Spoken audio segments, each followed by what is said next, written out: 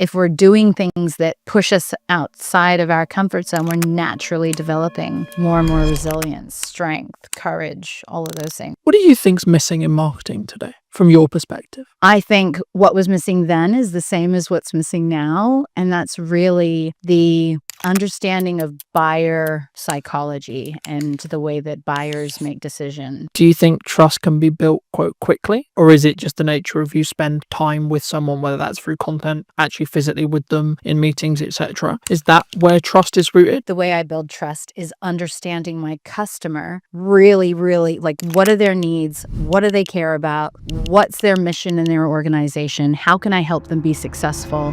Did you know that 93% of you are not subscribed? So if you could please do me a favor and you're enjoying the show, then subscribing would mean the world to me, and it would allow me to grow the show and continue to get larger and larger guests and continue to bring what's missing in marketing today. Thank you ever so much for joining me, and I'll enjoy the episode. Hello, my friends. Welcome back to a brand new episode of What's Missing in Marketing Today. Today, I'm going to be talking to Mel about mostly pivoting, but also how we build resilience in business as a whole. Welcome to the show, Mel. And before we start, I always want to open the podcast with, what do you think's missing in marketing today, from your perspective? Yeah, well, so I've actually had a lot to do with marketers in my career. So I used to, at Gartner, I was supporting CMOs, and I think what was missing then is the same as what's missing now, and that's really the understanding of buyer psychology and the way that buyers make decisions. So I think that there's a disconnect between products and services and what they do and what they actually mean and the outcomes for the buyers involved. Do you think that's overlooked? I'm sure we'll get into the actual psychology, but when someone looks to set up their business, do you think they overlook the human psychology element because they're more interested in the shiny camera, the shiny marketing technique? Do you think? And are you so I think the majority of organizations don't consider marketing as a key strategy. Often it's an afterthought. So the people setting up the businesses are usually excited about the products and services or the technology. Very rarely are they sales marketing kind of led unless their products reflect that. I think the majority of them are not thinking about marketing from the beginning. Do you think that comes from a lot of people we work with are very founder-led, so founder person-led?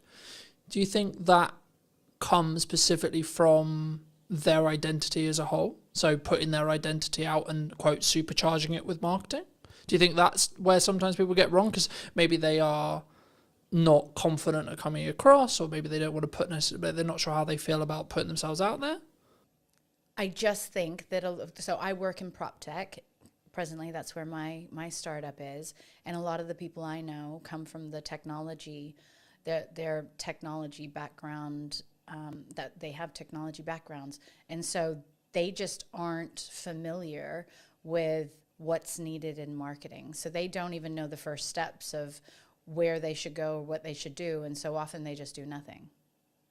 What, I guess, is a stigma in the tech space then? Like, they don't take that first step, but is it because it's just they don't know, do you think?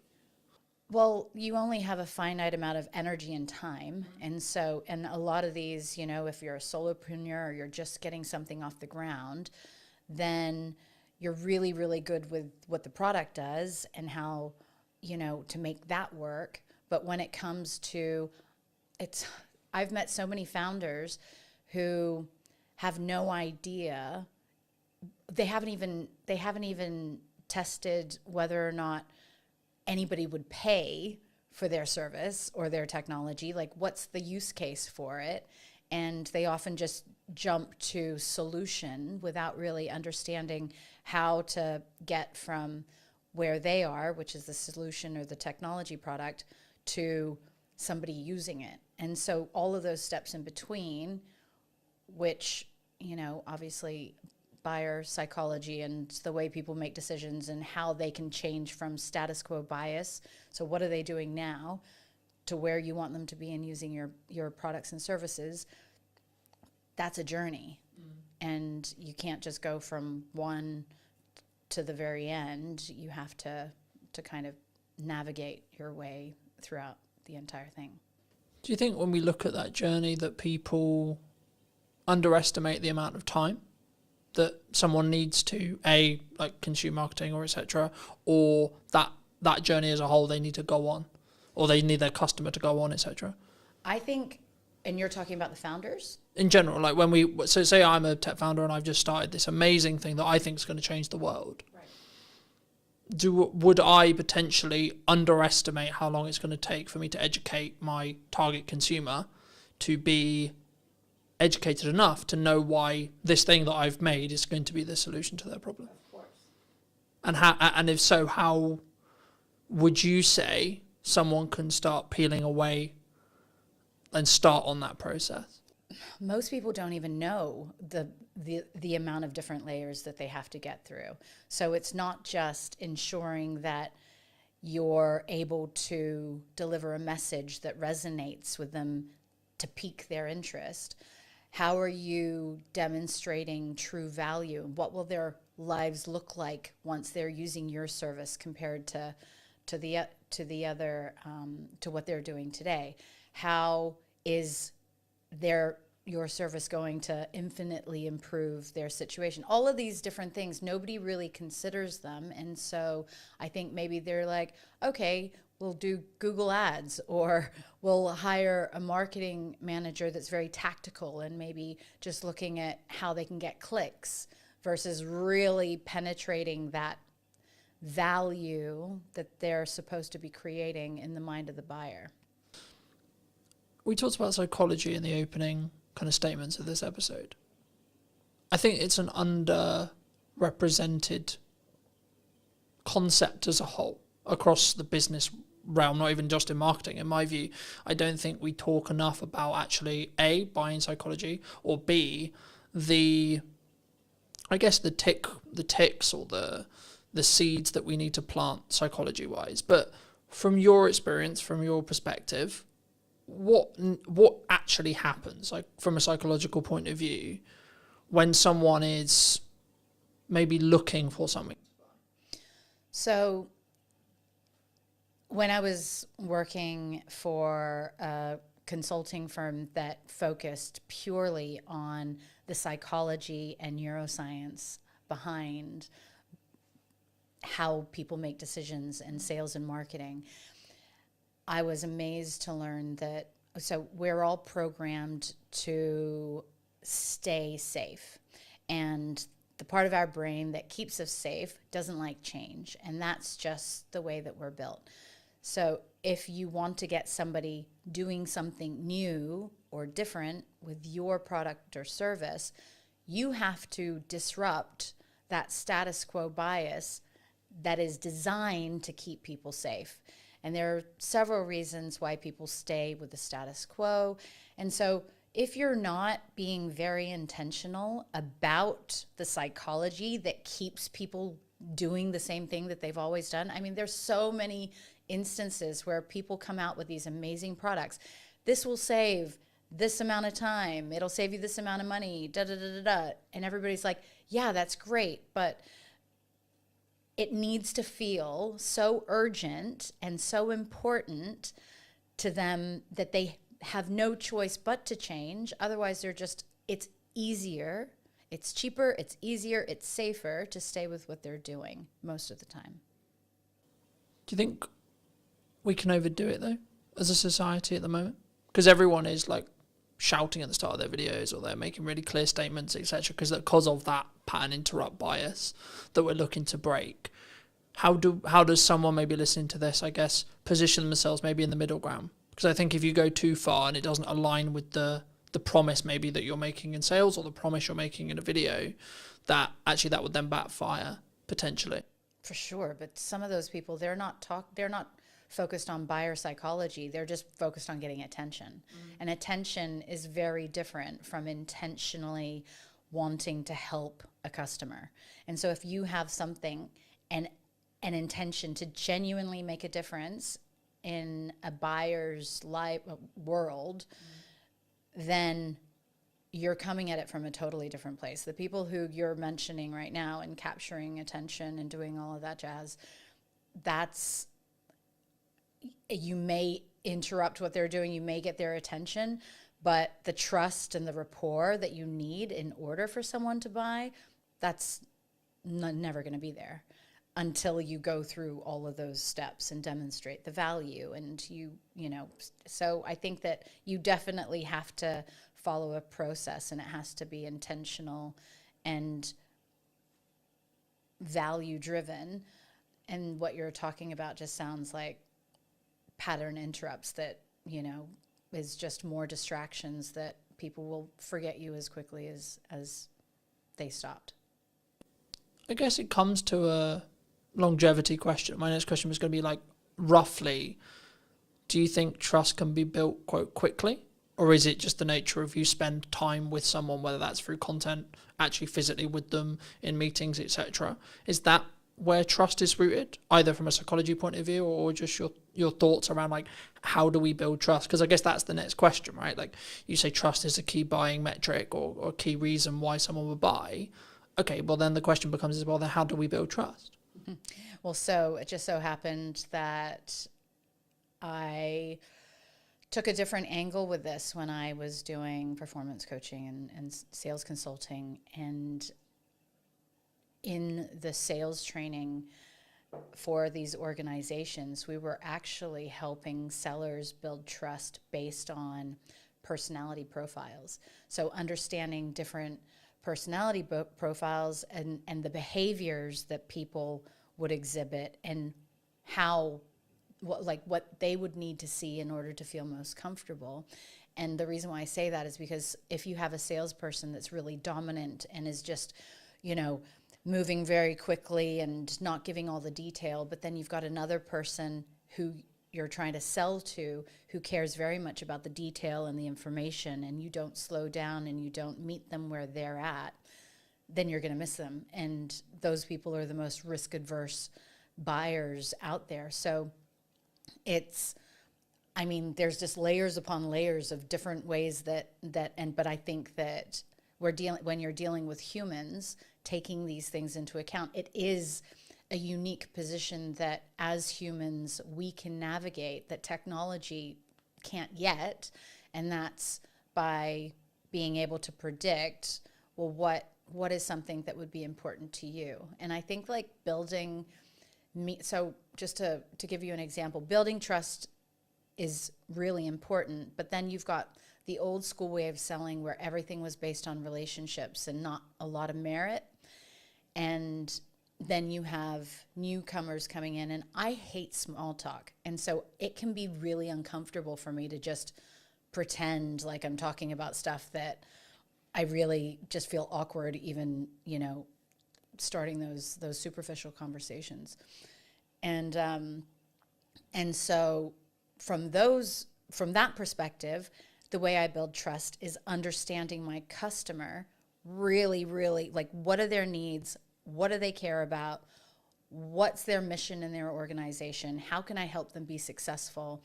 If I'm demonstrating that really quickly, that I know their industry and that I understand how to really take them from here to where they want to go, that will at least get me to the table to have conversations and, rather than other methods. Did that answer your question? Yeah, no, absolutely. I mean, it's interesting that you say you hate small talk, because I thought that was just a me thing for a long time, right? And I'm on the spectrum too. since I didn't mean to. I meant as well as like yeah.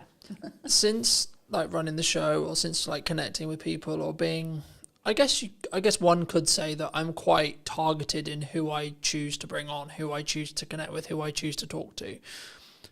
I guess in some ways, because it's quite hard for me to describe how I choose and why and etc. Because for me, it's all an instinct-based thing.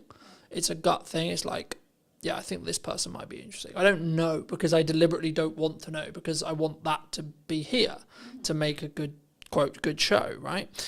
I guess, is that why AI may not take all of our jobs, as lots of people have been claiming or saying. Right.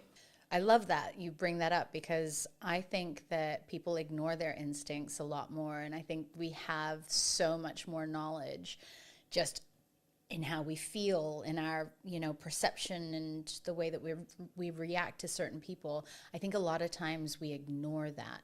And so throughout my journey, as I've gotten to understand myself more and more and more, I firmly believe nobody, especially this year, has come into my peripheral and had meaningful exchanges with that haven't made me think that was absolutely meant to be. Like, my energy field, if you like, AI is never going to, whatever technology is, it's going to be very difficult to replace that. And so you can use technology to do certain components of roles to, for efficiencies and cost savings and stuff like that. But when it comes down to actually going back to the truly building rapport and following your gut and, knowing whether or not you can trust somebody, that is very much a human behavior that I'm not sure that we will replicate in our lifetime. And I don't think we should. No, for sure not. I think that's, I guess, if you're going to be corny about it, that's what makes us human, right? Mm-hmm.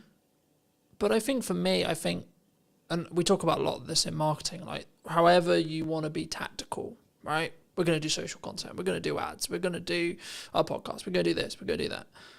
The reality is that's the middle bit, right? That's how do you get me as a human to talk to another human?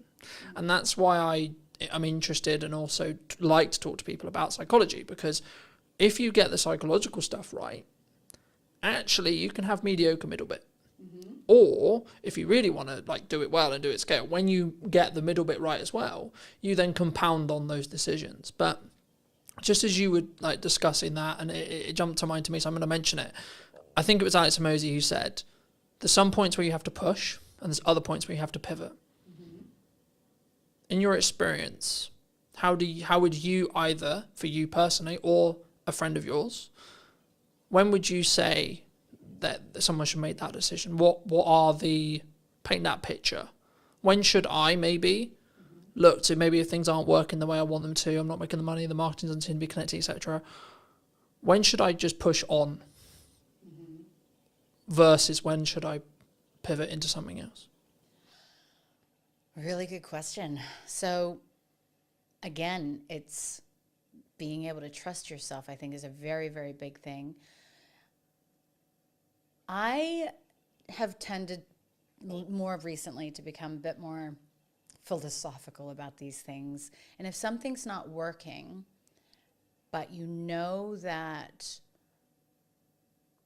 it's really hard, because is there a need? So let's assume that there's a need for what you have to offer, that it's coming from the right place, it serves people, it's a value. I think that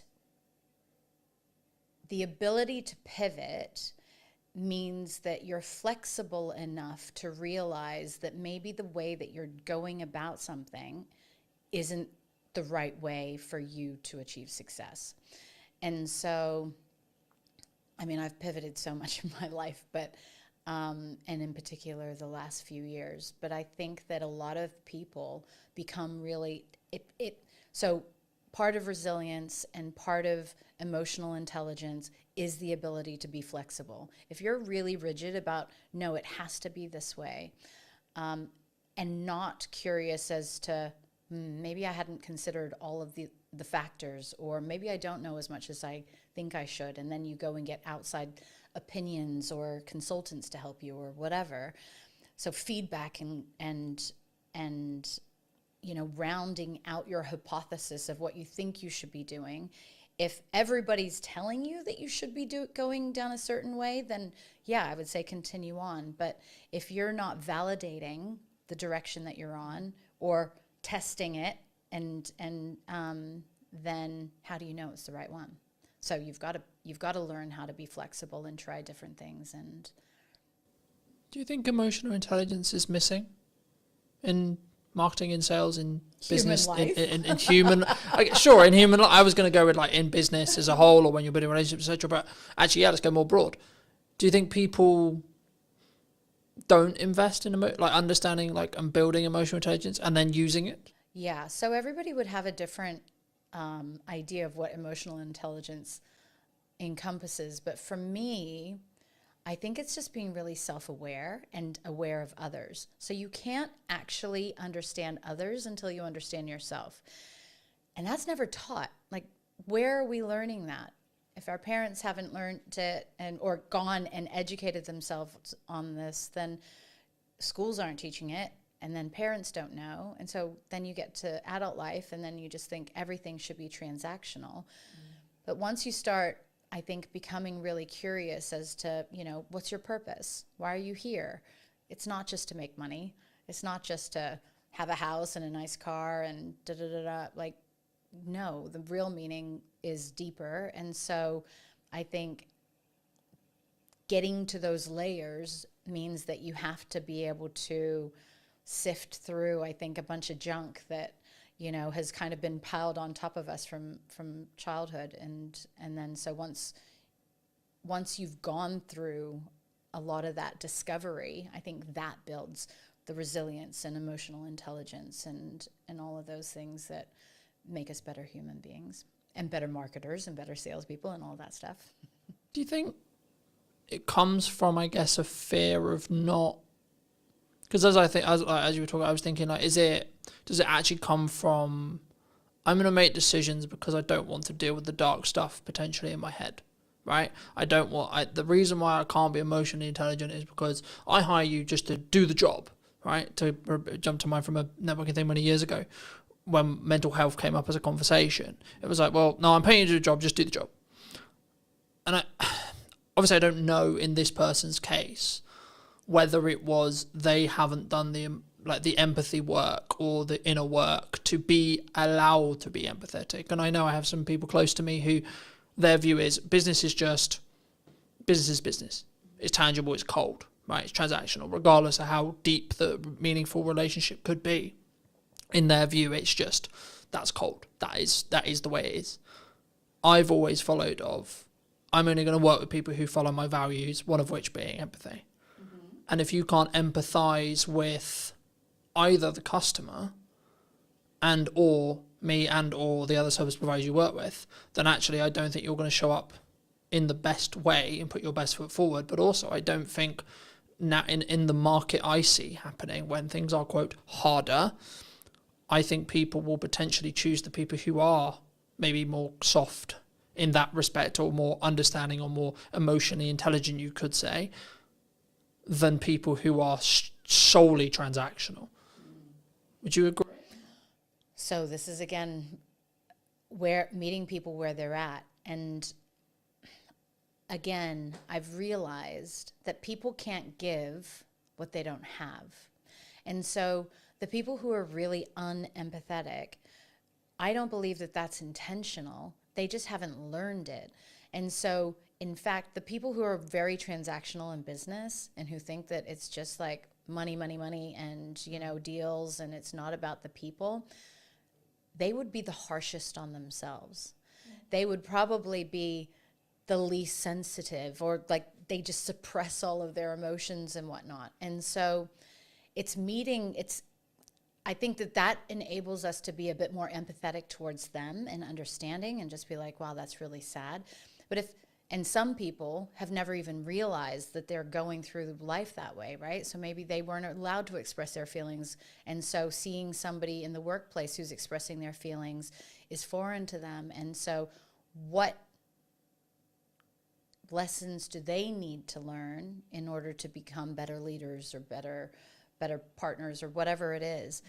And so I think that as we progress as humans and as we evolve, those are just, so you're a very empathetic person. That's why empathy is important to you.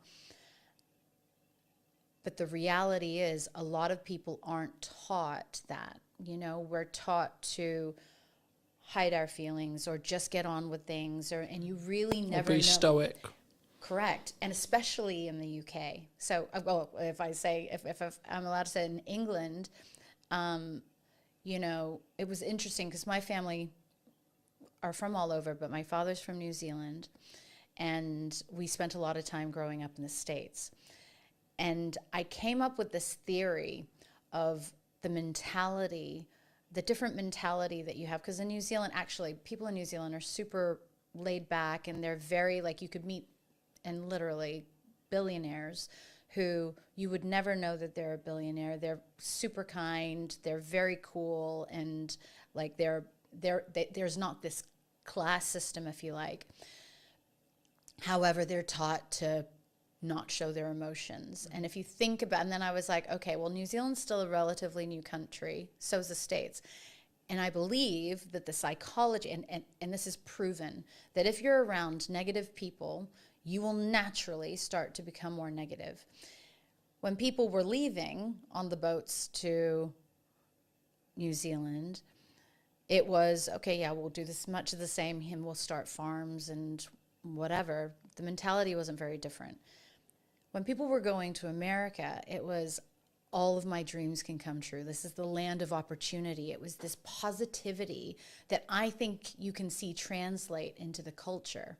And so it's going back to the, how are we teaching, and how are we teaching ourselves, and are we challenging ourselves to be more empathetic? And if that's not important, so that boss that you were talking about, or partner, the business partner, if they are at home like that, and if they're not empathetic, well, that's going to hurt them at some point, right? And then they're just going to start seeing that actually the happiest people are the people who show up exactly as they are at home, as they are at work, as they are in a coffee shop, and there's no big changes in their personality or their behavior. No, it definitely did. I mean, for me, I think that's what will allow you to stand out in a world where you can be perceived as like every videographer is technically the same. What we sell is the same. Every marketer is technically the same. We're going to sell you roughly the same thing, right? Roughly, in regards to tactics, we will. It's then, I guess, the approach, and then how we do that from a customer service point of view, where maybe that's the thing that will distinguish us. The question that jumped to mind, though, for me, and this is something which I've toured with for a long time personally, but also in the people I want to work with and I work around, is, should we look, or do you feel at the moment anyway, people don't have self-accountability, self-reflection on, so when something goes wrong, mostly this will be the context, like my reaction always is, what did I do? Why did it go wrong in respect to what I did? Not, oh, it went wrong and it's your fault. It's, okay, it went wrong. What can I do to make sure it didn't? Or how did I contribute to potentially that going wrong? And did I actually do my best or not? And the more people I talk to, the more people I connect with, I sometimes find that's maybe lacking, or quite a rare perspective, because I think maybe it's a culture thing, I don't know, but it's easier to go, well, it's your fault.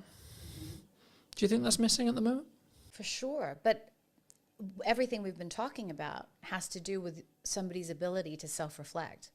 And if you can take accountability for things going wrong, then you probably have a growth mindset because you want to improve. And a lot of people, so it depends, because when you talk about that, I just think of, you know, if people who are afraid to be wrong were probably criticized a lot, or they got in trouble if they were wrong, or they did something wrong when they were kids. We are all walking older versions of our younger selves. And so it's like, what are the things, is that holding a person back? They may be really happy living their life that way, and then maybe just not having many friends, right? But if you're really wanting to show up as your best version in work, for customers, you know, for friends and family, then if you're not getting to to some of the behavior that, if you're not questioning your behavior and how the way that you show up in the world could be a reflection of unhealed issues or traumas from your childhood, then I know it got kind of deep, but that to me is, you're only skimming the surface of what life can really be about. No, I agree. And I think, again, not taught anywhere though, mostly. I think sometimes, I mean, as I think about that, I think, well, why do I do it? Right. And I think I've been very, very fortunate to have the mother I have and have the values I have instilled in me from a very young age. And that's, I think, why I am who I am now, right? And how I show up now. But I think that's maybe, like, I'm fortunate in that respect, but I guess in some ways my assumption is, well, why shouldn't that be the case? Why isn't this taught in school, etc.? You know, that thought process. And I guess it's a resource thing. Like, if I really sit here and think about it, like, that's why it's not. But I also don't want that to be perceived as an excuse potentially why we shouldn't. And maybe if the right people are listening to this, then I think it should be something that everyone is taught how to do, because of the stuff we obviously align on, which is, once you can do that, you can actually empathize and fully understand. And actually, to be completely honest, if you're being really selfish, you will make more money. You'll be a better marketer. You'll make more bottom line revenue. You'll be braver. You'll have more courage. You'll back yourself. There's tons of benefits. Is it a resource thing, or is it just a lack of knowledge? You know, there are a ton of people out there that have done the work, that have invested in themselves and I guess that's one of the reasons why I built KindStay, right? So I have an incredible network of well-being experts, neuroscientists, psychologists, nutritionists, who I know with the science can help people through really, really difficult situations. And in the case of my most recent situation of being evacuated, a lot of people aren't prepared for big situations in life, you know, or dysfunction. And so helping people with basic tools that help, whether it's using some of the performance coaching or the mindset management training or any of those things, helping people access tools so that they can learn to take better care of themselves, to prioritize their needs, to consider how a lack of sleep can have a knock-on effect of other things. Or if we're walking around with anxiety all day, what's that going to be like for the people around us, let alone the chemistry inside and all the toxins that are polluting our bodies, you know? So I think that the schooling system, it has a lot to learn, but I also think that the schooling system in the most basic form is totally flawed anyway, and it's kind of a structure to keep people in boxes. I think it's important, though, to, I guess, in some ways establish that if you look at traditional education, it's for the employee, right?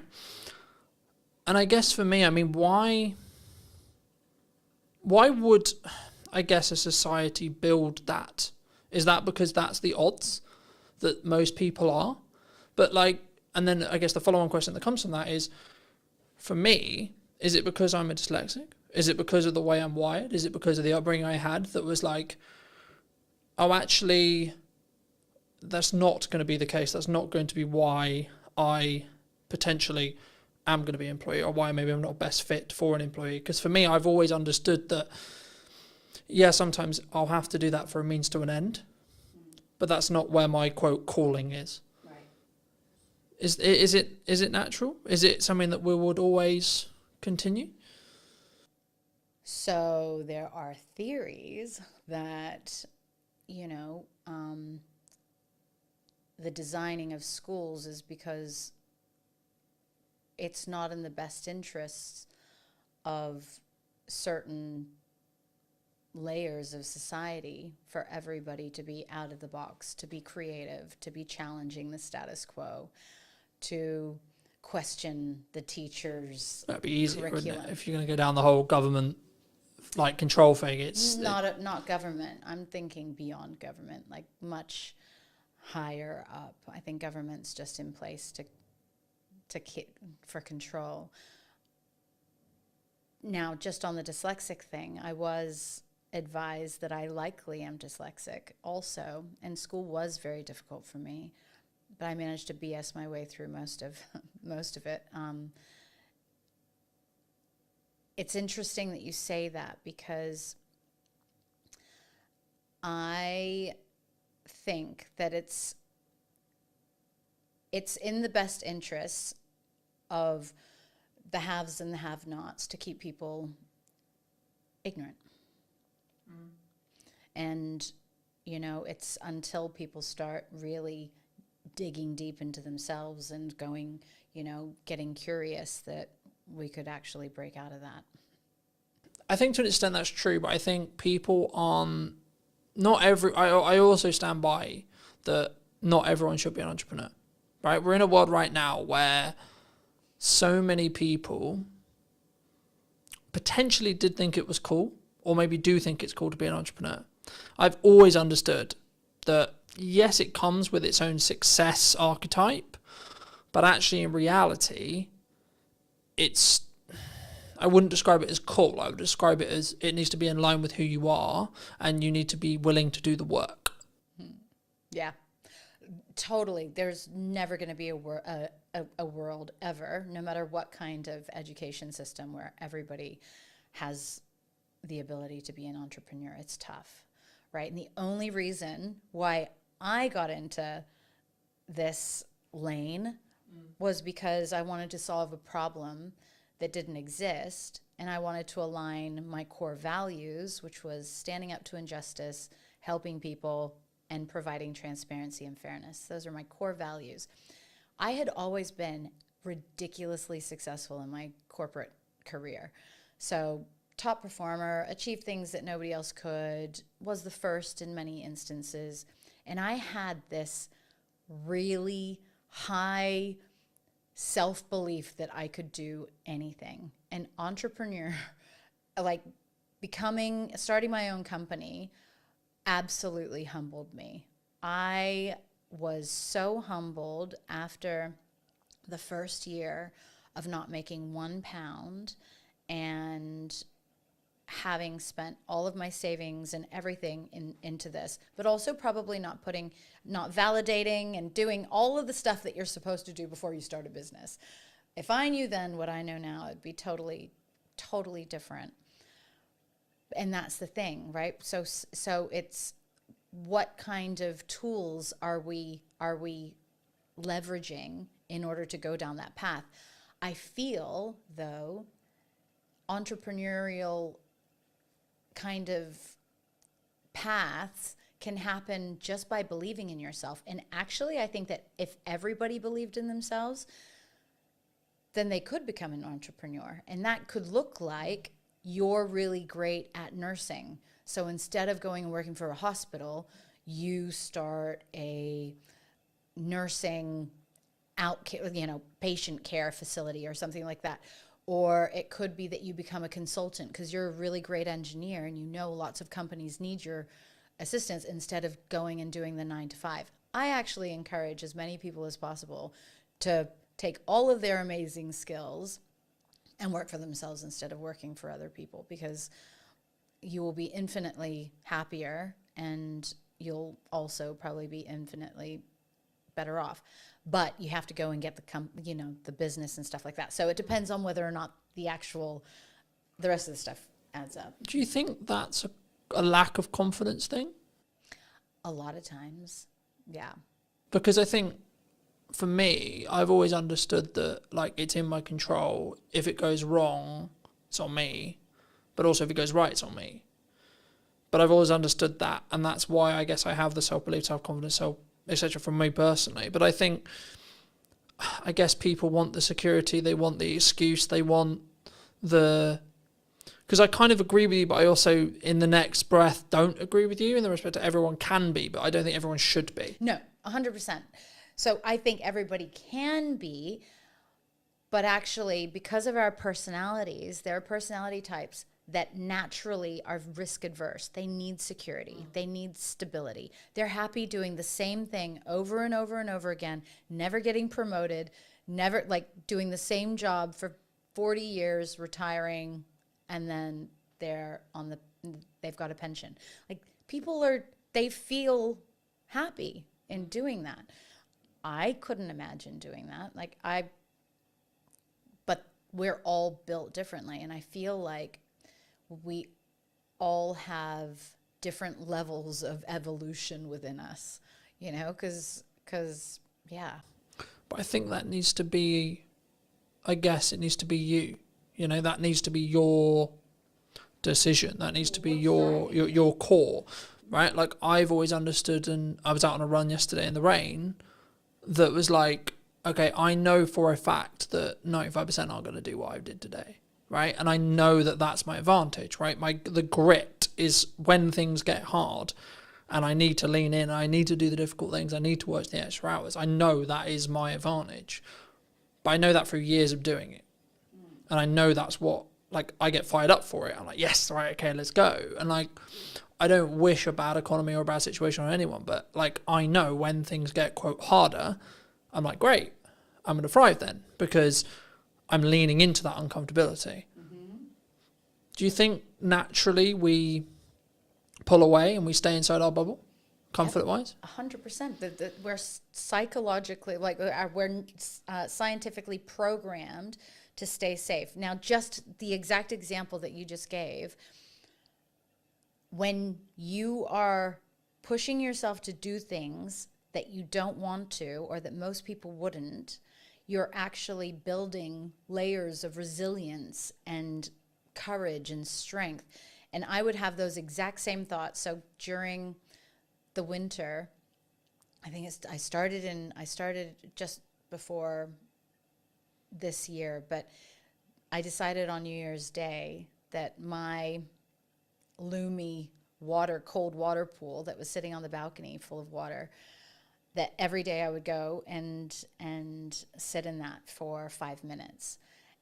And, even when it was below zero, so it was pretty cold.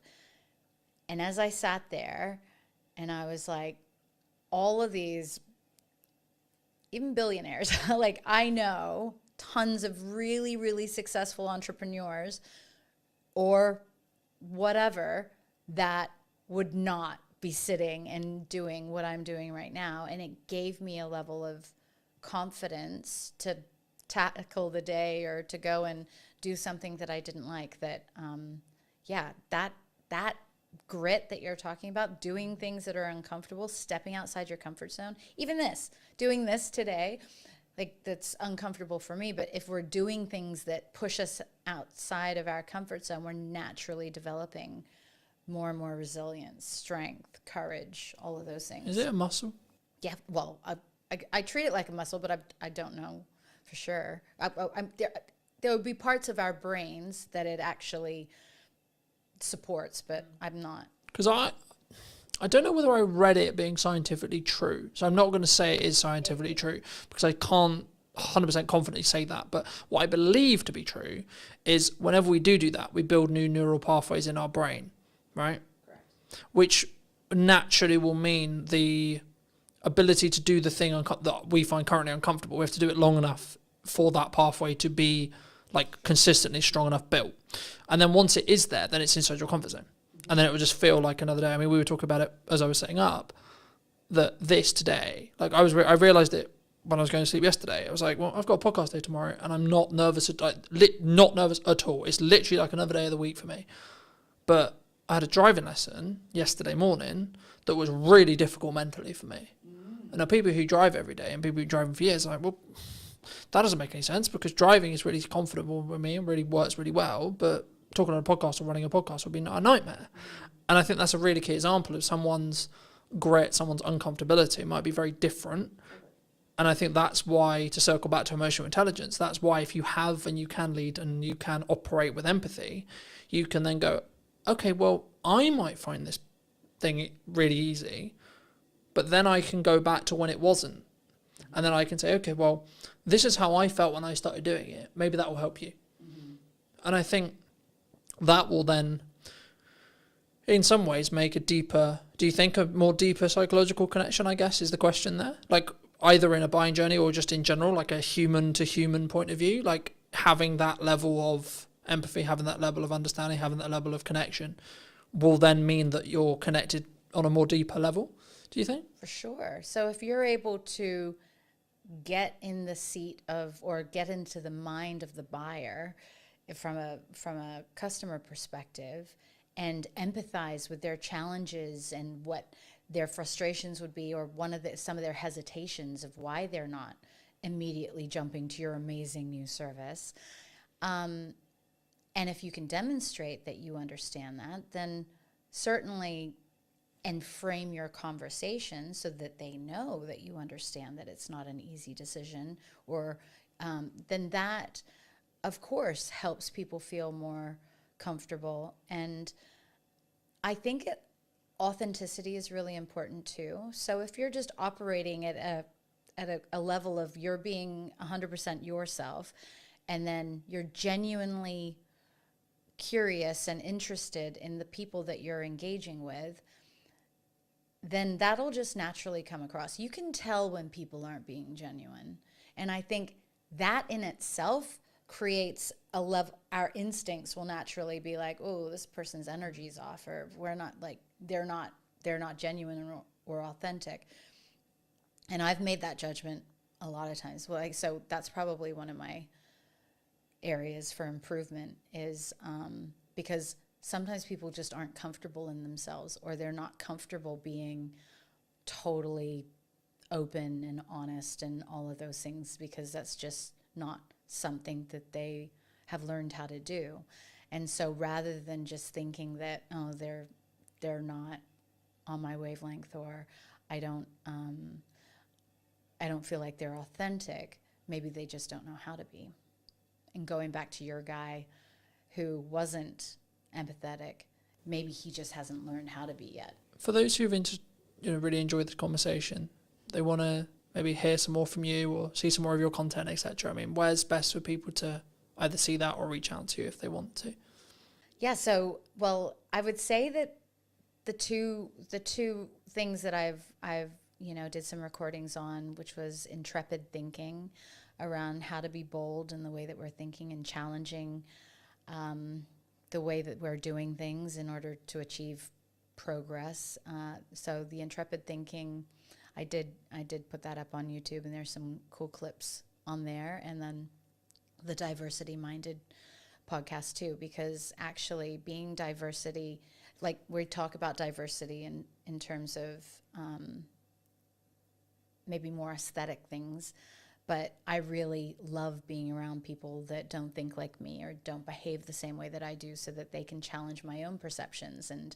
And I mean, not too, so if they're like really extreme in their beliefs or their views, and I don't believe that they're right, I mean, we have to have, aligned values, but I enjoy people who think differently and who show up differently, because then it helps me be more conscious in how I move and behave. And I think we never want to get too comfortable. If we're just moving through life like an autopilot, then we're missing everything. And that's definitely not a fulfilling way to live, in my opinion. But kindstay.com. So that's my latest initiative, and I'm really excited about the disruption that I intend to cause in the housing sector for landlords who are wanting to make more income off of their properties, and then also the residents who need to consider their well-being when they're going through difficult housing situations. Thank you so much for the time. Yeah. If you were going to leave or talk to the person, Mel, 10 years ago, what advice, if you were going to give advice to her, would you give? Yeah, that was probably that was the beginning of my journey of doing the hard work on myself. It would be that you don't know everything, that a lot of your responses to the world are based on the challenges that you've had growing up, and the person that you need to really show love to first and foremost is yourself. So do it quickly, because then you could be really, really awesome sooner. And thank you ever so much for watching. If you did enjoy this episode of What's Missing in Marketing Today, I'll be back next week with a brand new episode. And why not be subscribed so you don't miss it? I'd love to hear what you think in the comment section down below. And I'll see you very, very soon.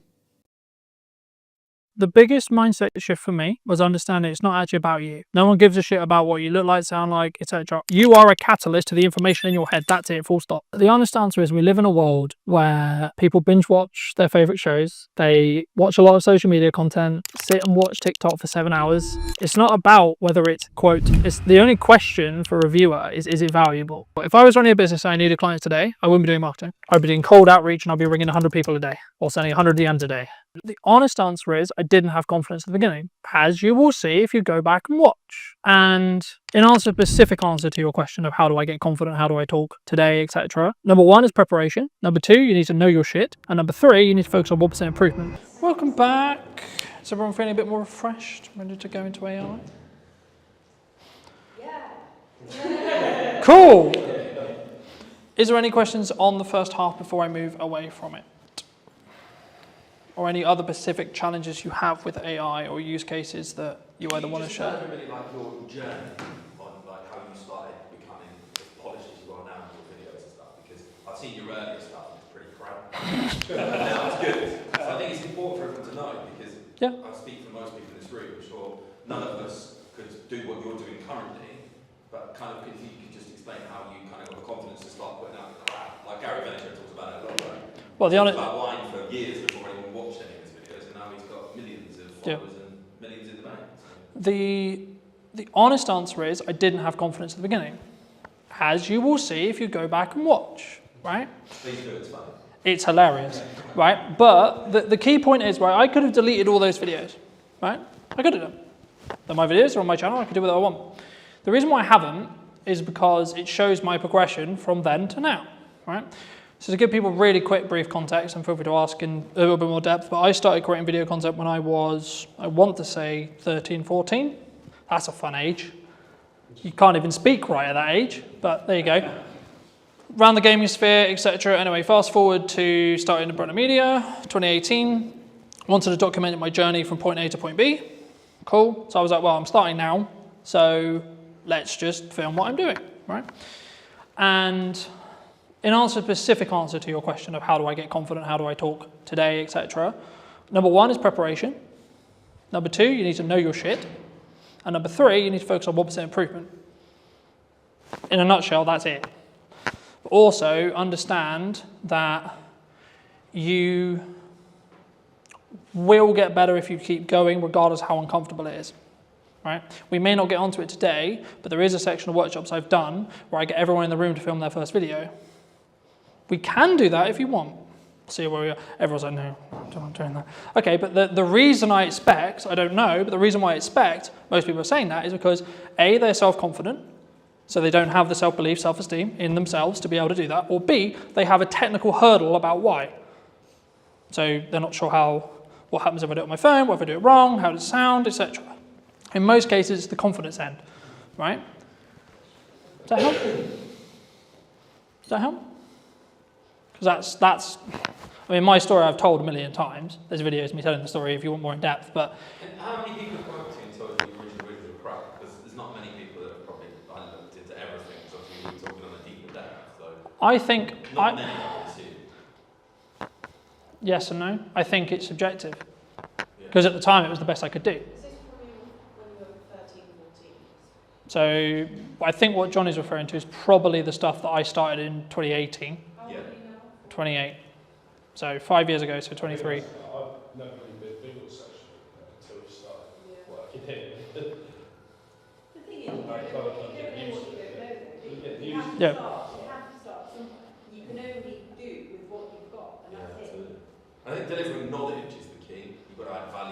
The thing, all of you sat yeah. in this room know most things about the hospitality industry that most other people don't know. I think you need to understand how much knowledge you have that most people The don't. biggest mindset shift for me was understanding it's not actually about you. Yeah. No one gives a shit about what you look like, sound like, etc. You are a catalyst to the information in your head. That's it, full stop. Yeah. My issue is though, because the nature of my work is how much, you know, you say about adding value, I get it, but how much of what I give away is taking away from the service that I actually offer? That's something That's that common. Yeah, that's common. I think What, that's... so is it that what you feel you know that you don't want to share with other people to then know? Yeah, because I'm a coach. So I mean, I know... the easiest way is chefs, right? So I can talk about what I know. Now, we had chefs, but I don't want to share my recipes. I'm like, why? No one's going to do what you do, and that is so true. Gordon Ramsay goes online, he gives all his recipes away. People still go to Gordon Ramsay restaurants. Because the key is that they will want the personal service. When you do content, you have to be generalized. Okay, I can't go into as depth unless this room was just purely filled with hospitality or just purely filled with retail or just purely filled with etc. Because there's multiple sectors in here, I can't go into, or I shouldn't go into, specific detail, and it's more of a generalized concept, ideas, this is principles, etc. that hopefully you can take away and add to, right? The key, in answer to your question more directly, is you have to give the credibility and lead with the value you want to add to your specific person. And then what you're doing by doing that is saying, it's kind of like having awards. It's by saying, yes, I actually know my shit. Because anyone can say I'm a coach. Anyone can say I'm a video professional. Anyone can say I'm a good marketer. Okay, so I can say I'm a good marketer until I have to stand here and prove to you I'm a good marketer. And then I'm a good marketer. If I can prove it and it actually works for you, then I'm a good marketer. If it doesn't, I'm not. AI. Most people will recognize this. This is ChatGPT. It is one of many large language models, right? I would probably say the biggest one, the one that most people understand, hence why I'm using it today. You can also use Perplexity, etc. And all of these things in most cases will work with other AIs, your custom AIs, etc., etc. What I'm going to talk to you and show you today is the principles that I would use it in content creation. Okay? So, before we start, who has used this bot before? Everyone in the room. Wonderful. What would be your use case for ChatGPT? The answer is you can use it to do whatever you like. It's an idea engine is how I look at it. So a common use is this. Okay? If I could type, that would be great.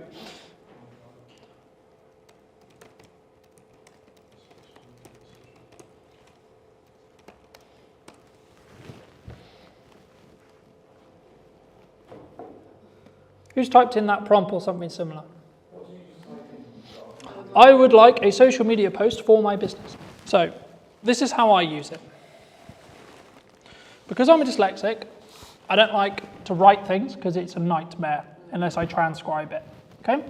But if you have plus ChatGPT, you can talk to it. So I'll give you an example. If it works. Hey ChatGPT, can you hear me? I can hear you loud and clear. Feel free to let me know what you need. Fabulous. Today I'm giving a workshop on content creation and AI use cases.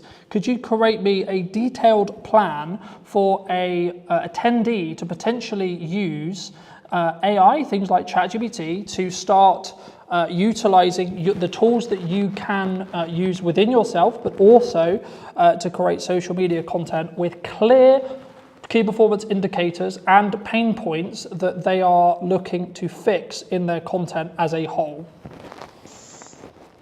Absolutely, that sounds like a great workshop. So let's map out a little plan. You can start with a quick intro on what AI tools like ChatGPT can do, just to set the stage. Then dive into a section on how they can use it for brainstorming content ideas. So for example, coming up with social media posts, headlines, or even scripts for videos. Then you could move into a hands-on piece where you actually have them practice. They could bring a real piece of content they need to create and kind of workshop it using AI to help them refine it. In terms of key performance indicators, you can definitely talk about things like engagement rates on their posts, how much time they say. So then ChatGPT would list all the things I just asked, right? And that's just me talking to it. So those who are not confident and don't want to sit here and write a big article, if you're a writer, do that, right? The key when you prompt is to be as detailed as humanly possible, right? What a lot of the pain points I expect is we've written a social media post using ChatGPT and it sounds like a robot's written it, right? Yeah? Okay, so I'll do another example very quickly. Hey ChatGPT, can I please have a social media post thanking all of the attendees and everyone who attended my workshop this afternoon? Keep in mind the current tone of voice I'm speaking in and the following key points. I would like to thank the attendees for coming to my event. I would also like to summarize some of the key points that I made, such as content distribution, content styles, and algorithmic changes. Could you please draft this post so then I can share more feedback with you on this post? Absolutely. Let's keep it in that same Kind of warm and engaging tone you've got. Here's a draft for you. Hey everyone, just want to send out a huge thank you to all of you who joined the workshop today. It was fantastic having you there and I really appreciate you taking the time. We covered a lot, from how to distribute your content effectively to exploring different styles you can try out and even how to keep up with those ever-changing algorithms. So thanks for being such an interactive group and let's keep the creativity rolling. Feel free to let me know if you'd like any tweaks or changes. And if you are using multiple devices that are connected to the same Google account that you're logged in on, you can do what will hopefully now work, which is you'll be able to see the post behind me, right? So this is what ChatGPT just spoke to me. I love ChatGPT. It's like my second brain. It can be. There is things to be aware of though, and there is a cognitive question, a cognitive conversation around should you utilize ChatGPT, how should you utilize it? Because if you're getting ChatGPT to do the thinking for you, then you're not thinking.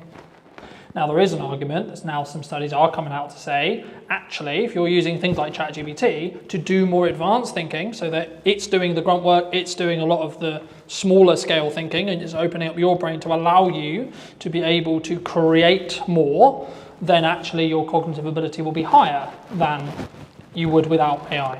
Something to think about. When I noticed that and I was worried about my cognitive ability, I started reading physical books as a principle because I'm constantly aware that I'm on devices all the time, right? So I know that cognitively it's going to hurt. Especially if you have specific brand guidelines or specific terminology or specific things that, like, it can get it wrong, right? It can get facts wrong, it can get stuff wrong. So it's not like this fix-all thing, it can get stuff wrong. The thing it will do though is it will be quite obvious when it gets it wrong. And it's very, especially now, it's very well known for once it gets something wrong, it will then, because it's learning from everything it does, it will then cause a trigger of getting it wrong. So unless you do what's called a negative prompt, which is saying, these are the things I don't want you to do, it will just go a bit crazy and a bit weird. Something I would like you all to do, if you have your mobile phones, laptops, etc., is either go to www.chatgpt.com or download the app ChatGPT on your phone if it's not already. And just while you're doing that, something I want you to think about is what is the specific challenge your business, your personal brand, whatever it is that you do has right now? What's the issue? What's the challenge? The thing that's stopping you from growing, the thing that's stopping you from moving forward? Is it a marketing challenge? Is it a sales challenge? Is it a communication challenge? Is it who I need to talk to, how I need to show up? Is it confident? For those who were concerned about confidence, is that the issue? Is it a confidence thing on video? And when you're ready and when you have it, all I want you to do is put that problem into ChatGPT, whatever your problem is, and then just simply ask it, can you share an action plan in as detailed as you can to fix X problem? I'm waiting for that moment people haven't used ChatGPT before, their mind just goes. So if I wanted to get a brand new chat that doesn't really know me and understand me about my business, this is the process I would follow just while you're playing with ChatGPT yourself. So the version I'm using is the Plus version that's £20 a month. But there is a free version, and the only difference will be it will change the amount of entries that you can have per month. So you'll hit the cap quite quickly, potentially. And the memory isn't as good because you don't have access to ChatGPT 5. So if you see up here, there's ChatGPT 5. If you go onto legacy models, you can use ChatGPT 4, which is their free model that isn't as shiny and as accurate than ChatGPT 5. On the paid one, if you told it something a month ago, you can say, remember that conversation you had a month ago, and it will remember it. It's just on the free one, it doesn't.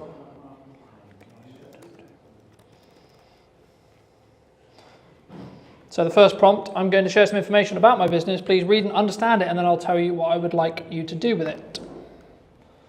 So at this stage, it is literally just going to try and read and understand what I'm going to give it. Right? I'm going to use the copy on my website.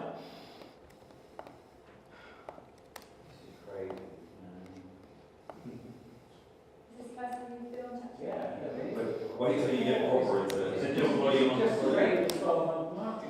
We've been using it for 3 years, it's still amazing, isn't it? So, does it say all the stuff I just put in? Yeah, as long as you're logged in, Yeah. it will save it.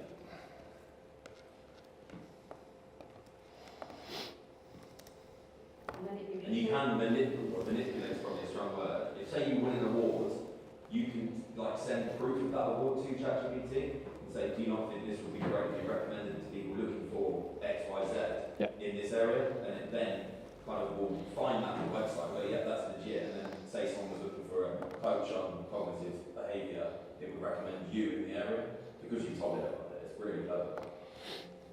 Something else, I don't have any files on this computer because they're on at home, but something else you can do is you can click on this button here. You can add files either from Google Drive or from your computer. So this, you can add images, you can add documents, you can add transcripts, etc. And what you can ask ChatGPT to do, and this is what I do with most of my podcasts, is I'll export a transcript from the podcast and I will say, this is a transcript between myself, person A and person B. I would like you to tell me what the key takeaways are, choose 3 of them, from this entire conversation and where the timestamps are, because in my app export it will show at 42, etc. And then it will go through, it will analyze the entire transcript and it will say, well, given your, especially if you have it in something which already has memory, so it already understands your context, already understands your target demographic, already understands your ideal customer, you can then get it to go, okay, cool. So I know I need to talk to these people and I think these people are going to resonate with these 3 points. So we got 3 social media posts right there before you've even pulled any video out. You could just literally say, well, I'll give you an example of this week. I had Stuart on the podcast. We talked about AI, some of the risks of deepfakes, etc., trust in marketing and communication as a whole. So ChatGPT believes that they are the 3 key points that my audience would resonate with.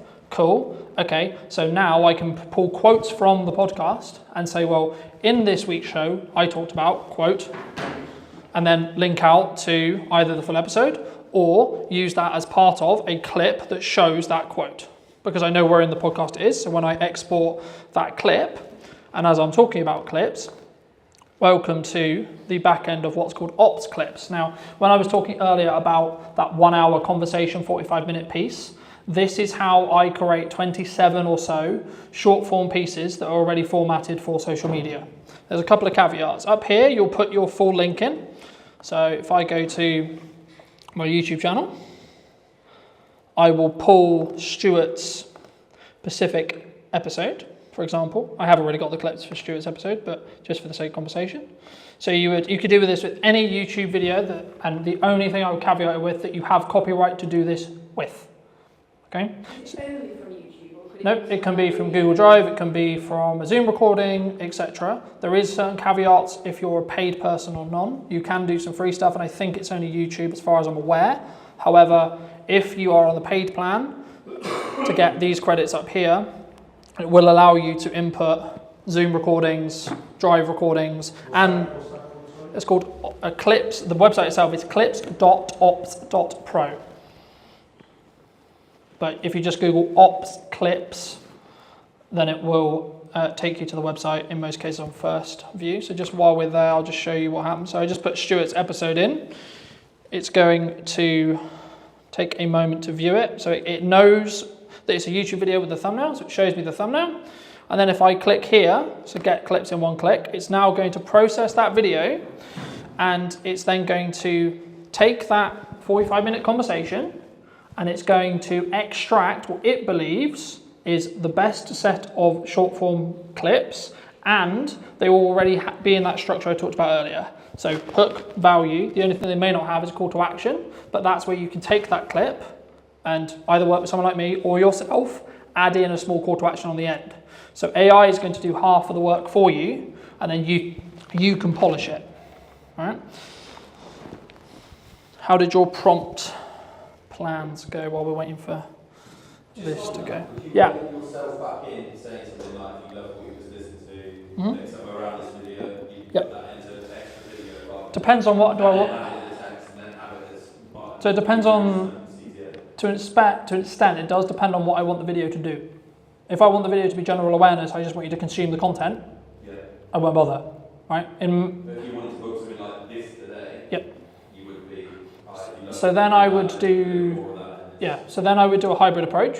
So I would use tools like Ops to extract the key moments that it believes is going to be the viral clips on social. It's not guaranteed, but it's what it believes. And then I might tweak it. So I might actually change its hook, because I maybe don't believe the hook's actually very good, right? Or I might add in a call to action because I have a specific sales target I want to hit. So for example, when I do the next event for this, there'll be, here's some clips from the last time. Hey, did you know I'm doing this at this date, this time, about this, right? And something that I'd be interested to hear about, either afterwards or in DMs, etc. I'm thinking about doing one specifically on podcasting. Not sure if that's like interesting or not, but it's something I'm thinking about.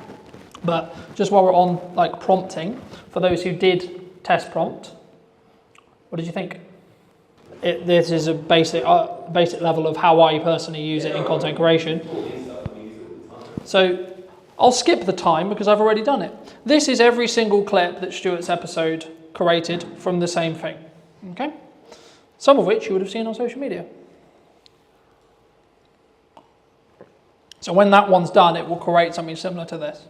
So it's just taking that full length clip, full length thing, and then just chopping it down into pieces. Mm-hmm. Is it then going to stitch it back together for you, or do you have to do that?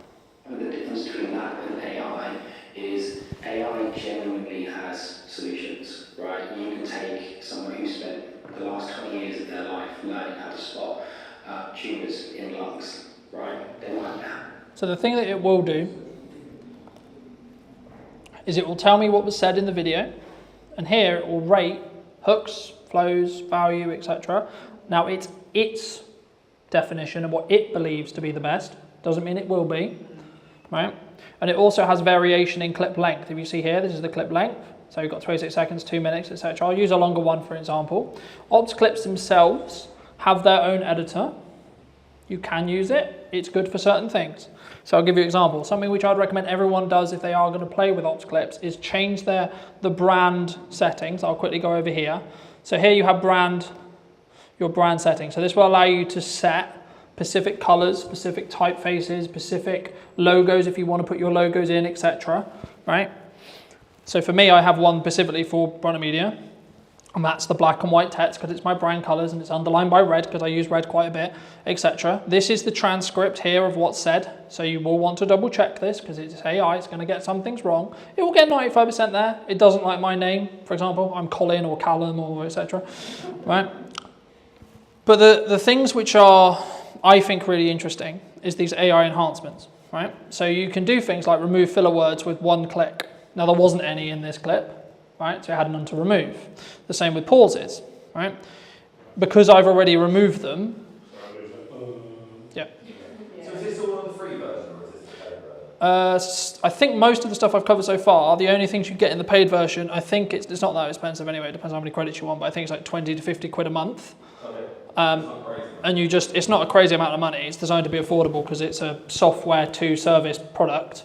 The thing that you would be bottlenecked by would be the credits, because every time you input a video, long form, it uses up 1 credit per minute. So in your subscription, you'll get, depending on what subscription tier you're on, you'll get a number of credits. So for example, I think I'm Pro, so I think I get like 600 minutes worth a month, right? And so on. But this kind of thing worked when I set up 15. Yep. So this is just how to create short form from it. You can then also change the styles, and you can upload. What would you, what it obviously should do it for you? What would you say is the perfect short form? 15 to 20 seconds? As short as you can make it to get the story that you're trying to tell. With the hook, with the body, with the season. Yeah. Some videos I do, some video, like this. So this is where I experiment, right? So some of the stuff for this event, the promotion stuff for this event was 6 minutes long, was the whole YouTube video reformatted for socials, and then put on Instagram to see whether it would get good retention or not. In other senses, it was, here's a 20-second clip of the best highlights or the best takeaway or the etc. from today or from a podcast or etc. And let's see how that performs. So there is no like, everyone asks me, well, what's the golden time? What's the golden... It's like,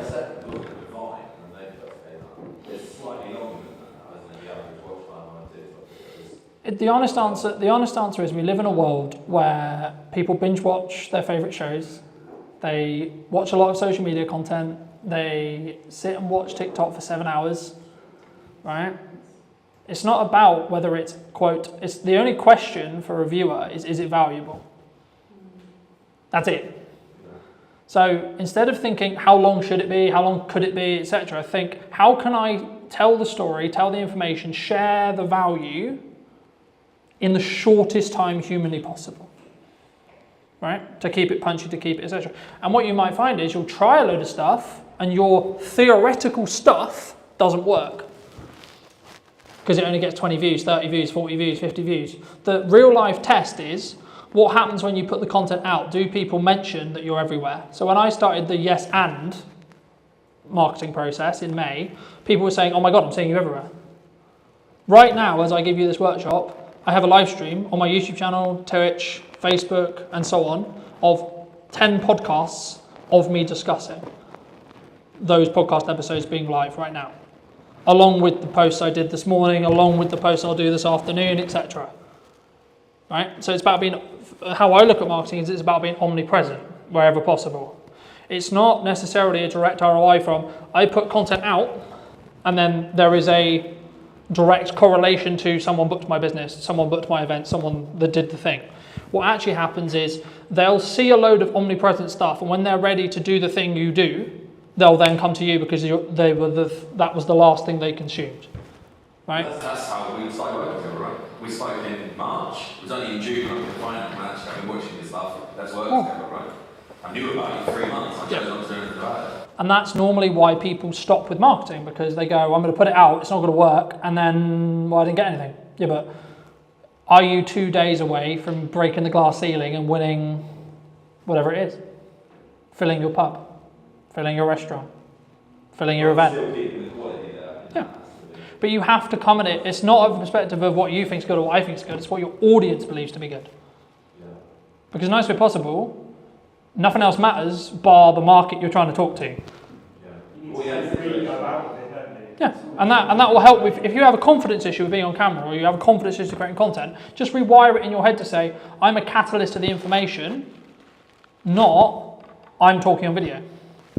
Because the objective should be, I'm going to teach people my knowledge, especially in the thought leadership space, this kind of thing. This is what I know.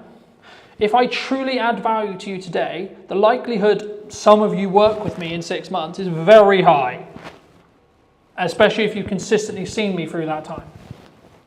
So you want to look at like strong ROI? And I guess for you particularly, you're keeping what you're saying genuine, because you're sitting here saying do this, and you are actually doing this. Yeah, and that's where it gets interesting, because I speak to other video production companies like, you need to be on video, you need to be doing this, you need to be doing marketing, you need to be doing that, you need to be this. I was like, well, when did you last post? Yeah, people on their own socials. And right? I'm like, if someone asked me that 4 hours ago, would be my answer. Or if you're on the stuff I scheduled 10 minutes ago. Right? So that's when it actually then matters, because the knock-on effect, you're actually kind of saying, I don't really believe in what I'm talking about. Right? If I wasn't utilizing AI and I'm just scratching the surface of what AI can do, right? And for me, the job personally for me and what I aim to do is give you a brief process on how I utilize it for content creation. This is the tippy top of what you can use it for. There is a billion other uses that you can use it for. You can use tools like Otter AI or Whisper AI to transcribe your meetings, to then get a summary literally 10 seconds after the meeting, because it will have listened to everyone talk in the meeting and it will take a summary. You should take it with a pinch of salt because it might get something wrong, might misconstrue something. It's a robot, not a human, so it's not going to be able to fully empathize and fully understand. But it will take tangible data, especially if you're like, what was that number I gave? Like if you're doing a proposal and I try to get into the habit of giving numbers, talking about the pricing in the meeting and then reinforce it with paperwork. But if you don't remember what you said, oh, okay, you recorded it, so you can ask the transcript or look in the transcript to find what the price was. I use Otter all the time for that. So if I've got consent from a client, I can use a session or a piece of their session to do a blog post or something like that. And I will use Otter in that way. It works really well. Yeah, and it's also, this is going to sound really horrible, you can fact check what someone said in the meeting, right? Of course, tell them that's what you're doing, etc. Sure, but Well, so as they're talking, you can't say what they've said wrong. well, let's say for example, me and you have a meeting, right? A week ago, and then you come back to me 2 weeks later and say, "Oh, I'm not going." I didn't say that. Don't matter what it is. You just, you know, I said something. I said you said something, right? I said you said. I said in that meeting you said the sky was blue. I said, okay, did you? And you go, no, I said it was green. Yeah, but here's the transcript from our meeting that says in black and white you said the sky was blue. I've also used closed captions as well. I mean, I know a lot of AI can do that for you, but I use transcript to make sure that my captions are dead accurate. It does need some tweaking sometimes, but it's good. The AI ones for like ops or etc., they will get it probably 95% there, unless you have a weird name like me and it will never get it right. But you can tell it and you can tweak it. So for example, like if I wanted to change this, I can go here and I can change this, and if I don't want the percentage, it will then ask me, do I want to apply it just to this part of the video, or do I want to apply it everywhere? Now, in this case, there is no other 85%, so there isn't another section. But if my name comes up 4 times and it's got it wrong, I can change it once and it will change it in all of the transcript, right? So that's how you can speed things up. Very quickly, I don't have to do this, but I can show you. Do you want to talk about, do you know how to create an image from a text prompt? / would that be helpful? We have tried it and they've done them. Oh, it's weird. It's really weird sometimes, right? It used to like the same font. it's a bit peculiar. It's a lot better than it was 6 months ago. Yeah, some of the stuff's really good. Because they just put accountable within ChatGPT. That's what I was going to ask them about. Yeah. I've not really got my head around how it works. So when AI was prominent and when it came out, there was a little trend for what I would describe as grifters who said, I'm the prompt engineer. That's my role. That's my job now. Right? Now, in reality, what actually happened was ChatGPT or an AI can prompt better than any human in this room, full stop. It can. Okay? Simple as that. So, do you need a prompt engineer? No, not really. Not especially if I can talk to it. So, I'll give you an example, right? I created the What's Missing in Marketing Today video and the what then will become the intro, but also the those who have seen it, it's a light bulb with a puzzle piece. 100% using AI. It took me 10 minutes. Okay? This was the process I went through. Hey ChatGPT, today I am looking to create a new podcast logo around what is missing in marketing today. Can you create a prompt for me to use on Artlist's text-to-image AI that is specifically detailed to create an idea that would work not only on social media, but also as a branding tool moving forward? Absolutely. Let's craft something that can give you a really Versatile and distinctive visual. Here's a prompt you could use. Design a modern podcast logo that symbolizes what's missing in marketing today. The logo should combine a sense of curiosity and innovation using a clean, minimalistic design. Think of a subtle magnifying glass or puzzle piece that's missing. Integrate it with a microphone or sound wave elements. Use a color palette that's professional yet eye-catching, maybe soft blues or greens with a pop of a contrasting color. The final image should be versatile enough to use as a social media avatar and as part of a broader branding toolkit. That should give you a nice starting point. So what I do just quickly when I do talk to ChatGPT is I mute my mic because it's designed to listen constantly for an input, right? So as you probably won't be able to see it because it's a tiny screen, but I've muted my mic. It will also push the audio higher when it's outputting as well. So the one thing that I would always consider is what your cap input. I'm using Artlist specifically, but that's because I have an overarching subscription that covers everything. There is other tools that you can use, some of which are free, some of which are paid. It depends on how they do credits, etc. I won't go. I'll use it. This is just as an example tool for now. So what I'm going to do is I'm going to take this prompt that you will hopefully be able to see in a second. And the one thing, if you are going to talk to it and you are using it on multiple devices like I am now, you have to refresh on each side because it will take some time to catch up.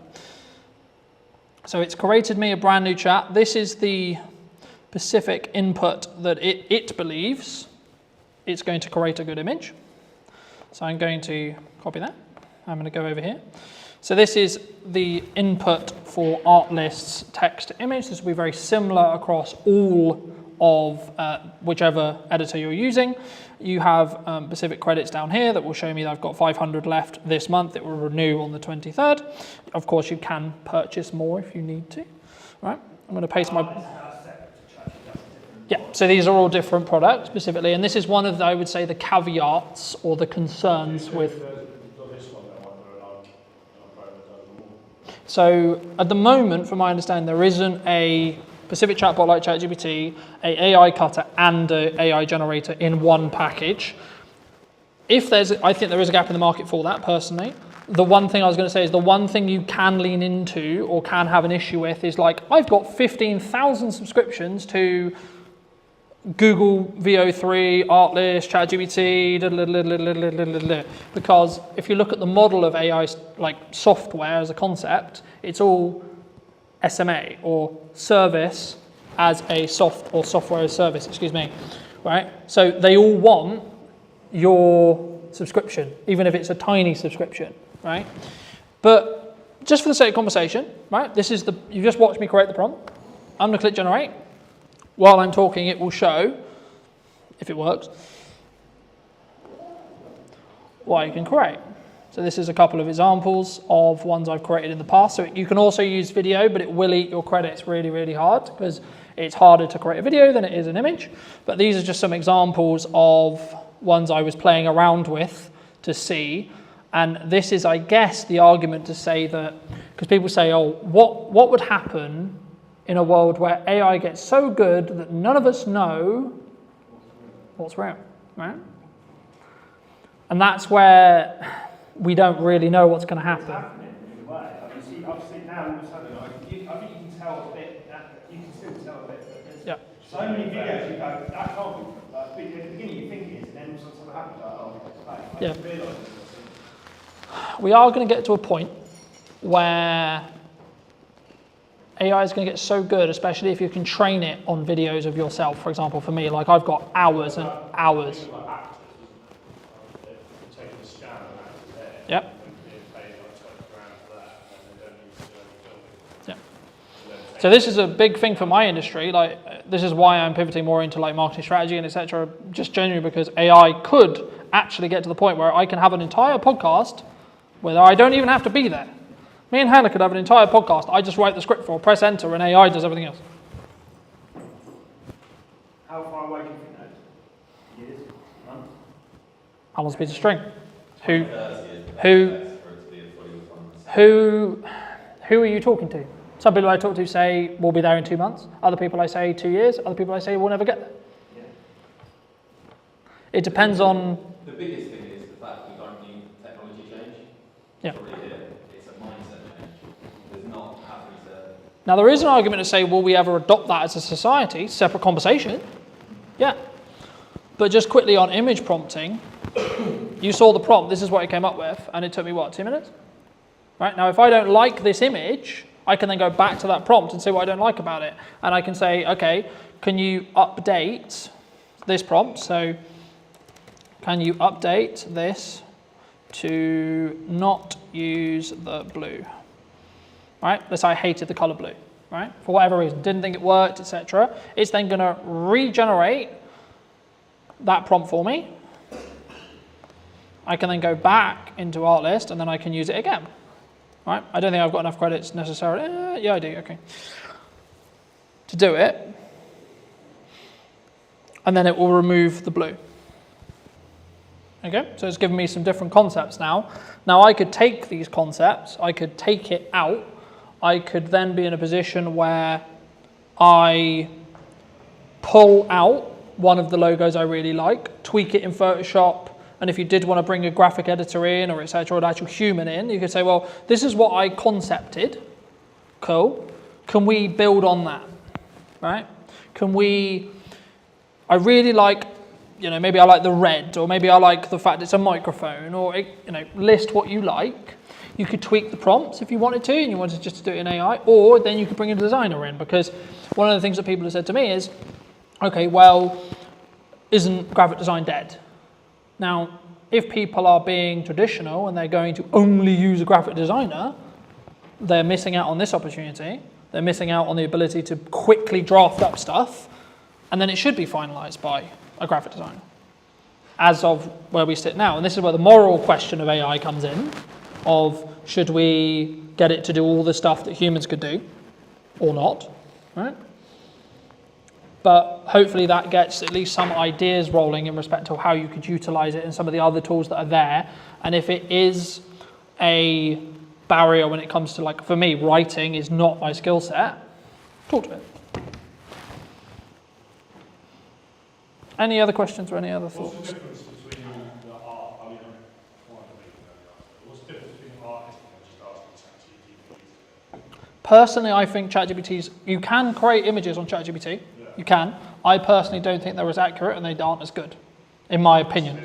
As a model, yeah, as a model, as in the large language model it's using, I don't believe at this moment in time, as of today, that ChatGPT is the best image creating model.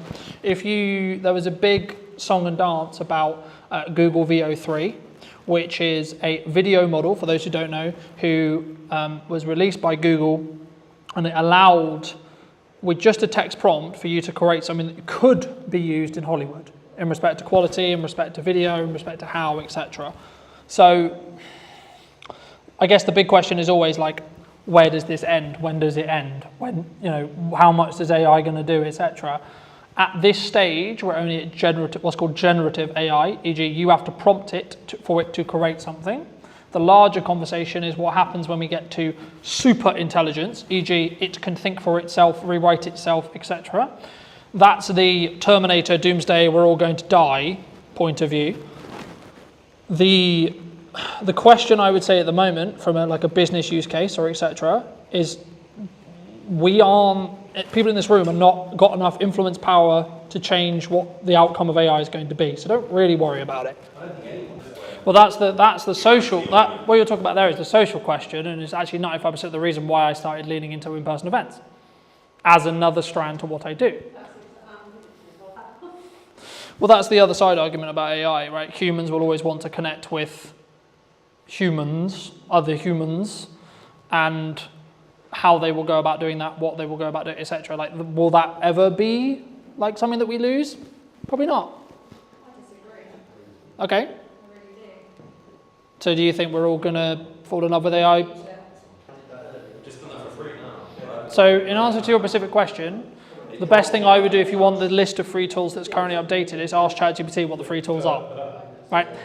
It's a cop-out answer. It is. It's generally a cop-out answer. But you have to build an ecosystem around what works for you. So it'd be wrong of me to say, well, you should use this one, this one, this one. I'm just using the examples that I use personally, me, because of the subscriptions I have to have for business and blah, blah, blah, right? But you might have a preference. You might actually really like how ChatGPT creates images. Well, this is Canva. Yeah, or Canva within ChatGPT, for example, right? So the reason why I would say ChatGPT was the reason why most people use it is because they got what's called first to market. So OpenAI, who own ChatGPT, came to first to market. Hence why they took the market share, hence why there is things like Perplexity, for example, is another one. It's more the principle of how and what, like the concept of thinking how could you utilize AI today and how could you utilize AI in your business in 10 years, right? It's that process I hope I've shown you today, rather, because the problem with me doing, this is how to use ChatGPT today, this is the second we hit tomorrow, it's outdated.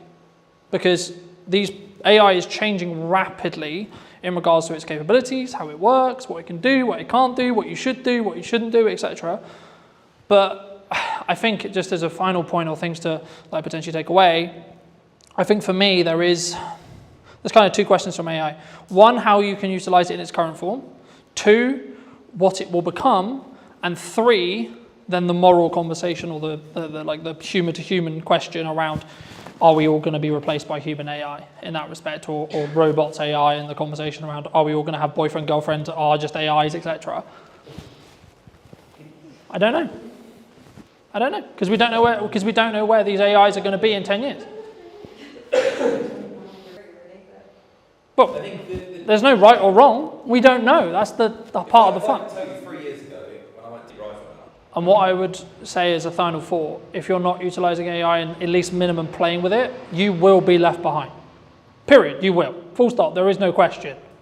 If you're not playing at minimum, I will probably say you'll be probably out of business, depending on if you're but the only exception would be if you do something very, very in person, right? So if you only do events, you've probably got what we call a moat in business to be fine, right? A moat. So in business, we call it a moat, right? One of the reasons why you'll stay in business in a long period of time, like it's a moat. One of the moats for my business, for example, is how long I've been doing content. Because it's what I teach. I have walked every walk there is to walk in content. When it comes to AI, the honest answer is, unless you are at the top of the tree in respect to building the large language models, we don't know where the bottleneck is. We're going to hit a bottleneck, but then the whole point of like OpenAI right now, so it's going to hit a point where it can't do something, right?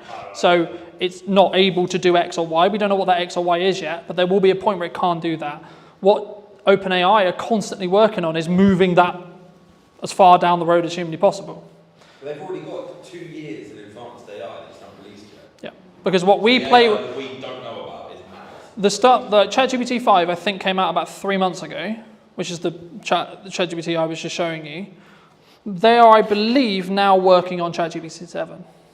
Well, it'll be compounding because it will A, learn from itself, and it will become more efficient about learning from itself. It depends on who you ask, because some people will. It can help to tell the platform what the post is about as long as they're relevant, but it can also skew off where it's going to send that building back up to the seed audience again. The reason why FP was used is because in the early days of TikTok For You page, it was the only way you could get your video on the For You page. Now it naturally just goes there. Right. So it's not as relevant. But so if you wanted to be shown on FYP, you had to hashtag. Yeah, you had to put hashtag FYP for it to be then served into the FYP, but then TikTok updated it about a year and a half ago saying, okay, cool, we're just going to send everything to an interest-based graph in that respect.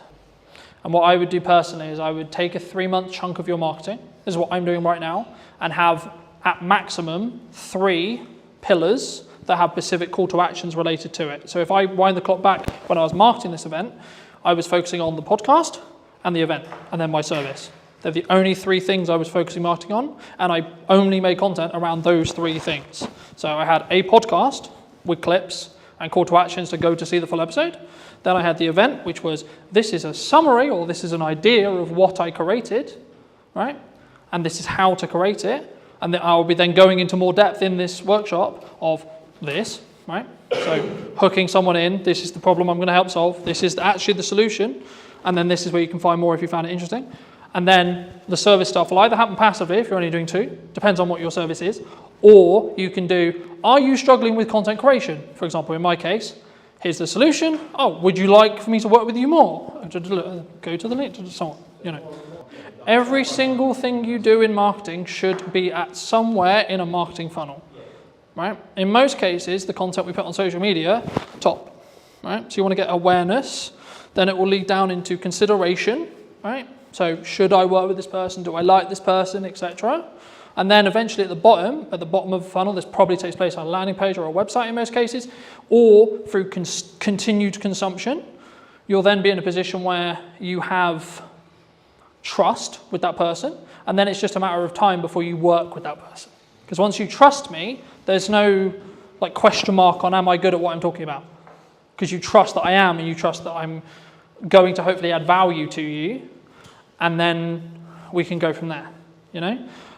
And then it's like, then send people to the website, and then through time, they'll go, hey, I need what Colton sells now, but that I could, you know, what was the first piece of content you, like I just used you as an example because we talked about it earlier. What was the first piece of content you consumed?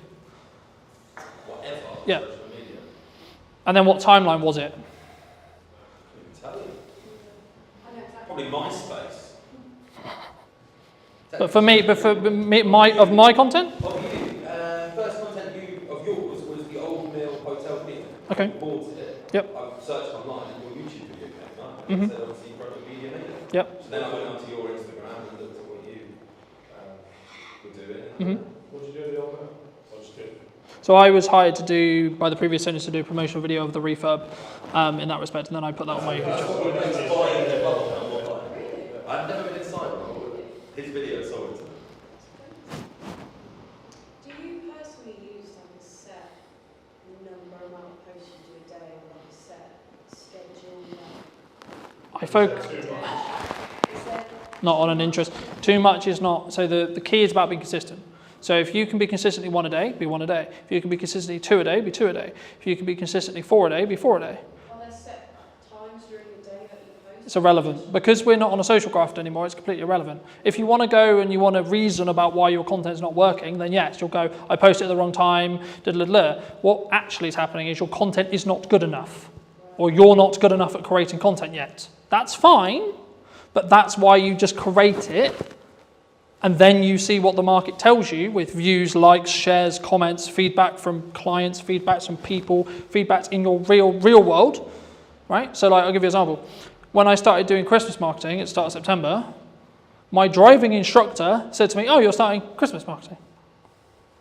Now, he's not going to hire me to do Christmas, but it was a confirmation in my head that he's seeing the marketing and he's seeing the trigger. But if he's driving, instructing his son that wants Christmas market, they start talking about it. They go, oh, might make And the whole point is to start conversations, right? Content is one part of what your word of mouth should be. Very quickly on that, your word of mouth will be amplified depending on what you do in content. You have good word of mouth, things will go really well. You've got bad word of mouth, your business will die really quickly.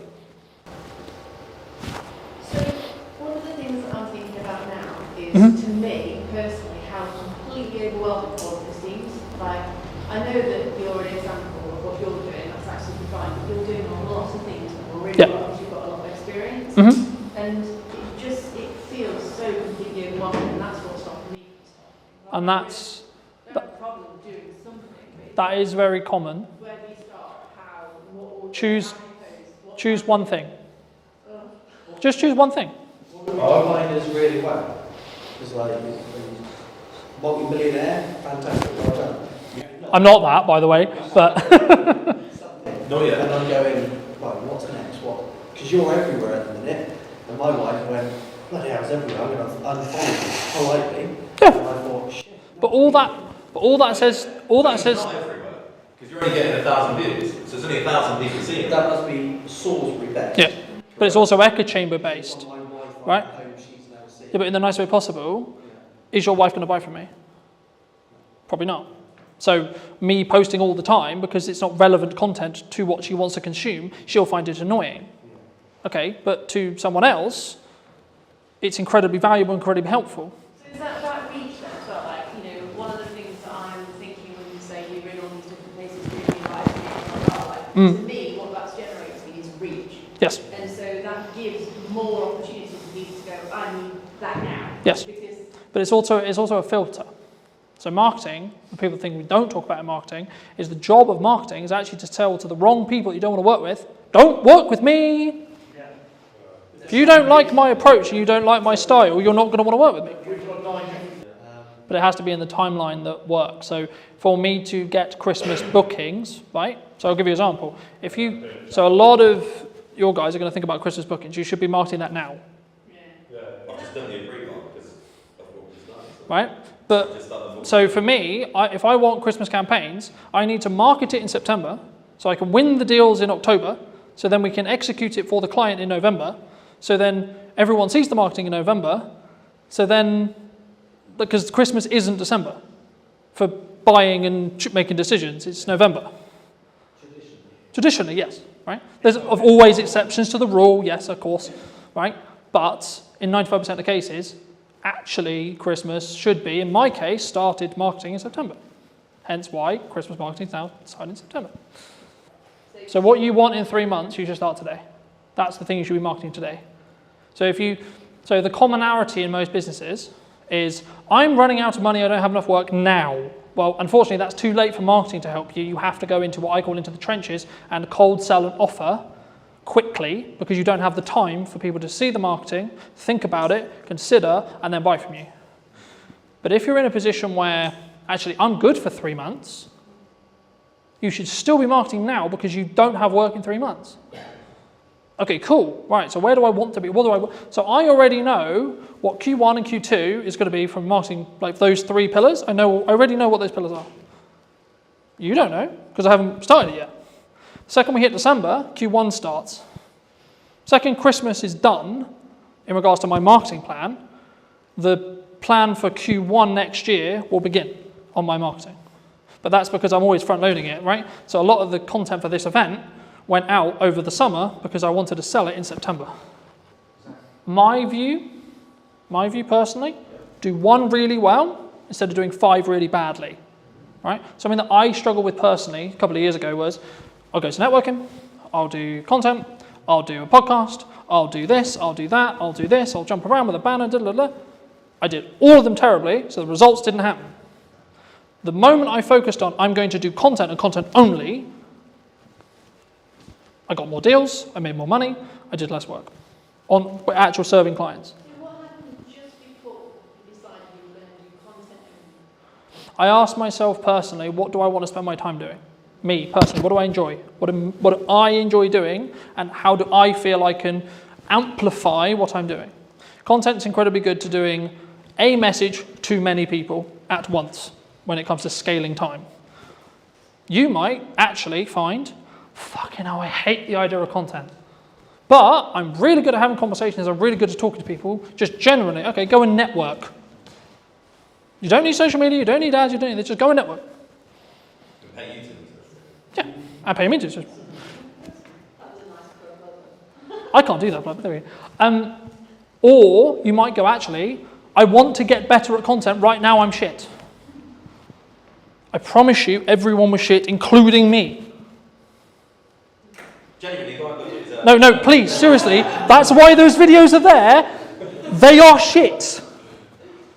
But I have a journey that I can now show you.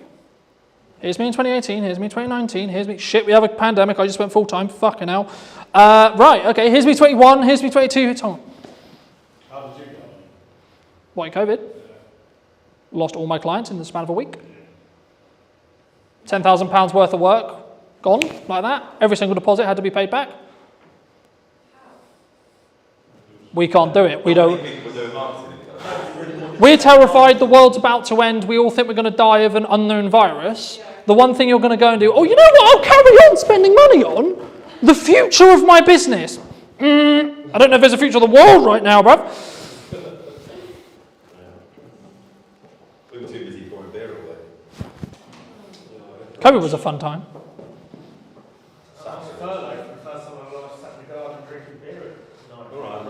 Great for you. I had just left my full-time, I had just gone full-time, 2 weeks later, COVID happened. To quote Gary Vaynerchuk, brand is the only thing that is left when everything else gets commoditized by AI. Ask yourself, do I want to or should I be doing it? Do I need to do it? Is this vital? What's the outcome? What's my why? There's a lot of questions you should be asking. When you focus on those metrics, when you focus on having a very clear vision on where I was in comparison to where I am, rather than I'm going to focus on where I am versus where you are. One of the things you can do is look to others, see in them what you want to be. Look at someone you admire, look at someone you don't, and make a checklist. For people who are concerned, right, who maybe are listening to this and going, okay, well, what do I need to do? Should they pull back? Should they not be as visible? Should they not invest? I know the feeling of this is not going to work, or this will work. What if I spend 7 days on it and then it turns into nothing? Well, at least I've done it. I've ticked that box. I'm never going to know if it works or not if I don't try. Did you know that 93% of you are not subscribed? So if you could please do me a favor and you're enjoying the show, then subscribing would mean the world to me, and it would allow me to grow the show and continue to get larger and larger guests and continue to bring what's missing in marketing today. Thank you ever so much for joining me, and I'll enjoy the episode. Hello, my friends. I hope you're well. I hope you had a fantastic day of your night. Today, we're back with what is missing in marketing today. And so I'm going to be talking to Sarah all about, I imagine, photography. But before we start, what do you think, Sarah, from your perspective, is missing in marketing today? I think a few things are missing. One of them is probably confidence. Okay. I think, and then you can split confidence into multiple things, but knowledge, knowing what marketing is and how you apply it to your business in your tone of voice, in your own strategy, in your own way. But confidence takes a while. And everybody's doing it. So you want to stand out in a crowd. I think you've just got to be you. And if anything, just be more you. The more authentic you can be, the better, which again is hard. And even then you've got to figure out how authentic do I want to be for Sarah? How authentic do I want to be for my business? How authentic do I want to be when I'm networking or on a podcast? Or because I can be crazy. Catch me on a Friday night with 10 margaritas, you will not recognize me. I don't want to put that into my business, although technically it kind of is now, but it's a part of your personality, right? So yeah, confidence, authenticity, I think, are two things I really focus on. Do you think people struggle to be authentic? Like, obviously, I think everyone knows, like, I know what my, quote, authentic self is, right? But I think the challenge can come when it's actually putting yourself out there, right? I imagine a lot of the people who we work with and talk to are in the first stages of putting themselves out there, whether it's through photography or video or both. Is that a struggle, do you think? I think so. I think you've either naturally got the pizzazz or the no filter to just go out there and be yourself, and be truly yourself and not be what the world wants you to be. I can speak from a woman's point of view in a predominantly male industry, and other careers that I've had. You do have to stand taller and on your tiptoes, and you do have to shout louder, and you do have to talk about golf and boobs and whatever else it might be that some men like to talk about just to get their attention. Is that who I want to be? No. And so it takes a little bit more focus. A therapist said to me a few years ago when I was a bit lost and I felt like an open nerve just walking through the world. I asked her, how do I know who I want to be? I didn't have my walls anymore. I'd kind of broken those down. And so she said, one of the things you can do is look to others and see in them what you want to be. Look at someone you admire, look at someone you don't, and make a checklist. You know, I really like the way that she holds herself on stage and captivates an audience. So I really like the way that he listens and take that on board. Do I listen that good? Do I have that kind of presence when I walk into a room because I want it? No, I don't. Okay, how do I incorporate that into not only myself, my confidence, my business, my world, my relationship, but equally when you are talking to someone and they're on the phone or they're looking around the room and they don't know, they're kind of not interested, or you know, when you've been at a networking event and somebody just walks over with their business card. You need this. Great. It's gone in the bin. Yeah, I don't want that. And so taking note of these things, and it's the same with business, right? I mean, if you look at your competitor and you feel a little bit jealous, okay, well, what have they got that I don't? How can I make that my own? When I look at someone whose personal brand is on point, and they've absolutely nailed their marketing, then what have they got that I don't have that I can twist in and make it my own? So yeah, I think people struggle, but there are ways around that to really incorporate that in their business. I think it needs to be personal though, because I think if you just look externally at what's trending, at what's the thing to do, right? Oh, this is what all the other photographers are doing. This is what all the other video people are doing. This is what all the other masters are doing. Then I think you would just become an ex-client or a client that I've worked with a couple of years, like you'll be in the sea of sameness.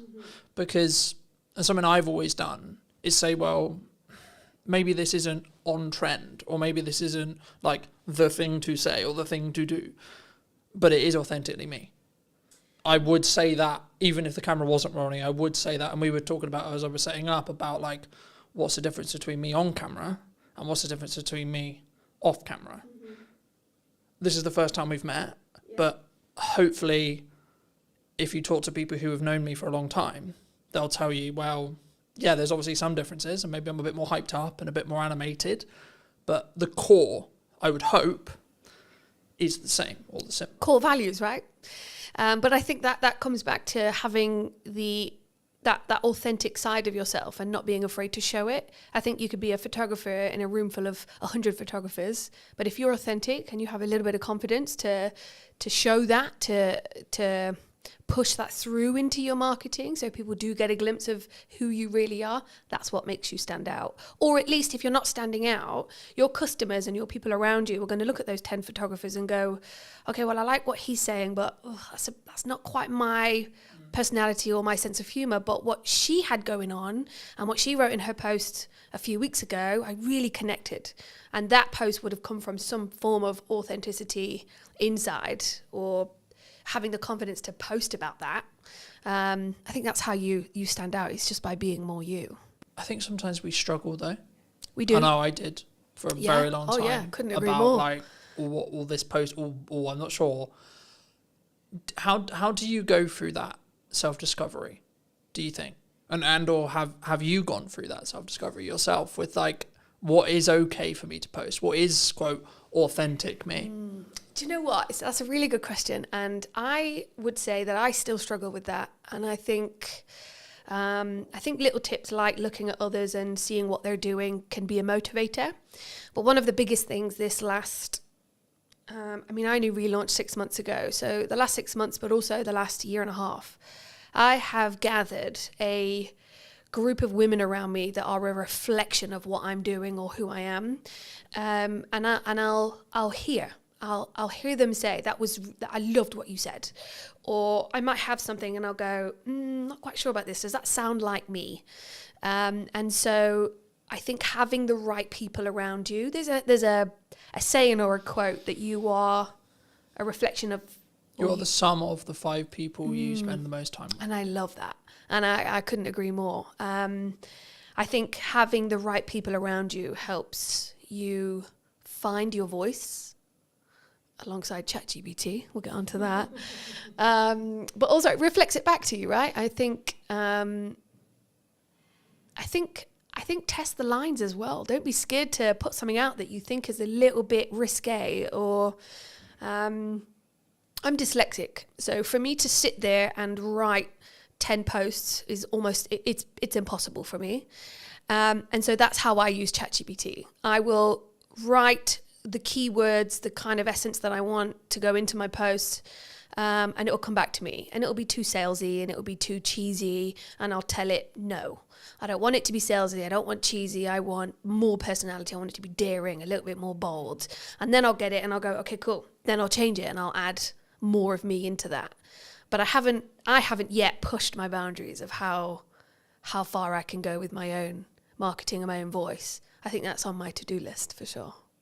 Something that I found really interesting was the last couple of years, like since the rebrand of the show and since like really pushing the show again, a lot of people have been saying to me, AI is going to take our jobs, right? AI is going to, the world is over. We're all out of, like, especially in the creative industry, like James, who in space we're sat in today, he said, we've been talking about it for ages, about it's kind of the creative industry that happens to be targeted by AI at the moment for whatever reason.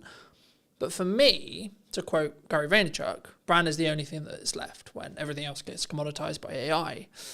But the crux, and I'll use the analogy I've used in multiple shows, but you need to sharpen the knife and then use it. So you're still using it yourself. And that's kind of what you were describing there about, like, not just getting it to write your post. Yes, technically it's writing your post, but actually what you're doing is you're nurturing the AI to know what your tone is, and then the tonality will be the same. I think sometimes people feel like that's cheating, though. Do you especially as maybe a dyslexic, because we're both dyslexics, and I think it's not for me. I think if you've got some setbacks, some hold-ups, if everybody has a day where they're just blank, they've got brain fog, they've got a blank piece of paper in front of them and nothing's coming out, writer's block. I think if you had writer's block and you are an author and you go to chat and you say, I'm having writer's block, ask me 10 questions to get my juices flowing. Yeah, all right, I'm going to keep using it. I think use it to benefit you and your business, or your relationship, whatever it might be, but don't let it take over your brain. We don't want to dumb ourselves. I think if anything, it helps me find my voice, because when it does come back with something that I don't like, I'm not going to use it. But it does help me, especially having dyslexia. Or if I'm writing anything, words, I mean, that is why copywriters make such a good living. If you want more of a personalized experience and you want to actually sit with a human to really connect and get that story out of you, then go sit with a copywriter, go sit with an author. I think that human to human connection, that's never going to die. I think we're going to go for a phase of, yes, everything's AI, but there's never been a truer saying that people buy from people, right? I think that's also something that is filtered throughout my business for sure. No, I think that's really important. And I've seen kind of a step up.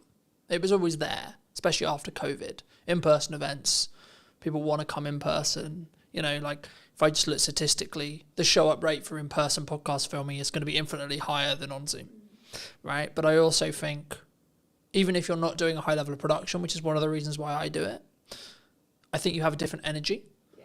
And I think, for some interviews, it makes more sense to me to do Zoom, right? If I'm speaking to someone in America, Canada, Midlands, etc., it makes more sense.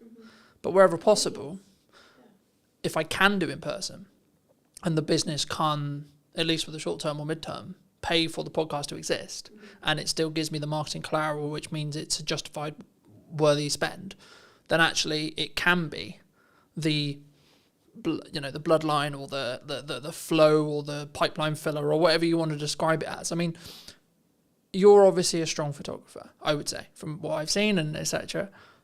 Why does someone, because people have talked to me about, they're concerned about where the economy's going, which seems to be the age-old analogy for as long as I've been in business. Everyone's like, this.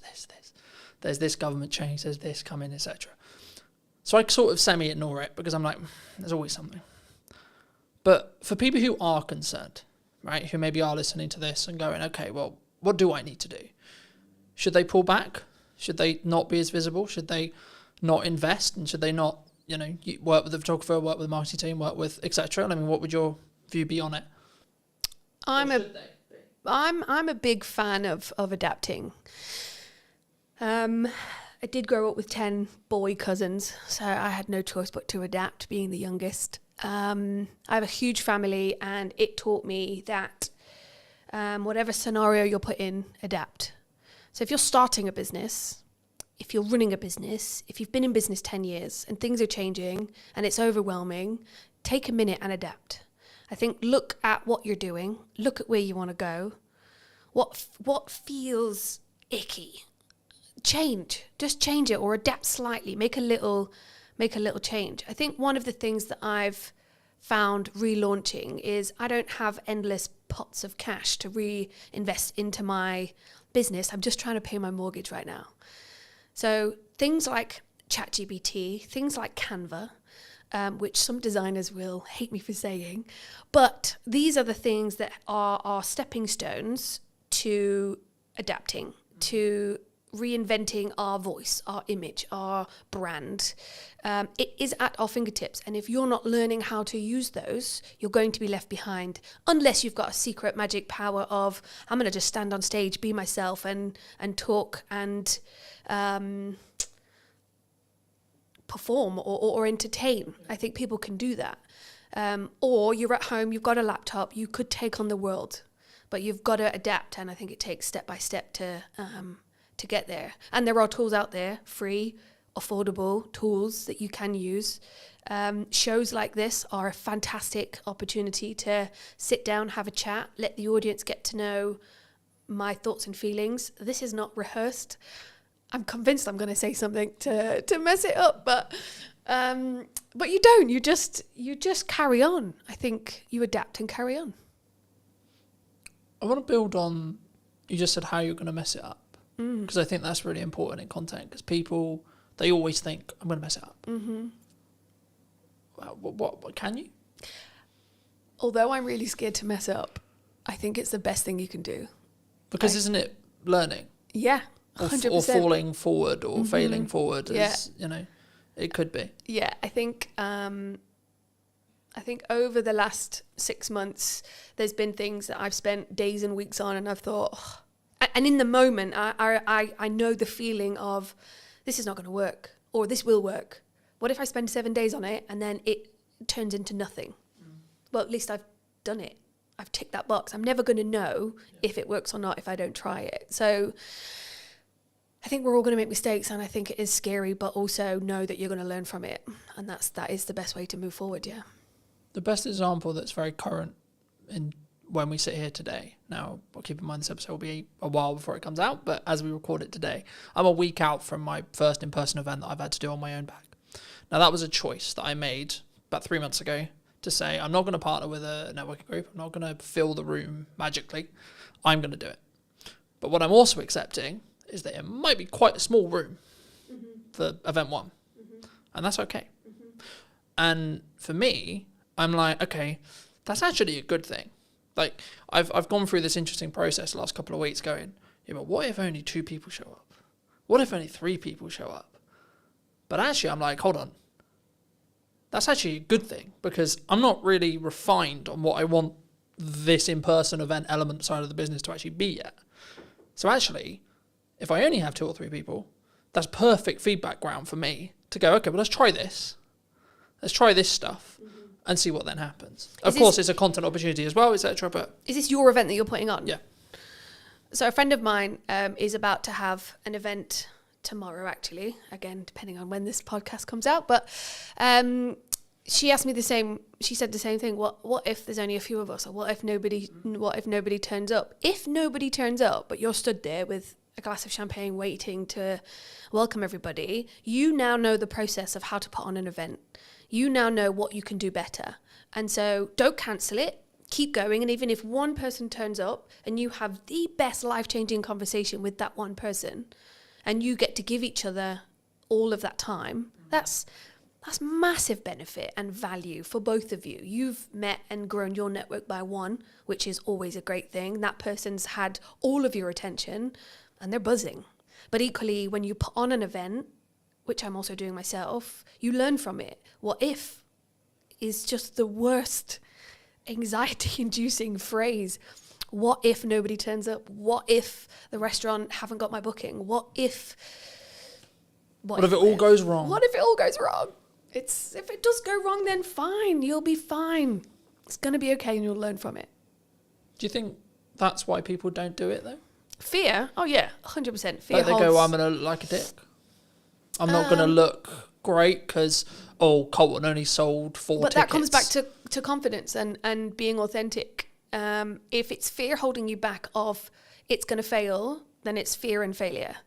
Fear or failure. If it's something inside that's holding you back, then that's your confidence. That's stuff that you need to work on. There's a lot of psychology within business, and I think if if you can do a little bit of work on yourself, if you can see an image of yourself that gives you the absolute confidence to take that next step, hire a photographer quick. No, I'm kidding. But it is that image. It's that visual representation of me doing it. Oh wow, I can do it. I also had my photography done 6 months ago, and I needed new images of me that represented me to help me move forward. But there was a tool that I needed to tap into. And it really did reinvigorate my shop front, and it gave me the confidence to move forward. Therefore, I'm not holding myself back. But I made a move to tap into something that would get me there. So, yeah.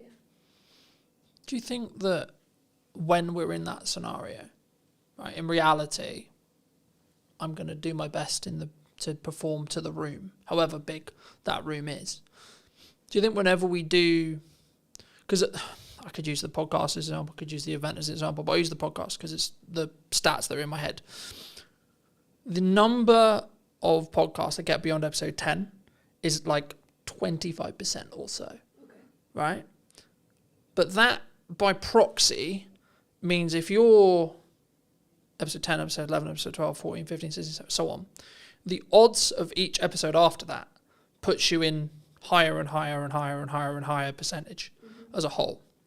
And I think we don't look at the averages, right? Like if you look at money, right, the figures that show that if someone is hit by a £300 bill unexpectedly, the majority can't pay or have to go into debt to pay that bill. And I think it's the same. And I think that can be the paralysis of, well, this is why I'm not going to do the event. Because if I don't do the event, or I don't launch the podcast, I don't have to be okay with it's only going to go get 5 views. It's only going to be 2 people. It's only going to be in the same way. I don't have to be okay. I don't have to see myself on camera. Yeah, but then controversially, you just shouldn't be in business.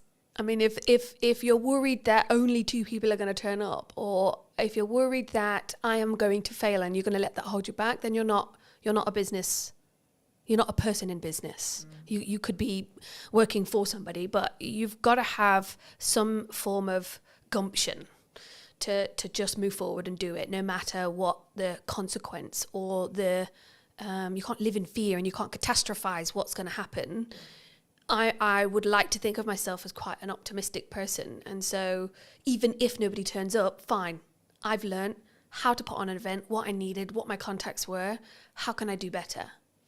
And I think if you can switch your mindset, get a coach, talk to your 5 people around you, look in the mirror and have a conversation, read a book, look at YouTube, educate yourself. If you're running the tap and it's murky, keep running it until it's clear and educate yourself, update your knowledge. If you are holding back because of what if and fear, then you're not ready. I would say read a book, listen to a podcast, feed yourself with stuff that's going to help you make that next step, open the door and welcome your 2 guests. Equally, welcome your 500 guests, and now you're overwhelmed, but I did a good job. But do you think it's like, I think sometimes, especially for me anyway, and the more I think about it, I'm like, I can reframe it as a perspective of, but I'm going to give so much to those 2 people. And then they're going to be maybe advocates for my brand or potentially have work from it or etc. Or even just like do the nice thing of like, I gave them all this time and they took a lot of value from it. People are very value centric, right? We want value from it every minute, I would say, in the culture we live in, right? But when we create content, when we show up, when we look at marketing, would you say people sometimes underestimate the value that they can actually give themselves? I think people don't know what they can give. Okay. I've created a networking group called The Huddle, and I've done a lot of networking myself. And I've been to events that were well marketed, very well marketed. And then I've gone and it wasn't that good. Great marketing, but the execution of the event, not so good. Same with anything. That deodorant was very vibrantly marketed, straight directly to me. I bought it. It's actually not that good. I think you've got to do your research. I think you've got to ask questions. I think you've got to put in systems and processes. Dare I say those two terms? But everybody needs a system and a process to put in place. Ask the question, what is the value? I mean, if it's a networking for the huddle, I asked a friend of mine, Chris, what would be the value? What would make this event worth shouting about? And not only did I ask questions before the event, but I also sent a questionnaire after the event. What did you think? How did it compare? What was missing? All of that kind of stuff.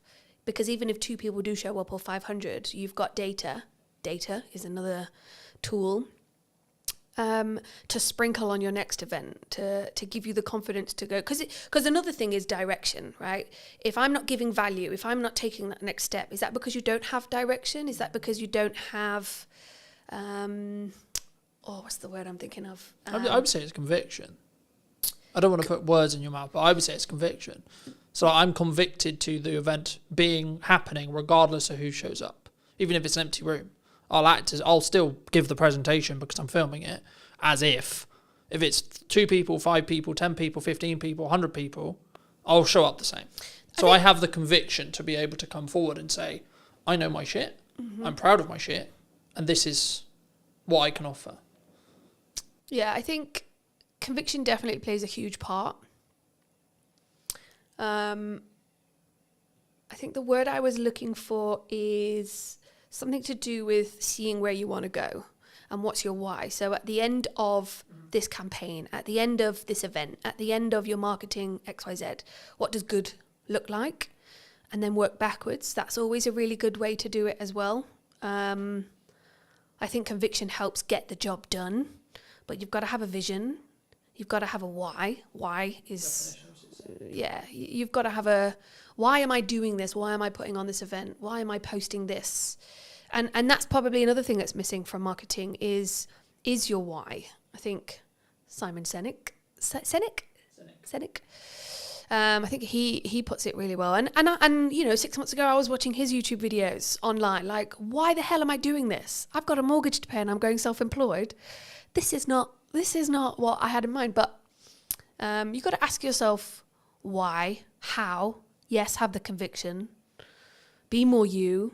And just have you can still be a shy person and put something on great. But have that little bit of confidence in yourself to go, I can do this. And if not, just lie to yourself for the first one and then get over it. Or tough love, I think also gets underrated, or I don't like to pussyfoot around certain friends. You're either going to do it or you're not. Sometimes you need a cuddle, and other times get over it and just get it done.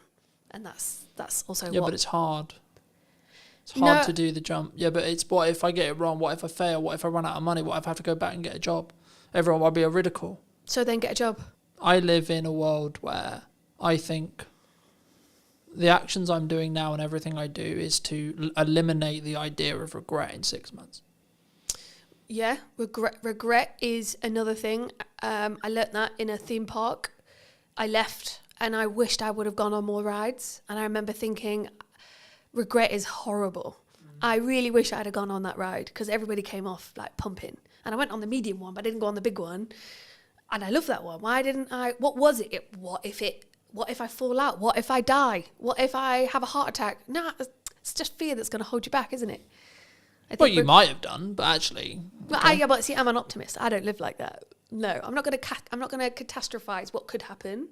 I'm going to almost manifest, or at least try and be. Of course, I want to sit here and say that I live in a happy-go-lucky kind of life, but of course, every single day I wake up and I go, "What am I doing?" Or "What do I do next?" Or "What is my direction?" I have to remind myself of what I wrote down 6 months ago.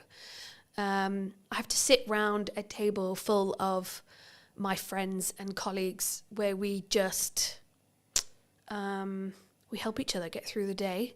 Yeah, it's hard. Of course it's hard. And it's scary. And you just need the right mindset, the right people, and the right tools to get it done. Is there a perfect time? For what? Whatever someone's looking to do.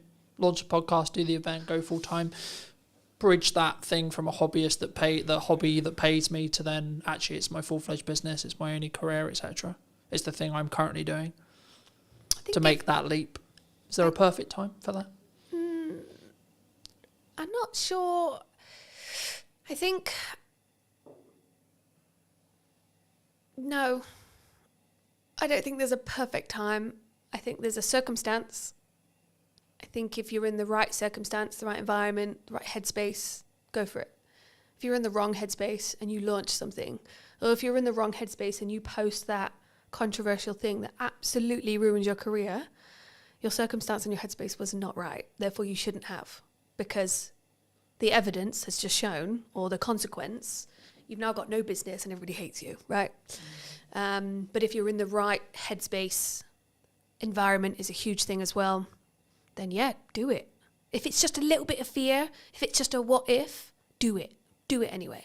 Should we lean into our emotions are on our sleeve sometimes in public posts? Because that's what came to mind when you said this career destroying post. That's what came to mind. Emotions are interesting. I photograph emotions on a daily basis. If you're going to bitch and whine about how bad your life is, nobody wants to hear that. Equally, if that person is crying out for help and an ear, then maybe one or two people will lean into that and help that person. But we've all got our shit going on day to day. And I don't think we've always got the capacity to help mollycoddle that person. That person might need a hug. They might just need some tough love. Equally, I'm not reading that post, or I'm not clicking on that link, or whatever it might be.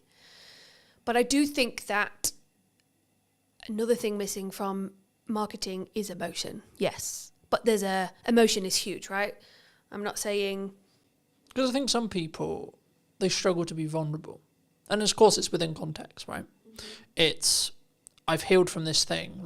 Personally, my yardstick on it is if you're still healing from something, no, it should not be on social media. Not at all. Because you don't have the ability to rationalise it and contextualise the story properly yet.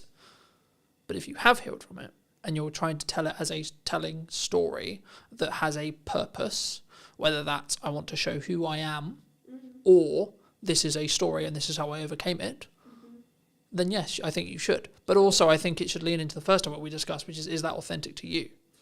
So I've been doing some work with Serena Mann. She's a public speaking coach. She's really good at that. She's really good at sitting down with you and your story and going, well, that sounds a bit too personal. We can still touch on it. We can reword it. It's good to talk or touch on that, but let's not delve into that bit because that's crossing a line. But equally, you've got to ask yourself, how much of my personal story do I want to put out there? I think sometimes it's good to touch on something, tweak it, to make it a story, to make it listenable. I think, again, it comes back to those people around you or having a coach. What is your story? What are you wanting to get out there? And soundboarding it, sound checking it with those people around you. Is it within my marketing brand guidelines, if anybody's even got those anymore? But do you think that can go too far, though? Because I think some people will maybe listen to that. Story. But I think in general, I think people will maybe say or listen to this and say, well, I had this really good post idea, had this really cool story, or I had this really cool thing I overcame last year, but it doesn't fit in the box of my brand guidelines. Who built those brand guidelines? Because if that was what you did in a moment of clarity and it doesn't fit, then assess it in that moment. I think if you're going way beyond what you're supposed to be talking about within your brand, yeah, that's when you should probably sound check it with someone you trust that also understands your brand. But equally, this is where the authenticity comes in, right? One day you're feeling like absolute crap, and the next day you're on top of the world. Which day do I talk about? I don't feel comfortable yet enough to talk about my low, down, dark days, but I have them. Equally, when I am feeling on top of the world, I kind of feel like I'm gloating a little bit. So I almost don't want to talk about those days either. So that's where you kind of balance out and go, well, what is my story? What do I want to talk about? And why do brand guidelines even exist? Or those 5 people around you? I think, again, it just comes back to your why. What are you trying to do? what do you want to get back? Are you doing it to just get a reaction or some attention? Or are you doing it to be authentic and stand out in a crowd? Then yeah, go for it. But something that jumped to mind, so I'll mention it. I, at the time of recording last week, recorded an episode with Ravi. He's a communication coach. Okay. And he talked about, in that episode, and with me privately afterwards and before, that you can have seasons, right? And you have seasons in your life. You have seasons where you have a specific focus. You have specific seasons where that's my North Star on success. And I think building off what you were just discussing, I think that's the key. I think it's about understanding where you are and what season you're in, right? So does it involve, or the story you're trying to tell, does it add to that season, that objective of that season, or not? And if it's not, then maybe save it, or maybe don't use it in the context you were initially thinking, and say, okay, well, I may come back to that and contextualize it some other way when the timing feels right. But also don't use, in my view at least, don't use that as a crutch to say, well, that's why I'm not going to do it. No, and I think, if you're going to build yourself a box, I wouldn't necessarily stick within it. I think it's okay to push those boundaries. But equally, you've just mentioned something that I'd never thought about putting into my marketing plan of seasons. Not at all. So actually, now watching this podcast back, somebody might go, actually, I do find that I have seasons, but that's because they've gone out of their way to watch a podcast and somebody's mentioned seasons and they go, actually, last month was really good. This month's not so much. That month's about this and that and so on. So yeah, I think have your seasons, have your strategy, try to stick with it. But if you feel really strongly that I want to talk about this, or actually I've got a new idea and I know this is going to be the thing that skyrockets my visibility or my business, then yeah, run with it. I don't think there should be, I think you need healthy boundaries, but when you put things in place that stop you taking that next step, yeah, that's something to be mindful of. For me, something which completely changed my marketing as a whole was actually limiting what I'm allowing myself to market, but also doing it in 3-month chunks. So 3-month chunks. So I talked about the event earlier. Mm-hmm. The event marketing stopped about a month ago at the time of recording. The event's next week. Okay.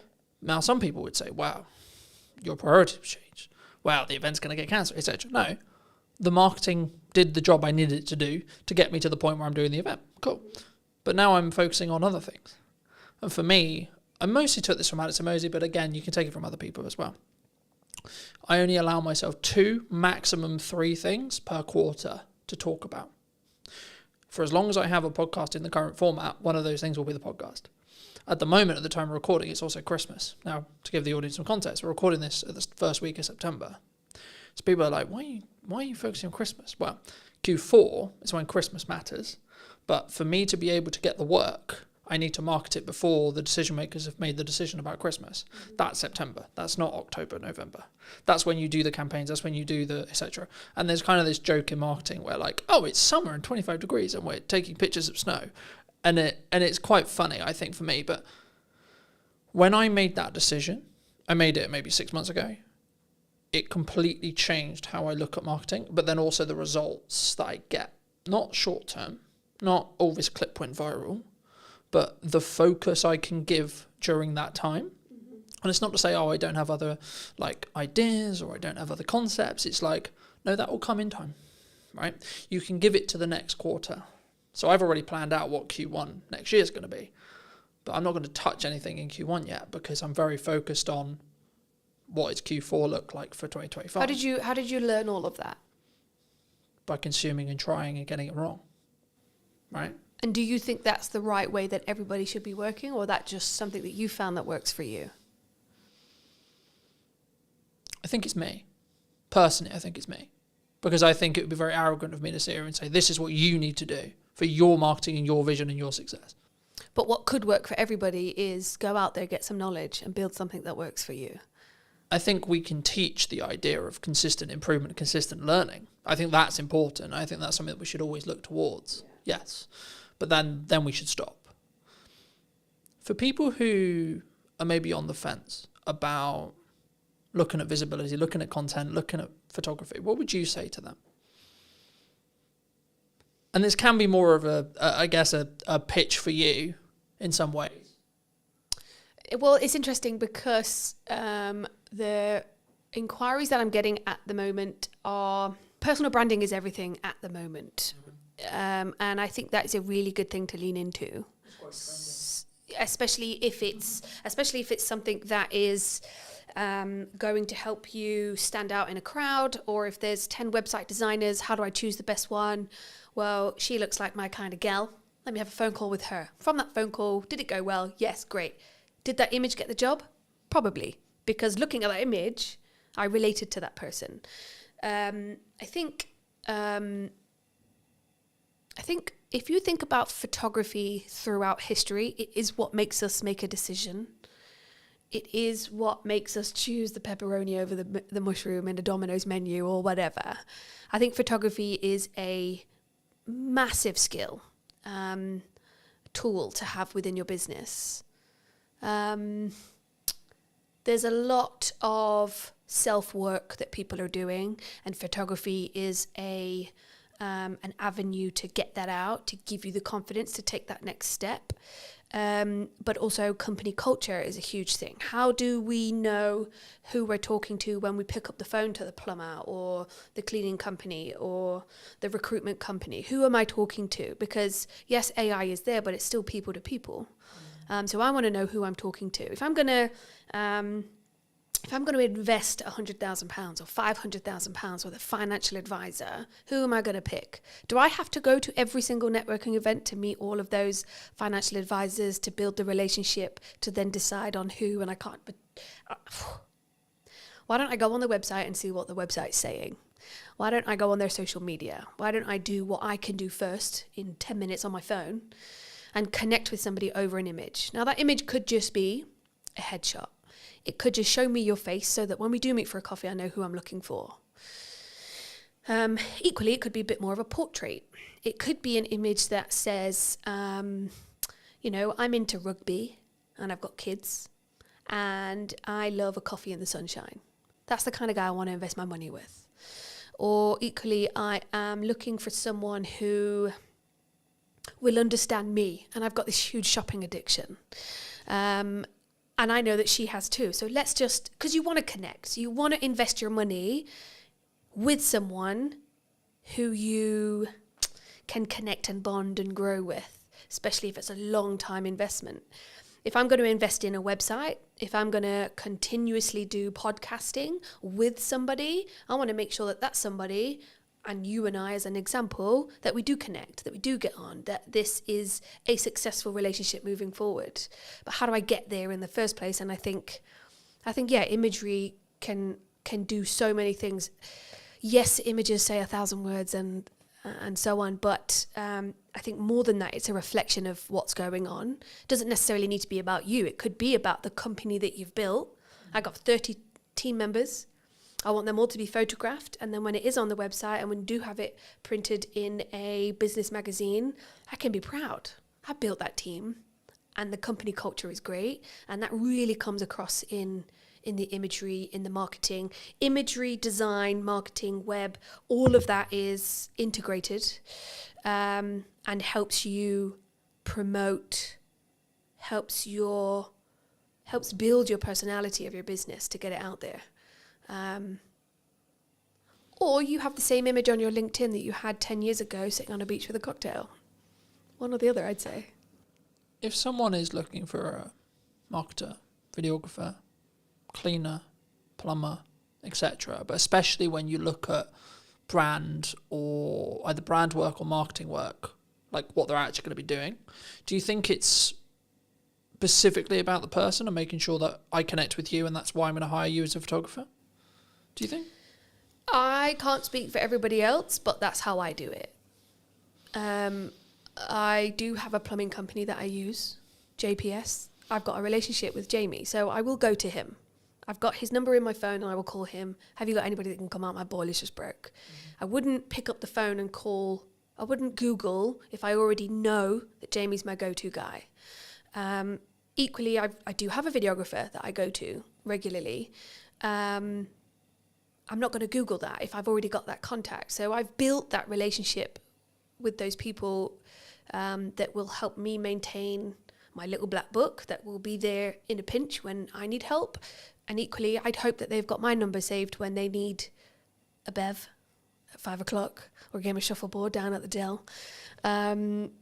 Or maybe they need their whole team photographing and I'm their go-to gal. So, but I guess I've spent the time building relationships over the last 4 years with local business owners, and there are lots of other photographers out there, of which I have also used. So I think collaborating and, again, showing who you really are, making those connections, helps you build a network, which helps you build your business.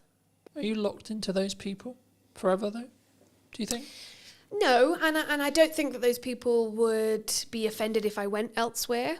If, as an example, Jamie was really busy, then yeah, I'd either say, well, is there anybody else you'd recommend? Or I'd go, yeah, to my girl group.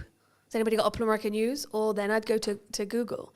If I'm looking for something more personal, maybe a product, maybe a restaurant, maybe a holiday destination, I'm going to Instagram and I'm going to type in what I'm looking for, and I want to see visually what it is I'm going to pick, buy, and so on. What credibility is behind those images?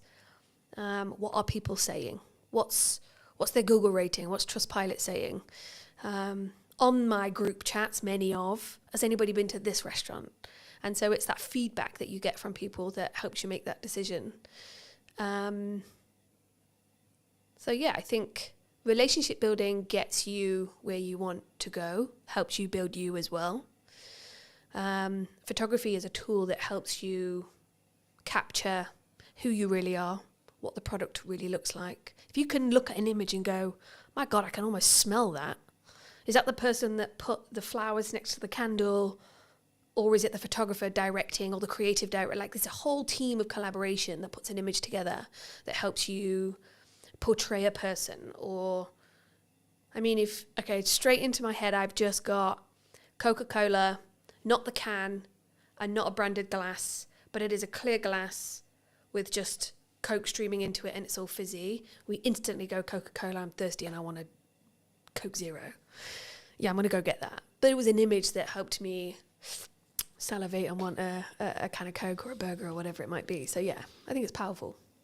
Do you think that's why, like for me, whenever all I get from that feedback is like, you have to front load your marketing 3 to maybe 6 months before you want the action? And I think that's sometimes what people get wrong, especially when you're starting out. I think I know I was privy to it as well. You didn't, in my early years, I didn't financially plan well enough so that I knew I had 3 months worth of runway. So actually I can see the problem 3 months out. Or I didn't specifically focus on my marketing, so it was maybe a bit more scattergun than it should have been. And that's potentially why the marketing didn't do the job I needed it to do, whether that is sell more projects, bring in more podcast guests, get the podcast to whether it's making some revenue, etc., whatever the objective is. But I guess that bridges into, how do you think people should, because I'm big for collaboration, right? And I'm big for let's work together, let's see how we can collaborate to create something more meaningful. Is that a unique skill set though, nowadays? To collaborate? Because I think it's very easy, because this would be a good example, because some would say, well, you're a competitor of mine. Am I? I don't think so. But some could say that. We're both in the creative space where we create visual identities. I think collaboration can be everything. And I think it comes back to a line of 10 photographers. Who am I going to choose? Which relationship do I have? What is their style? What's my style? And is that a good match?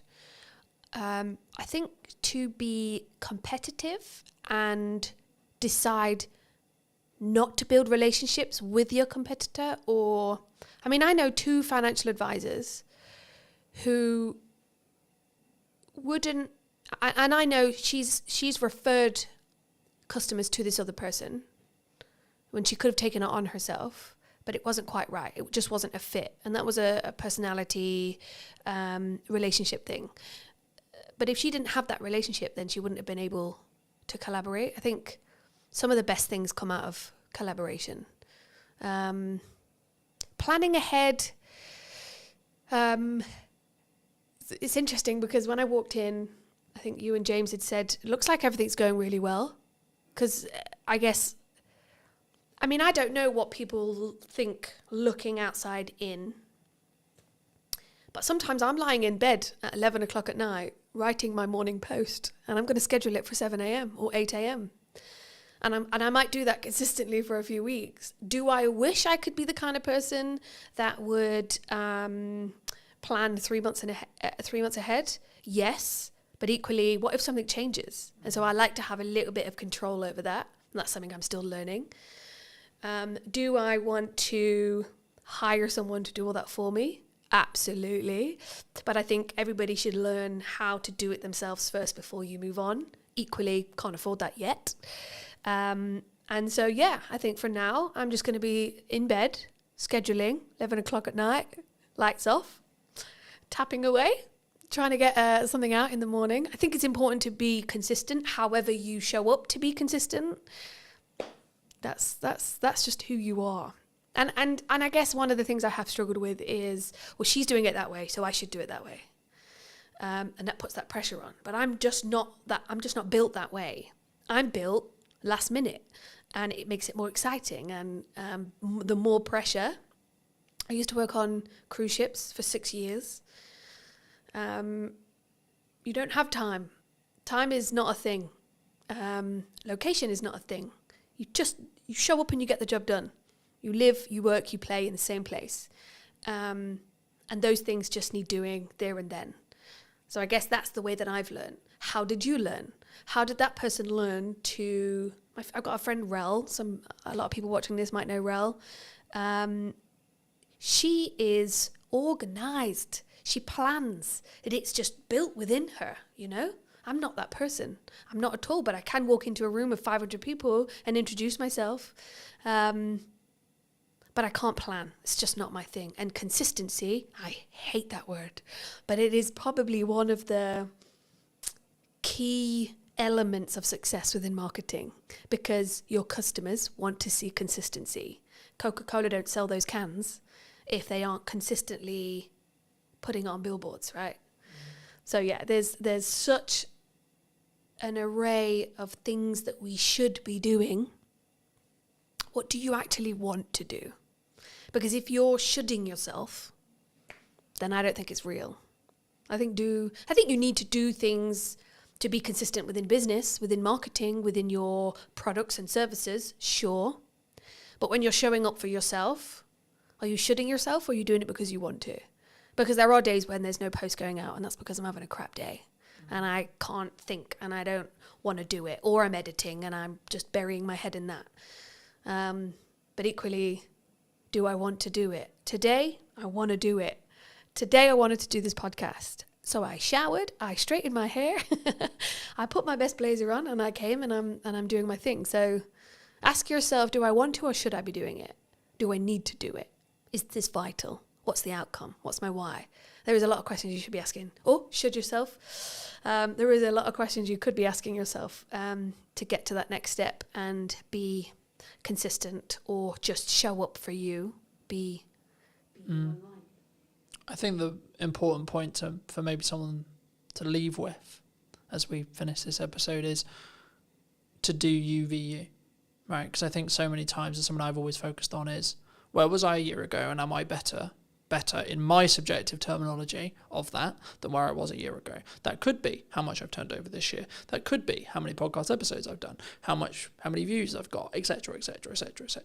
Right? And I think when you focus on those metrics, when you focus on having a very clear vision on where I was in comparison to where I am, rather than I'm going to focus on where I am versus where you are, it allows you to be more open to open collaboration with other colleagues, other people in your industry, or other clients that are correct for you, but also potentially having the right attitude or point of view to say, actually, no, this person isn't for me. But you know who you would be really a good fit for?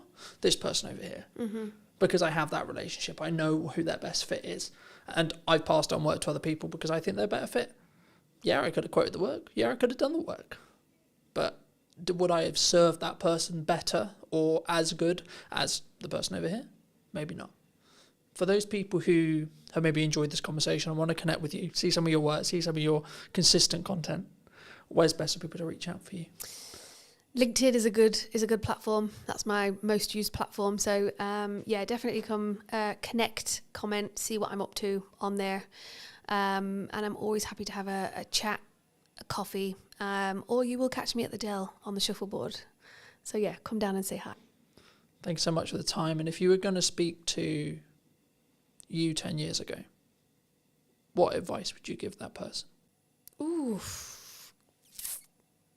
10 years ago, I just left ships and I thought I could do business and I couldn't.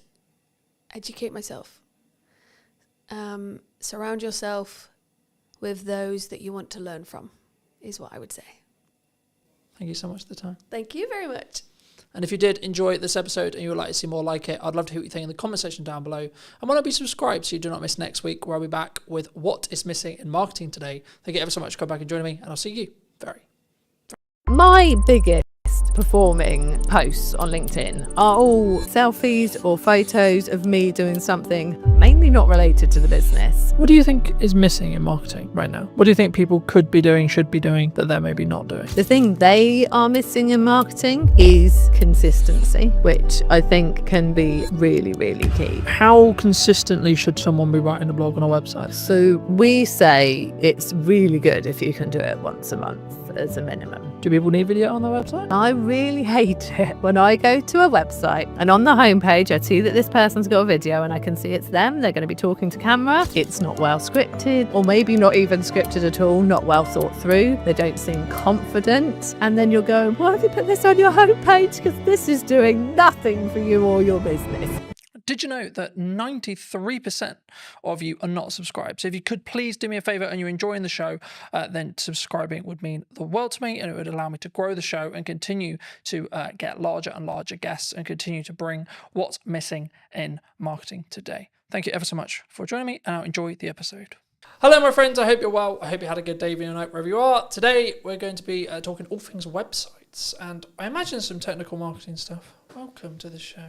Thanks very much. I'm good, thank you. For those who don't know you, I am. What do you do? I'm Jude Wharton. I am one half of Ready Steady Websites, and yeah, I run a web design and branding company. That is what I do.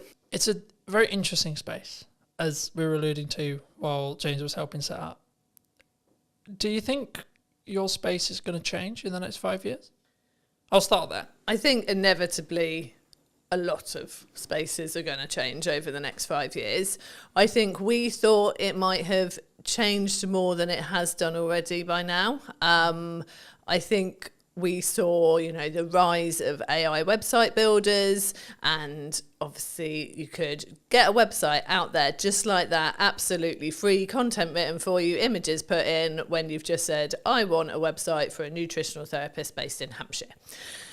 But in reality, it hasn't happened, and I think there's a number of reasons for that. I think the first is that those small business owners who are completely outside of the tech world, they're not tech savvy, they don't want to deal with it themselves, they don't want to have to think about any of it themselves. They're not wanting to use it. They're not there. They're not ready for that yet. And so they still want people who can be there to help them and support them. And they want copy that's written specifically for them and images that are them working with their clients. And so it hasn't taken off, which I'm very glad about. But I do think that as time goes on, people are going to get more and more used to using AI in lots of different areas of their life. As we go through different generations, people are going to come out of school so much more tech savvy. I've got a 14-year-old son, my eldest son, he's doing work for us this summer, and he is insanely quick and knows what he's doing because he is taught it now, in a way that we weren't. I mean, so I came out of school and the web designers weren't a thing, so things move really quickly, obviously. So I think as time goes on, people will just be doing this stuff themselves because it will be so easy for them. But right now, not seeing it affecting us at the moment. How are you looking at that from a business point of view then? I think we are using AI. Like, it's great for speeding up coding most of the time. Sometimes, you know, it goes off in its own little world and you're like, I did not ask you to do that. Why have you thrown that in? But it is... I wanted to add a unicorn onto the Yeah, page, no, okay? exactly. So I just like unicorns. Yeah. I don't care what your prompt was. I'm going to add a unicorn. My husband, who is my business partner, he was using it to speed up some code the other day, and then it was going mad in a way that it hadn't done for him before. And he described it so brilliantly as, it's like when you've got a toddler with you and suddenly you look up and this toddler was playing calmly and happily on the floor, but they're at the top of a bookcase pouring paint everywhere, and there wasn't even a bookcase there to start off with. Like, that is what AI is like sometimes. It will just kind of go and do that. And that's reassuring to me at the moment, because it means that Chris, being a coder, he can use it to speed up his code, and he knows when it's gone wrong. Whereas you can't just have any old person using it to create code and do things, because they won't know when it's gone wrong and they won't know how to sort it out when it's not working. So that's reassuring for me that it's not there yet. It will be, because the more people who are using it to do this stuff, the more it's learning. But yeah, so we are using it to speed things up. I think we'd be silly not to be keeping an eye on it, not to looking at what's possible with it. But I'm not worried at the moment. Cool. Where does it's mostly a marketing show.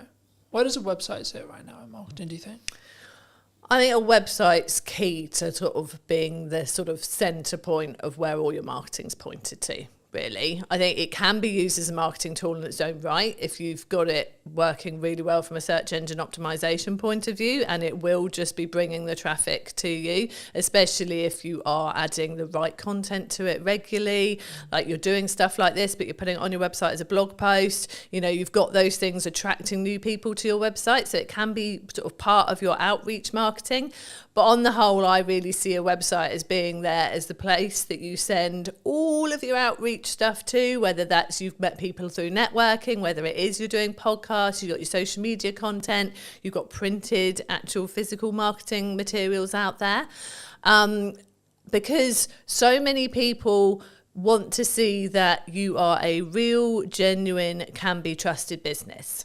And, you know, back in the day when people had offices and shop fronts, that did that for you. Like, that was, you were there on the high street and people could see that you were real and genuine. But most businesses don't have that. Your website is a replacement for that. And I've seen various statistics and the percentages vary.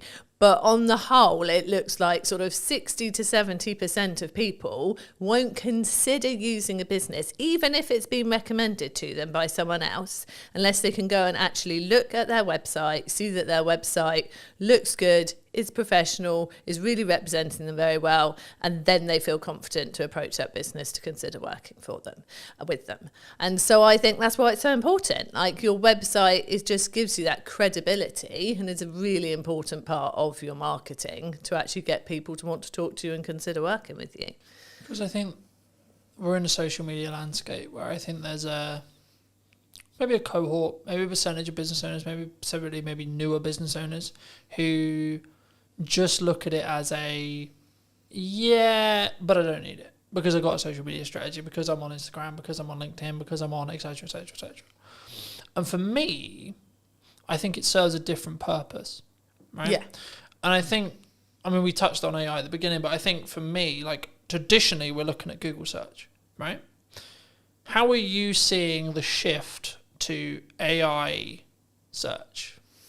It's definitely happening. We've noticed it in our own analytics that we're starting to see more traffic coming from, specifically it was ChatGPT, than was coming from some of our social platforms. So it's definitely happening. I feel like, though, it's people, I don't think they're putting in, I'm looking for a fantastic web company in Hampshire. I think they're actually going, have you heard about Ready Steady websites? I think they're naming us to find us from the research that we've done. So it's people putting it into ChatGPT. Do you think it's more of a proof of concept at this point? Yeah. Okay. Yeah, I think it's people testing it, putting it into ChatGPT rather than chucking it into Google. And they're just putting the same thing as they would in there. So it's a different way of finding us, but definitely people are using it more. I know people who say that they will ask AI pretty much anything. Like they just want to see what it says, whether it's ChatGPT or Claude or whichever ones are out there. They just want to see what it says, see if it like is sort of thinking along the same lines as them, see if it does bring up anything different. And again, it is completely based on what you've been talking to it before, because when Chris tested it and said, ChatGPT, I'm looking for a web company that can do me a website for around this price, straight away, we recommend Ready Steady websites, they're fantastic. Got one of our business friends to do the same and didn't bring us up at all until he then went, I've heard good things about Ready Steady websites. What do you think of them? And then it came back saying, yeah, Ready Steady websites does a good reputation. It has got these reviews, this is its price point, and then did serve up the information. I think at the moment it's just a lot of people testing it, having fun with it, seeing if it brings up the right things. I'm not sure that we're seeing a lot of traffic from people who are just genuinely using it as its only way into. Because I think there's a couple of ways of looking at it. I did a video a while ago looking at the behaviour psychology from the shift from Google to ChatGPT. Replace the word ChatGPT with Perplexity or etc. But the concept was people were looking at Google and they've tried to leverage it back with Gemini, but Gemini isn't, from when you use a Google term anyway, you're not using the actual bot. Yeah. It's not a chatbot. It will just service a summary of what it believes the top percentage are of answers, which is for some things in a closed question, like is it a yes or a no, or is it the answer this, then yes, that's maybe a good thing. Though I think the reason why we're seeing a behaviour shift towards ChatGPT and AI search as well is actually people want more nuance. They want to target more nuance with so they want to have a conversation with a search engine, really, in crux what they're doing, and that's maybe showing itself as people having ChatGPT conversations. You know, for me personally, I used it a lot for data analytics, data tracking, etc. But I found it does always, which is probably how it's designed in its nuts and bolts, it will always skew slightly more positive than negative. But I also think that's maybe a good thing, to be honest. Actually, now I sit here and think about it, because if it did skew negative, then you're talking about a negative spiral effect, because it will learn from itself and then so on, it will get darker and darker and darker and darker. I think the byproduct of it skewing positive is actually it will maybe over-egg potential results and potential good. But that is, as long as you understand that's what it's doing, I think that's a better reality than the latter, if that makes sense. And I think for people who are maybe looking at their website now, either they've had a website, they may be looking to relaunch a website, they're looking to rebuild, etc., and say that it's 6 months. Should we still be looking to target Google, would you say? Or are we just solely in a world where actually AI search is the only thing that matters? No, definitely still be targeting Google. Also, I think I always say this, like, have your website, obviously, have it written in a way that you're going to be attracting the right people, that the copy is written for the website visitor that's coming to you. You want to be ranking, obviously, but actually one of the things that will help you rank is by having naturally written copy that is obviously for the website visitor and not purely to try and get yourself ranked, like that's so picked up on now. But also, I have heard from search engine, like Chris is a search engine SEO expert, but from another guy that I do quite a lot of work with and chat to quite a lot, he has said that a lot of AI results, ChatGPT results, come from seeing people's Google business profiles. And so making sure that you've got that there, that is up to date with the right stuff on there, that you're using that frequently, putting new stuff on there as well, will help you come up in the AI results as well. So getting your website solid and obviously linking to that from your Google business profile, but having that profile up to date is really key as well. And I think this is the thing with all areas of marketing. You've got to cover all bases. You don't know where someone is out looking for what you do, whether they are the type of person who is just on socials, chucking something onto Facebook groups and things like that and asking people for recommendations, whether they're going to Google, whether they are going to ChatGPT. You've just got to do it all well to be better than your next competitor, really.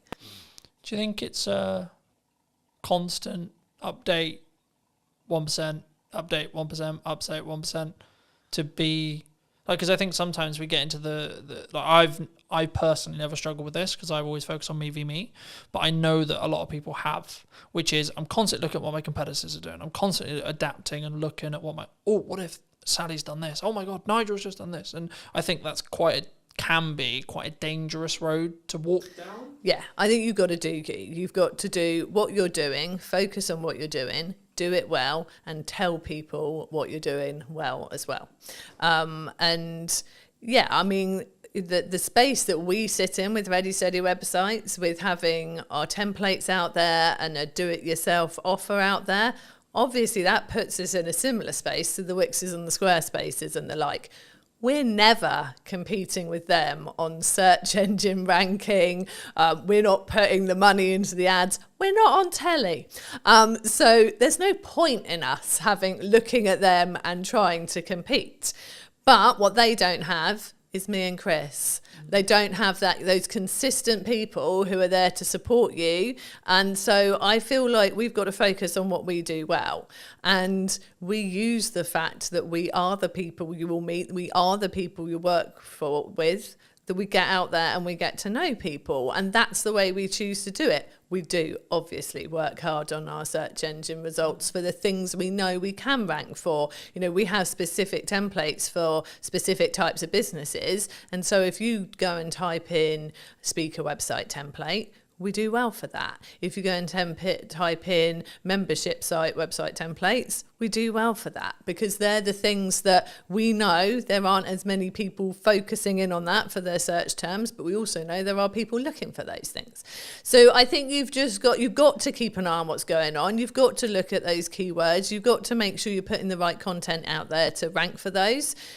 But yeah, if there are competitors out there doing things like you're seeing them doing this all the time, and you can't do that, you can't keep up with that, or that's just not your way that you would do something, no, stick in your way of doing it. If it's working and you can see you can build on it and do it more, that is the way I would always go. I think for me, it's about only adding the stuff you can stay sustainably at, 1.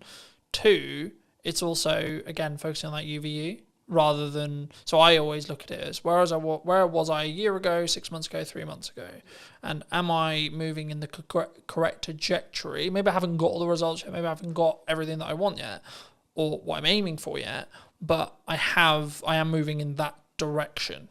And as long as I continue on the direction I am currently moving, then I will hit that by probability, by analysing probability result there. It'd be wrong of me not to ask you about video and where it sits on your website. Do people need video on their website? Do they not? Should they have it? I think that video can work really well on a website. But I would say use it in a way that plays to your strengths. Because I really hate it when I go to a website and on the homepage I see that this person's got a video and I can see it's them, they're going to be talking to camera, and I think, oh cool, okay, let's watch this. And then it's not well scripted, or maybe not even scripted at all, not well thought through. They don't seem confident. And it's just all a bit waffly and a bit awkward. And then you're going, why have you put this on your homepage? Because this is doing nothing for you or your business. And you know they've put it on their homepage because someone told them that they should use video on their website. You can only use video if it's going to be right for you and it's going to work, because it could go completely the other way and make people go, I'm not sure about this, and go and look at someone else's website. We have used video on our website. We had a video on there. We sent to Instructured the way that some of our packages work, and so we have taken it down because it's not current now, and that's another thing. You have to make sure that you're keeping everything current and up to date. And that was more of a animated, sort of explain your process of how to work with Ready Steady websites.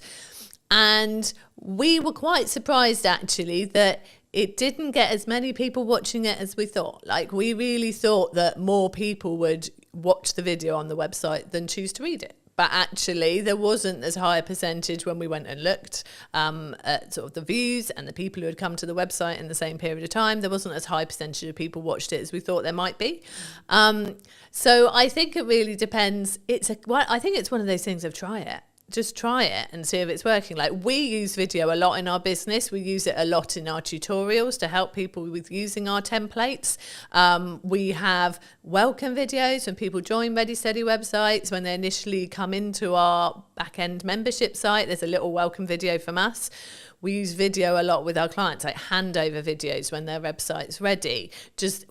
Video is so useful, and it's such a good way to really feel like you've engaged with that person. They've got to know you. It's so easy to explain things in that way.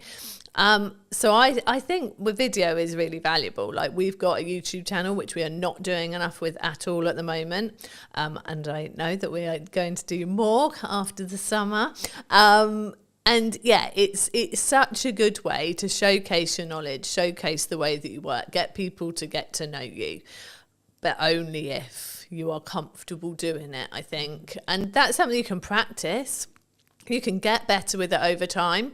And I think social media, people expect the videos to be slightly more raw. And I think you can use video to get more comfortable using it on social media. And then once you are in a position you feel more confident, can get it more polished, that's when you can stick a video on your website, I think. And until then, get an animator to do like an animated video for you with you doing a voiceover. Or even if you're not confident with that, there are fantastic voice actors out there who could do a voiceover for you. There are so many ways you can do video without putting yourself in it looking a bit like you don't want to be on video. Do you think, I mean, my next question was going to be like, when and how do you think you should spend money on production? Like, upping the quality? Is it for that perception of when someone hits the website? I think, yeah, I definitely think it's worth having a professional quality video on your website. If you think about the fact that you've probably got someone to help you create your website at the least, if not got someone to create it for you. So you've paid for that. You've got a professional website. You have hopefully invested in brand photography or product photography. If you've got products in your business, you know, all your photos are looking great on there. You've got your content written in a way that you're happy with, whether you've used a content writer or you've done it yourself. And then you just go and shove a video of you sort of in a dark corner of your office, bumbling away about nothing in particular for about 5 minutes. And then you're like, I'm not really sure why I watched that. That just takes away from everything else that you've invested in and that you've done. So yeah, I definitely, and especially as, I don't know if people have a perception that to get a professional looking video, they are going to have to pay thousands and thousands. There are so many places now, we are sitting in one of them, where you can go and get a video created that, you know, is filmed using good quality cameras, good quality mics, proper lighting, in a nice background. Go and just pay for an hour in a room like that and get someone who knows what they're doing to help you. And it's not a lot of money. Like, I'm sure business owners would drop the same amount of money on belonging to a networking group or something like that without even thinking about it more in a year of belonging to a networking group. And once you've got all those fantastic people you've met on networking coming to your website, it'd be good to have something decent there to make them realise you're definitely the person to work with. I think for me, it's understanding what stage you're in. Right? I still film stuff on my phone, right? But if I'm doing a production piece like this, people expect a certain level of quality, I would say, personally, for me. And also, I want a level of certain quality for this kind of thing. But if I've got a thought, pick up my phone and film. Oh, definitely. I'm not against doing it. I think that's where sometimes people get it wrong. They think, I can't do video because I don't have X camera, I don't have X, Y lighting, I don't, etc. But I think action is always better than perfect in that respect. I think for me, because then you can gain the understanding of what your audience wants. But I think where it changes is that heading video that we're talking about here. Like I was served an ad on YouTube a handful of weeks ago, and it was like, hello, I'm this person from this company, filmed on a webcam with dodgy audio. And I just clicked off straight away.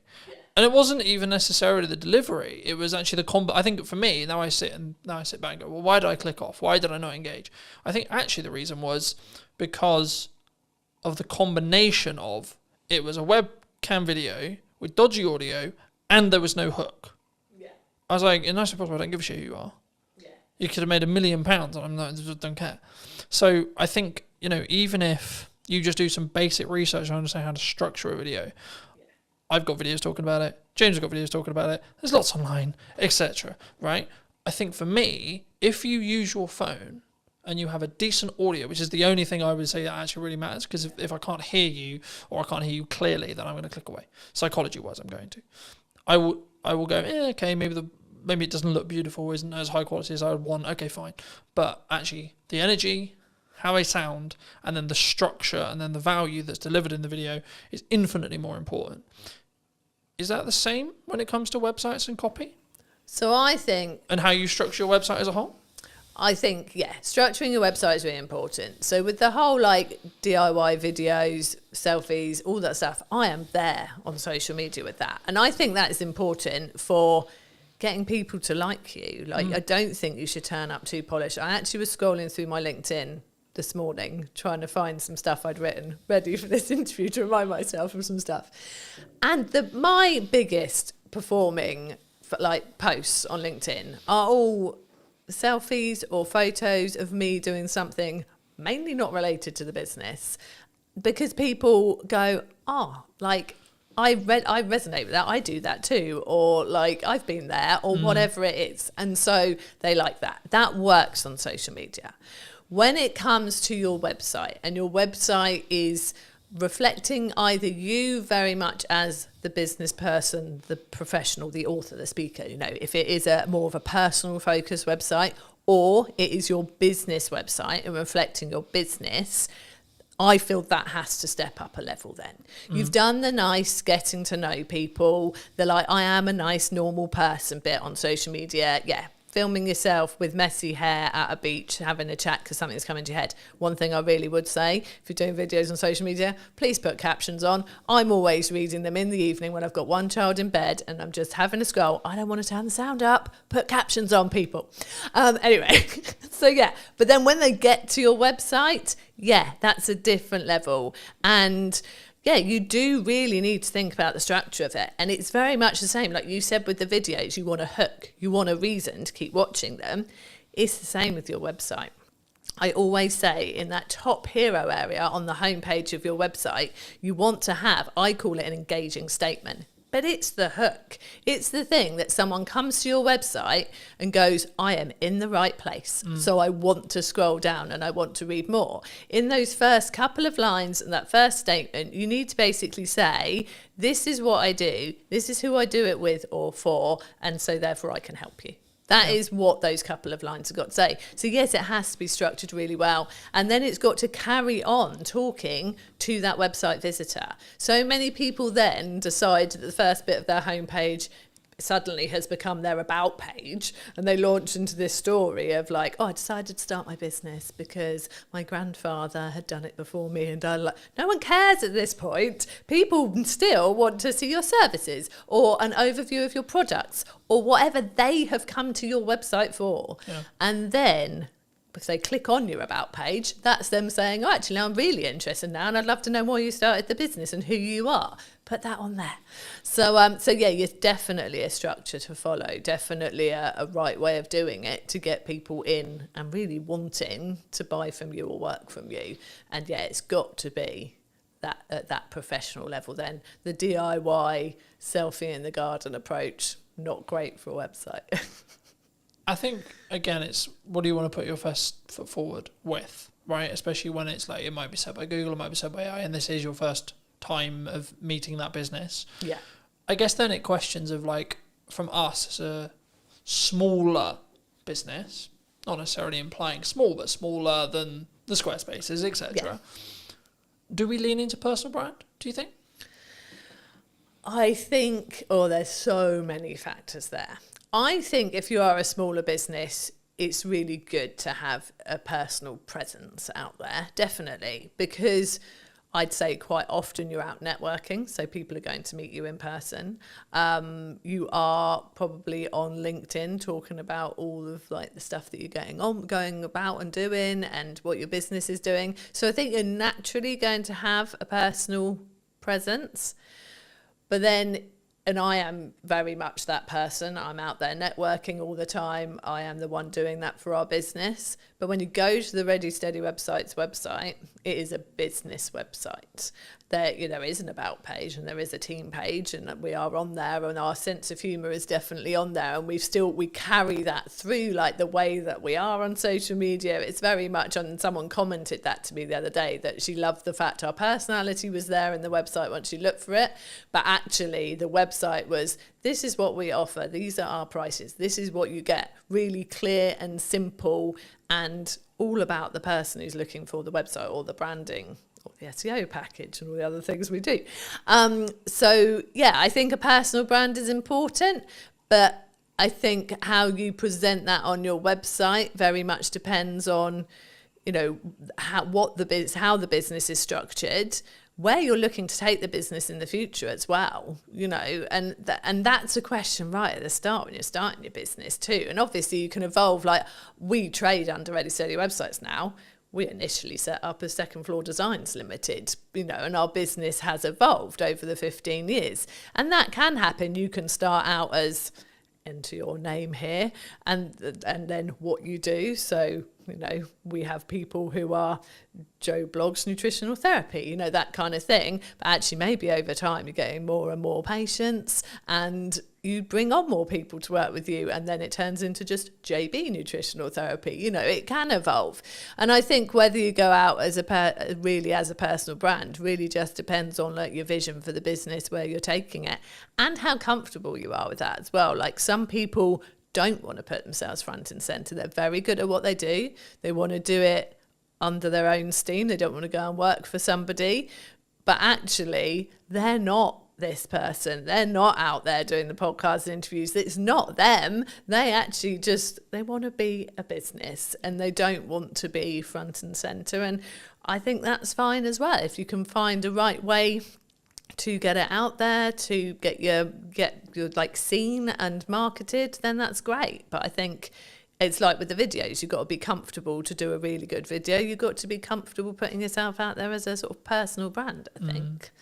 I think for me, and I had this conversation many years ago, and I've had it 1,000 times since, like a CEO of a C-suite company, doesn't matter who he was, but he was like, I don't want my kids involved in content. I don't want them physically involved in content. I don't even want people to know they even exist. I'm like, cool, no worries. He was like, how are we going to make sure that happens? I was like, do you have control over your mouth? I said, yes. He said, yes. I said, congratulations. You will not talk about your children, their existence, or anything about them in any way, shape, or form then. Yeah. It's that simple. Exactly. Right? Yeah. And I think sometimes and that's why I always phrase it that way, because I think so many people, we sit and go, I have to be really public, and I have to be this, I have to be that. It's like, yeah, but we forget we have control over what we say in every moment. And especially if you're post-editing it, even if we have a conversation, or the conversation ends up going into a realm that you feel is inappropriate, I feel is inappropriate, or we don't feel comfortable having out live, then you just ask, would it be impossible to remove that section? Yeah. Or I just feel actually that's just a tangent that's not really relevant, so I might chop it from the set, etc. But it's doing it for a place of comfort. Yeah. Because I'm like, okay, everything I talk about publicly is everything I talk about publicly. I don't talk about the challenges I'm going through today, or the things I'm healing from today, or whatever, if I am, because that's not appropriate, and I'm not ready for it. But I can talk about it in hindsight, right? And in the same way, like, if you don't want the ability or the fact that you have children to be known, then don't mention it. Yeah. It's really that simple. It is. And I think, which I get, right? Like, I'd be like, no, but also, what's it got to do with business? What's that got to do with business? Now, you could make the argument that it humanises you and yeah, but you made that you have to make that decision. Yeah. Yeah. No one else is going to make that decision for you. And it's important to make sure that everything you put out is A, relevant to the business, but 2, is in your...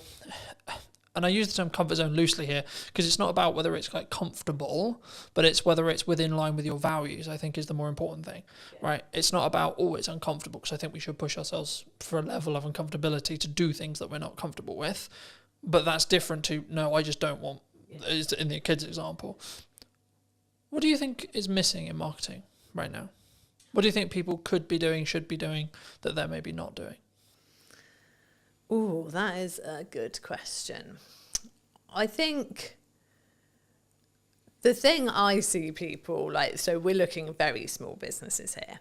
The thing they are missing in marketing is consistency, which I think can be really, really key. I think there's people who think, well, I put this out there and therefore, you know, everyone will know about it now because I mentioned it once. So I've marketed that, and that doesn't work. Like, there's so much out there, like people, the term, like so much noise that people are having to deal with, whether that's visual or audio. But there's so much out there and people aren't consistent with it. So I think that being consistent in whatever form of marketing you're choosing, so whether you are using social media, whether you are doing email marketing and putting emails out there, whether you are, you know, putting out flyers places, you're doing some actual like putting up posters and that kind of thing, you know, you have to be consistent with it. You have to be doing it in a range of places. And I think people feel like, well, I don't want to bother people. I don't want people to get bored of me because they're hearing it so much. And you have to do it an awful lot for people to be hearing it so much they're getting bored of you.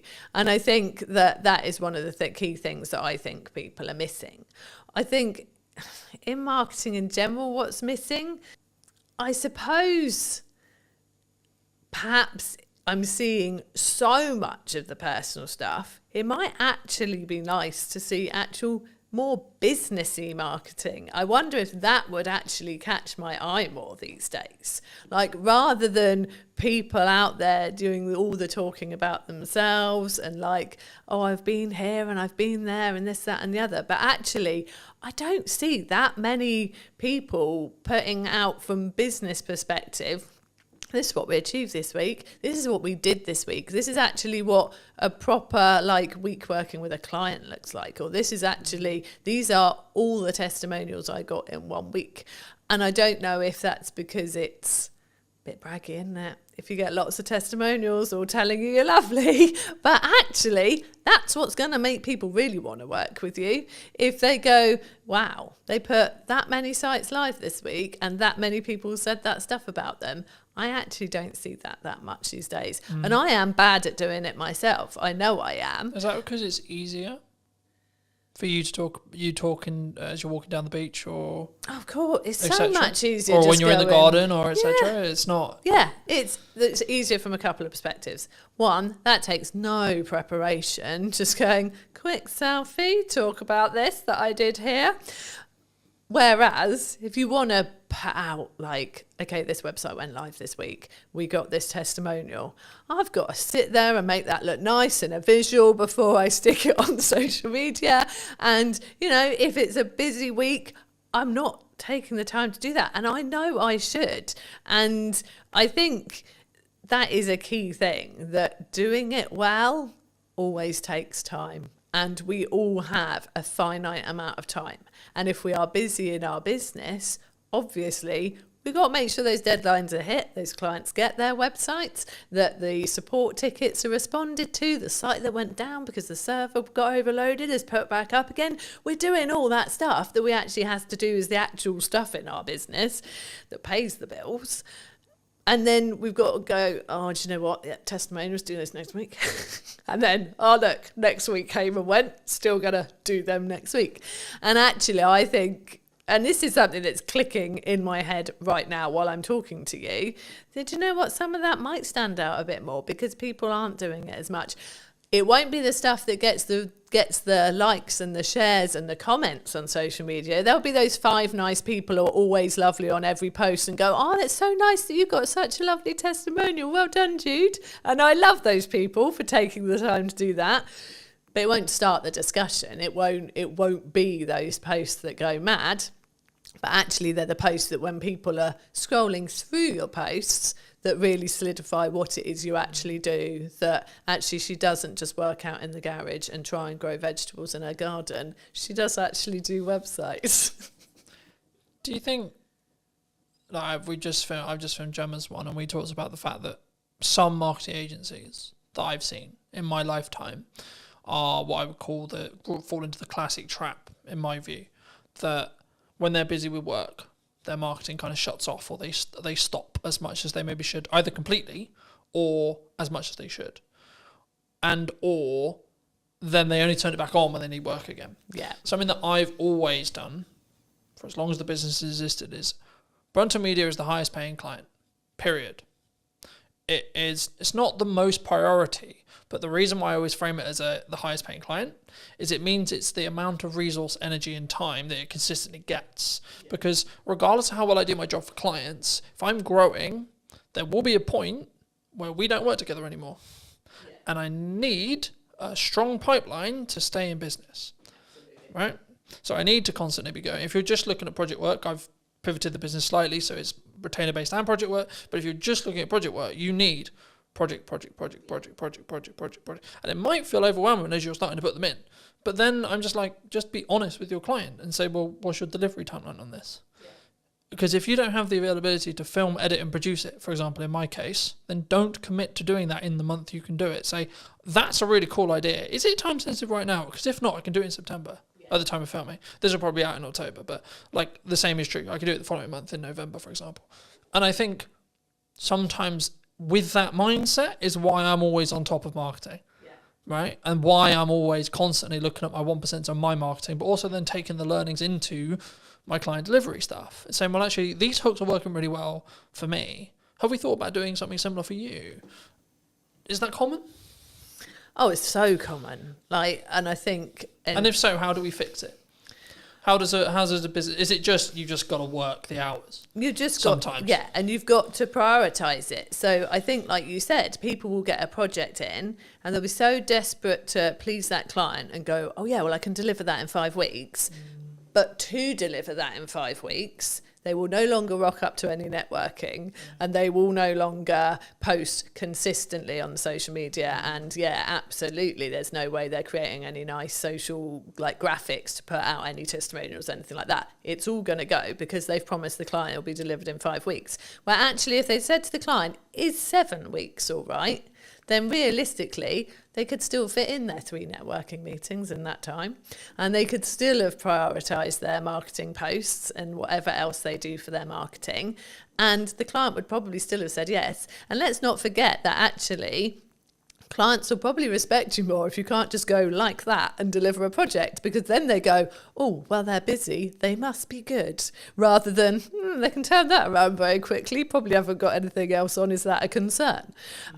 So it's definitely, and I think if you have been in the feast and famine cycle of project, nothing, project, you are more panicked to definitely make sure that you get that client, and then you probably do overpromise, and actually you would have been fine. Because if you start saying, well, 7 weeks all right, and they go, well, really, can we do 6? Then, okay, you can do 6, and maybe one of the networking meetings goes or whatever. But it's just, I see it a lot. I do see people oh, sorry, I'm not going to be coming to the networking meeting this week because I'm so busy, I've got to fit this in before a deadline. And then you're like, well, if the deadline's approaching, have you got stuff coming after that? Or would actually have going to this networking meeting being a good idea, because maybe there was someone there thinking about chatting to you this time because they've got to know you a bit. And so, we do see it a lot. And it's one of the things that we're very careful not to do. And it's easier for us, there's 2 of us running the business. We have freelancers and things when we need as well. And so I am always focused. It's me mainly. Chris does do some of the networking, but I am very much focused. And for me, it's the school summer holidays now. And my focus very much is on the children in this time, but I think I was very much... you offered me to do this, and I was like, yeah, I'll make time to do that, because again, that's something, it's very easy to drop the things you don't have to do at this period of time, but then in November, when there's not as many new people coming in, it's like, well, do you know what, if I'd have done that and gone to all of this in August, probably wouldn't have had this sort of drier patch now.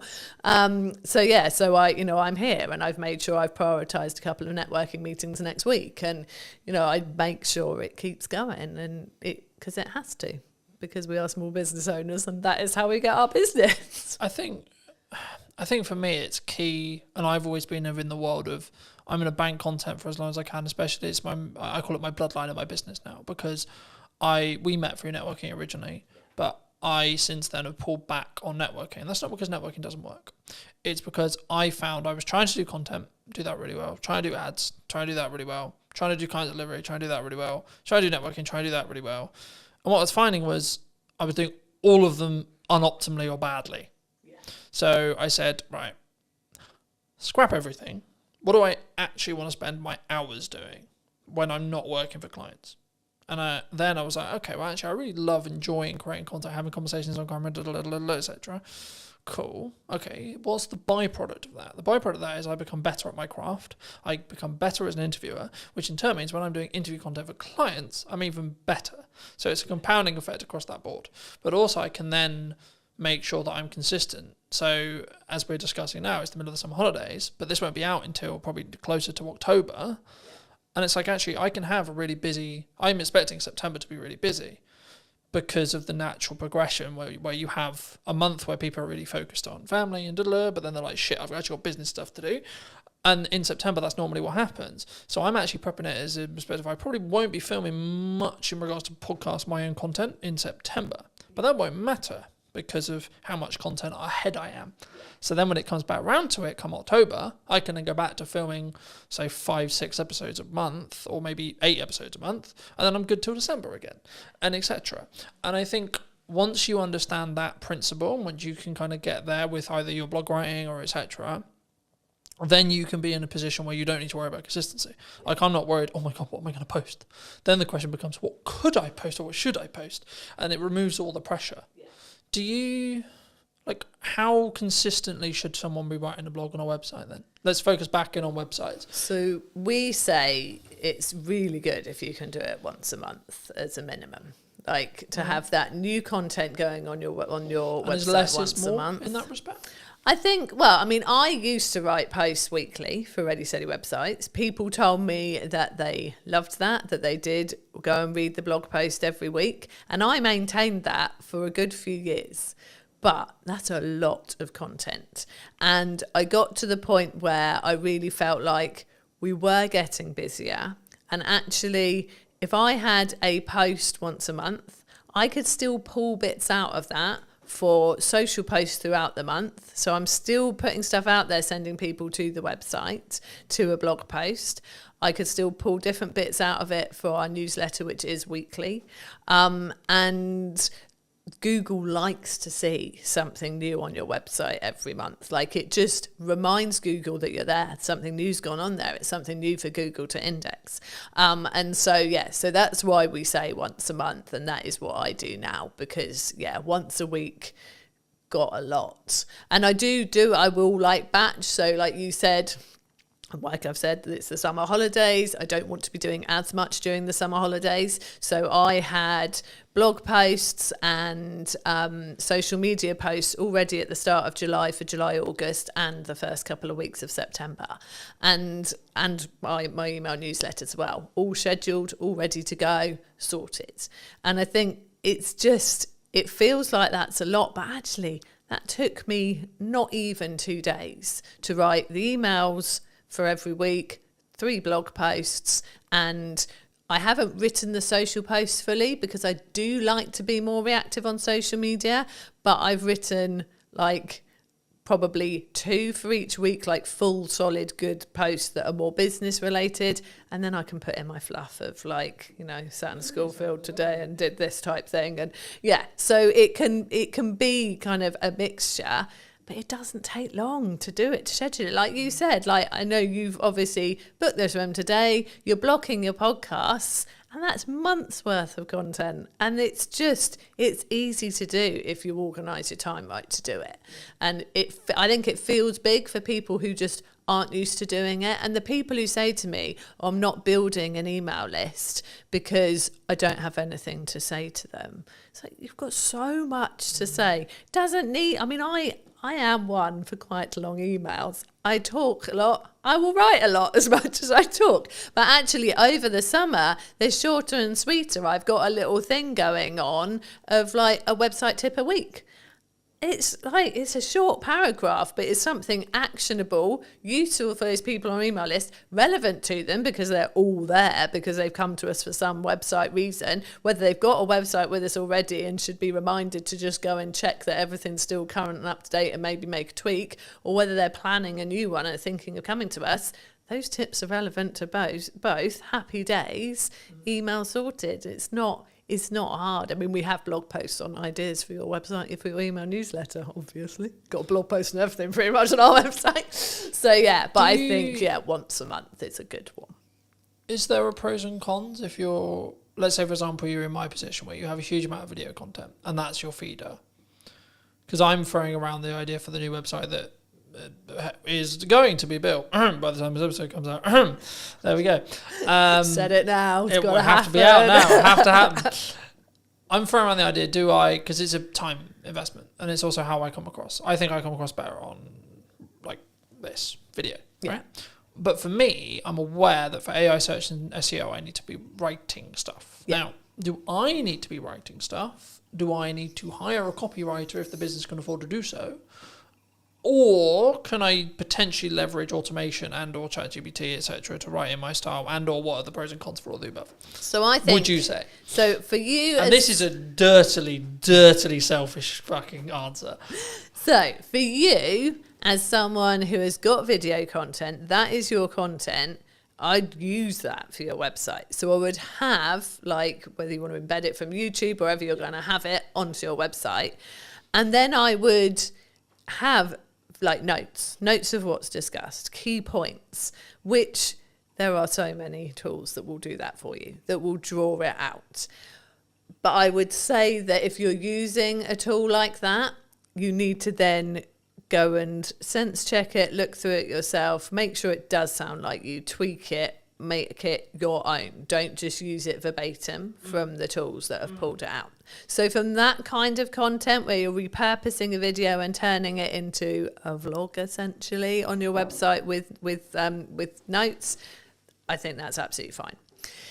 If you then wanted actually to do some actual blog posts as well, I personally think I like the approach of giving it a go yourself, so that it is really what you would be saying and like the points you want to make. If you then read it and think, this isn't good enough, this isn't my forte, this isn't like my strength, then I personally would get a copywriter involved to help you. Like, there are people out there who will help you to craft kind of what you've already started, improve it, write it in a way that they know is going to be nice and readable, but also is going to be great for getting some key terms in there that people are going to be searching for what you do. I don't like it when I see blog posts that I can tell have been written by AI, and people have written guest blog posts for me and sent them to me, and I've gone, this is obviously, they've used AI to help them write this. I will then go in and tweak those. I will take out the EM dashes, which, are an actual like staple of punctuation in America, but we tend not to use it over here. So it's quite telling when I get an English person sending me a blog post with a load of them in. So I will tweak those because I don't want them on our website. There are people saying that AI copy doesn't work as well from a search engine point of view, that like it's penalised. I don't know how truthful that is.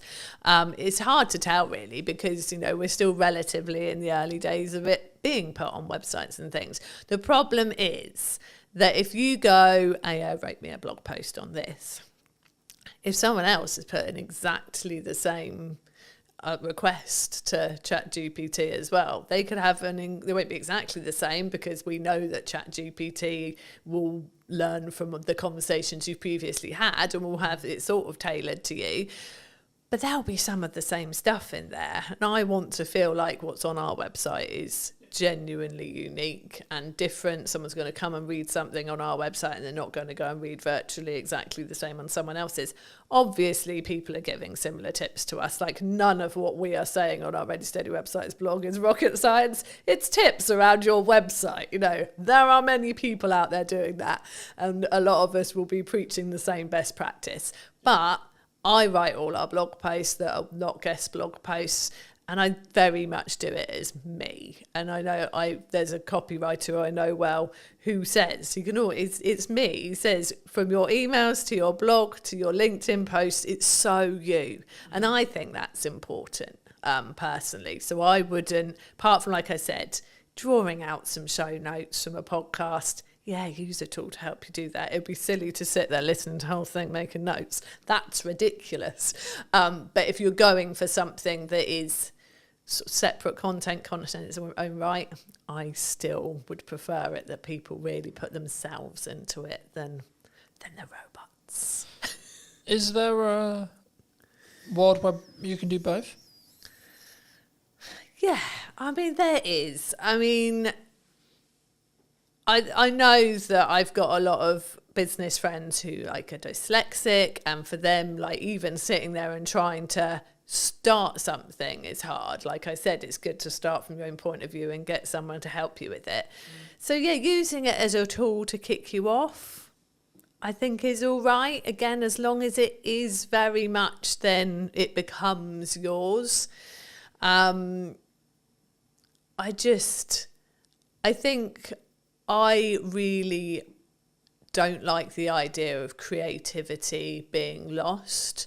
And I don't like the idea of people getting lazy from a creative point of view.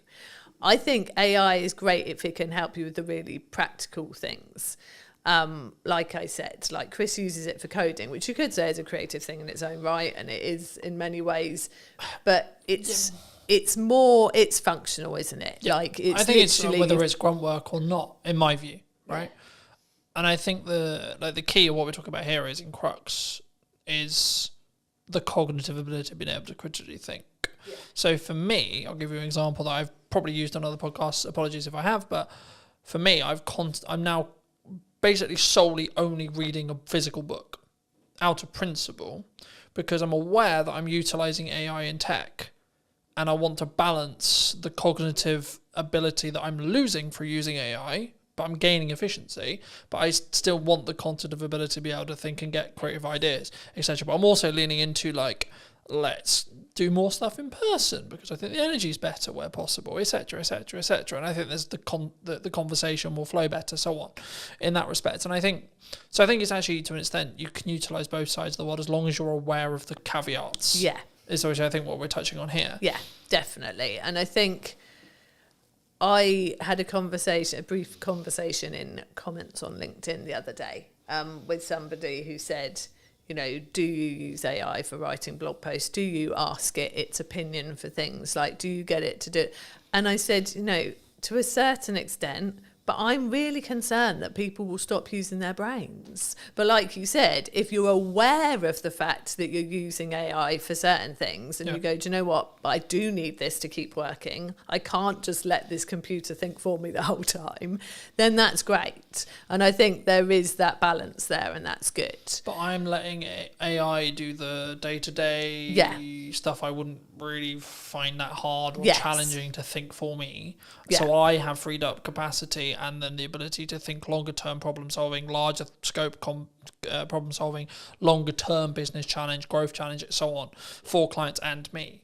And I think for me, that's potentially where the people who are utilizing AI correct will rise to the top. Yes. Because I think, and there was this kind of AI is going to take our jobs-esque, the world's over kind of principle, I guess. I've been of the view that it's a tool. Right, and that's why I use the analogy of sharpen the knife and then use the knife yourself. So you're using AI to sharpen your knife, and then you're using it to cut up whatever you're cutting up, etc. And that allows you to then move forward. Yeah. That allows you to be more efficient, and that's kind of the, I'm going to work smart and hard simultaneously thing, because it's not just about. It is a level of, because I was like, in my head whenever I look at content, I'm going quality or quantity, but actually you need both to be able to understand data, to be able to then work out what the market thinks is valuable. Because in that suppose it doesn't matter what you think is valuable. Yeah. It's what the market thinks is valuable. And the only way you're going to get there is through a level of quality at volume, in my view, at least. Because then you have, like, this video got 300 views, this video got 1,000. What's the difference, for example? You know, in that respect. But for those who maybe really connected with this conversation, really enjoyed it, or maybe they just want to check out what you guys are doing, where's best for people to reach out? Where's people to connect with you? Well, our website. It's got to be the answer I give, really. So our website, readysteadywebsites.com. If they want to have a chat, they can book a call there. But we are on socials. We are Ready Steady Websites on Instagram, on Facebook, and on YouTube. And I am Jude Wharton on LinkedIn if people want to connect. And I'd like to end the episode by asking you to give advice to your younger self. So 5 years, 10 years, 15 years ago, what advice would you give to that person? I'm going to keep it on a marketing theme. Like, we started our business 15 years ago, and I wish right then we'd started to build an email list. We didn't start doing it for about 5 years. And once we built our email list, that was when the consistency of work coming in massively picked up, because those people were there and we were talking to them every week and they were getting to know us, like us, really understand what we could do for them, and then they started coming to us consistently. So yeah, absolutely, I'd have built an email list much sooner. So that's my marketing if I could go back and tell myself. Yeah. Thank you so much for coming on. Thank you so much for the time.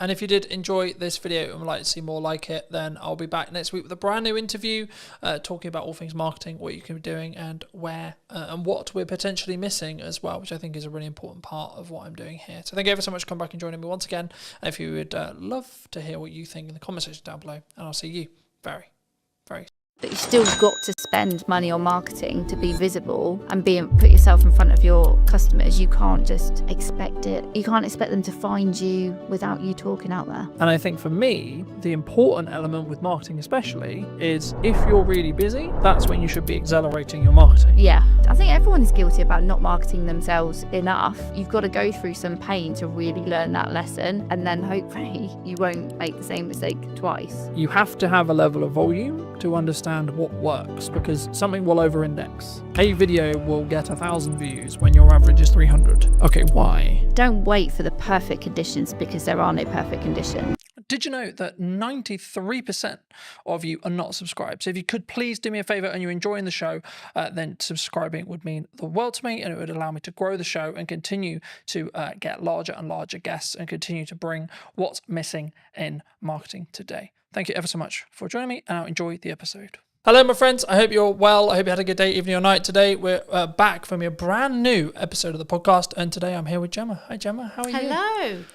How's it going? Yeah, I'm really good, thank you. Yeah. I think marketing's an interesting space at the moment. I wasn't necessarily going to start here, but I think, is it an economic thing? Are people struggling to think, well, I've got to cut some corners, or I've got to maybe look at the ROI, or I've got to... I think to keep things afloat? Is that what you're feeling at the moment? I think it's definitely part of the influence. You know, people have to think about where their budget's going and be smarter with it. I think if businesses are still constantly searching for the hack or the quick wins, then that's where it gets really difficult, I think, for me as a marketeer selling to clients. Because, yeah, if they think there is a shortcut or there is a quicker way, and especially the space that I work with being B2B, and it is that longer buyer journey, it isn't, there are no hacks or quick wins. It's not about being in a consumer space where you can use sales tactics to get the sales quicker. So yes, partly the economy is having an influence, like especially businesses where they've got lots of employees. They've had the impact of the national insurance contributions in April, so that has hit their bottom line. But it can't always be the excuse, I'd say. You know, the economy is going to go up and down. Look at all the things that have happened in the last 5 years that people did not see coming. So it can't be used as an excuse. You still got to spend money on marketing to be visible and put yourself in front of your customers. You can't just expect it. You can't expect them to find you without you talking out there. Do you think that a lot of businesses, especially conversations I'm having with some clients, retainer clients, etc., like they want really strong ROI, right? Return on investment. They want that strong return on investment. Do you think, though, when it comes to marketing, that people, because I'm seeing a world in the larger space for larger business. Now, of course, they've got more capital, they can burn it for maybe a bit longer, etc. But they're actually focusing on brand building, right? The larger space. But do you think the small business space is more driven towards strong ROI, like trackable ROI in marketing? Yes, I think ROI marketing is, it's, people sometimes feel it's a bit of a dark art, you know, and it's difficult to be able to go, yes, I did this particular piece of marketing and it resulted in X. That it doesn't always work like that. The clients I work with, I help them with marketing across a number of channels, because ultimately activity in silos does achieve so much, but it's the bigger picture and how it all works together. That's where you gather the momentum, and that's where you start to see the results. Do you think, let's play a theoretical scenario, let's say I do 4 different things in marketing, one thing maybe the podcast is an example, and I've seen my revenue go up by 20-30% in that time, let's say, but I can't directly track it because the client hasn't said categorically, oh, it's because I watched your podcast that I've hired you.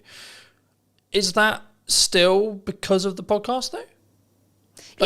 Like, could I look at it that way, and could I, from an analytical point of view, when a client or me or you or etc., we look at our spend and we go, okay, well, I'm outputting these things, right, and my revenue has jumped this way. I've had a change in revenue, whether it's 10%, 20%, 30%, whatever it is.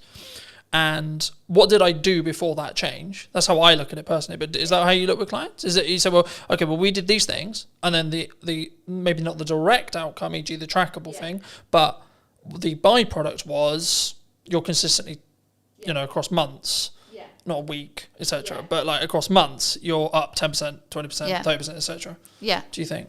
Yeah, definitely. You know, it all works together, and the thing, especially with B2B and the longer buyer journey, is that they might remember like the last engagement they had with your marketing, and then that, you know, when you fill in the surveys online or something, how did you hear from us, you might then you'll legitimately put the last thing you remember, but it will be because of the influence of all the other engagements that you've had. So it might be that they go, oh yeah, the most recent thing I saw was one of your podcasts, that's how I heard about you, or that's made me want to buy from you. But you know, whether you want to get down to the granular detail and kind of attribute 50% to the podcast because it was the last thing that they saw, but actually they were also on your email list, and maybe you give that 30% of the credit. You know, it depends how you want to analyze it and get into the detail. But ultimately, yeah, you know, everything will have a weighting, and it's good that you've obviously gone, right, before this point I wasn't doing this, but after this point where I've seen bigger engagement and bigger sales revenue after, because I've done this, you can kind of logically go, that's because of the podcast. I think for me, like, especially in marketing, especially in content, you have to continue to adapt, to continue to test. I'm sure we'll get into that in a minute, but for me, I would just look at it as a kind of a binary set of actions. So I do a set of things in marketing. What is then the outcome, either in my number of views, etc., tangible target there, or revenue, right, or both. And I think for me, I think sometimes people, especially maybe starting out businesses, or maybe, I was going to say maybe slightly older businesses, but not even necessarily older, but I think businesses as a whole, sometimes we don't understand that marketing is the journey to the sales conversation, and then the sales, when it happens, gets all the credit. Oh God, yeah. You know, so it's like, oh, it was an amazing funnel and amazing client journey, and this and this and this, but actually the salesperson who closed it is the one that gets all the hooray. Absolutely. Because they're the one that's tangibly tied to the revenue. Yeah. What would you say to businesses, people listening maybe, who are in that boat? And should they just focus on the sales side of it? Like, oh, that salesperson did a really good job because they signed the X. Yeah. I mean, God, sales and marketing have had a crazy relationship over the years, haven't they? So they have to work together, because yes, sales will ultimately get the glory of converting that prospect into a client, but it won't have happened because that prospect won't have got to the point of needing a proposal or, you know, having a sales conversation without all the effort that marketing has done to warm them up, to build up the knowledge of the brand, to build up the trust, to build up the credibility. Sales can't do that in their kind of one hit, I'm going to tell you about features and benefits, or whatever the conversation goes like. So yes, they might get the credit at the end, but, you know, unless they work together. And it's the same, like, marketing can do so much to get a prospect to the point of wanting to buy and convert. You still need to have a sales message and a sales process to get them over the line and get the revenue in. So they can't work one without the other. They have to work together. But yeah, you'll always come across organisations that kind of weights slightly more to marketing, slightly more to sales. But, you know, marketing has to think about what happens at the point of sale, and making sure that they're not going to get the sales team kind of go, these marketing leads are rubbish, you know, and actually it's because marketing has done so much, but then the salesperson is missing a piece of information that they didn't tell us that they needed. You know, you've got to get them to work together. Got to get them in the same room. I see them in it. Well, there's two analogies I could use here. One, like, marketing and sales is a dance, right? You can't have one without the other. But also, number two, I think that your marketing is like up or downstream, depending on which one you're looking at in regards to either sales or marketing, in correspondence to what then you get in 3 months' time. That's how I look at it. And I say, well, the actions I'm doing now, the actions I'm doing today, they won't have ROI today, but they will have ROI in 3 months, 6 months, or 12 months. And when you're in a position where you can spend that little bit more on your marketing, maybe that's this month, and then maybe you have to pull back next month, or etc. Or actually you're in a really strong year, you should be pushing brand. You should be pushing marketing as much as you can and investing where you can. So making the upgrades where you need to, making the, you know, for me, buying a new camera, buying a new lens, buying a new microphone, etc. That's then going to pay the rewards when things are harder, because I can lean into those changes and use them as maybe selling opportunities or selling reasons, right, in my marketing that will then trickle down into the reason why people made decisions. But have you always wanted to work in marketing? Have you always like done marketing? Like, how did you get sat in front of me today? Yeah, I knew exactly the career I wanted to take. I knew I wanted to work in business. I knew I wanted to work in communications. So I've kind of been your standard student who did GCSEs, A-levels, did a marketing degree, and went into a marketing agency. Just because that's the path I knew I've wanted to take. Never did I think I would actually run my own business. That kind of came over the last few years. I was always happy working for somebody else, working part of a marketing team. But yeah, I was always, I didn't foresee the kind of the change. Why did you go freelance? Because some people are forced into it. Right? Yeah, no, they're I like, wasn't. oh, I'm good. Yeah. I'm in an agency, and then suddenly like the dreaded redundancy call comes. Yeah, I wanted to do a bit more marketing. It was for me. So I'd had my son, and I'd sort of lost a bit of my work identity. So I started to do a bit of freelancing on the side, not in the freelancing that I do now. But then COVID actually gave me a really good opportunity, because I was at home, I could do loads of online networking, I could meet loads more people, and that just gave me the opportunity to pick up a few new clients, work with some other marketeers. I had an employer that was absolutely fine with me doing my little side hustle, no problem. And then I got to the point where actually I think I wanted to work with more different people, feel a bit more valued. So I sort of crunched the numbers, picked up a little bit more work, and then it was like, right, this is the moment. Let's go. Let's switch it over. My employer actually did become a client, so I was rather sensible with my sort of dip into freelancing. So I had a plan. I had a bank of clients kind of ready to go, and then it kind of went from there. Do you think people, maybe in the current climate, I'm always hesitant when I say that, right? Because I've been in business nearly 10 years now, which is a really nice place to say. Yeah. But also, I'm also aware that I've now got a bank of knowledge in my head, which is like, well, there was that thing like 4 years ago, there was that thing 3 years ago, then we had COVID, so I try to be nice and try to lead with empathy when people are like, it's really hard, I'm struggling, the economy's hard, but I'm like, there's always going to be something. There's always going to be, the government's doing this, geopolitics is doing this, etc. So I think for me personally, I always focus on my inner work in respect to A, how's my client delivery, B, what's my marketing, and C, how much is where is my pipeline, where's my cash reserve, etc., things like that. And I think for me, the yardstick I always use, and I've been thinking about this like a lot over the weekend, it's like the problems I'm now trying to fix are drastically different to where they were a year ago. So for me, that's clear growth metric. Because I'm trying to fix larger problems. I've got more, whether that's financial problems or delivery problems, or etc. You always have problems, I think, in my view. To I guess to phrase it into a question, people who are maybe looking at the economy as, should I maybe pack in what I'm doing and then go get a job, or the other way and saying, actually, well, maybe I'm a little bit concerned about my job security, maybe I'm seeing redundancy in the next 6 months, like either because their company's actually said that's going to happen, or they just have kind of a gut feeling that's like, I would feel more secure if I had something else.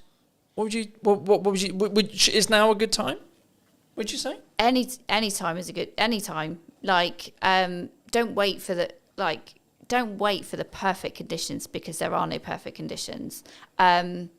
Employment, some people do look at it a bit more securely. There's more, law behind, to protect employees. I don't sit there and think, I don't think either or is more safer, freelancing or employment. I saw somebody post something the other day about, maybe I think they must have gone through a redundancy, and I just sort of commented to say, like, look, don't overlook freelancing, but also don't look at freelancing if you want to get some income in your pocket quickly, because it's not the quick result, unless you've got somebody that has got a project lined up, that they're going to be good payers. But I think that happens because you did the work 3 months ago. Yeah, no, that does. But that's what I'm saying. I'm saying, like, somebody that was like literally, okay, I've just been made redundant, I'm going to jump into freelancing, and it's like, that's fine, but brace yourself. You are going to financially, you're going to just. You need to live humbly. Yeah, and I think for me, the key for me, and the thing I've learned the last couple of years is you have to live below your means within reason, regardless of whether you want to grow or not, because. If you're growing, that requires money, but also it's in a scalable fashion where actually if money starts to get tighter and you have to make cuts, then I'd rather be cutting the stuff I'm using to push forward rather than, oh, I can't eat today. Yeah. I can't turn the heating on. It's interesting you say that, because at the end of last year, I had a couple of clients, they kind of fell out one after the other, and it was a little bit like, oh, this is getting uncomfortable. But it was a bit of a wake-up call for me, because I'd had lots of work come to me via referral, via other clients, but I could honestly say I wasn't doing enough marketing outbound to reach new audiences. So as sad as I was, and I was panicking, I knew I had enough money to pay the bills. That was fine. But I decided to invest in myself a lot more. So I invested in a bit more coaching. I invested in some other kind of support marketing communities where I was going to meet other marketeers, learn from them, possibly grow my network and find other people to work with. And it was absolutely the best thing I've done. So it's scary to spend money when you know your income is reducing, But sometimes you have got to do that. You've got to invest in new systems and technologies and new ways of doing things. Yeah, I was going to say, I think it's like, what's your response? And I'm having this like constant concern, right? When things are going well, you should make okay, cool. But then actually, maybe I've got runway of, let's say, 3 months, or maybe 2 months, right? Or maybe a month and a half. Cool, right. Do I continue to move forward, continue to say, well, this is working, this is growing, and trust in that by the time I hit my end of my runway, I'll be fine, the work will be there. Yeah. Or I'll make the money, or I'll found a way through. In that scenario where you are, like, unfortunately losing clients, the project work isn't there. You know, we're recording this will be going out probably nearly October, but we're recording this in the middle of the summer holidays. Yeah. Where I naturally know there's going to be a lower demand for stuff happening, which is understandable to an extent because kids are home, things are harder, people are working less, people are enjoying either holidays or time with their kids, etc., which is completely understandable. But also I'm like, okay, when I looked at my financial plan, I was like, okay, I need to kind of plan as if there's not going to be any project work for the next 6 weeks-ish. Yeah. I guess to phrase it into a question, I mean, what's your response? It sounds like it's like lean into growth and lean into investing. Or have you always been that way? Or do you sometimes feel like maybe you should have pulled back on costs and gone, actually, I can live on this for 3 months now? The interesting thing is, if you ask my husband, I am Captain Cautious. So I am not necessarily a risk taker. Like you mentioned earlier about sort of like living within your means. So I think you've got to be sensible, and it is. I guess it's a personality type, isn't it? So if you're somebody that really likes to live on the edge, and you're quite comfortable, kind of going, it'll work itself out, then you might take more risk. You might spend more initially and kind of hope for the best. Know that it's going in the right direction. You're investing in the right areas. So for me, in November last year, where I had less clients, but I knew I had to do something different, and I knew perhaps I was probably hiding away from really putting myself out there. Because it is scary. It's scary to put yourself out there. I was just saying, did that come from like I've overused the word insecurity, but I can't think of another word to use lately. It's like, but is it an insecurity within yourself? It's like, what if? Because it's the classic of like, what happens if people comment nasty things or etc. Yeah. It's pushing yourself out of the comfort zone. So when I went into my freelance stuff, I had a bank of clients. I grew, quite quickly. I was quite fortunate. Maybe I use that word too much. I'm good at what I do. That's why people work with me. But I guess I was comfy. I had enough money coming in, but ultimately I didn't have enough of an eye on my pipeline. And so, and that was in like the first 2 years. So I've learned a lesson, and I'm happy that I've learned that lesson. I don't think there was any other way I was going to learn it. Like nothing was giving me the kick up the bum to focus on my pipeline. So when you say focus on your pipeline, what does that actually mean in tangible terms? What are you doing when you're focusing on your pipeline? In terms of having more conversations and lining up potential new clients, new work. So you're in sales? Yeah. So I think there's sometimes a misconception when we look at pipeline, which is like, I'm going to push marketing really hard. Because that is a approach to get more pipeline. My answer is yes and. Right? Yeah. Yes, and you should be doing more marketing. Yes, and you should do more outreach. Yes, and you should be connected with your clients. Yes, and you should be adding more value to your clients. Yes, and you should be trying to go above board for all of the clients you currently have. Yeah. When things are good and when things are bad. Because the result is identical. But I think if you can financially plan it and or plan in such a way where actually absolute worst case scenario, you probably got close to 3 to 5 months, you're going to be fine either way. Because if you think about how long that time actually is in regards to actionable things, it's so unlikely if you look at probability that you're going to then not have any other work within that window of time if you're doing all the right things. Yeah. You would, you know what I mean? Like it would fill me with a sense of, okay, actually I'm going to be fine. Yeah. But also I think that comes back to the level of resilience you have, the level of experience you have. And this is one of the issues that I think maybe for starting out freelancers maybe have, is they don't have that evidence in their brain to go, when my back's against the wall, I need to make money. I know I can go in what I call going into the trenches, which is I'm going to have 15 cold outreach messages a day. I have stages. Like for me personally, I have seasons or stages, depending how you look at it, depending on where I see my pipeline, where I see things. When things are good, I lean into marketing as hard as I possibly can and try and add as much value in a short window of time. When I know that potentially I'm about to go into a season where I need to make sure things happen, like say like money hitting my account every month, then I'm like, okay, we're going to change gears now. Right? And I will potentially change the content a little bit, and it'll be a bit more pushy, not salesy, pushy in respect to, hey, remember me? But also what I'm doing in the background of that is sending 10 to 15, maybe 20 DMs a day.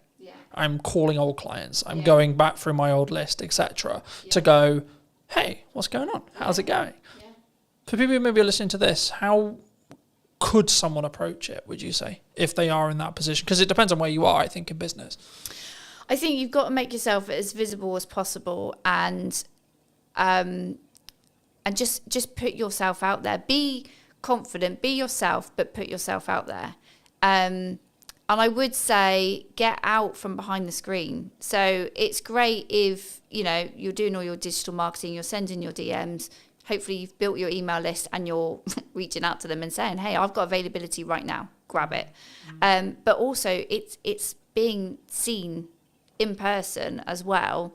Just try and be in as many places as you can. If you're really like, I need to get some money in this month, you've got to, and be honest. Like, I don't think there's any shame in anybody going, hey, I've got a gap right now. I need to make some money. You know, my skills are going unused. Like, just be honest, because there are lots of people in the same situation, and like there's no shame in there's no point lying and going, oh yeah, I'm fully booked until next year, when you're not. Like, that's not paying your bills. So yeah, I think for me there's a couple of layers there. The first is, if you're in that position, you need to get yourself out of the hole short term. Second position, you need to take the lessons that you got where you got there. And thirdly, you need to then understand that actually, even in a year's time, when you've taken the lessons and when you've moved forward and when you've done the money management, and I keep leaning back to money management because that in crux is what will fix the problem long term. When you make money, stash some away. When you make money, stash some away. When you make money, so on. And that can, you know, there's loads of ways you can do that. But I think for me, the key is to understand that once you do that, you're then thinking longer term time horizon, but you still have problems. You know, I might lose some of my retainer clients tomorrow. I might not. Right? Cool. But what am I doing to potentially get 2 more? Yeah. Constantly. Absolutely. Yeah. So I think sometimes, I mean, I'll phrase it as a question. Do you think marketers can get complacent sometimes? Things are great. Things are good. I think we can. I think anybody can in their role. And I think people have different fears at different times. So the whole thing when you said there about you've got enough work, but you're always thinking about trying to get 2 more. I've definitely had the fear of, well, if I put myself out there too much, what if like there's loads of people that want to work with me and I can't work with all of them? And I'm not necessarily, for me personally right now, I'm not interested in growing an agency. I might have thought that last year, but this year it's like, who cares? If I end up with that problem, I'll find a solution when it comes. Right now, that isn't, it's not a fear to worry about, you know. Right now, it's all about having those conversations and keeping visible and reminding people. Like, I mean, I had a client that I now work with this year. We had a conversation 12 months before, and it wasn't the right time for her to work with me. And then as soon as she was ready, she comes and has a chat, and that's it. And then we're working together, and we started working together on one particular project, and that project has grown, you know, as a result of continuing to have these conversations. Do you think, I mean, I've always looked at it from more, in some ways, I've seen myself as very unique in the respect to how I market and what I do. But also I've seen on the other side, which is what I would call more traditional marketing agencies, where they sell marketing service. but they only market their own business when they need work. Yeah. And I think that's backwards, personally. I think regardless of whether you're busy, regardless of whether you're not, you should be leading with your best foot forward as a marketing agency, if it's what you sell, right? Or a videographer, you should be posting your best content for you. You should be having the podcast, and you should, and look, I always focus on, for me personally, everything I do is 1% improvement, right? Little thing, how can I tweak the lighting? How can I make it look a bit better? How can I make it sound a little bit better, etc. And sometimes it has a cost implication, and sometimes that's an uncomfortable cost implication. But I'm always like, is it going to make 1% improvement? Because if I plan it in respect to I've got 2 months, let's just say, for example, 3 months worth of runway, by the time that 1% compounds, I'm going to be fine anyway. Regardless of what happens with it, I could lose, touch wood, that won't happen, but I could lose all of my clients as today, and actually I'll still be fine in 3 months because of the compounding effect. Because as long as I've got enough cash to live that runway, then I'll be fine on the other side. Do you think, is that common in marketing? Do people take their foot off the gas for their own stuff because it's just a application of resources kind of question? Yeah, and this is the reason why I'm a freelancer and people work with me, is because they might give marketing their best effort when they're really motivated. Like I say, they need the sales, they need the income. They win all that work, and then as soon as client delivery needs to focus, marketing, then they take their foot off the gas, and they're like, oh, we're fine. And then as soon as they are then at that next stage of growth, or clients have left them, they then go, all right, well, we'll just switch marketing back on. But that's not how it works. So everyone is guilty. I think everyone is guilty about not marketing themselves enough. And I think you've got to go through some pain to really learn that lesson, and then hopefully you won't make the same mistake twice. But yeah, it's not uncommon for people to ease the pressure on marketing, to kind of, just let inconsistency just kind of bleed in.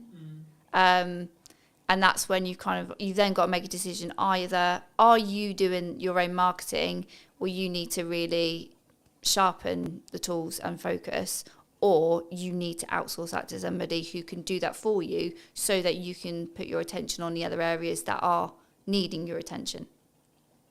From a tactics side of marketing, we talked a lot of psychology, we talked about like, should you do it, should you not do it? But from a tactics point of view, what do you think's missing right now? What do you think people are maybe not doing that they should be? That's a good question. I think they're still looking for like the hack, the shortcut. I think they're still kind of thinking, do I really have to do all this? Do I really have to put this effort in? And the answer is yes. So if the business owner, the director, doesn't want to, if you're not interested in marketing, if you're not good at marketing, don't do it. Give it to somebody who can. And I will always say to anybody, if they're not in the financial place to outsource, when you are marketing, think about something that you enjoy and that you're going to be able to be consistent with. Don't sit there and go, right, I'm going to post on social media every day. If 1, you don't like it, 2, you're not going to be there to engage afterwards, and 3, you're not actually going to be able to commit to that, because it's just that you make yourself feel like crap. As soon as you don't post that one day, you beat yourself up over it.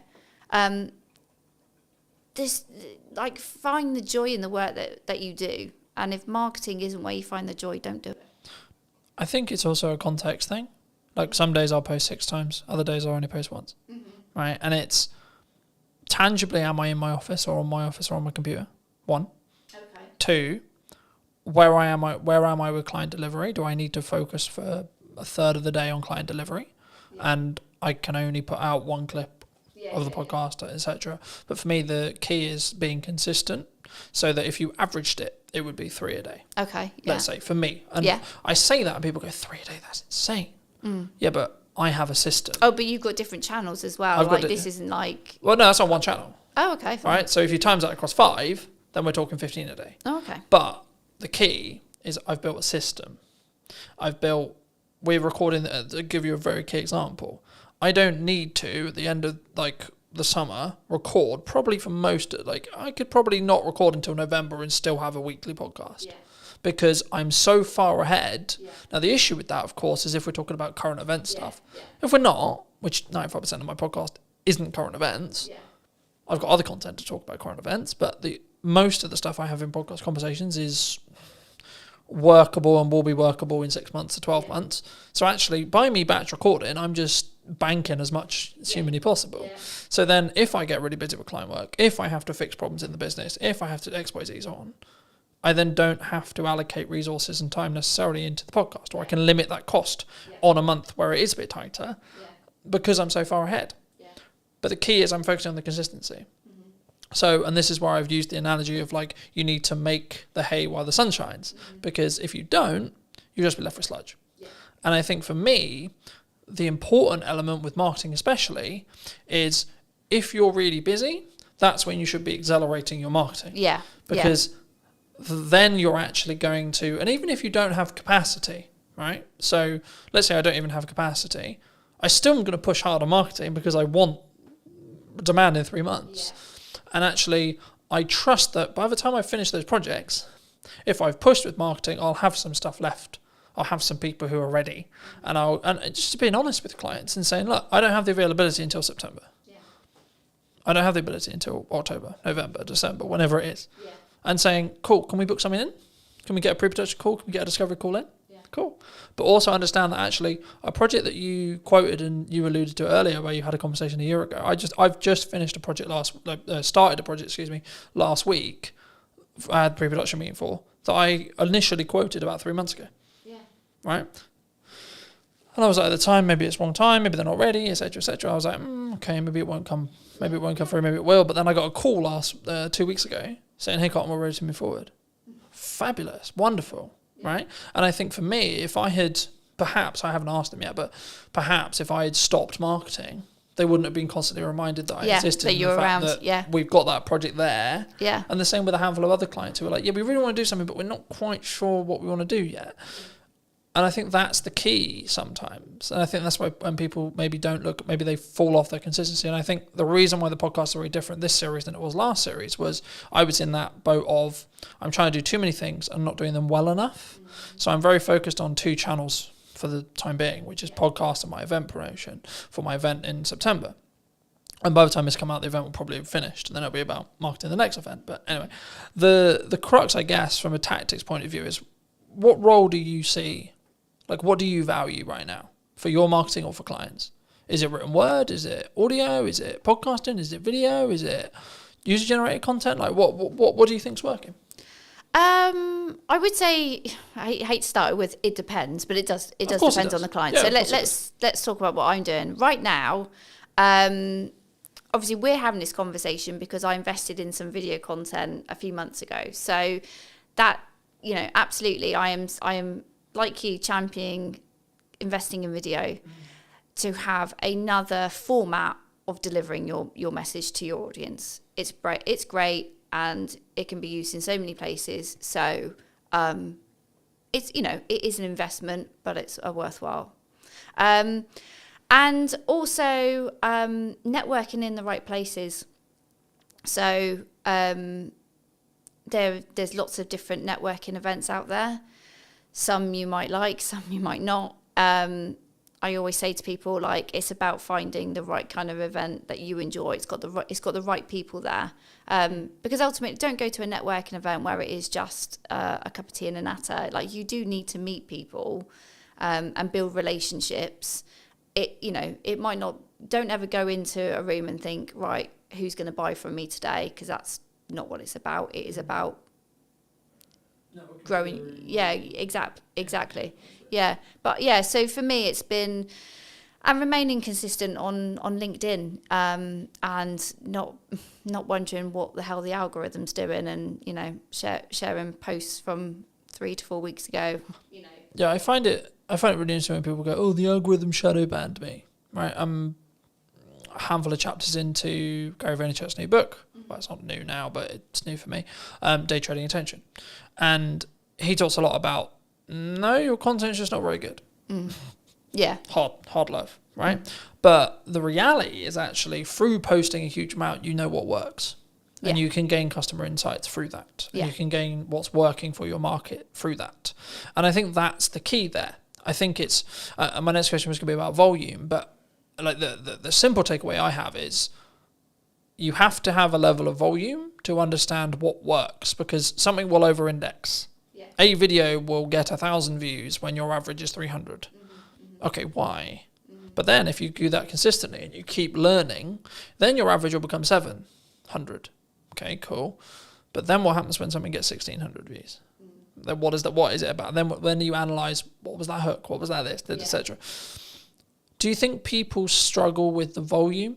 Maybe they see someone like me who posts a lot, right? And they go, I can't possibly do that, so I'm not going to bother. I think people are overwhelmed. And I think when you're feeling overwhelmed, you then procrastinate and then you just don't do anything. Yeah. So I think that's when you've got to have a strategy. You've got to bring it back to what your goals are, what you're looking to achieve. And then utilize someone like me who can kind of say, like, look, if we can do this one thing, so let's say invest in video, these are all the things that we can do with the content from that video, not just the physical video itself. And these are all the places we can put it. And it's not about constantly thinking about new ideas and new things to say. It's taking one piece of content and repurposing it and making it relevant for the different channels. That's where you get your visibility is amplified, but your effort is you haven't had to invest less than it could have been. Exactly. So I think people do panic and feel overwhelmed, and then that's when they just don't make a decision. And that's where you do need an expert then to kind of say, like, look, it's not, you don't have to be overwhelmed. This is the plan. This is what we're going to do. This is how it's going to be used. But ultimately, you just need to sit in front of me for 45 minutes and talk about what you do. Yeah. Easy. Where does AI fit into this? Because a lot of people are scared about it, right? People think they're going to take their jobs. Yeah. They're going to be out of a job. The robot's going to take over the world. Yeah. What do you think? AI is a tool. They are all tools to help you be more efficient. But ultimately, they can't replace human creativity. I've heard some people, talk about, AI is for lazy people. It's like, it's not. If you want to use AI correctly, you've got to invest the time. You've got to invest the time in understanding how these tools work and how you get the most out of them. And that is not just by going, chat GPT, please write me a blog about X, and taking that and posting it. Like, no. It's a bit like, I don't know, I was thinking about this today. Like a sat nav, okay? So a sat nav is a tool that tells you how to get from A to B. It's really great if you have no idea, but also you could work out using a map yourself, but it takes a little bit of the thinking time away from it. But you might also just want to go for a drive and enjoy whatever route you decide to take that day. So it's not, AI isn't there to replace what people do. And I think businesses that are looking at AI and going, I don't need to hire a copywriter, I don't need to hire a videographer, or I don't need a person to do something because I've got a tool, you're kind of missing a point there. If you're looking at it just from a cost perspective, you'll learn a lesson very quickly that basically what you've turned out is a load of rubbish. I think it's from my point of view at least, right? I think for me, it's understanding what tool is best for the job. And the analogy I've started using used to be, you don't want to necessarily put up shelves with a hammer, right?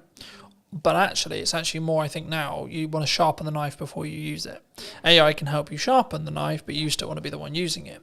And I think for me, the key, I guess, in that is actually, and this is where I think the trend sort of shifted originally, because originally it was, we're all going to be out of jobs because of AI. I think in reality, which I agree with, which is where the trend went, which was people who utilize AI as a tool are going to output more, be more efficient and be better than someone who doesn't. So in turn, it's human v human again, right? And I don't like saying human v human because it implies that everyone's a competitor, sure. But for me, it's actually more about it's you v you and focusing on that mindset, just on a mindset shift really quick. But for me, I don't see AI, I see AI as maybe a leveler or a tool rather than it's going to take my work. If you're in a corporate landscape and your client's looking at you and saying, we need to cut some costs, or we're going to cut some costs and we're going to get an AI agent to do the thing you were doing. Okay. Ask yourself what you can control about that. The answer is probably not much. And then ask actually, well, did the client actually value what you were doing as much as they probably should have done, or actually, in the nicest way possible, are you actually that good? Are you actually better than a computer? Yeah. Right? And that's harder one to ask ourselves, I think, because we then have to be vulnerable with ourselves. We have to say, hold on, shit, I might not be. Yeah. Right? Do you think you're better than a computer? Yeah. Yeah, because the computer And if so, why? Well, the computer hasn't got all that experience that I have picked up and all those situations and scenarios I have been in where I've had to think, what we're going to do about this problem, what we're going to do for this campaign, and pivot and react. It's not, that's not what AI is built to do. But AI is built to do what you tell it to do. So, like you, I use it as an assistant, and it's an opportunity really, because if AI can do some of the heavy lifting in your job, in the work that you create, if it can do some of the stuff and save you time, you then go, I've got more time, what can I do with it? And whether that is I can take on a new client, great, more income, or I can upskill in something else. I can use my brain in a different way. And I think that's the way I'm sort of looking at it. I think for me, it's a couple of ways that you think about it in general, right? And I think you can tell a lot about how someone looks at their business when that you ask them about what happens and how they feel about losing a client. My perspective personally, as someone who's been in business for a while, long enough to, I would hope, know what I'm doing, I would say there's a couple of ways you can look at it. You can go down the road of, that's a shame, but I added the value I could, I did the best job I could. And if you're being honest with that, then actually, what are you worried about? Because if you genuinely did the honest thing, and it might just be they have to cut some spend to stay alive, and you happen to be the thing on the cutting block. Now that you can go into the psychology of how much they value it, and if you want, sure. So there's that approach. A. B. Cool, I've got that time back. Yeah, maybe I don't have the income, but I got that time back. So now it's, how do I utilize that time? Because what we talk about a lot of the time when it comes to ROI or return on investment is return on money. We don't necessarily talk on return on time, right? For me, as I've looked and learnt more from really successful people, the thing they always focus on is time. Because money, yes, you need it, but the more you have, the longer runway you have, regardless of your expenditure level, right? So the more expenditure level, the more you need to have a longer runway, etc. If you're living humbly, then you have a longer runway with less money. But you still will have the same amount of time. Me and you will have the same amount of hours a day, right? How we utilize those, how we use AI tools to optimize, work smart, not hard, but also the thing that people get wrong about that saying, in my view, is you're not working hard and smart. So if we both work at the same amount of hours, but I'm working smart hard and you're just working hard, I will win. If you're working half the hours, but you're working smart and hard, and I'm working double your hours, I'm also going to win. Because I'm not just outputting more, I'm also working smarter and then harder on top of that. So I have a volume metric and then a optimization metric as well. I think the key sometimes what we do in marketing and sales is we don't necessarily look at, it is a volume game, it is a quality game, but you get to those results, as I was alluding to earlier, through volume, because you don't have metrics otherwise. We can sit here theory, right? We can say, this is a good idea, this podcast is going to do really well in theory. Or I can tell you, I know it's going to do well because the last 15 episodes have had consistent growth of 2%. Okay, so now I know by the time this comes out that it will be however much further down that line, as long as I continue the trajectory and continue the learning that I've got. But also people, what they don't count in when they have a podcast or something like this is also the knowledge they gain from the guest and the knowledge exchange we have. So actually what I'm doing is I'm creating content out of it so I can like go to many, but also in our one-to-one conversation, you might say one thing to me that I might go, actually, hold on, I could implement that. And actually, what's the knock-on effect there? So it's not even, because I think sometimes we go, oh, it's got 3 views, right? Especially when you start out with video. Oh, it's got 5 views. Does small numbers of views matter in marketing?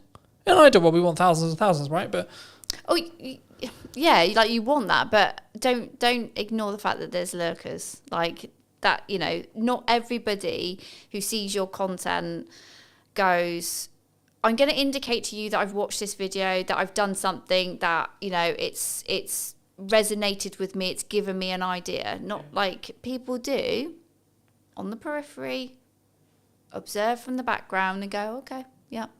And they don't show up in the engagement, you know, and if you just only focused on, you know, analysing your engagements, comments, likes, all that kind of stuff, you go insane. You know, you need to be having the conversations outside of it. So yeah, okay, people might have looked at it, but what else are they doing? How else are you engaging with them? And that's where it's like, you can't focus on one channel. You can't focus on posting one video. Like, you know, those 3 people might have seen it, but what else have they seen? What else have they digested? What else have they taken on board? And are you going to talk to them? Because that's the other thing, is like, this is not one way. Marketing is not one way. You have to create that dialogue, find out, dig deeper, get them to know you, you know. It's like, you know, today we're here, but we had a conversation before. So it was great to, you know, understand what we were both thinking, have a, you know, chat around a conversation, so that you obviously felt like, oh yeah, I think Gemma would be interested on the podcast. And I obviously feel comfortable being interviewed by you. I think sometimes, I think it depends on the context, right? Like if you're fortunate enough to get a guest who's quite high profile and they've done 100 million podcasts and they're very good at very quick rapport building, different conversation. But also, to be fair, you may not have a longer term relationship after that podcast episode. Because in most cases, they're there to film their half an hour section with you or 45 section with you that they're also going to use as content. And then that's it. That's the transaction. Cool, I'll come on your show, but I'm going to film it so I can cut it out for my socials. Cool, sick. But actually, potentially what we're doing is what I've now replaced networking with. Because in the nicest way possible, networking is incredibly good when you're not time poor. When you're incredibly time poor, it's not overly efficient unless you're in the very targeted specific room, and that's specifically what you really enjoy doing. Everyone thinks, well, some percentage of people think I mock networking. I did networking for nearly all of my business, and I still do now. I do it slightly differently now because I'm very focused on content delivery. But the reason why is because I sell content delivery service. So for me, the highest return on time, energy, and resources is content delivery, because it allows me to hit every single bucket I want to hit. But also, something which I was doing when I was networking and doing content, and this was I was doing them all poorly. Instead of doing one incredibly well and reap the rewards of doing those things well, I was actually trying to do all of the things really badly. So I think maybe as a takeaway, do you think people should do lots of things? Or do you think people should just focus in on, actually, I really enjoy talking to people, so I'm just going to go to networking and talk to people? I think the joy, doing something you enjoy is one part of it. So don't, you know, if you're doing something in marketing that you really feel uncomfortable and it's not your bag, find another way of doing it. And if that's outsourcing, or like if you've got a firm of people and somebody else really enjoys networking, make them the person that represents the firm out in public. Oh, I just lost my thought then. So you were asking me about should they do lots of things? Should you do lots of things? Yeah. Or should you just narrowly focus on? So I'll give it. So Alice Mosey would say, you just do content. Yeah. You just do ads. You just do networking. You pick one, and because you have either decision fatigue or optimization fatigue or etc. or performance fatigue in when you're trying to pivot from I'm going to do content, then go do networking, then go do this, then.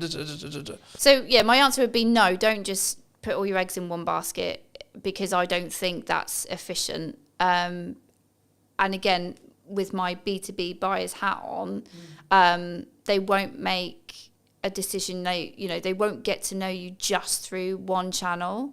So you need to be in other places of where your prospects are going to be. You need to, because they need to hear from you directly, but also they need to hear from other people that have worked with you to kind of, you get that stronger credibility, and it's built up quicker when they can hear from a third party who might be a client or might be an advocate, to hear what it's like to work with you. And then to really kind of think, yeah, okay, this is a company I think I want to engage with a bit further. So I would always say, like, no, you can't just focus on one area and ignore everything else. But if you've got limited time, budget, resources, you've really got to go back to, well, why are you doing this? What are your goals? What are you looking to achieve? And you've got to be really critical and say, okay, I want to grow the brand. Okay, I'm going to focus on these activities. But if it comes back down to a goal, then you've got to focus, and then you've got a reason to help you make a decision. Like, decision fatigue happens when you probably don't really know what you're trying to achieve. I also think we don't give ourselves the time window. So I was alluding to it earlier. For the next 3-ish months, but just under 3 months, I've got 2 focuses. Podcast, event. That's it. Yeah. Nothing else. Everything I do is in one of those 2 buckets. Yeah. The byproduct of me doing that is I'll probably win more production work, I'll probably win more marketing work. Cool. But the main 2 content focuses is those 2 areas. Yeah. Now, after the event, when there's a bit of downtime between the event, I might add another one for 3 months. Yeah. But the thing I did potentially poorly in the past, and why my marketing didn't reap the rewards I wanted it to do, was because I was constantly pivoting and adapting and changing what I was doing all the time, so I didn't commit to anything, which showed a sign to the market, if I'm really looking into it, that I didn't necessarily believe in what I was doing necessarily, but also I wasn't getting good enough at it through that 1% improvement consistently, right? So I think, to be honest, if we have another conversation in a year, I would hope that one of the channels I'm still consistently focusing on is podcast, because it's something I've committed to doing for the long term, not for the short term, because of the way I'm investing in it, because of the way I'm utilizing it, because of the way I'm testing it. It will reap the rewards in a window of time, either 6 months or 12, but I don't need it to reap the rewards now either. All right. But for those who maybe enjoyed this conversation, who want to connect with you, see some of your content, see some of the video content you alluded to, etc., where's best for people to connect with you? Find me on LinkedIn. That's where I am in my professional self. That's my main channel. And you can also obviously go onto my website. I do have a newsletter, so I don't bombard people. I send a semi-frequent newsletter, sharing tips and advice, and explaining to people how they can work with me. Fab. And I always like to end the show by asking, if you were going to talk to yourself 10 years ago, 5 years ago or 15 years ago, what advice would you give to that Gemma? Oh God, if we went 10 years ago, my life was totally different, and I would tell myself, be more confident and value yourself more, because I think it was like one of the other questions you sort of mentioned before about like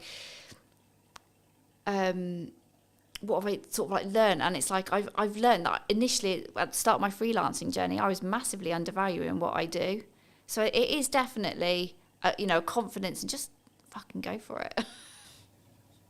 Thank you so much for the time, Gemma. Thank you. It's been good. And if you did enjoy this episode and would like to see more like it, then I'll be back next week with a brand new episode. So why not be subscribed and let me know what your thoughts are in the comment section down below. And I'll see you very, very soon. Hook. This is stopping the scroll. I'll use TikTok as an example because it's probably the commonality in the room. Scroll, scroll, scroll, scroll. Oh, what pattern interrupt, what thing, either visually or audibly or on screen, is going to stop me from infinitely scrolling on Instagram or Facebook or TikTok or etc. I redistributed it on short form, one without captions, one with captions. The one without captions got 100 views. The one with captions got 1,100 views. It's the same video. Done is better than perfect, and posting a lot is powerful because you can work out what happens. To quote Gary Vaynerchuk from his new book, you should market to get better at marketing. It's the market will tell me in views, reactions, shares, sales, etc. what's working. No one really cares who you are. That's why I didn't start this conversation with, hello, my name's Colton. I wanted to get the basics, or help you understand the basics of marketing before we start. So can I just get a show of hands? Has anyone read, listened, or watched something on social media or the internet today?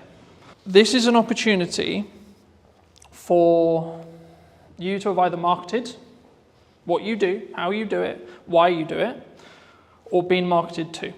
By the fact that you've all consumed content at least once today, means you're in that marketing system. Now this is quite basic, but then the question becomes, well, what do we create? How do we create it? The commonalities for me, in 95% of cases, whenever I have a one-to-one conversation, I work with businesses, etc., their hurdles are, in most cases, not knowing what to create, not having the time to create it, or not knowing specifically what to create it about as a whole, right? So the first part of this workshop has been designed in such a way for you guys to really troubleshoot what you feel is your hurdles. So I'm going to apologize ahead of time about spelling, because I'll probably get some spellings wrong, but just quickly around the room, what is your main hurdle right now with either creating content for what you do or utilizing AI in that process? So standing out. Okay, yeah. So it has that feel of AI, yeah? Okay. How to use AI. Anything else? Confidence is a really common one, but it doesn't sound like that's really the issue for the room necessarily. So that would be content pillars. So what you're talking about there is content pillars. So what are your specific pillars that you're looking to build? So I'll use myself as an example. For this moment right now, I have two main pillars. Podcast, what's missing in marketing today, and Christmas promotions or service-based stuff. So it's kind of three in some ways. This would be counted under service, right? Because I sell knowledge, I sell teaching, but also I sell the application of that teaching if you don't have enough time to do it yourself. The key whenever you do any marketing, before you start, is firstly have an overarching strategy that will help your bottom line. So that's why everyone does marketing, right? We want to sell more. That's the honest truth. No one's going to be here and go, yeah, I would love to spend £1,000 and then get nothing back, right? But the reason why in most cases, in my experience, why people don't have that is, I would probably say this. So they're semi-inconsistent. So they do that example that Johnny gave, which was, we're going to post really good when we're not busy because we've got loads of time and nothing else to do. So we're going to post 5 to 10 times one day, then nothing for 2 weeks, then 10 times again because I went, shit, I forgot. Or life got in the way, etc. Right? But I think the biggest thing for us is the standard. Yeah. Okay. Standing out is, I'll do that next actually. That's quite simple once you understand how that works. So very quickly, this is mostly video, but the same is true of written content, etc. Whenever you format your content, it should follow this structure, right? You've got 3 chunks, okay? Hook, this is stopping the scroll, right? Scroll, I'll use TikTok as an example because it's probably the commonality in the room. Scroll, scroll, scroll, scroll. Oh, what pattern interrupt, what thing, either visually or audibly or on screen, is going to stop me from infinitely scrolling on Instagram or Facebook or TikTok or etc. Right? This in most cases is roughly 3 to 5 seconds of your, again, video. If it was a blog post or something like that, it would be your headline and then your top 2 lines. If you do this wrong, you will not get someone to stop. Right? I'll go into depth in a second on what you could use here as ideas, but then you'll have a level of, so your body of content, so this could be, in most cases, value-led for me, and then a call to action here, right? So when we create content, we want a journey to happen, right? Step 1, get them to stop the scroll. We'll go into depth in that in a second. Step 2, what do you want to talk to them about? What's the objective that they're trying to do? If it's a piece of educational content, like this, for example, then I might have a captivating hook that positions a question that I'm then going to answer. But I'm going to first say, well, this is the solution that you're trying to create. Followed by, as short as you can, because attention spans are dwindling, etc., gets to the point. In the nicest way possible, no one really cares who you are. Right? That's why I didn't start this conversation with, hello, my name's Colton. You don't give a shit, you don't care. Right? The bit they do care about is how are they going to make their life, the viewer's life, more entertained, more educated, or both. Hopefully, after today, you'll understand how to do that. And hopefully, I hope, today will be that valuable for you. So you should be entertained, you should be educated. Right? Just on that, sorry, Colton. Yeah, of course. Every piece of content you've got on TikTok has to follow that. We start getting good reactions, say on funny content. It's got no call to action on it. The only. Would you say that that's still valuable? So if I put my hand here and ignore the call to action, then yes, that would be true.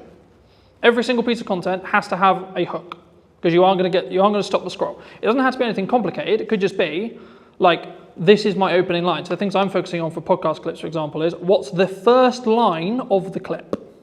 Right? And because you'll see it as text, you're going to go, oh, so one that did really well was from Maddie's podcast a little while ago, and I was talking about how did I not become a drug dealer because I was dyslexic. So the opening line was, I'm surprised I'm not a drug dealer. So if you saw that on social, you're probably like, hold on, what the fuck? But then I gave the context, right, straight away, here. So ideally, it should follow this format, yes, in every post. So you would say for us to stop messing around and spending half an hour filming a Jet 2 on trend TikTok with no value?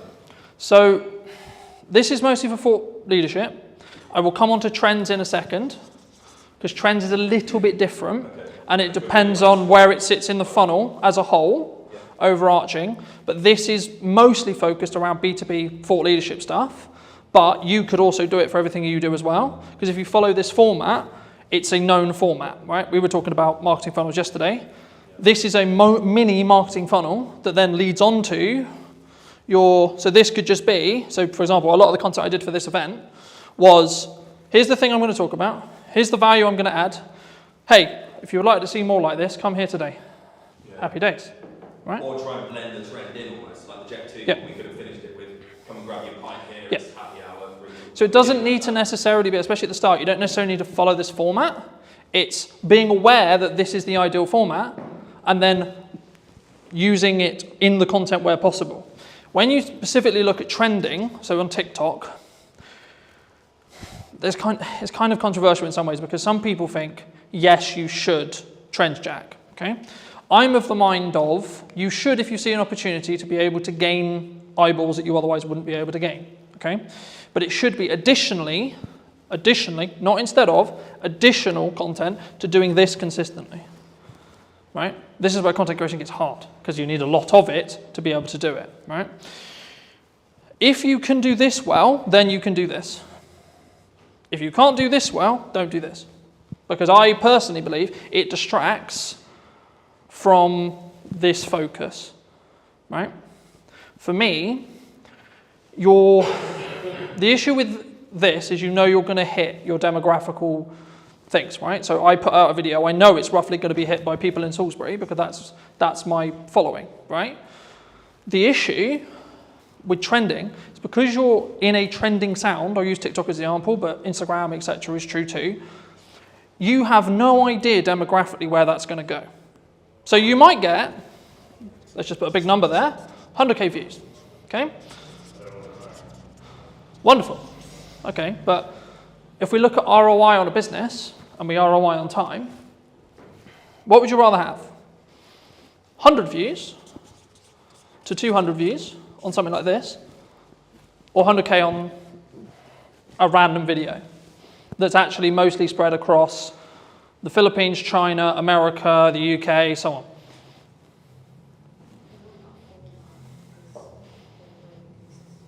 Mm-hmm. What do you think? We'd rather have three real people rather than 100,000. Because 100,000 looks good. Yeah, but 100,000 looks good, right? Yeah. But when we... 999,000 aren't ever going to come, or probably might not be close to your venue.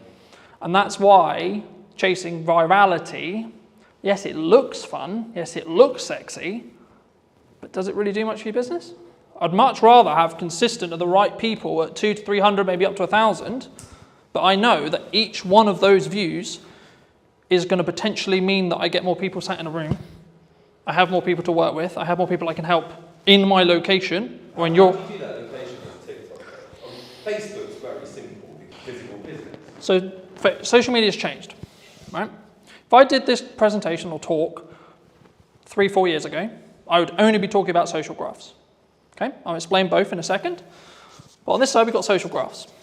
Okay, that's how everything worked before TikTok or Musical.ly arrived. Okay, here we have interest graphs that I'm definitely going to spell wrong, right? But the job of the team of two. So this was basically what TikTok created. Kind of their algorithm created it. It was in other places like Tumblr, etc. But like modernized and actually like popular, it was TikTok who did it. So what happens here is and this is why I said yesterday, following doesn't matter because we're now over here. But just for those who don't know, socially, what happens is I would follow someone, I would like, share, or comment on their post, right? This would send or say to the platform, hey, cool, this person likes and enjoyed this content. Cool. Okay, so the platform goes, we're going to show more of that to that person, right? So you followed me. Okay, cool. So that means you're telling to the platform, I like Colin's content. Can you show me more? Sick, right? Same with likes, same with shares, etc. Now, the bit where it got interesting is because when they started changing the weighting, you wanted to target different things. That constantly changes. There's no point me going into it because by the time we finish, it'll probably have changed. The main difference when TikTok launched a handful of years ago was instead of it being followers, like, shares, etc., they are kind of still important, which I'll explain in a minute, but the job here is Craig is going to open TikTok, and if he had previously never installed TikTok, it will just show him videos. And what it's trying to do is it's going to go, right, I'm going to show Craig a picture and a video of a dog. Cool. What does he do? Does he watch the video? Does he interact with the video? Does he like the video? Cool. Keep scrolling. You'll find that the more stuff you interact with, the more stuff you give watch time to, the more stuff you like, the more stuff you enjoy, you'll be shown more of it, right? So that's what an interest graph is, right? So is that what the FYP basically is on Facebook Yes. and Instagram Yeah. Reels? 100%. That's running that algorithm? Yes. But the main feed is still on the socials? They're moving from this to this. The only place where this is still prominent is LinkedIn. Really? So Every... the same people, use the old Georgia example, right? We post on that a lot. We can get the same 30 people comment like on that. Yep. All the time. Mm-hmm. So they're still seeing it. Because that's interest-based. Not in an FYP of like TikTok. Because they are interacting on the posts related to that location. Right. So they're signaling the platform to say, hey, I want to know more about this location. So it's not as fully TikTok 100%. The reality of socials, well, it will probably be in this line here for the rest of time, right? The future of socials is going to probably be, there's a debate at the moment, right? In the marketing space, in the etc. with Meta and so on. But my prediction, and probably the prediction which I think most people would agree with, would be in 2 to 3 years, you'll have 2 feeds. One that's like this, and one that's like this. Okay? So this would be your FYP, this would be for you to discover new content. And this is where, to an extent, trending would probably go into. So if you're trend jacking, following trending music, etc. Let's say you like, I'll use the example I used with Craig, dogs, cats, Motorbikes, games, pubs, pick your topic, right? This is also where a concept called community talk came from, which was a specific hashtag around a specific thing. So when TikTok launched, everyone thought, oh, it's for dancing. Can I just get a quick show of hands? Who thought TikTok was for dancing? And for kids as well. Oh, for kids, yeah. That was the commonality, right? Everyone thought, oh, I'm going to go on TikTok and I'm going to do a... Thank God that people laughed at that. But the key is that's when it was Musical.ly. So very quick history lesson. TikTok is owned by a Chinese company known as ByteDance, who used to own an app called Musical.ly, where that was what the app was for. Lip syncing, dancing, etc. They bought this. They then launched it in China, did really, really well, and it was strong from an educational point of view.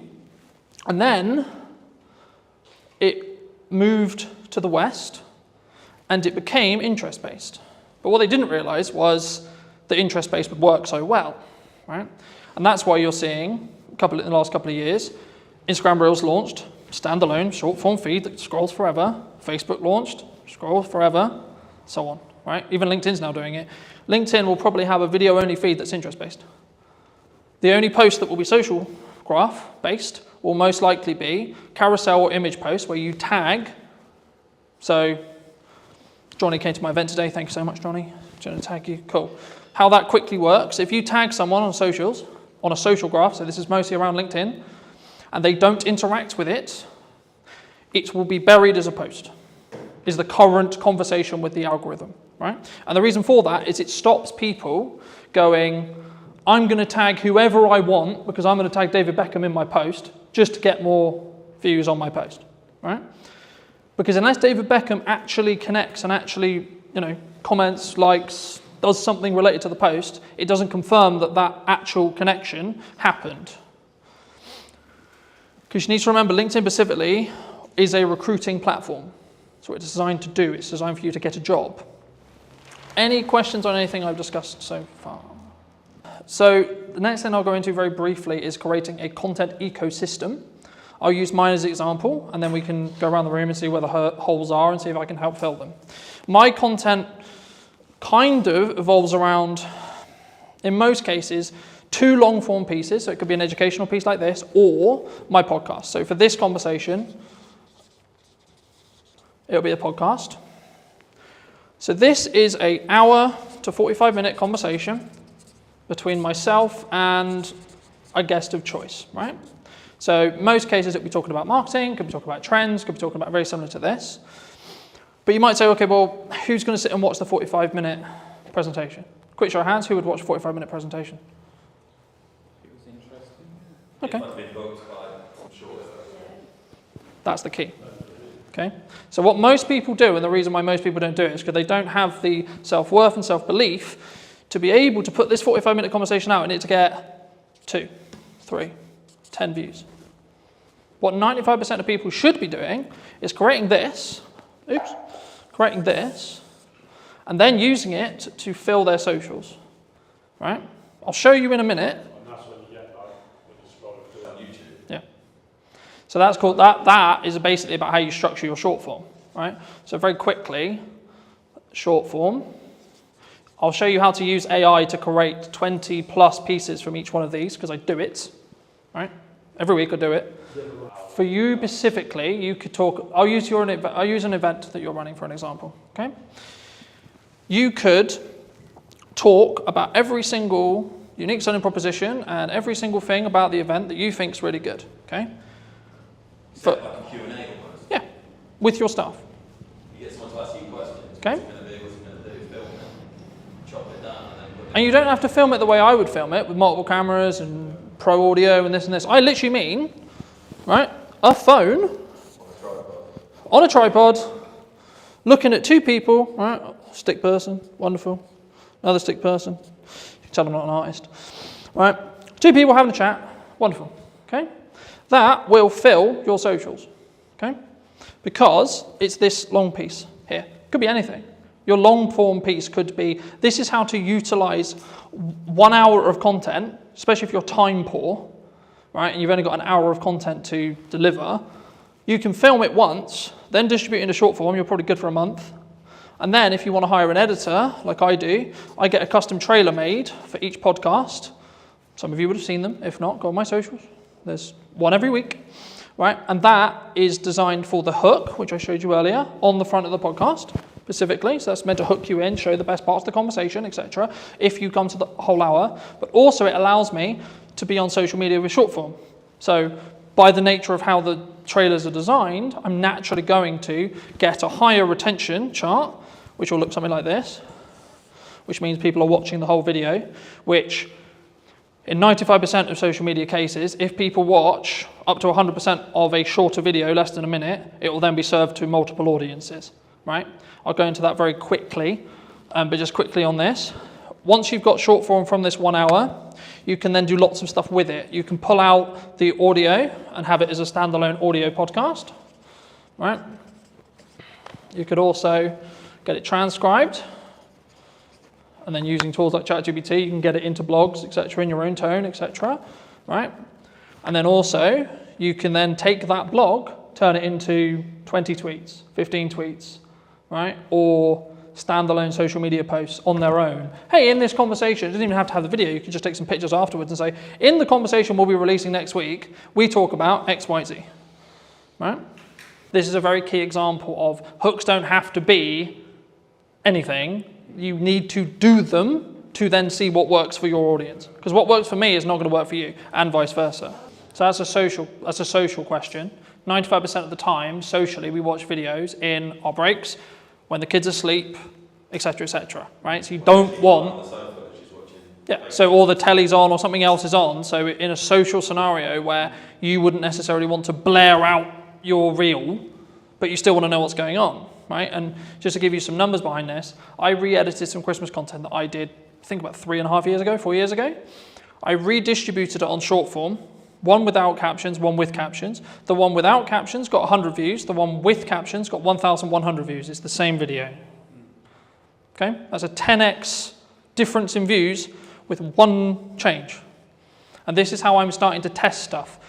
The one thing people get wrong with marketing all the time is they go, this is our ideal profile, this is the person we're trying to talk to, and I know what they like. Do you? You may have known what they liked 2 years ago, but is that what they're into now? Does your ideal profile change through time? Mine does. Personally, my content consumption habits and what I consume will change on a weekly basis. When I want to go really deep on AI, I'll be watching nothing but AI stuff. Okay? When I want to go really deep into content and delivery and how to do it, shift again. So on an interest graph, my feed is going to change dramatically across 2 weeks. On a social graph, I'll probably get some of the same content. So on the Look into the terms and conditions of TikTok, you'll be scared about how much it knows.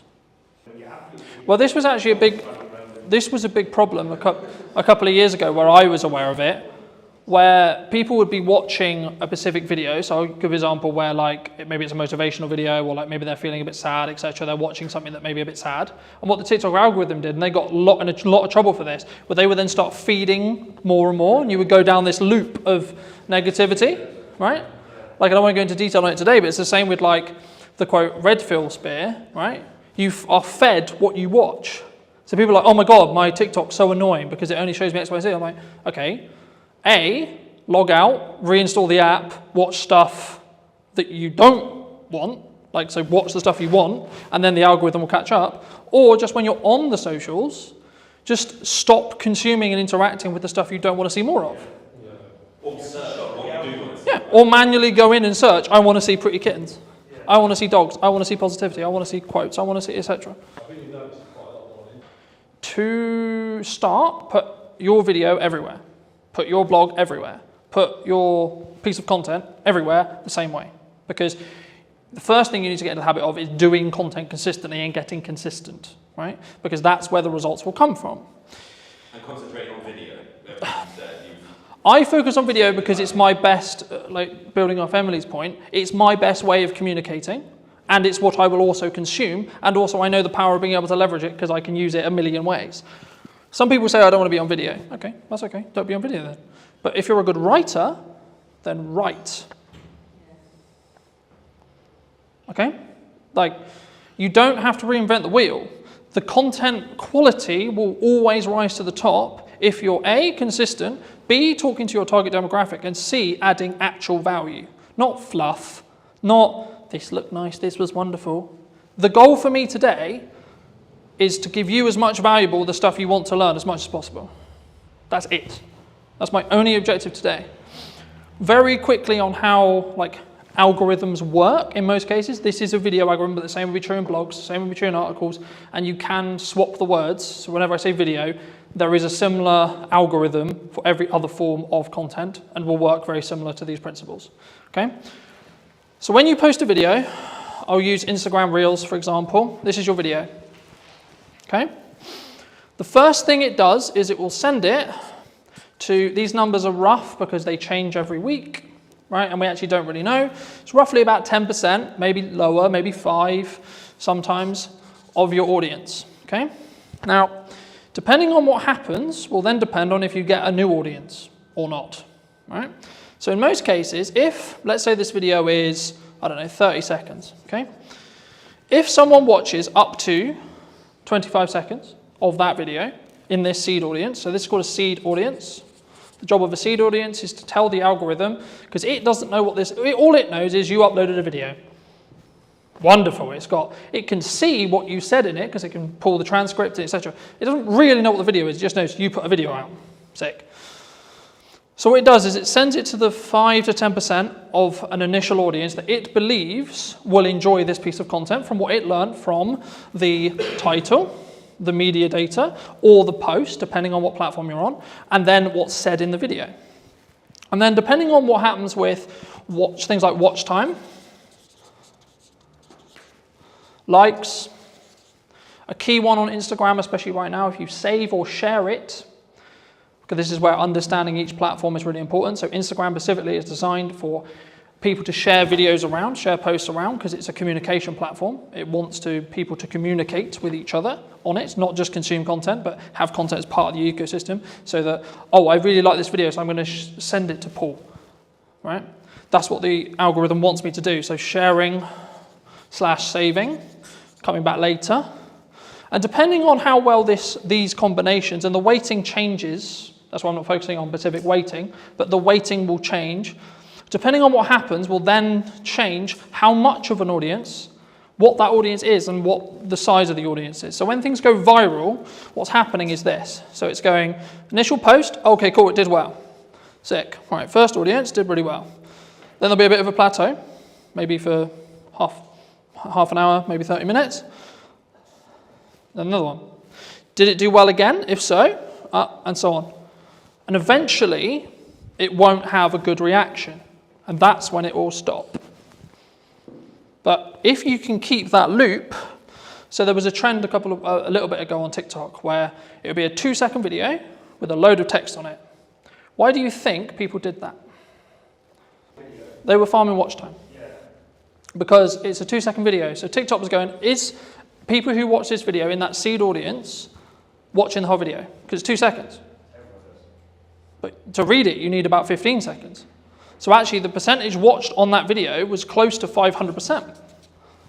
So TikTok went, oh my God, 500%?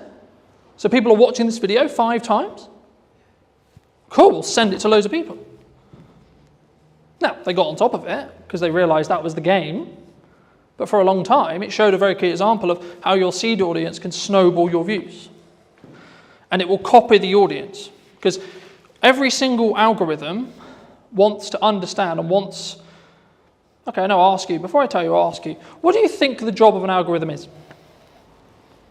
To keep people on social media. For example. What does every single social media platform want?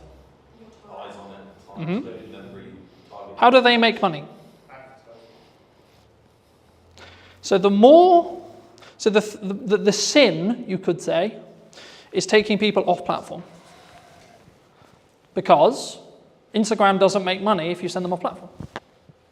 If you send them to YouTube, you're sending them to a competitor. That's why people started getting quite clever with their link in bios, because link in bio became a term which TikTok itself would suppress, because it was sending people to the website. For a marketing brief, that's what we want to do, right? We want to send them to a landing page, we want to send them to a YouTube channel, we want to send them somewhere else off-site so we can potentially sell to them or retarget them or etc. or get their email so we can then email market it to them, etc. But purely from how does it perform point of view, and this is what I said at the beginning, where you need to start really delving into your content and really start working out, okay, so this one's going to be a very value-led piece, this one's going to be trend, this one's going to be for this purpose. And it can be overwhelming, but hopefully you're just going to get some ideas from today. If you can get some videos, and this is why done is better than perfect, and posting a lot is powerful because you can work out what happens. To quote Gary Vaynerchuk from his new book, you should market to get better at marketing. Right? So it's not about I'm going to market because I know what I'm doing. It's the market will tell me in views, reactions, shares, sales, etc. what's working. So I'll give you an example. A phone video over-indexed than a professional video in most cases for me. I follow the same format, hook, content, call to action, but because I story-told in the video and it felt more real, it got, I think, 4 times more views than my average. I think it's on like 1,300 now, because I told a clear story. So for those people who are like, I don't have a camera, I don't have this, I don't have that, I don't have all the kit, I can't create content, who doesn't own a phone in this room? You all own a phone, right? So then you don't have an excuse. Because especially if you create it in-app, you can outperform because there'll be a small performance bonus. For example, on Instagram at the moment, they launched their own editor. It's called Edits. It gives you the ability to edit in the same way I can edit with Pro Software, and deeper analytical data on every single reel you've ever posted purely through the app that you cannot get through Instagram. So for that reason alone, you should download it, because then you can see your click-through rate, then you can see your percentage of your seed audience, and then you can tweak stuff, and you can tweak the hooks, you can tweak that first line, you can tweak your packaging. The same when it comes to your first line of your actual copy for this, because if someone misses the video and you don't have captions on it, you might be able to re-engage them by getting a captivating headline. So if you're doing multiple kinds of content, you can learn from... Yeah. Because you can then re-engage people. Something that also people worry about is, I posted a video and it only got 20 views. Okay. But what's happening when you first post a video for the first 24 hours, bless you, is it's only showing it to your seed audience. So on average, it will take 48 hours or so before you really start to see something pump. Unless you're trend jacking, that's a bit different. But on the structured content we talked about at the beginning, it will take roughly about 24 hours before the algorithm really understands it. The more content you feed the algorithm, the more it's going to understand what you do and what audience is going to connect with the content you're creating. Does that make sense? So what stage do you start paying for it then? So at the minute you don't need nothing I've talked about today is paid ads. I know, that's what I'm trying to think. If you want to do paid ads, you can follow all of these principles, and what I'd recommend you do very quickly for those who are interested in doing paid ads, you should post a load of content, see what does best in regards to views, retraction, etc., and then take the best performing pieces of content and then amplify them with ads. Because then you don't have a question mark on whether the creative or the video or the blog or the post, etc., is actually going to do well or not, because you already know, because it did well organically. So that way you're not wasting money on amplifying bad creative, because you know that it's going to be good, because you've already tested it organically. Does that help? Yeah, no. But if 10,000 people saw it organically, it goes to millions if you pay for 10. Yeah. But the key there is to understand that is that 10,000 the 10,000 that you want? Moving back to my original analogy of, do you want 100,000 or do you want 10,000 or 1,000? If the metrics align, as in you've got 10,000 of the right people, absolutely you should pour money on it. Because you've already done it. You already know it works with the target sector that you're trying to talk to. So of course you know. And then it's just taking the guesswork out of paid ads.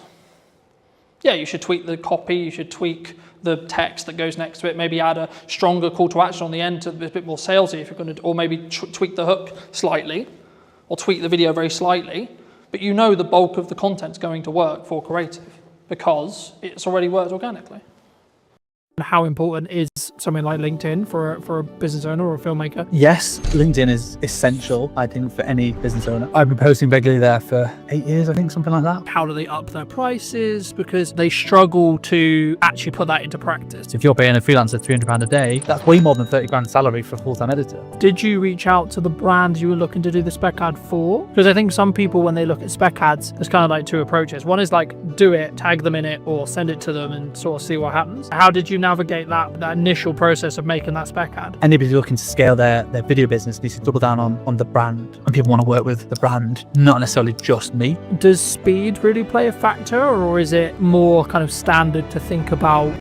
Did you know that 93% of you are not subscribed? So if you could please do me a favor and you're enjoying the show, then subscribing would mean the world to me, and it would allow me to grow the show and continue to get larger and larger guests and continue to bring what's missing in marketing today. Thank you ever so much for joining me, and I'll enjoy the episode.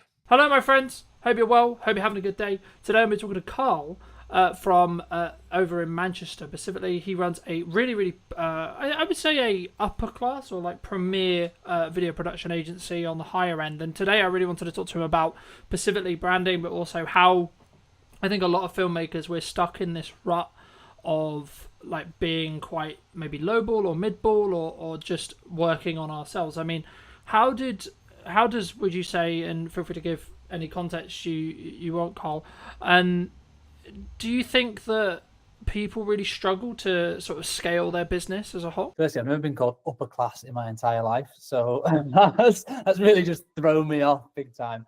We're definitely a premium offering though, so I get what you're saying there, so thank you for that. So yeah, I run a production company called Dead Pixel Films, doing video and photography for a variety of FTSE 100 clients, online brands, TV commercials, that sort of stuff. And what was your question? How do they differentiate themselves? Yeah, because I think a lot of people, they're very maybe solo space, and they're maybe worried about like how do they up their prices, because I think that's maybe the dream or the objective of a lot of filmmakers, but they struggle to actually put that into practice. Yeah, absolutely. So for context, we're a team of 5. So I'm not a solo shooter anymore. I started off shooting weddings, same as a lot of videographer journeys, I guess, shooting corporate videos, went to universities, then jumped into freelancing pretty early on. So I was a solo shooter for 4 years. I did weddings, corporates, bits of football, bits of TV, all sorts of stuff. And, I made a really good living doing that. And there was nothing wrong with that. And I loved doing it. And the wedding specifically was amazing. I was working with really like happy people, and it was really, really good fun. But eventually reached a cap where there's only so much time in the day I have. There's only so much I can charge. And I just realized I was I was at a peak, I suppose, in terms of like camera operating in Manchester as a technical skill, and what I could therefore charge or how I could scale that into a business. So my next step was to go from a freelance camera operator, solo shooter, to a production company owner. And that was a monstrous leap, because I alienated all my clients literally overnight, because all my clients were other production company owners. And so suddenly they're like, oh, hang about, now you've gone from Cal Thompson camera operator to Dead Pixel Films, video production agency. You're now a competitor. You're not a collaborator. At least this is how it was perceived 8 years ago when I first set up the company. So I had to kind of start again, really, in terms of like finding new clients and developing those relationships. I had some crossover for a year or two, but eventually it just fizzled away, and I had to then go after bigger and better clients that would, and then focus more on relationship building, and then scale it over time. And it's taken 8 years to get to where we are now. There's 5 of us full time. We've got a production studio downstairs. So I'm in the it's like a meeting space that we're in at the moment, and then we've got a 1,000 square foot production office, and that's where all the edits are being done. And then this downstairs is a 4,000 square foot studio space. And that's taken years to be able to have the cash flow and the regular clients to be able to build to that point, to be able to afford to have a studio. We've been in the studio 2 years now. And, we use that as a bit of a marketing tool as well to generate more opportunities. It's very challenging because it's very expensive to sort of keep it going and making sure that it's not just burning through cash. But it's all part of the journey. It's really good fun. Yeah, I mean, I was going to ask you about cash because I think, like, as cash flow as a business owner, right? Because I think there's a massive difference, obviously, from a solo shooter who's maybe positioned themselves as an agency, or maybe the traditional, I think, from the sole videographers that I've spoke to about, they're looking to get work through other video production companies or agencies similar to yourself. I mean, did you always have good money management skills, or because the story that I found is people normally get it wrong before they get it right? Yes. I mean, cash is king with any business, and it's definitely applicable to video production and photography services. I've always been good with money. You have to be a business owner fundamentally, but even as a kid, I was always quite tight, I guess, with money. Didn't intend to be. I always did what I wanted to do, and I went traveling all over the world and stuff like that, and I had some great experiences in my 20s. But I've always been quite strict with money. I've never been spending it on like designer clothes. I'm not really fussed about anything like that. No, I bought my first house when I was 27, which I was really pleased to be able to do. Me and my wife got a mortgage together. So I've always been quite good with money. And that has served me well when running a production company. It's like whenever an invoice gets paid, immediately save the 20% VAT. That goes into a reserve account. Immediately save roughly 20% corporation tax. That goes into the savings account as well. And then I've got the cash account of what we actually use for day-to-day spending and paying payroll and expenses and overheads and stuff like that. So there's always been a reserve account. I'll always have a figure in my head of the minimum amount of cash I'm comfortable with, and that's taken a long time to build it up. And obviously, things like COVID come around, and that is a world-changing experience where you can't have all the cash that you've always wanted. You might have to dip into it, or you have a few quieter months. But in order to run a company, for me, to sleep well at night, I need to make sure there's months and months and months worth of cash flow sat there. And some people might disagree. They might say, well, you should be putting your money to work and making it work for you, so you're earning money in your sleep. And obviously we invest in the studio facility, we invest in our marketing and invest in our team and training and all that sort of stuff. But having a good cash buffer for me just makes me sleep much better. And it means I've got the mental capacity to pursue opportunities that I want and don't just have to take any project that comes our way because we need a quick 500 quid.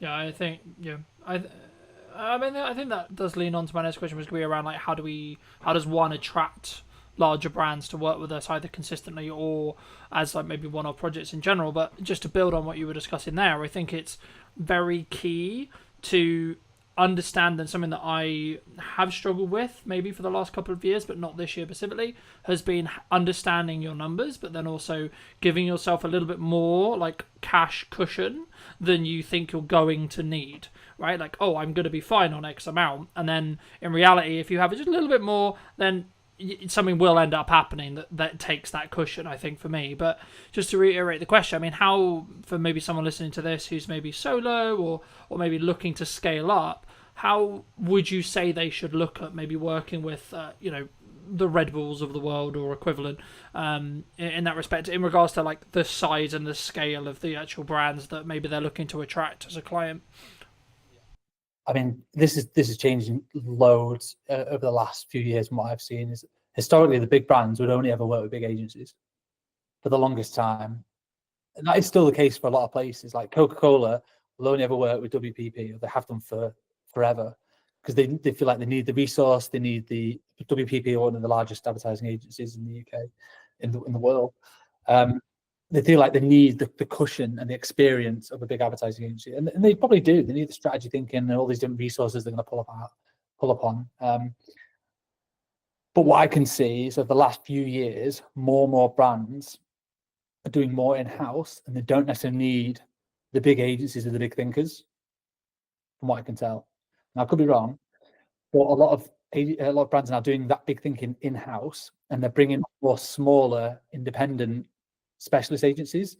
So rather than just like one overarching agency that handles everything in terms of their marketing and their branding and strategy and their content, they might have, okay, there's an SEO agency there, and there's a production agency there, and there's a web design agency there, and they then manage it themselves rather than an agency managing that.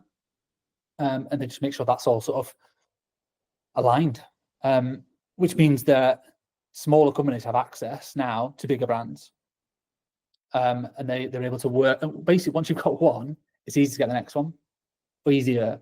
You still have to chase for it. It's more competitive for sure. But once you have a few bigger brand names under your portfolio, and the work can start speaking for itself. So we're able to attract bigger name brands because we've worked, like we had a Premier Foods Group, which is a FTSE 100 company that we did over 15 YouTube pre-roll videos for those guys back in, it was like 2021, I think.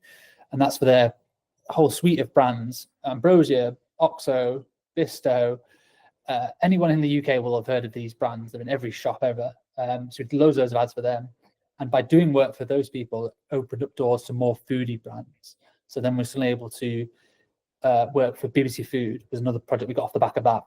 Yeah, we had to pitch for it. We went up against 27 different agencies and a public tender to win that particular project, but suddenly we got that. And then I marketed the fact that we worked with BBC Food for a 9-month content retainer on LinkedIn.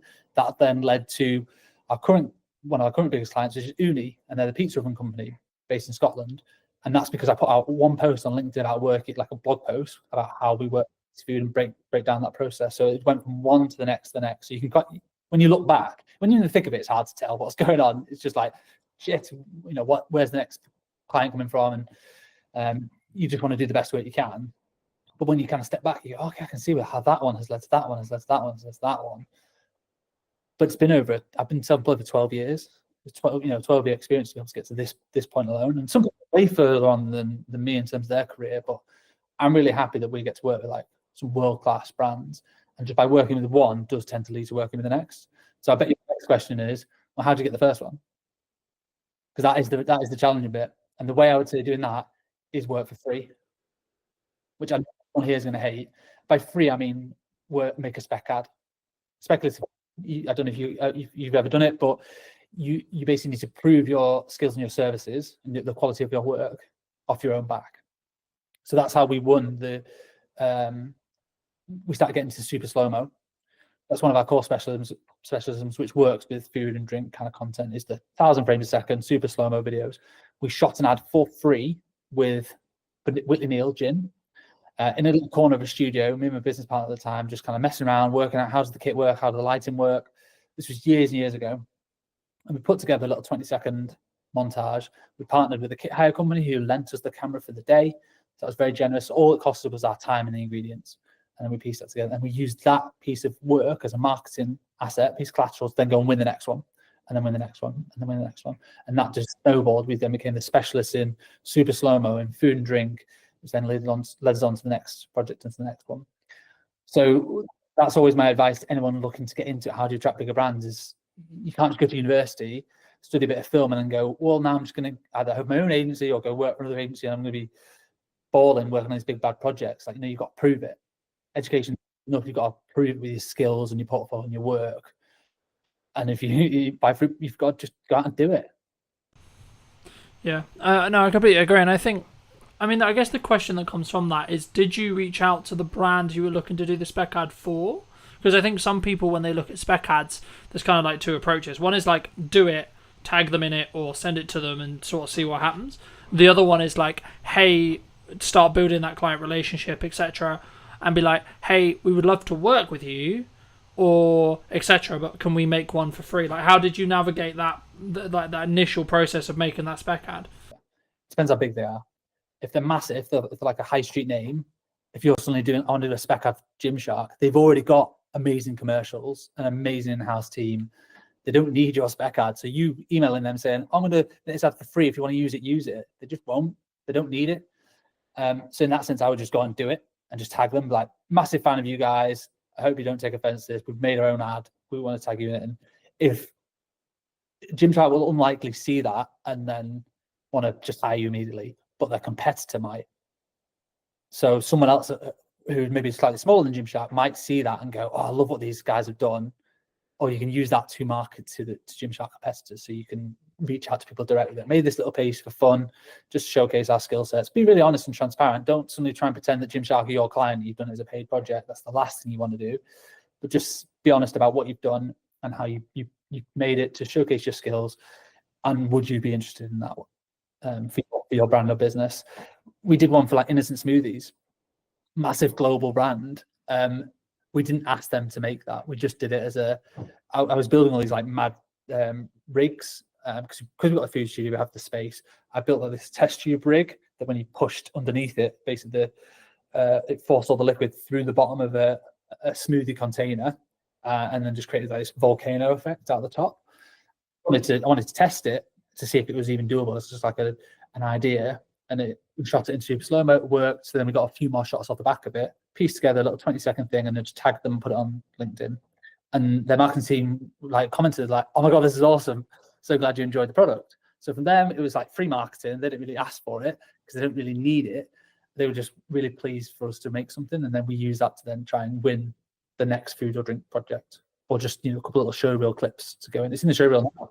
Do you think that, I mean, you've mentioned LinkedIn specifically a handful of times. Do you think that some people are worried about either putting up a spec ad or like maybe creating content that's not specifically for a client or for a production company, etc., that could showcase their work, could get them that next level, but maybe they're like concerned about either like what would the reaction be, or like where people see, because I kind of see it in two respects from my experience with filmmakers. Some that are like really leaning into social media as like a personal branding tool and like as a marketing tool, but others who are maybe slightly more cautious around, I guess, how they post and when they post. In your experience, I guess the two questions there is kind of two-pronged. It's one, how important is something like LinkedIn for a business owner or a filmmaker? But then number two, like, why do you think people are potentially quite cautious? Yes, LinkedIn is essential, I think, for any business owner. It's still quite untapped resource. I've been posting regularly there for 8 years, I think, something like that, and built up a sizable following. I don't know how much work exactly we've got, but I could probably guesstimate we've generated well over 6 figures worth of work and opportunities through LinkedIn without spending a penny. Don't pay for any premium, anything like that. Don't pay for any sponsored posts. It's purely just turning up consistently and regularly, and I try and offer advice to my younger self in terms of the personal branding side of things, but just use it as a marketing tool to share the work, to share the behind the scenes that we do, so that people can see, oh yeah, it was those guys that made that ad, because I can see them in the behind the scenes.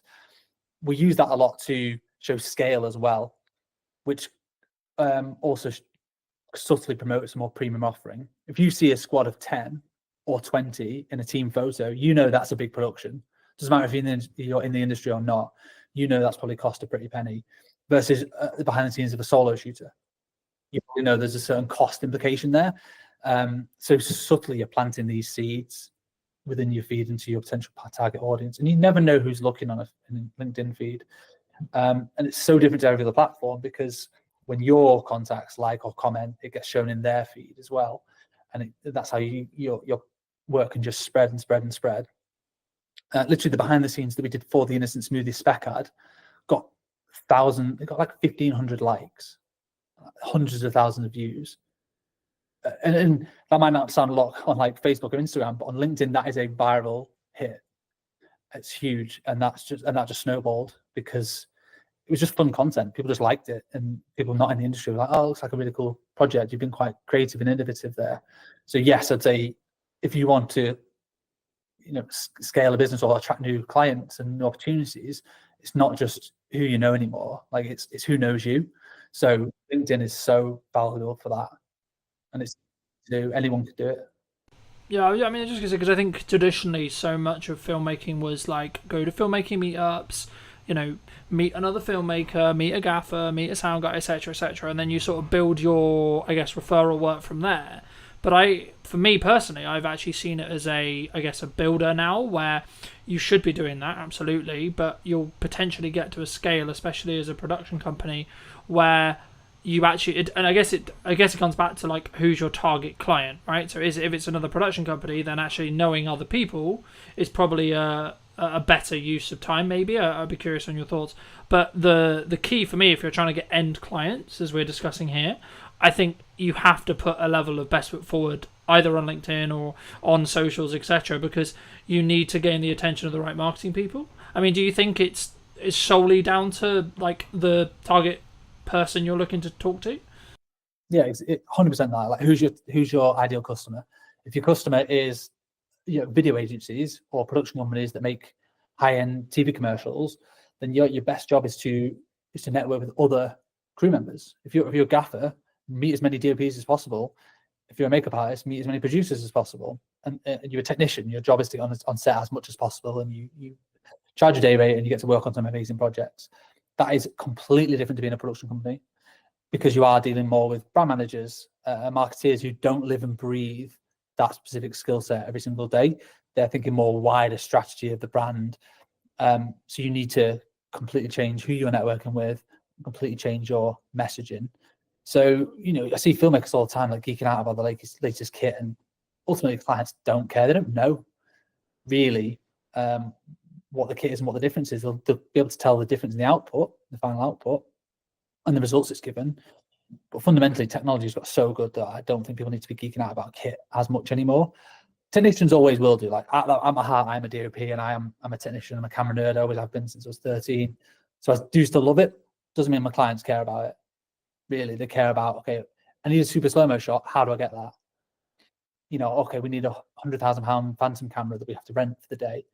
And we need the skill sets to do it. You need high-speed lighting and all that sort of stuff, and a lot of power.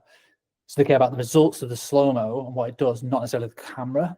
They don't care what it's called or how much it might have cost. Yeah, they care about the rental fee.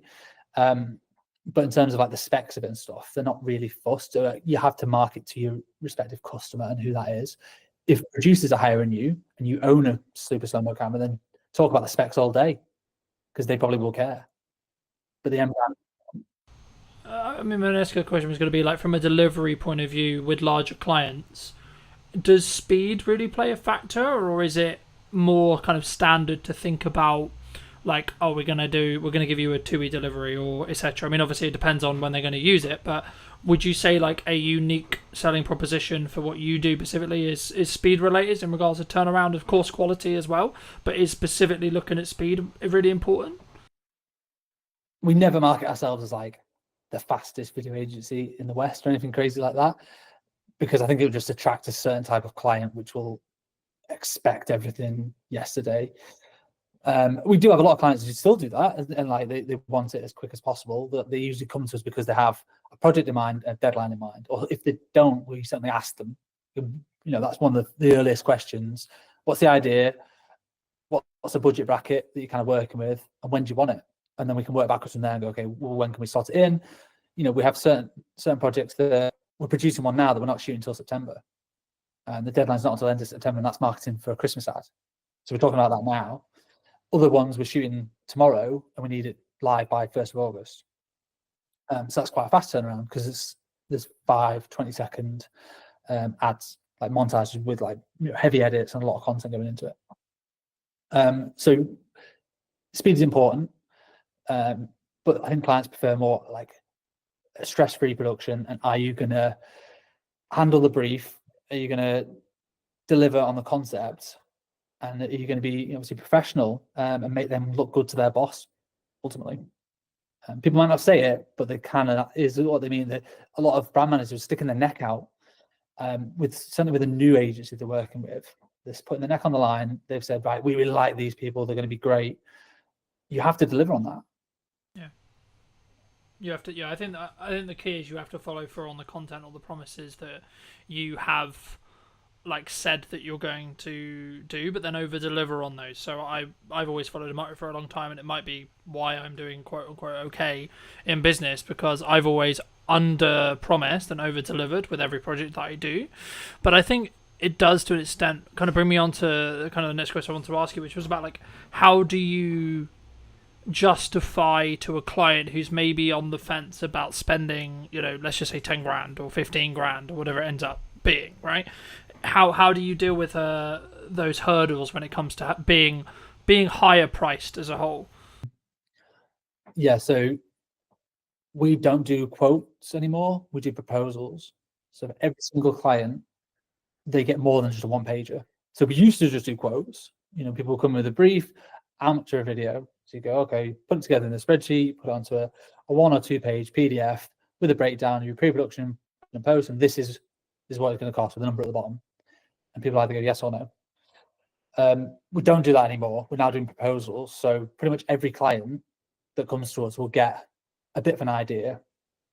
They might already have an idea and they want to just flesh it out. With here's a few visual references of the style that I think we can execute on based on your budget. I tend not to do this like on a whim. Like if I know they've got 20 grand, okay, I can work backwards from there and go, well, this is the kind of production that I think they might need.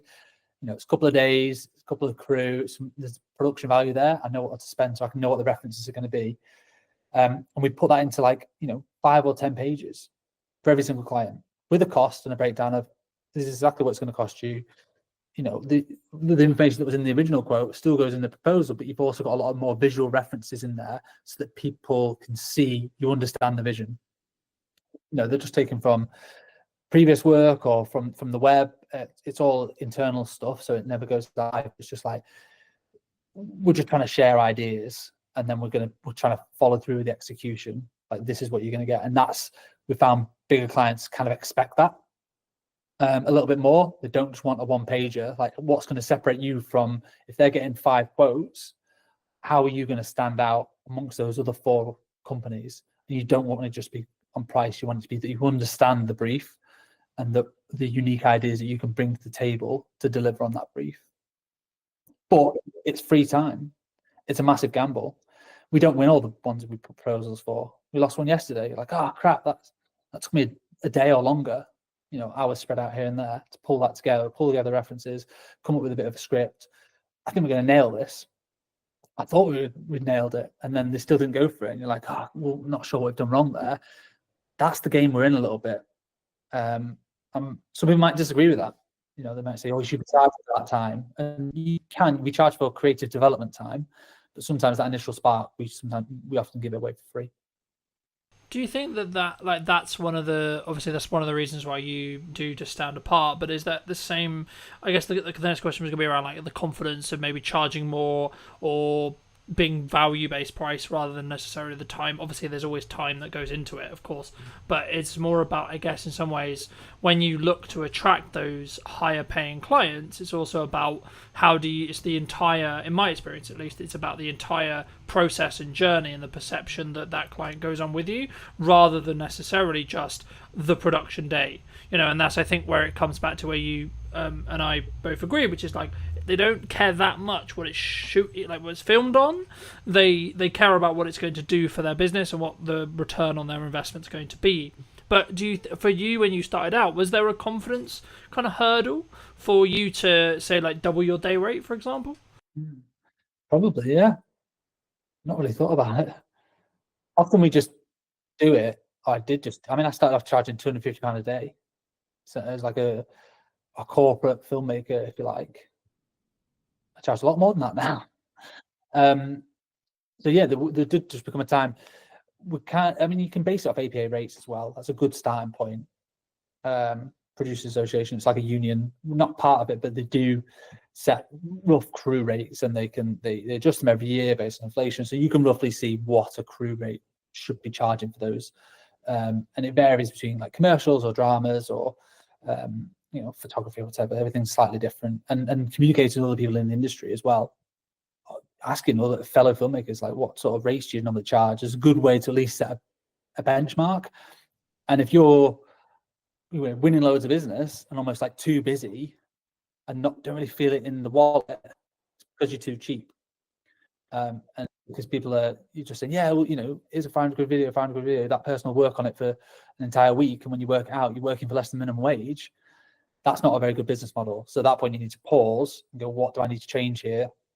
Well, I clearly need to up my rates and probably reduce the workload, and I'll still be earning the same, if not more money in the long term, because I'll have more time to focus on delivering that project to the best of my ability, and then creating marketing collateral to then help generate the next one, or more account management time to work with the clients to be able to communicate the ideas better and fairly, so that when it goes from ideation all the way through to production to post, that client feels like they've been looked after throughout the whole journey, not just been sold a dream and, oh, you're going to get your edit in 6 weeks' time and not heard from it. It's more communicating every other day. This is where we're up to. This is what the deadline is. This is how we're doing. And that was 6 time. I can't do all that myself. and that's very hard to do as a solo operator. There's 5 of us here. There's 2 people full-time editing, and there's a producer and a studio manager. So they do a lot of the account management side of things in terms of liaising with clients and communicating and getting edits through the post-production workflow and then back to for amends and all that sort of stuff. So that does take a team to do it to the level that our clients demand. Yeah. When you were building your team, because you said at the beginning that you went from being solo into like developing the team, did you scale it from like 1 person, then 2 people, then 3 people slowly? And then if so, did you focus on systemizing how you did it yourself? So originally it was myself, and then I partnered up with somebody else. So we then became 50% business owners. And that was just the 2 of us for probably a year. And I was literally doing all the shoots and the edits, and he was doing business development and operations. And that was fine, around COVID time, just surviving. But eventually the edits got too much. So it's like looking at the business model and trying to work out where are we bogged down with in terms of time. And it was edits. So it made sense to hire an editor. Great, let's work out what the finances are going to be. It can be quite daunting when you look at your first hire, like, oh my God, how am I going to find 30 grand or whatever you're agreeing that first initial salary is? But you tend not to look at it on a yearly basis. You just have to look at it on a monthly basis. Oh, I actually need to find 2.5 grand or whatever it works out at. Because obviously including tax and all that sort of stuff. So that's much more manageable. And it's a bit easier to think of it like that. Or what do I need for this quarter to be able to hit that? Rather than thinking about the larger scale side of things. And editors are amazing, hardworking people, and that is quite an easy way in terms of a business model to, as long as you keep them busy, they will pay for themselves very, very quickly. We did, and then we did just add on to the next one, different skill sets, and eventually the producing was bogging us down a little bit. So we're just like, oh my God, we're just having to, my email inbox is 100 every day. Like, how do we help manage this? Okay, we need a producer to start doing some more of the logistics, booking hotels, doing casting, all the logistics of like sorting crew and client liaison. Right, that can come. Basically, I hire somebody when I get too busy with one thing that I don't necessarily want to do all the time, and then just let them do that, and then I can focus on the stuff I want to work on. Yeah. Did you, from like a management or money planning point of view, when you were looking to do that, like, did you have the money in the bank to pay for like 2-3 months, or did you have like the full salary, or did you like just have it in like contracted jobs in the respect to like, I know I've got consistent revenue for say 6 months and it's going to be that number, and that actually means that pays for me plus 2 people. How did you sort of plan that when you were scaling? Because I think so many people, when they maybe look to take from a video production point of view, they take it from maybe a solo, what I would describe myself as, which is like solo plus, where they only have budget for project by project basis to bring in people, expand those crews. But for me, like, potentially in like 2-3 years, it will be a situation of, I guess maybe it's risk profile thing, but I'd be curious on your thoughts around, like, did you plan it as a, like, I've got 6 months and actually we're good regardless? Or did you maybe lean into like, actually, I know we're going to get the work, or I know it's going to free me up to the point as a founder where I could do the marketing and the sales to then mean that I can then know that I'll have the work?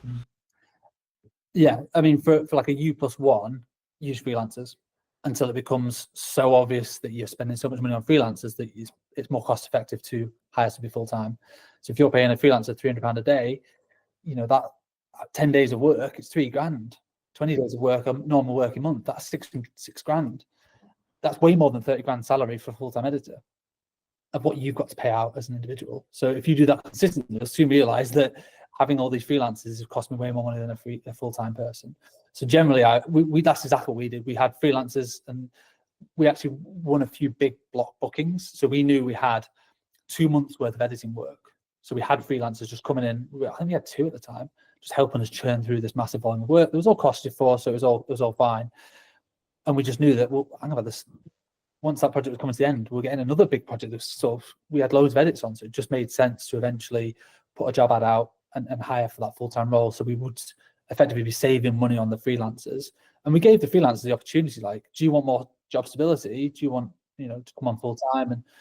And some people did, some people were not interested. They're like, no, I'm happy with the flexibility and the variety. Like, there's a place for both in terms of freelancing as a technician or going full-time in-house. Really depends on your personality and your personal circumstances. But from a cash flow point of view, I think we had at least, call it 6 months worth of cash to be able to pay that person. They could be sat around twiddling their thumbs. It'd be a terrible business model, but they could be without us necessarily worrying about how we're going to pay that person. Because also when you hire them full time, you have an obligation to pay them. They're now an employee. You can't just get rid of. You can make them redundant, but that's a failure on your part, I think. Rather than just, we didn't have enough work to be able to pay them. Like, you've got to then go and get the work to keep them busy. So that is part of the risk. Definitely, it's a high risk move. I mean, it's such a while ago now. I've always had staff members around me for the last 6 years, so I tend not to worry about that as much now. It's just a no-brainer that we are a team, and it takes a team of people to deliver on the projects that we have now. So if it does sound scary to anybody as an initial thing, I'd always just say, bring on freelancers until they become too expensive to not just hire. It's a no-brainer to hire somebody full-time. Yeah, I think I agree. I mean, I think, would you say that in that though, one of the things that a founder, like an origin person of the business in a video production context, like they should spend, like as they're scaling and as they're bringing in people to help with the delivery side, should they spend like a significant amount of their time in trying to, I guess, apply financial resources to getting more people to help them either with their personal marketing or the company's marketing or etc. to then because I found, like, for me, that will have the strongest ROI by me creating my own content and me being in the world of marketing all the time as much as possible and not as much in client delivery. And if so, how did you transition? I mean, did you just end up, like you sort of alluded to it at the beginning, but did you have to transition all your clients because they wanted to work with you specifically? Because I think that's sometimes the weakness when we're very founder-led as a business, where a client wants to work with me because they've consumed my marketing and then they want me to have that touch on the project. And how do you sort of balance that with also then scaling it with a team? Yeah, I'm still figuring that out, to be honest. A lot of our projects are of a scale where it can never just be one person. That one person ideally should be on the job. That was a big USP for the longest time, is we weren't necessarily just another production company that brought on loads and loads of freelancers. It was like, no, if you see us in the initial call, you're going to see us on set, and we're going to hold your hand all the way through the project. And that's done really well for us for the longest time. It's helped us build relationships with the right people. It's helped deliver good work. But that is only scalable until a point. I can't be on every single job if I want to scale the business beyond where we are now. So that's probably a bit of an ego thing that I've got to figure out and navigate and work out. There are other people who can shoot. Yes, technically I'm a DOP, and it makes good financial sense for me to be on the shoot, but also makes good financial sense for the wider business for me to be marketing and spending more time doing business development to bolster the scale of the productions and the bigger business and clients. As long as they are getting a good service from you as a brand, not necessarily you as a person, I don't think they'll fundamentally care that much. As long as it's not sell them the dream and then you never hear from them again. You've still got to check in, but that could be checking in with just emails, texts, how you finding everything. I went on holiday last week and I was like, all these productions are going to fall down. Well, of course not. I've got a team who've been briefed in and they looked after the clients and they did a smashing job, and I came back and I'm like, so what are we shooting tomorrow? It's all been done. I just trust the team to do their jobs. Yeah, no, absolutely. No, I think that's a really important thing for people to think about before they start scaling, which is like how they're going to set that expectation. And at the end of the day, if the client's getting the customer service, the client experience, and the product that they are like they're paying for and they want, then I think that becomes lesser to an extent, right? Like, of course you can't be completely removed from the service or from the entire client journey, but I think it become like, if you have a trusted team and you're known as someone who has a trusted team, I think there's maybe a pivot or a change that needs to happen with marketing. But for those people who are maybe interested in seeing some of your work or looking to see some of these LinkedIn posts, etc., where's best for people to reach out to you or connect with you? I'll come on to that in a second. I just want to echo what you said about, just build on what we talked about in terms of individuals and stuff. And I think it depends on your role. So if you're a photographer, quite often you are hired because you are, I don't know, Cal Thompson photographer, for instance. Not me, because I'm not like a world famous photographer, but an individual is often hired. From what I can see, people don't necessarily hire. There's a couple of very good ones in the north, but photography agencies where it's a different photographer every time. They just want that individual. Whereas video production, because it seems a bigger scale often, and there's more people involved, clients aren't hiring just one person necessarily, unless they are just looking for a videographer. It depends on your clients. If you're just doing event videography, it is often that, okay, well, I'm expecting you to turn up on that day. If you're doing commercials, which is what we do, yes, I might be there, but I might not be, because there's also 10 other people that are going to be there. So that's a bit of an easier one to navigate, I think. But yeah, so I hope that answers. It really depends what your specific roles are, and you don't go to Amazon and expect Jeff Bezos to be serving you on. It's the brand and the strength of the brand. So I think anybody looking to scale their video business needs to double down on the brand. And I think that's one thing we've done quite well over the last few years, is Dead Pixel as a brand and a reputation, that we just do good work in the North, and people want to work with the brand, not necessarily just me. I am the face of it quite often, but I do bring in everyone else from the team, and I make sure I tag everyone else. Like, the edit was done by Kate, it was produced by Jazz, and we do some culture pieces as well as not just sharing. We go on team days out and we share that, so people feel a closeness to the whole brand, not just to me as an individual. Same with Instagram. Like, we don't just post just my headshots all the time. Like, it's obviously it's the work, and it's okay, it's been with us 2 years, it's a nice little celebration post or whatever. So strengthening the brand will only help strengthen you as a company. Yeah, no, I completely agree. And I think it's about understanding really and being very crystal clear on who you're looking to serve at the time that you're doing the marketing.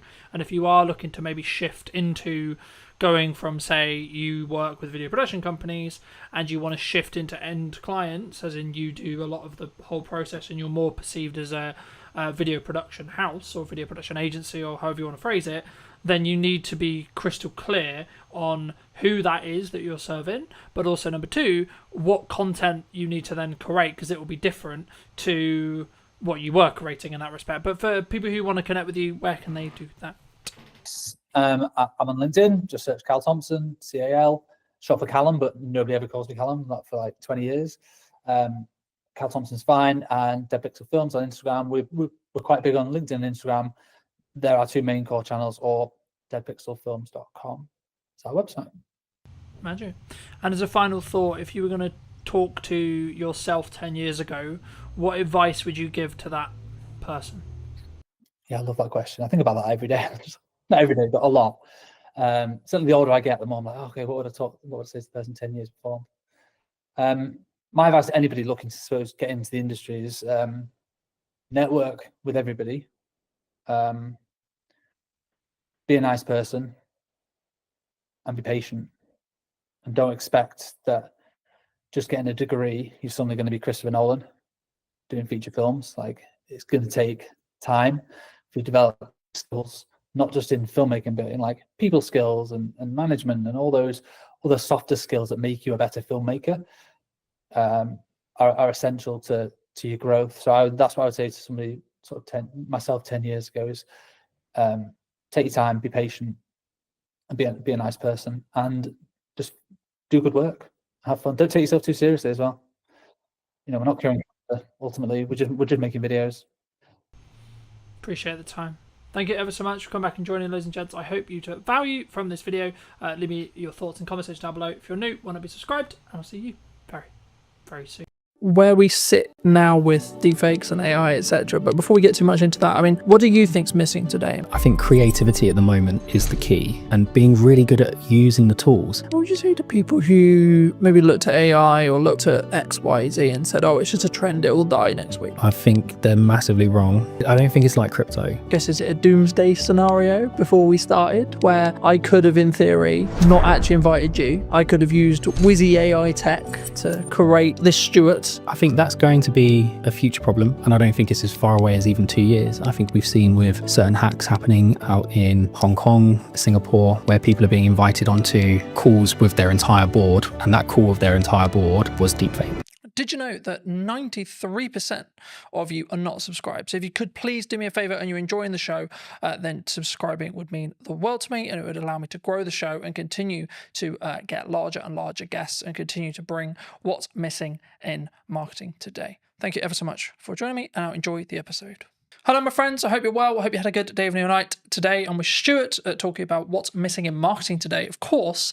And also, I guess to an extent, Stuart, it's about where we sit now with deepfakes and AI, etc. But before we get too much into that, I mean, What do you think's missing today in marketing?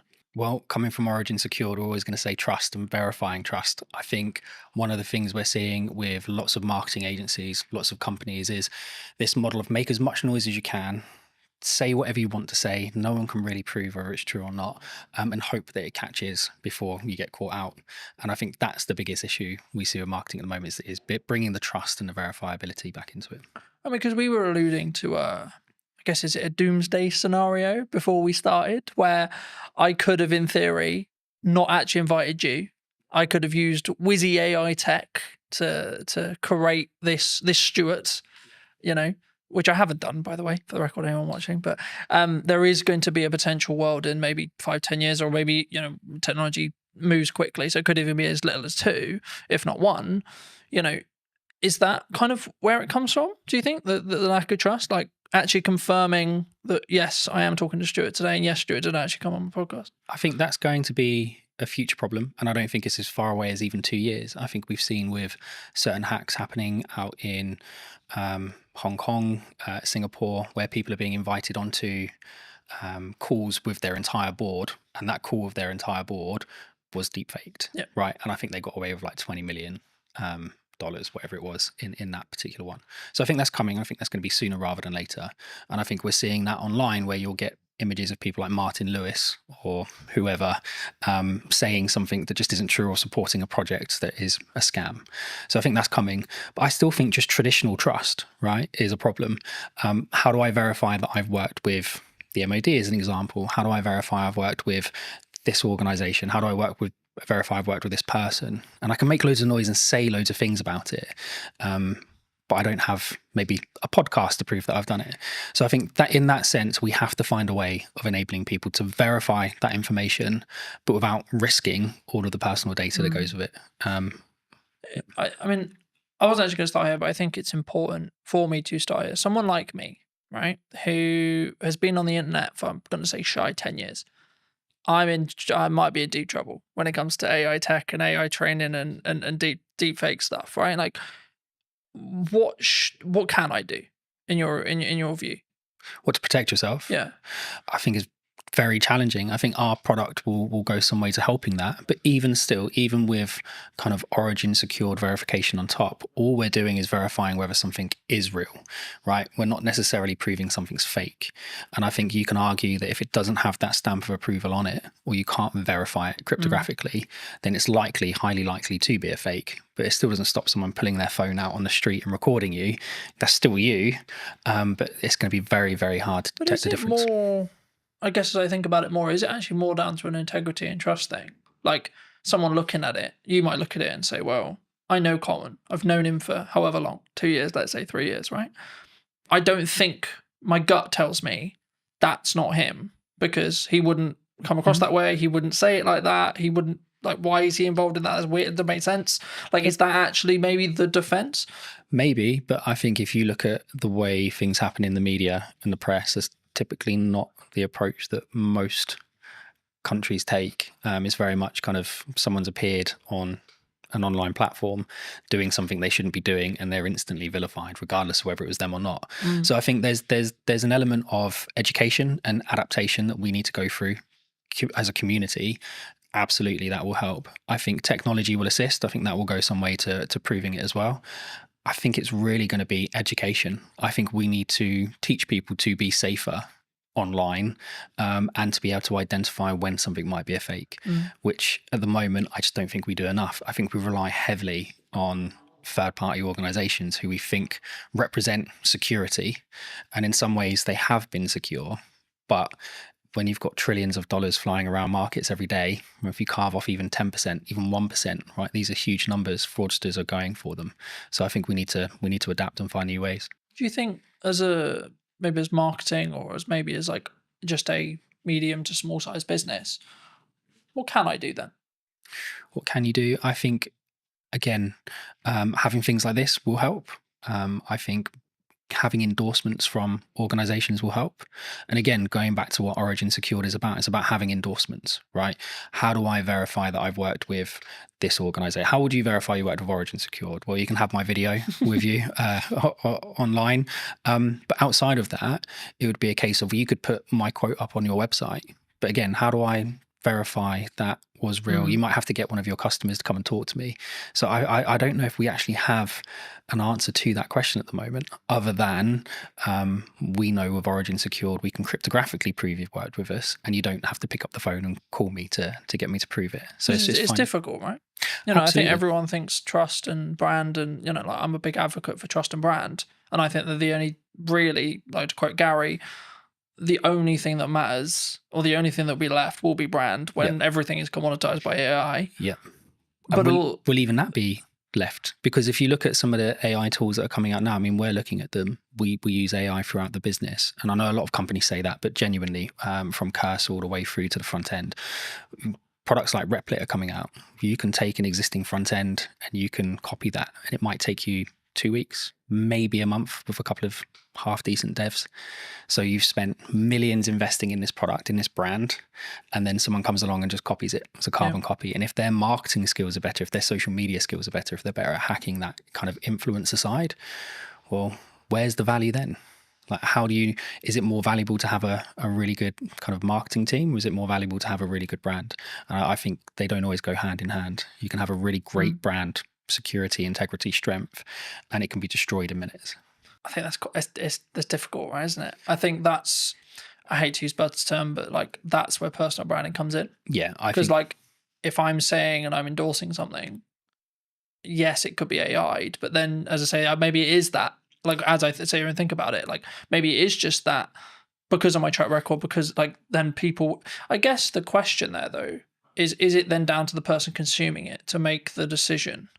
Well, that's kind of the approach we've taken, right? So the approach we've taken is it's down to the individual to choose who they trust and whether or not they believe that's true, right? So we can have, and we'll get into the tech more later, but we can have a series of endorsements for yourself, right? So we could endorse you cryptographically. You could be endorsed by the passport office, right? Or by an ID service provider, or by the DVLA, or by your bank or your solicitor. All of these endorsements build up trust over time, right? And the more of those you have in sequence, in the right time frame, the more people will trust you. And I think a big question on top of what you've asked is, if we're moving more to a solution where you need kind of integrity and trust built over time, how do people break in at the beginning?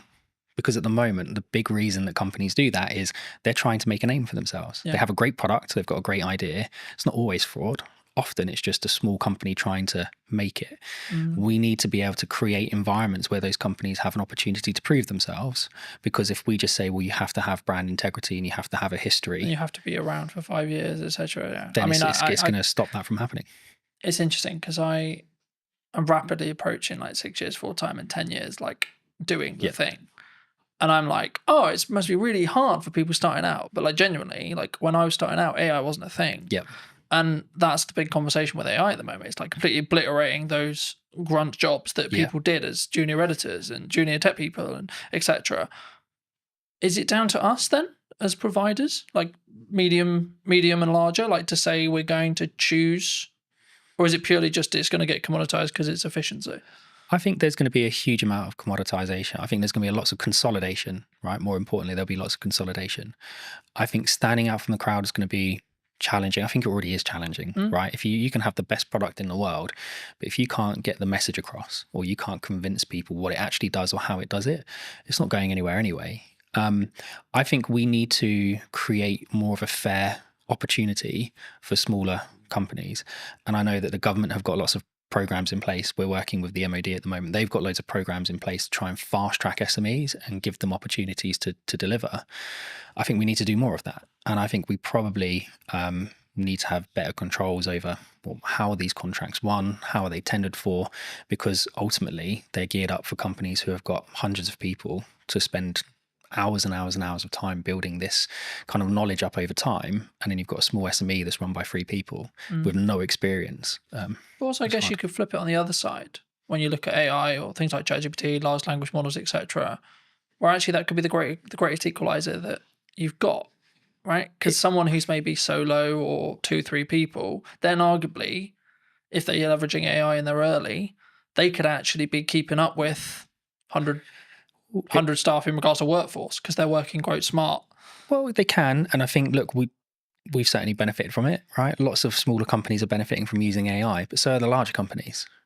And I think if you, I'm going to get in trouble for talking about this, but one of my favorite TV shows is The Wire.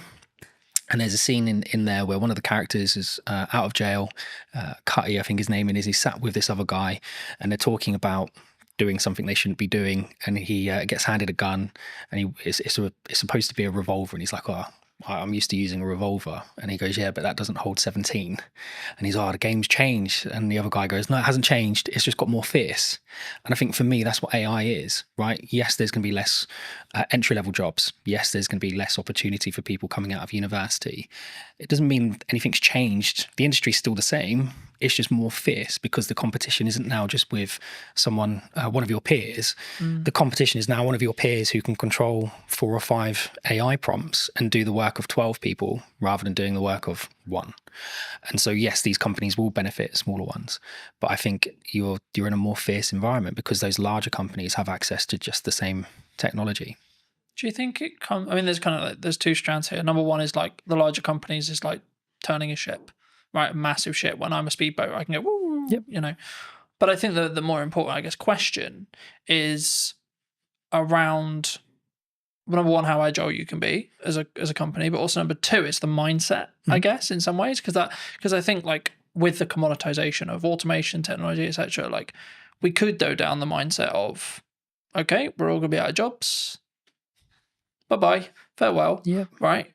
Or we could go, actually, how can I utilize this as a tool? And, you know, I was having a conversation with someone very close to me about another filmmaker the other day, and I was very worried for his model, looking at his business model, because traditionally he's, in this case, brought in as a camera operator for other video production companies. And there's been a large conversation in the space, for those who are listening, about you've kind of got 2 models that you can really like business model-wise that are still profitable and can still work. Massive Hollywood stuff, which big crews, big money, lots of stress, and then the 1 to maybe 2 at most, like production size, right? The issue is, I guess, the middle class filmmaker, you could say, in my realm, could be and potentially is going to be commoditized, especially if they're not utilizing or looking how to use AI, how to do prompts, how to, especially if you look at like the AI generation stuff that's coming out and like Google VO3 and etc. Like,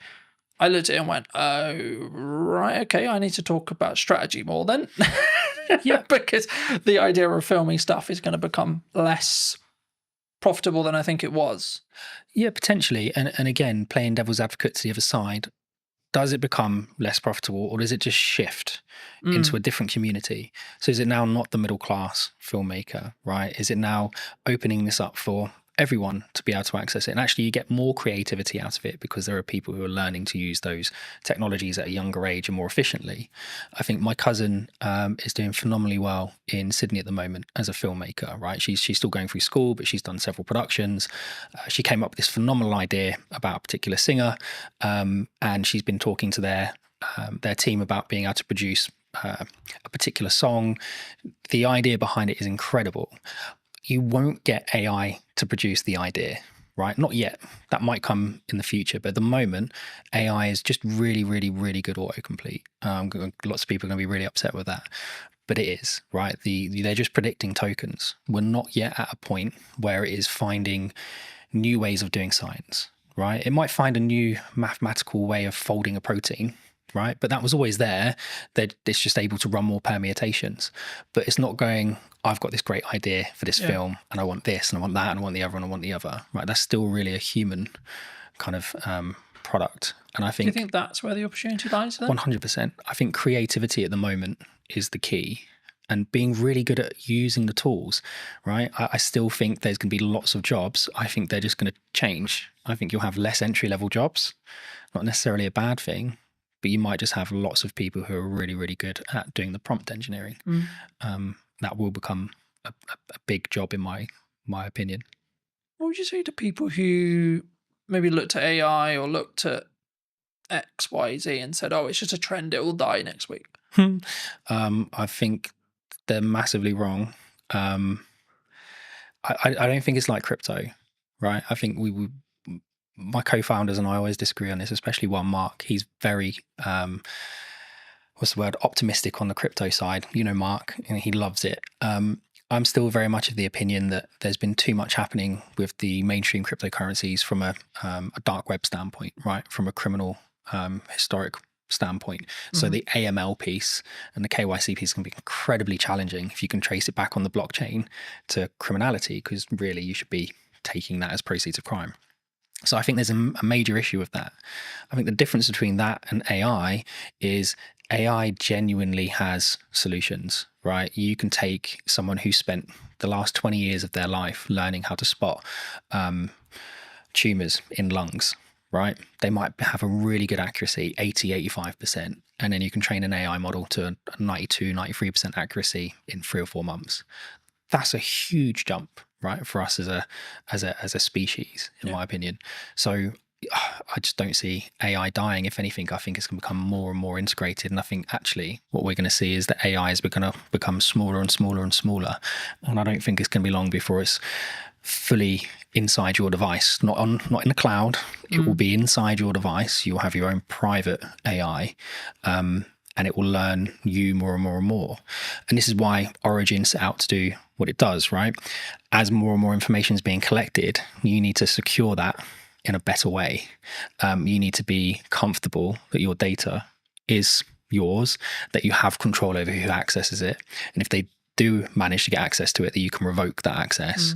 And if someone is storing your data somewhere, you've got some level of encryption yourself over that data. I think that's much more important as a conversation. Is not necessarily is AI going to be a great tool, 'cause it's not going anywhere. Is how do you secure the data? How do you scrub the PII out of it?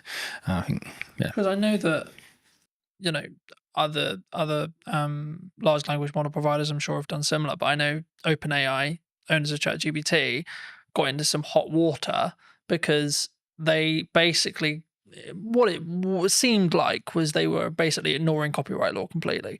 And they just went, oh, look, the internet's got loads of internet and information on it. Let's just take that. Thank you. And I don't believe that could be undone now. We're kind of in the wild, like we're in the Wild West in that respect, as in like ChatGPT knows everything and they will know everything forever. Yep. And again, there's only so much data in the world, right? So forget kind of some of the data that people think is proprietary for their organization, right? Where they might have taken 4 or 5 pieces of information and done something cool with it to produce another metric. The actual data, there's a finite amount, right? OpenAI found that out really quickly. You can still download pretty much the entire website scraping, and you can pay to download that online, right? There's several companies that offer that as a service. Anthropic will have done it. Google would have done it. Apple would have, all these organizations, if it's not just specific to OpenAI, every single company has done it. And I think at that point, there has to be a kind of really important question being asked is, how are you protecting your information? Not just from a copyright standpoint, but even from, we were talking about this the other day. So M&S, their hack, right, which was social engineering. Well, how secure is me sending a 6-digit passcode to your phone? The phone is not linked to your identity. It's not linked to anything other than you've told me that's your phone number. And yet this 6-digit code magically makes it secure. I think that's a big issue. And if I can now use an AI, and it doesn't have to be OpenAI, right? The safety protocols are there, but you can use any of the open source versions like Llama, whatever it might be, run it locally on your own machine. There's loads of tools out there like anything LLM that will allow you to do it. Well, I can now connect that online and I can say, right, go and find the maiden name for Carlton's mum, right? And give it access to Facebook, give it access to LinkedIn.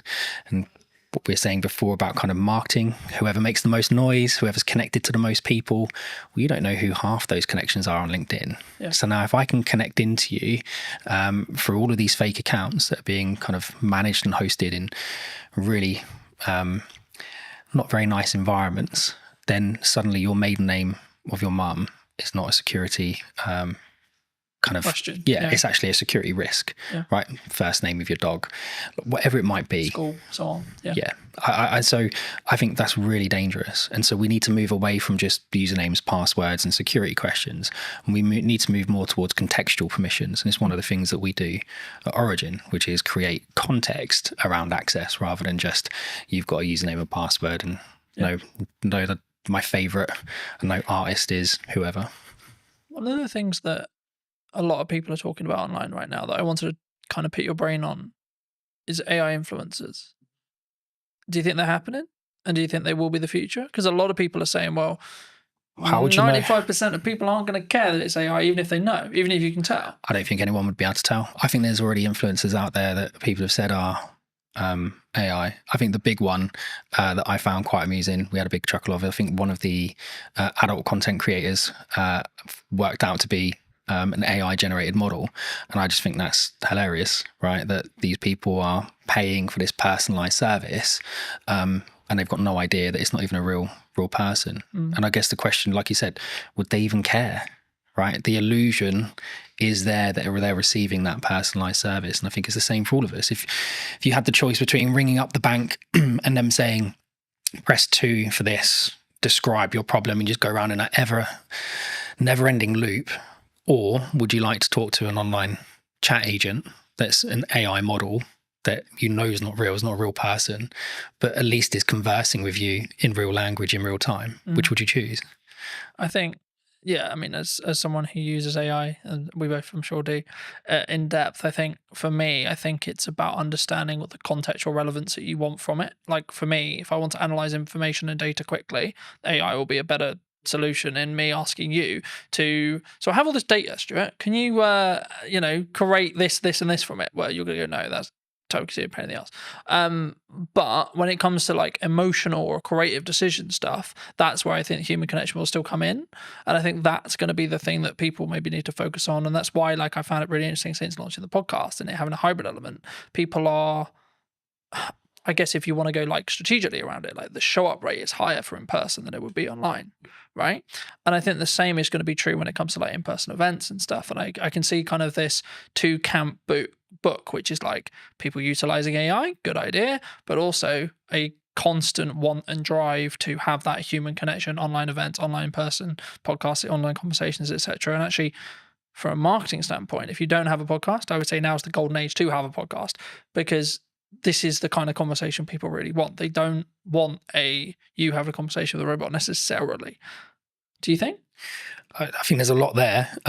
So if we go back to, I think in-person meetings are becoming popular again, right? We went through that stage. COVID was a nightmare, but even before that, lots of people were like, oh, it's much easier just to do it online. I was like, yeah, it is, but you don't get the same feeling, right? You can't gauge someone's reaction properly unless you're sat in a room with them. And I think there's a lot to be said about the environment, right? So the environment today, I can say something and it's not just your facial expressions, but I can feel the environment. If you say something wrong, you can feel it change. If you say something funny, you can feel it change. And I think you lose that online. I think we'll start seeing people doing more and more in-person meetings, more and more in-person conferences. I guess the question really I've been asking a lot recently is the younger generation, right? When I was kind of 12, I was out from morning till evening every day doing whatever I was doing. It's not always the right things to be doing, but I was having fun. Whereas my 12-year-old, getting him out of the house is a nightmare. And it's not just because he's on his devices, because we limit his time on his devices. He does lots of exercise. We do Muay Thai together. We train together. We do loads of stuff together. But him and his friends don't go out. Like there aren't loads of kids in our area playing outside. And it's the perfect area to be doing it because it's quiet. There aren't many cars. There's loads of open spaces. So I don't actually know where it's going to go, if I'm honest. I think it really comes down to this next generation and the generation after. How do they interact with each other? And if we don't keep encouraging people to maintain the social aspect of it, I think it will be an issue. And again, the trust side of it, I can trust you more if I meet you in person most of the time. But even then, you still have people who are really, really good at kind of convincing people of things in person that aren't necessarily true. I remember a handful of years ago, I did a talk as part of a business panel at a local college. For obvious reasons, I won't mention which college, and the consistent thing that came through all of the feedback that we gave to these students, like we all gave little talks on our business, gave some context, then we did an open Q&A, and the constant thing through all of it was, you need to work on your communication skills. You need to work on your communication skills. You need to work on how to articulate. But I think sometimes especially someone who talks on content a lot, who does content a lot, who's constantly trying to do that 1% to improve how I come across, the words I use, when I pause, etc. I guess to an extent I take for granted the fact I can't. It sounds really weird. I know how to communicate, right? But I do. It's even the little nuances, like how I do a stupid noise, or how I pause, or when I pause. I mean, is that something that, like, and if so, like, if that's, we need to either invest that in our children or put that into like schooling level, and or when we're in the workplace or looking for careers, etc. I mean, is that something that's, do you think, weaker as humans? Obviously it's a broad stroke, but do you think it's something that we all need to improve on? I think it's a muscle, right? Communication's a muscle. I think being social is a muscle. That's not to say people who suffer from any anxiety aren't right to feel the way they feel, or that there isn't an underlying issue there. But I think a lot of the time it is a muscle. And I think the only way you can exercise that muscle is to push yourself past the comfort zone and do it. And we aren't pushing people to do it, right? I think we've got to an age where someone can self-diagnose as having a problem, and then we go, oh, okay, well, we won't talk about it anymore. Like, it suddenly just stops the conversation, and suddenly it's not, well, that's the end of it, right? Well, I think that's a problem. And I think that goes back to what you're saying before around kind of school-age children. Yeah. I think my wife and I foster, right? And we've just had a 2 and a 4-year-old that will be leaving us shortly, and we've had them since March. And when they came, like, the little girl was nonverbal, the little boy had some issues with kind of speech and understanding and some other bits. And in the last 6 months, my wife's done an incredible job getting them to a point where you wouldn't really know that they're that far behind. Like, they're not as far behind anymore, right? If you were to put them into a mainstream school when the little boy's starting soon, yes, he's going to need a little bit more help, but he's not that much further behind. But it's because we didn't just go, oh, okay, well, they've had a hard time, so that they get a pass, or we think they might have some anxiety issues. No, let's get them outside. Let's get them on the climber frames. Let's get them interacting with other children. Let's explain to them repeatedly. No, it's not just about saying, oh, kind hands if they do something they're not supposed to do. No, that's not right. Explain to them why, and spend that time educating them. And I think we don't do that with kids at the moment, right? There's so much, people talk about it all the time, but there's so much power with the kind of the child. And there needs to be some power with the child, absolutely. But you've also got children walking into schools stabbing people, right? That's a problem. I'm not saying we can solve that with Origin, not at all, right? But I think that's how far back we need to go. I think we need to start at schools. I think we do schooling wrong. Does that come from boundary settings? I mean, like the statistics from like a broken household is ridiculous, you know. Like, mine is true in that respect. You know, I didn't have my dad around for 20 years, and since about probably a month ago, 2 months ago, I spoke to him for the first time in 20 years. Mate, congrats. Right? How did that make you feel? Big deal. It was just, it is what it is. You know, like, I wasn't there to be like, right, I'm gonna, and I wanted to make sure that when I did it, it wasn't coming from a place of anger. It's like, right, I'm gonna pull 20 years, and it was right, okay, but I did it for a point of view of, I need to make sure that I do this so that I don't regret if I'm told he dies. I did my best, I tried. And I think, but then also I've set a boundary to say, this isn't a fully open door as well. And I think for me, that's come from years of building on it. And that's why I asked you about, that's why I guess the question of like, do we naturally have boundaries, either in work or from parents to kids as well? I think we spend a lot of time teaching people how to drive, right? Lots of time teaching people how to drive. We spend a lot of time teaching people how to communicate at work, right? You can't say that. You can't say this. You have to say it this way. You have to say it that way. We don't spend a lot of time with children teaching them boundaries, because sometimes the parents haven't been in a position to learn those boundaries in the first place, right? Not everybody has the same start. I had a similar experience with you.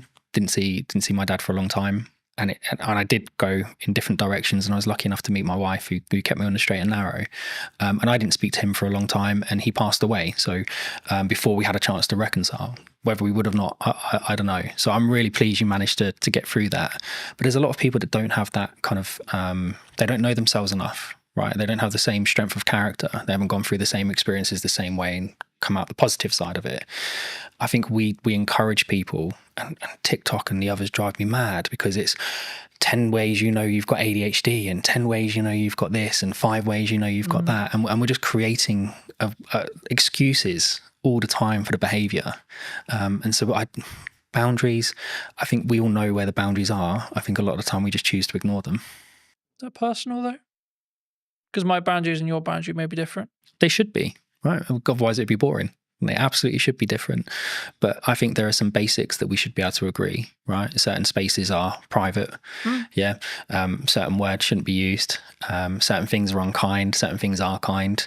Well, it's just mutual respect stuff though, right? Like, oh, absolutely. Like, you don't need to be, just because I think you may be acting in a manner that's maybe unkind or etc., that doesn't necessarily mean I'm better than you by saying that you're being a dickhead, for example.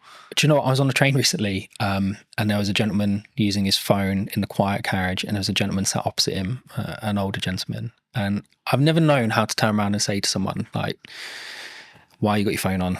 Why are you listening to it loud? Why are you not using headphones, etc., etc.? Because it always comes across as really aggressive, right? And the old guy just literally just leant over and went, "Excuse me, I just wondered if you'd seen that sign." And the guy looked up and saw his quiet carriage, and he went, "Oh, sorry, mate," and left. And that was it. There was no big like hurrah. There was no shouting. And I thought, well, that's a mutually respectful way to approach that situation. Would he have approached it the same way if it had been a 13, 14-year-old teenager listening to his music loudly? Would the teenager have responded the same way the man did? You don't know. But I think we should approach things in a respectful way. And again, that boundary issue, mate, that's a hard one, right? There's people that have spent their entire lives working on that to try and find a solution, and they still haven't figured it out. I think I keep coming back to this whenever I talk about something like this, and I keep coming back to it's self-love, self-development, you. It's reflective of you. So, but from that perspective, I guess it's kind of down to you to do the work to then see the different reality, if that makes sense, right? And I think for me, that's sometimes where people struggle, where they for whatever reason they want to bury it, they don't want to deal with it, they don't, etc. And I think everyone has a level of trauma. It's I don't like using that word, but the level of trauma will either make or break you, and then it's up to you to see how you deal with that to then move forward. So I think I'm smiling because it actually brings up a really good example. You remember you'd go to the gym, right? I want to lose weight. You go to the gym, you're trying to lose weight, and the guy go, well, if there was a pill you could take that would make you lose weight, everybody would take it overnight, right? But it doesn't change the fact that you need to create these habits and these kind of self-motivation that drive those behaviors, right? Because this is really important. And then we had Ozempic and Mounjaro and all these other things come on, and people have utilized it. And I think it's a great tool. If you need to kickstart that process and you're nervous or anxious about going to the gym because of how you look, great, kickstart it with that, but don't rely on it. And I think we've created an environment where I feel depressed, here's some tablets. I feel anxious, here's some tablets. I feel overweight, here's an injection. I feel this, go do that. I hate going to the gym. I hate working out. I'm not someone who enjoys it. If I haven't eaten properly during the day, I will throw up. It doesn't matter how much I train, right? My body just absolutely hates it. But I push myself to do it because I want my son and my daughter to see me go through those hard things and realize sometimes short-term pain gives you long-term gain. It gives me an extra 5 years with them, then it's important. And my dad was 41, 42 when he passed away, and I hadn't spoken to him for a long time. So I don't want to be in the same boat. I'm only 3-4 years away from being in that age category. So I'm going to do everything I can to. Do you think we need to not live with regret then? 100%. And if we can take actions that are maybe uncomfortable today to mean that we're not going to be regretful in 5-10 years? Yeah, I've lived a lot of short-term pain for long-term gain. And if you ask my wife, she'll tell you that it's been kind of lots of long-term pain for not very much gain, but actually we're starting to see the fruits of our labor. And I've got lots of friends who I've grown up with who haven't always taken the same approach. There's one or two of them that absolutely have, and they're smashing life and they're doing really well. But there are still an incredibly large number of people I know who are living month to month, and whether that be just kind of taking out finance on a new car because they want another car, or they're not taking those kind of short-term pains of, well, actually, maybe I'll just hold this car for another 5 years. Nothing really wrong with it. The plate might be, I don't know, my plate's a 17 plate, right? I've got no interest in selling my car. I love my car. I've had it for a long time. But you don't get the, oh, that's a cool car. Oh, well done. You got a new car. Tick box from your social circle, though. No, you don't. But again, it's that confidence of being able to say, well, I don't need it. And again, you go back to what you're saying before about boundaries and how you're brought up. Lots of people don't have that. And again, from a trust standpoint, well, who's going to give it? Right? Because you do need a parent or someone you trust in your life to give you that validation. And if you're missing it, you're going to be looking at it from all the wrong people. Do you think we come from a place of like strong, I guess, I'm just thinking of the best way to describe it, but like for me, it's like we can only think about this way because we come from a sense of privilege. Yeah. Because I'm always aware, for example, like, and not to like dwell on what's happening in the world right now, but there's areas in the world where like children are starving. Mate, right? I look at what is happening in the Middle East, and it fills me with dread that we kind of won. And even then, we're still have to struggle. We're in the fortunate position to have the available time, energy, and resources to sit here and have a conversation that we can put on the internet. Well, it's a genetic lottery, right? Like we just happen to be born in the UK. We just happen to be born into the families we were born into, or the environments we were born into. It doesn't mean that we haven't had to struggle, haven't had to go through interesting times. But it just we have to frame it in our perspective when we come over it is a privilege. We're coming in from a level of passive privilege because in 95% of cases, yes, there's exceptions to the rule, etc., everyone has the different story. But in most cases, in the UK especially, or Western culture especially, like we haven't really need to worry about most of the essentials, either because state looks after us, and or because we come from a family that can look after us, and or we're given the tools to be able to create income that then in turn means we can take those, have those things. Just having the opportunity, right? I think cars aren't exploding next to us. And I think when you can walk down the street and a bomb isn't going to go off, that creates a level of opportunity where you can focus on different things. You can focus on building wealth. You can focus on improving yourself and moving up the social ladder, so to speak. My upbringing, my parents, my mum, my stepdad, everything they could for us, but we still went without certain things. But my dad loved holidays, right? So we did one big family holiday every year, and he loved to travel. He loves politics. He loves history. So we would go all over the place, and we would go and actually really explore the areas we went to. We'd meet locals, we'd understand the history of the place, and that gets you out of your comfort zone, right? Because now you've got the social aspect of it. You've got the verify point, because I'm actually in the country speaking to the people at that location. And I think that kind of shapes you as an individual. Whereas if you spend your entire life just seeing everything on TV, you can just turn it off. And it's not the same. So I think we absolutely are very privileged. Even if you're going through hard times, you're still not necessarily worrying about the same things other people are. But it doesn't mean your story is any less challenging. Though. And I thought that's why I've always, for as long as I can remember, I've always talked about the fact that I don't have to walk 3 miles to get 50-50 chance if I die from drinking the water that I got, like I have clean drinking water, etc. And it sounds slightly ridiculous, but like also just the odds of being alive is 1 in a trillion, right?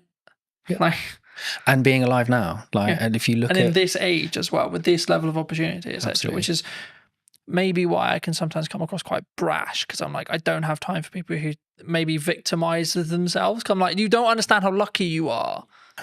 I feel the same. I've look, I'm not gonna get a violin out. My life hasn't been anywhere near as hard as some people, and some of the children that we've had come into our care, their starts to life have been like horrific, really horrific, and how they are going to shape themselves and cope through life, bouncing around kind of the fostering care system, I dread to think what the outcome is going to be at the end of it, because how can you kind of fix that? But then there are a lot of people who haven't gone through those experiences quite like that, who, like you say, kind of want every excuse under the sun not to be doing something, not to be doing this, not to be doing that. Why can't I just have a pill? Why can't I just have an injection? And I think that's one of the things that AI can't do, right? AI can't solve that. That's a social issue that we need to solve together. And I don't think we're going to solve it by all being in our homes tapping away on AI. We have to be out with people, meeting people and doing it ourselves. Moving back to what you do. That was a bit of a detour. Nice detour. But digital licensing, where does that sit? We've discussed this at length. So one of the key things we wanted to solve of Origin was how do we verify information about something without revealing the underlying data? And I think a really good social example of that is when police do stop and searches, right? I experienced it quite a lot when I was younger because of the environment I was in. My friends did as well. We'd get stopped and searched by the police lots of times. And sometimes it was okay, and sometimes it was really not a nice experience. And I think it always started with what's your name, what's your date of birth, what's your address. And even if I give you my name, date of birth, and address, how do you as a police officer verify it, right? Does he have any tattoos? Does he have any markings? Does he, I don't know, look a certain way? But you kind of become generic. Guessing, right? Lots of guesswork, right? And lots of gut feel on the police officer side. Whereas we wanted to try and find something that would, and it wasn't just for this specific reason, but it lends itself really well to it. We wanted to be able to provide technology to the environment, to the world, that kind of removed that friction. So a digital license isn't like an ID card. There isn't a centralized database of all your information in one place. That's ridiculous. If that gets breached, it's going to be horrendous. The fraud will go through the roof. What we've done is we've used kind of a decentralized approach. So we've taken some concepts from blockchain, but removed the blockchain because it's inefficient and doesn't really work for this context. But the idea behind it is you can have an ID service provider, right? So it's a government-approved company, verify your identity and give you a cryptographic endorsement that sits on your digital license, which you can carry on your device. It could also be hosted in the cloud, but the idea behind it is you've got control of it. So now if I was to come and stop and search you, you would be able to present that credential to the police without revealing your name, your date of birth, or your address. But the police would know to a degree, he lives within a 5-mile radius. There's no outstanding warrants. He's verified that is his identity because he's done it with a biometric check on his thumbprint. And we can see that biometric check that's linked to that IDSP hasn't been changed on that device. And then we can link it to other credentials. He's got a full-time job with an employer. Don't need to know who the employer is, but he's employed full-time. We can see that he is part of a charity, or he does this, or he does that. There's all these different aspects we can start to build into that check. And it all comes from, well, I still haven't revealed any of the data underneath it. These are all independent cryptographic proofs coming from third parties. But that police officer is now sure that individual doesn't have anything outstanding.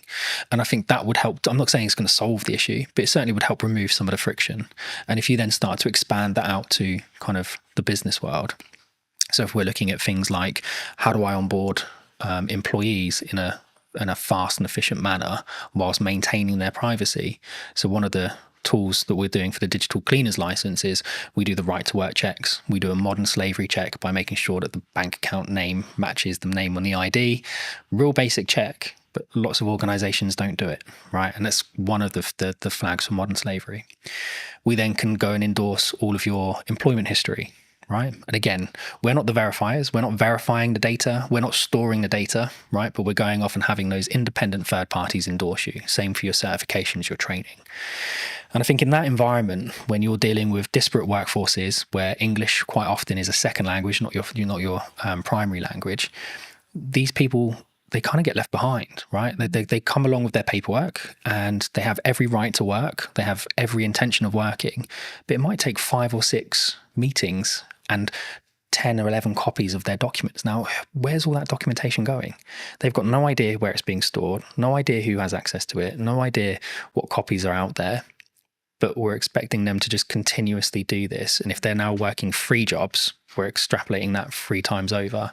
So for us, it's about digitization, yes, but without just copying the existing paper process and doubling the problem, right? You have to do it in a different way. That would fix the problem we opened with? What, going back? For someone like me, for example, who, let's be honest, if deepfakes become mainstream in AI, someone points an AI with that mindset, I'm screwed. Yeah, I think there's definitely a way of being able to verify something's real, But again, there's then nothing stopping someone from creating an AI deepfake and just putting their endorsement on it anyway. Right? They haven't had to do the work. Like the AI has done all the work. I think it will become more important for organizations and in fact probably more important for creators to be able to verify that's their work. Right? I was the one that created that first. Here's kind of in some ways from a maybe not a legality point of view, but kind of a copyright plus model, I guess you could say. Yeah, absolutely. And I think one of the things we've seen with the endorsements is, and you'll get it all the time with correspondence from the BBC, right, or for Sky News or whatever, our person on the ground. Well, that's great, but I don't know who that person is. I don't know their credentials. I don't know where they're from. I don't really know if they're from that country. I don't know what their background is. Whereas if you were able to say, here's the credential that's been lent to this article, well, now I've got, well, yeah, he's got an IDSP verified in that country that he comes from that country. He's got a university credential that says he went to that university. He's got an employment credential that said he was employed there at these points in time. That's not to say people can't build those profiles up at a state level if they really wanted to go to that level, but it becomes much harder to do. Right, the threshold for access to fraud becomes really, really high, because when we're actually taking these interactions and monitoring them, we create an encrypted hash of the interaction, and that gets stored on what we call event chains. So not blockchain databases, but the event chain is a point in time. And so you can't go back in time and put something on the event chain in the past. It has to be done in time. It's temporal. And so in order for someone to perform a high degree of fraud, it's going to take them 5, 6, 7, 8 years to build that profile up. And they will have to do it in multiple chains simultaneously. And they're just not going to be able to do that. And I guess it comes back to that like point, which is like, it sounds horrible whenever you say it, but like you're making it less likely that you're the one who gets targeted, because the burden of likelihood that your stuff gets stolen, etc., is so much higher than Barry, than Sally, than James, so on, you know. And that's, I hate to say it because it's like, oh, go and steal their car, not mine, because mine's a pain in the arse to steal, for example. There is that, but again, from our standpoint, I mean, we want to give it to universities for free. Right? We want to give it to schools for free. You have the Online Safety Act that's happening at the moment, and I think you've probably seen some degree of access to adult content reduced. But it's seen VPN usage go through the roof, right? Because we know how people are accessing it, just going around the issue. And I think they had, was it Keir Starmer's driver's license got leaked online, and people using that and a picture of him to be able to skirt around the sides of it. That's the same tech, by the way, we were talking about at the beginning that some of the retailers are now choosing to use to verify their staff, right? It's not with an IDSP, it's just a localized check that looks right. I guess this was a big conversation like a handful of years ago, and I've covered it in the social media show and etc. But like, there was this big conversation, and lots of jurisdictions across the world have said, below 16, you're not on social media. And that seems to be the future, because it's like, we're now like half the world has basically got that. How do you verify you're under 16? Exactly. Right. And again, with Origin, it's one of the things we were saying, if we give it away to students for free, you can have a cluster of credentials, right? And so from our standpoint, it's about enabling the verification of a credential to create context. And contextual permissions is something that we've kind of started to patent from using our tech. So the idea behind it is, I can access a system. I don't need a username and password, but I need a credential from an IDSP. I need a credential from my employer. I need a credential for someone linked to that system. I need a credential maybe from a school or a university. All of those credentials must confirm specific assertions about myself, right? I'm under 16. I'm a UK citizen. I go to a particular school in a particular area. That means we're putting the control of the people that need it, schools, etc. But we're not then enabling people who have bad intentions to come along and manipulate that system, because they would have to manipulate it in 5, 6, 7 areas at the exact same time. So now, if you want to access the internet, well, you could have your Origin handle with all of the credentials on it, and we would know straight away how old you are, right? And parents mostly can be trusted. So your parent could create a credential for you. But if that doesn't match your school's credential, well, then that's going to create an issue. So you don't have the permission to access that service or that particular piece of content. And that for us is really important. Context is much more important than just, well, we think you might be over 18 because you click the button. Yeah. Yeah. For those people who have enjoyed this conversation, who may want to see more of the content, delve into a little bit in more depth that what you and the team are doing, where can people reach out? They can reach out to us directly, so they can come to us via the website, or they can reach out to us on social media or LinkedIn. I think we're starting to put more video content out there. So going back to what you were saying before, about kind of verifying trust, how do you prove it in the marketing world? Well, for us, it starts with video, right? And yes, there are deep fakes out there, but from our standpoint, I mean, we're able to verify our technology in our videos with our technology, right, which is important. We're certainly seeing kind of proof of concepts with the MOD gain lots of traction. We're talking to OFDIA, the Office for Digital Identity and Attributes, about shaping kind of how the UK consults on digital identity. And I think all of those aspects are important. So it's not just about us. I think people should be looking at digital identity as a whole in a much more holistic way. And reach out to us, reach out to the IDSPs, reach out to everyone. I think is something that people need to understand more, is that digital ID is more than just here's my JPEG of my passport and driver's license. But yeah, reach out to us on social media or online. Just before we wrap up, I mean, obviously you have worked with us in the past and you've done some video content. I mean, now the other side of it, maybe a year on, how was that experience? What was the things you maybe learnt from? Except, like, how was it as a whole? Like, not putting words in your mouth, but I'm actually curious because obviously we haven't touched base since actually doing it last year.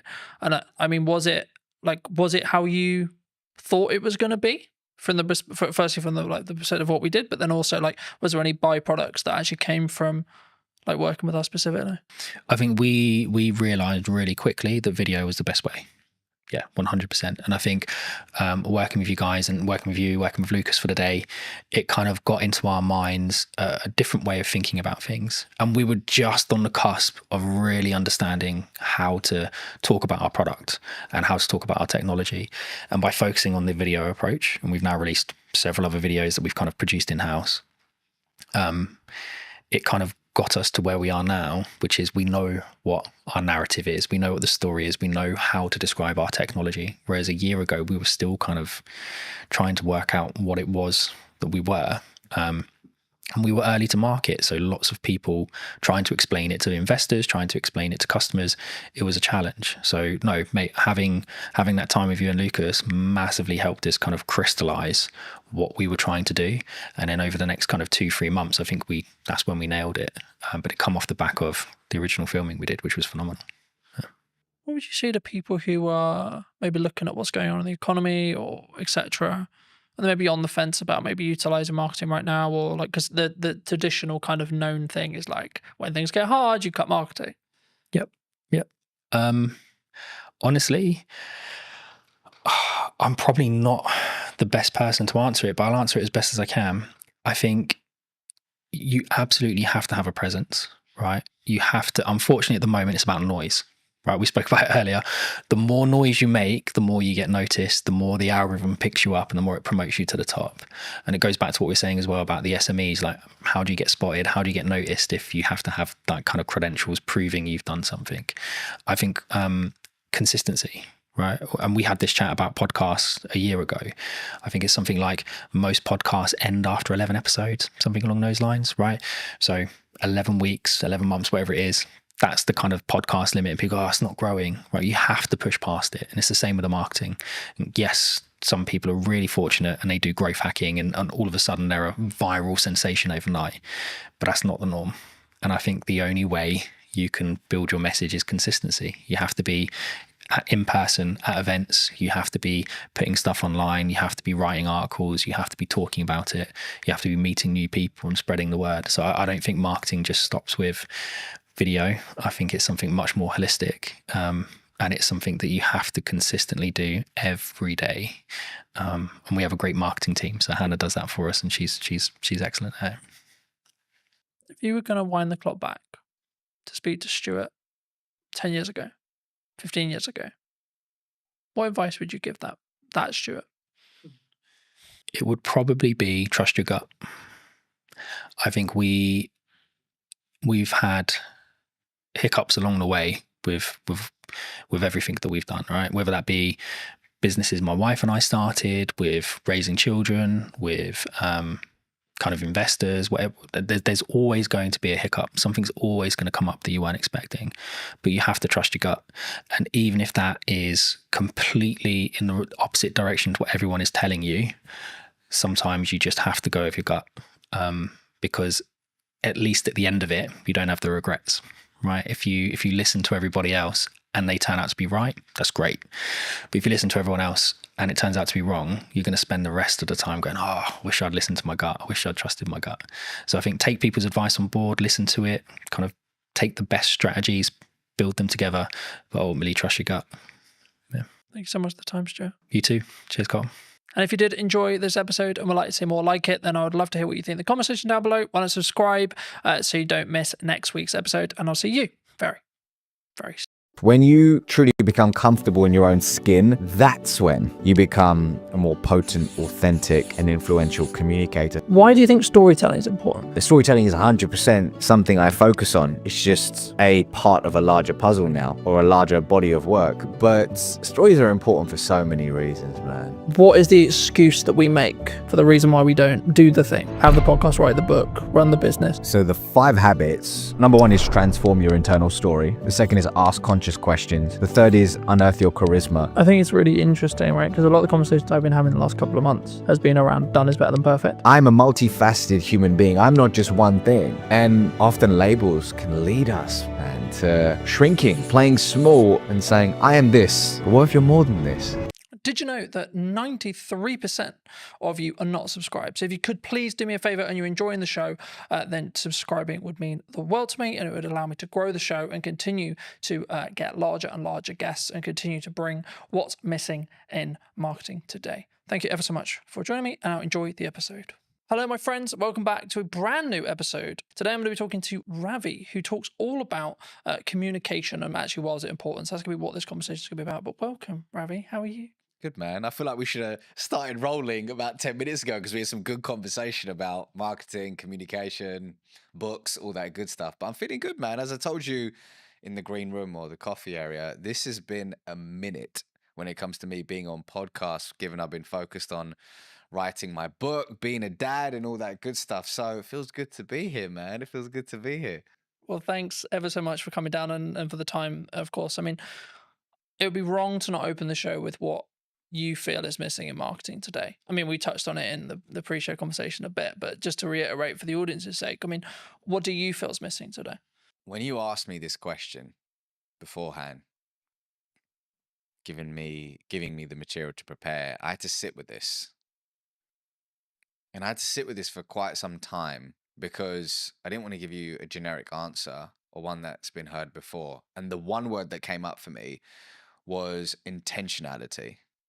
And actually, that's not just in marketing, that's in life right now. Intentionality. I mean, if you just scroll on social media, log on to LinkedIn, log on to Instagram, whatever it could be, there's an addiction to instant gratification. Meaning, okay, I want to grow my follower account now. I want to achieve X, Y, Z now. And as a result, I may put out AI content, which feels perfect, which feels like it's going to connect with people. But the truth is there's a disconnect because perfection doesn't exist, man. Perfection doesn't exist, and imperfection equals connection. And our intentionality behind things, our death grip on our desires, and the instant gratification that comes with it, it's just leading us to this place where, and it's funny to say this, the bar is so low in some senses that the number one way to stand out is by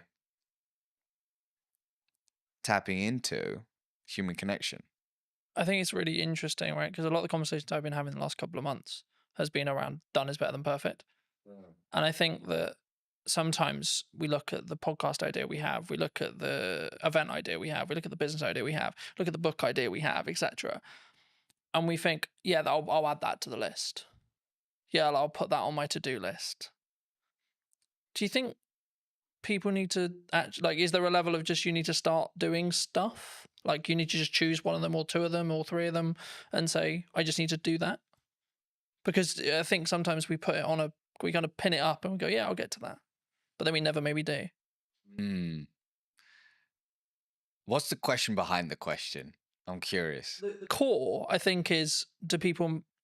So I guess what I'm actually asking there, and this isn't planned, so I've just come off the fly, but I think it's what is the excuse that we make for the reason why we don't do the thing? Have the podcast, write the book, run the business. Maybe someone's watching this and they're in their 9 to 5 and they're like, I've got that really business idea. I'm really passionate about X. But they don't start working on it in the evenings. They don't start because maybe they're worried about what people think. It's actually, these are the common answers I get. But is it just that? I'd say it could be many things, and I can't answer it from everyone's perspective. I can only answer it from my lens. And I would say the two things coming up for me are, number one, fear, like we spoke about, where, I'll give you an example. I know of somebody who has a specific idea that they knew in that season of their life was in alignment. But there was always a reason why they couldn't pursue it. There was always, for lack of a better word, an excuse as to why they couldn't pursue it. And that excuse gave that individual the reason why, I can't do it now because of X. I can't do it now because of Y. But what those excuses and what that narrative was grounded in was fear. So there is definitely fear. There is definitely fear, but as the old saying goes, fear stands for false evidence appearing real, right? So yes, there's fear behind it. The second thing is, do you actually want the thing that you say you want? Or have you just logged onto Instagram and you've seen that Jamie is doing incredibly well now that she's left her 9 to 5 and is in this job and seems to be crushing it, and actually you like the idea of that? You like the concept of that versus the actual reality. And is it your ego saying, hey, I want a bit of that? Or is it actually your authentic self? Is it driven from your authentic self? I don't know. But I think those are the questions to ask ourselves, because the truth is when you, this is my truth actually, when I'm deeply aligned with something, it has a meaning behind it, which means the imperfect action, the work or whatever it takes to achieve that. The excuses, the fear, it starts to move to the sidelines because you know that not taking action is going to cost you more. I think that's key. And I think people listening need to consider, is it keeping up with the Joneses, looking at the trend, etc. And that's why you want to be an entrepreneur. And I'm fortunate where I'm wrongly or rightly rapidly approaching 10 years in business, which is crazy in my head, and I'm looking at it going, right, okay, so the odds here are like, I've kind of done quite well, because the odds are that I think I looked up yesterday, I think about 25% of business, like 25% of businesses don't survive longer than 5 years. Really? Yeah. And I'm just thinking, why? And like, from listening to how you just answered the last question, I think for me, the key is they weren't in line with, like, they weren't true, they weren't willing to die on that hill or put the flag in the sand or etc. I think entrepreneurship before COVID was cool, right? Because, or even during COVID, when there was loads of money floating around and it was, quote, easier, I think that's when people looked at it and went, yeah, that's cool, let's do that. Oh, work-life balance, oh, free, oh, I made lots of money, and I get all the time, and I get all the freedom. But now we're in a world where what most people I talk to, and I'm sure you've had it as well, which is like, well, this is just normal. This is what real business is. Things are harder, you maybe lose a client, or things are harder in the economy, etc., etc. That's just another day at the office, And I think for me, I think that's where the true entrepreneurs will stand through. What do you think people get wrong, though, in either that step or then how they communicate that step to their friends, their family, maybe the clients they want to work with, the market? Because obviously a lot of what you do is about communication, right? And that's why I want to focus on that, because it is your unique skill of expertise and etc. But I also think it's the most underrated one, because it's like, well, there's not much to it, Colin. You just have a conversation, right? Well, before I answer that, to back it up for a second, what was cool when I was growing up was everybody wanted to be an investment banker. everybody, there was like everybody would watch the movie Wall Street. Gordon Gekko, greed is good, and they were like, okay. And the movie American Psycho, Patrick Bateman, they're like, okay, I want to be an investment banker. And it's so funny how entrepreneurship is now the thing. Like, I think about my daughter, she's nearly 3. I think at 10, she's probably gonna.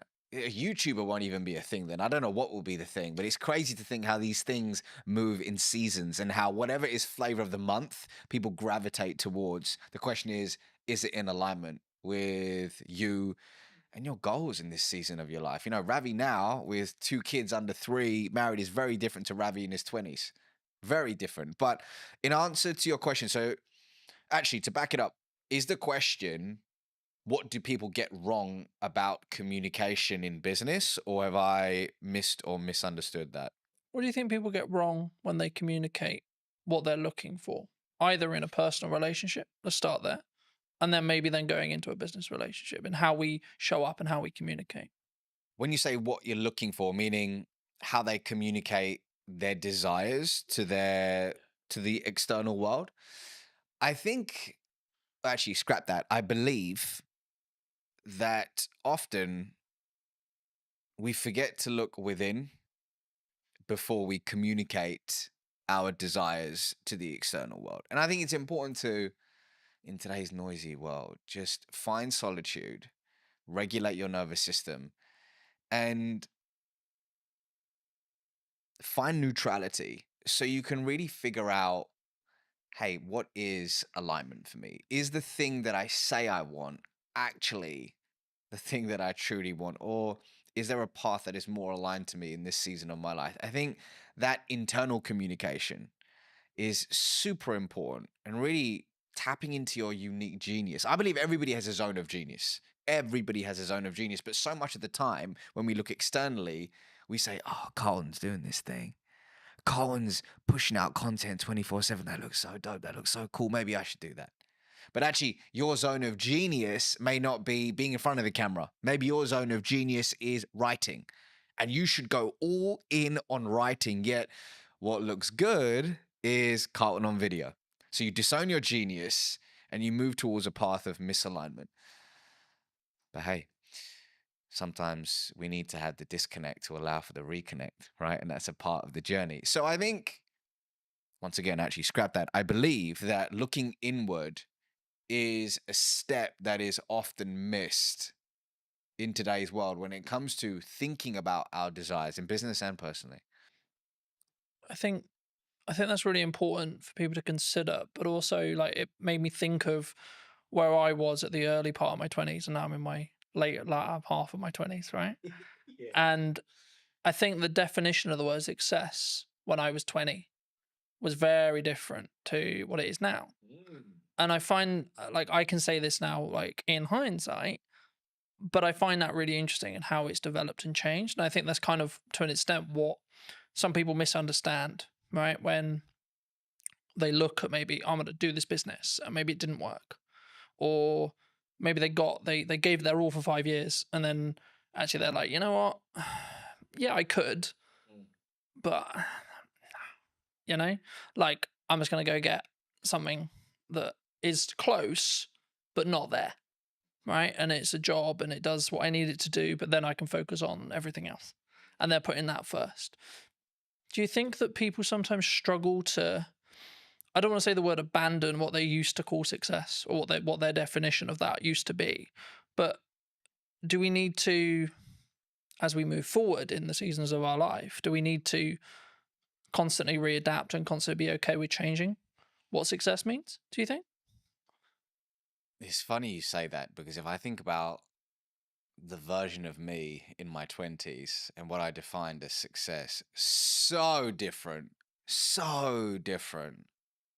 And it's wild. But I also needed the 20-year-old version of Ravi to, like, actually, a better way to put it is, I acknowledge that younger version of me. I have compassion for that younger version of me. And I know that he did the best he could with the consciousness that he had at the time, versus berating that version. Some people say, oh, God, man, I was such an idiot. I did so many years. Actually, we did the best we could in that season of our life with the tools that we had. So I've got to honor that version of me. But when I look back, I'm like, wow, I'm glad I've evolved. I'm glad I've evolved. And I think we do need to be comfortable with not labeling ourselves. We need to be comfortable with labels. I'll give you an example. Somebody could say, I am an entrepreneur. I am an entrepreneur. And on the face of it, great. Gives that individual a sense of belonging, pride, identity, brilliant. However, let's say that one of their buddies hits them up and says, hey, Jamie, I've got this role at Netflix. It's in the C-suite. I've spoken to people internally. We think you would be incredible for it. But Jamie's like, hold on, but I am an entrepreneur. But actually, it's not working for them in a way that they would have hoped. And actually, being in the C-suite at Netflix could be more expansive and abundant for them, but they reject it. And they say, no, but I'm an entrepreneur. So the labels that we give ourselves can often create these mental cages where we shrink our desires, we play small, and we often reject abundance.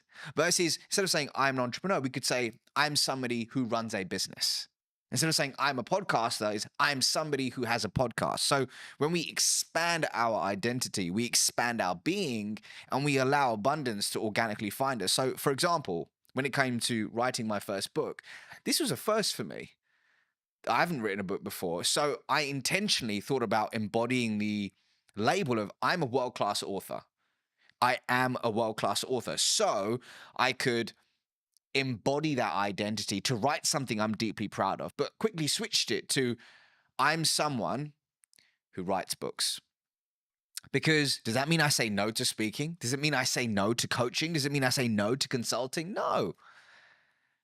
I'm a multifaceted human being. I'm not just one thing. And often labels can lead us, man, to shrinking, playing small and saying, I am this. But what if you're more than this? I think for me, and what I was thinking of as you were like explaining that as well, I think you can have your definition of success in the correspondence to the season you're in, right, as well. And I think I understand why people would like, I need the X, whatever it is, right? I need the car, I need the house, I need the wife, I need the lifestyle, whatever. But I think you can undo what's possible if you stay true, like if you only solely focused on that, rather than saying, I want to go north. Yeah, but come on, you're not being specific on where north. Okay, but I know I want to go in this direction, and then see what opportunities then arise from there, and then reflect on what happens. So at this moment, yes, I run a marketing company. Sure. Okay. But if you had this same conversation nearly 10 years ago, I would have said, I do video production. Right. And if I had just locked into, no, I only do video production, that's all I do. I work with other video production companies and I help them create content. Cool. Then it would have pivoted or changed what horizons I could have met or gone to. And what I found was that people, they tie what they're doing and their self-worth to it together. And I think that can be sometimes the issue. Massively. Because then you're tied to, like using your entrepreneur example, then you're tied to, oh, what if I'm not an entrepreneur? Now I'm lesser, right? Because that kind of implies you failed. And then to you, that means actually me as Colton has failed. Not the company has failed, or not the company served its purpose and it got me to the Netflix role, or etc. Colton has failed. Colton will not be able to win. Colton will not be able to be, quote, successful.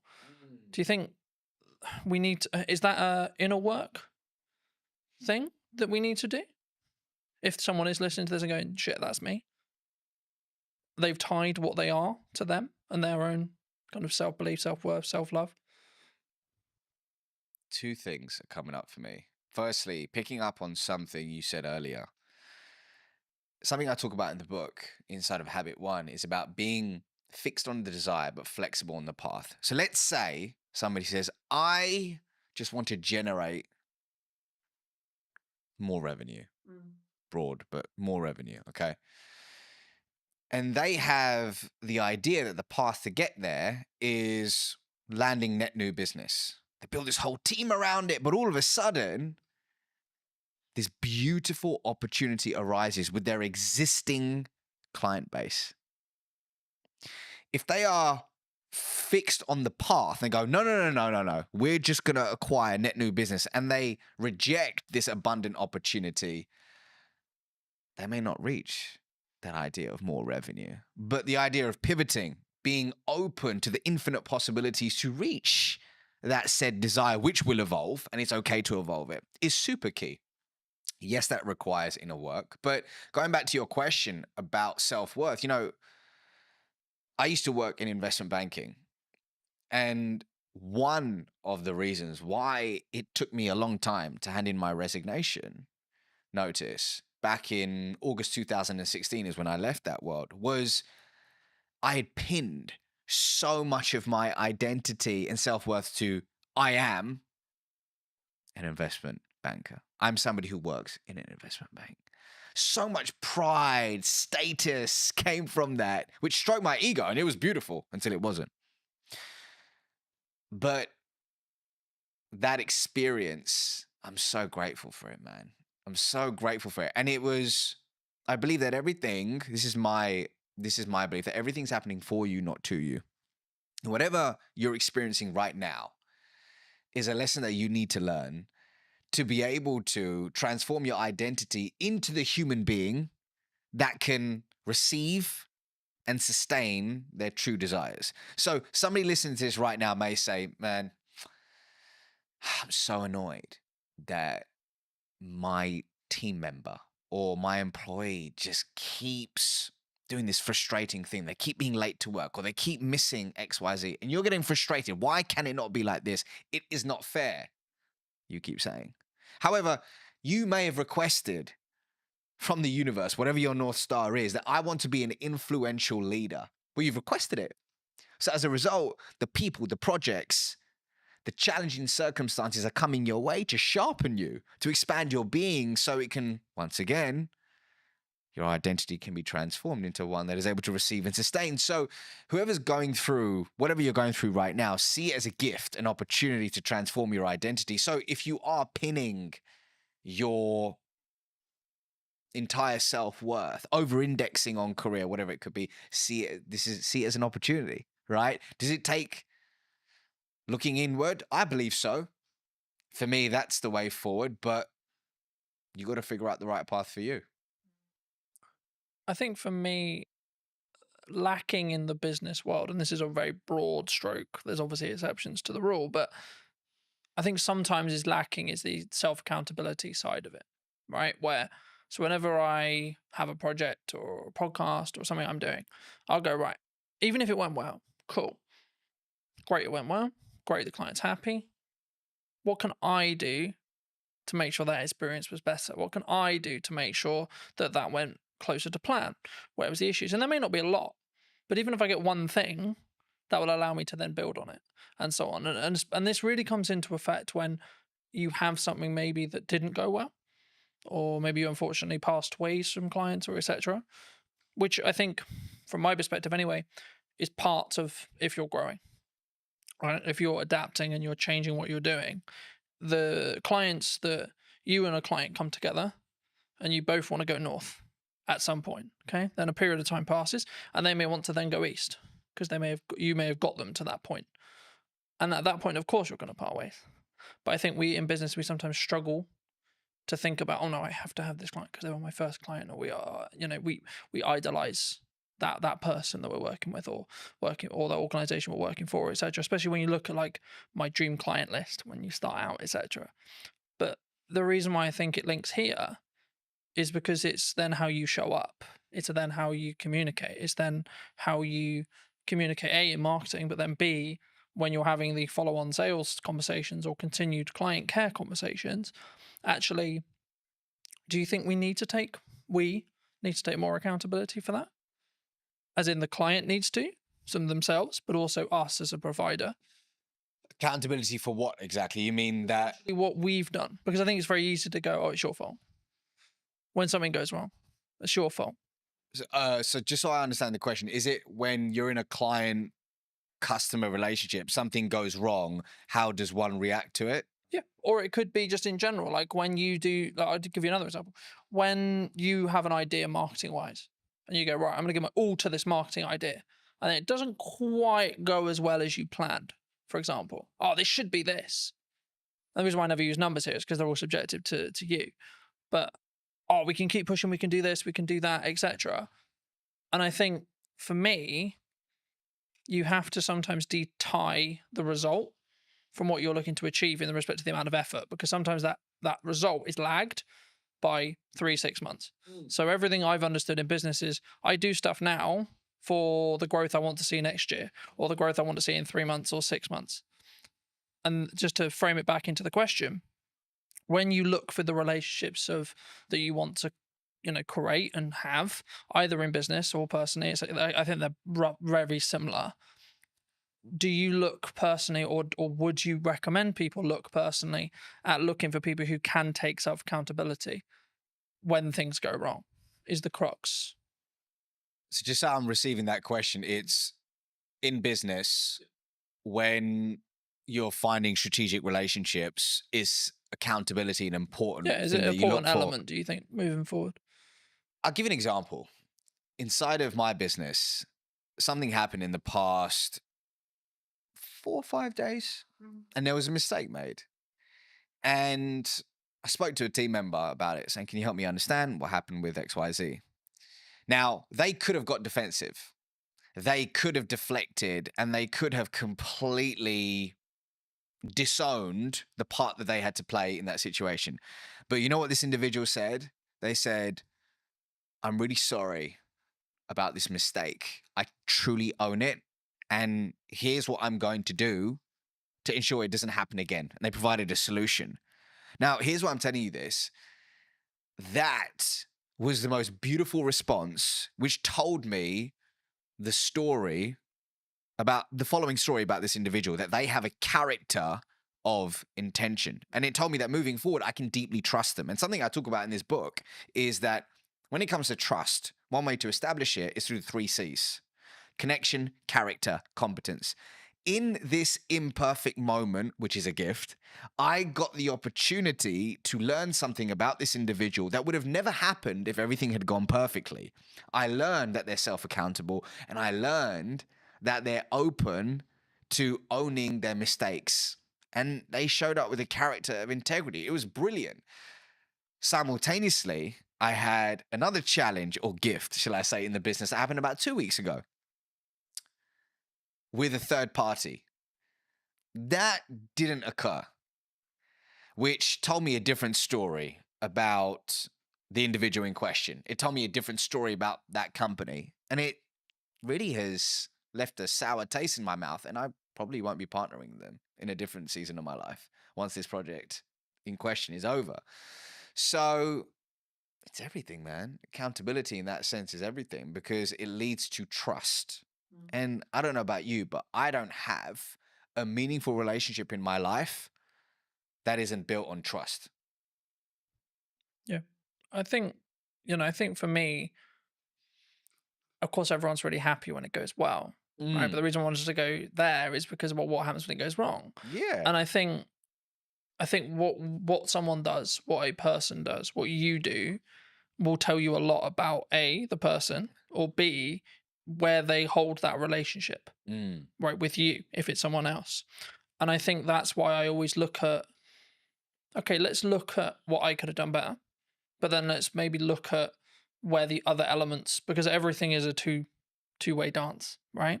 But I think in some ways, whenever we bridge that across in business as a whole or in personal, maybe we don't necessarily go into each relationship when it's a new business relationship or a new partnership, etc., without I don't want to use the word baggage, but the residue maybe from previous relationships. I mean, do you think that people don't give themselves the time to reset sometimes? Like when it comes to either like you had a long-term relationship with a client and maybe you've got some other clients, but in that sector that you don't step back and say, okay, well, kind of building off that accountability question, you think sometimes we need to take that time to step away? Can you give me an example? Yeah. So let's say, for example, I worked with a client for a year. Okay. And for whatever reason, our relationship has ended.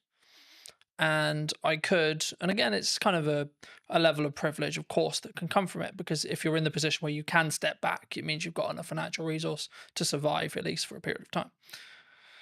So there's nuance to the rule, of course. But if you can do that, do you think you'll show up better for the new clients in your next season, or the new business, or the new opportunities, or the new content when you can kind of step back? Because I think I talk a lot about self-accountability, but it comes from a place of I can give myself that space to say, okay, this is where I went wrong.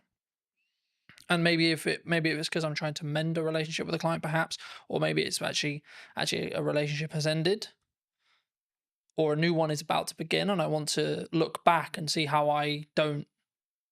Maybe the issues were, okay, how can we set up this relationship so it's more likely to be successful by learning from the past? The definition of reactive behavior, in accordance to the spiritual wisdom of Kabbalah, is engaging in any behavior that is grounded, and I'm paraphrasing, in fear, lack, or scarcity. So if we are operating consistently from a place of fear, lack, scarcity, we're engaging in reactive behavior. And I think, rather, I believe, a lot of our day to day, especially when we're flying through our day on autopilot, meeting to meeting, doing X, Y, Z, we can unknowingly slip into reactive behavior. We can unknowingly and unconsciously end up having unconscious conversations, and we don't leave the space to look within. So in your example, let's say if somebody has lost a client and they haven't really sat back and said, okay, let's look at the facts here and what part did I have to play in that, and truly owning it, then they're going to make the same mistake over and over again. And they won't have the opportunity to transform their identity into the person they need to become to achieve said desire. So your point about self-accountability is important, but it's all down to the fact that, if your calendar is just, there's zero white space in it, and you don't have a personal practice in the morning or whatever it is in the day to ground yourself, it can lead to this unconscious behavior, which is a problem in today's world. Because in our conversations, one of the biggest problems is engaging in short-term behavior that kills long-term reputation. Do you think that people have too many busy things happening? They take too many meetings. They take too many opportunities. They don't know how to say no. I can't speak for everyone. I can speak for the clients that I've worked with. I can speak for the people in my world and through my lens and expertise. And what I can see in today's world is the addiction to being busy is real. And often work can be a form of escapism to run away from something we're experiencing, something we're feeling, or whatever it could be. However, I believe we've confused being busy with being productive. I believe that often the inability to say no isn't just, I just love working on several things at once. I just love just chasing all these different things. But what's behind it? Is it your inner people pleaser who's struggling to say no? Is it a story that you're telling yourself of I'm not enough, which is triggering, which is a launch pad for these behaviors? What's interesting is I heard a quote a little while ago, which is, stop setting yourself on fire to keep others warm. And in a different season of my life, that's what I did. I consistently set myself on fire to keep others warm. And what I mean by that is saying yes to people, projects, and opportunities that were misaligned with who I truly was and my desires, and then saying no to myself, which is a recipe for disaster. The question is, why does somebody struggle to say no? And when an opportunity does come up to say no, how can you do it with warmth? And I'm happy to give you an example of something that I had to do recently to actually say no with warmth. But actually, some people want to say no, but they feel guilty afterwards. What are they going to think of me? They don't want to be not liked. Am I missing out on this? But there is a way to say no with warmth. Do you think that psychologically? Do you think we're naturally more likely to say yes because of that? We want people to like me. I'm going to say yes to you because I want you to like me. If somebody is struggling to say no, on the face of it, people give advice that like, okay, well, what is it costing you by saying yes to this? Okay, here's what we're gonna do. We're gonna focus on you figuring out what's aligned with you, so you can start saying yes to the right things and no to things which are misaligned. That's great. I mean, an exercise which Dr. Zoe Chance of Yale University does with a lot of her students, she's a senior lecturer over there, is she gets them to say no. She said this on my podcast many years ago. She goes, I get people to say no for 24 hours to everything, as long as it doesn't result in a divorce or anything crazy, right? But get them to say no to everything so they can start flexing that muscle, which is brilliant. And that's great on the face of it, looking at all those things. And then there's going slightly deeper is, okay, but why do I struggle to say no? What is the story that I'm telling myself? Is it true?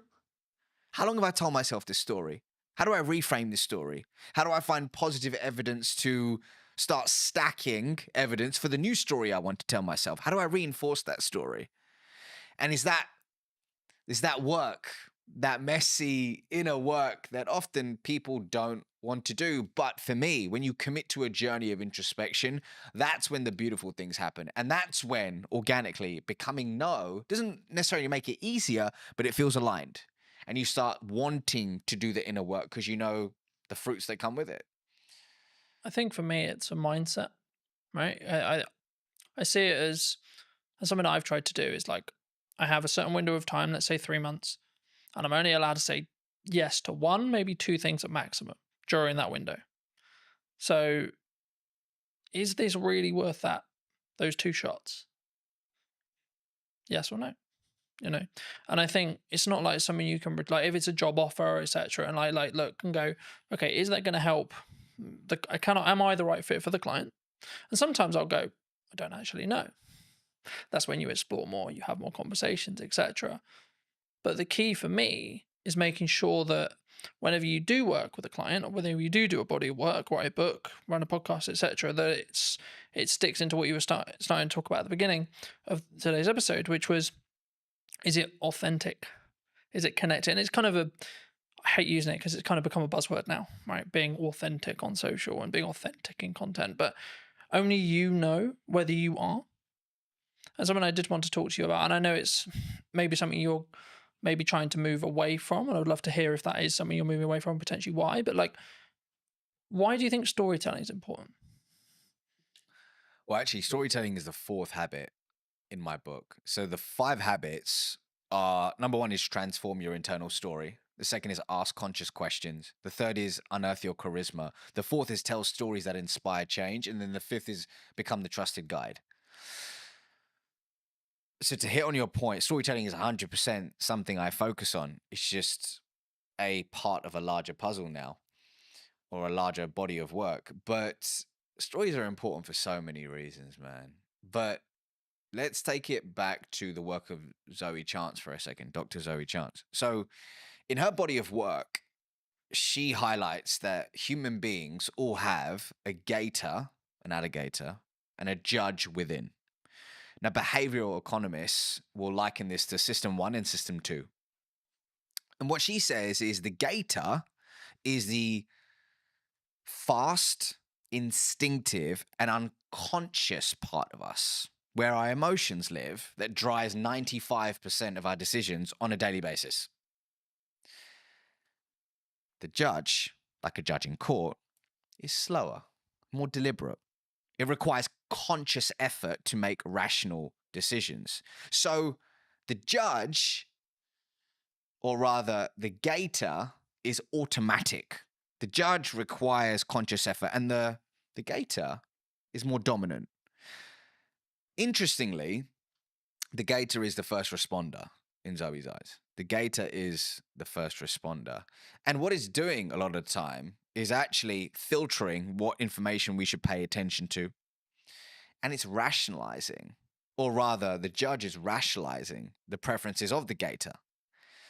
Here's why I'm telling you this, is that a lot of the time we lead with facts, we lead with figures, and we lead with data. And it's not about not using them, it's about understanding the context and when to lead with them. But for me, what we need to think about is how can we prioritize the needs of the gator so that we can then appeal to the judge. And one of the most potent ways somebody can do that is through impactful storytelling.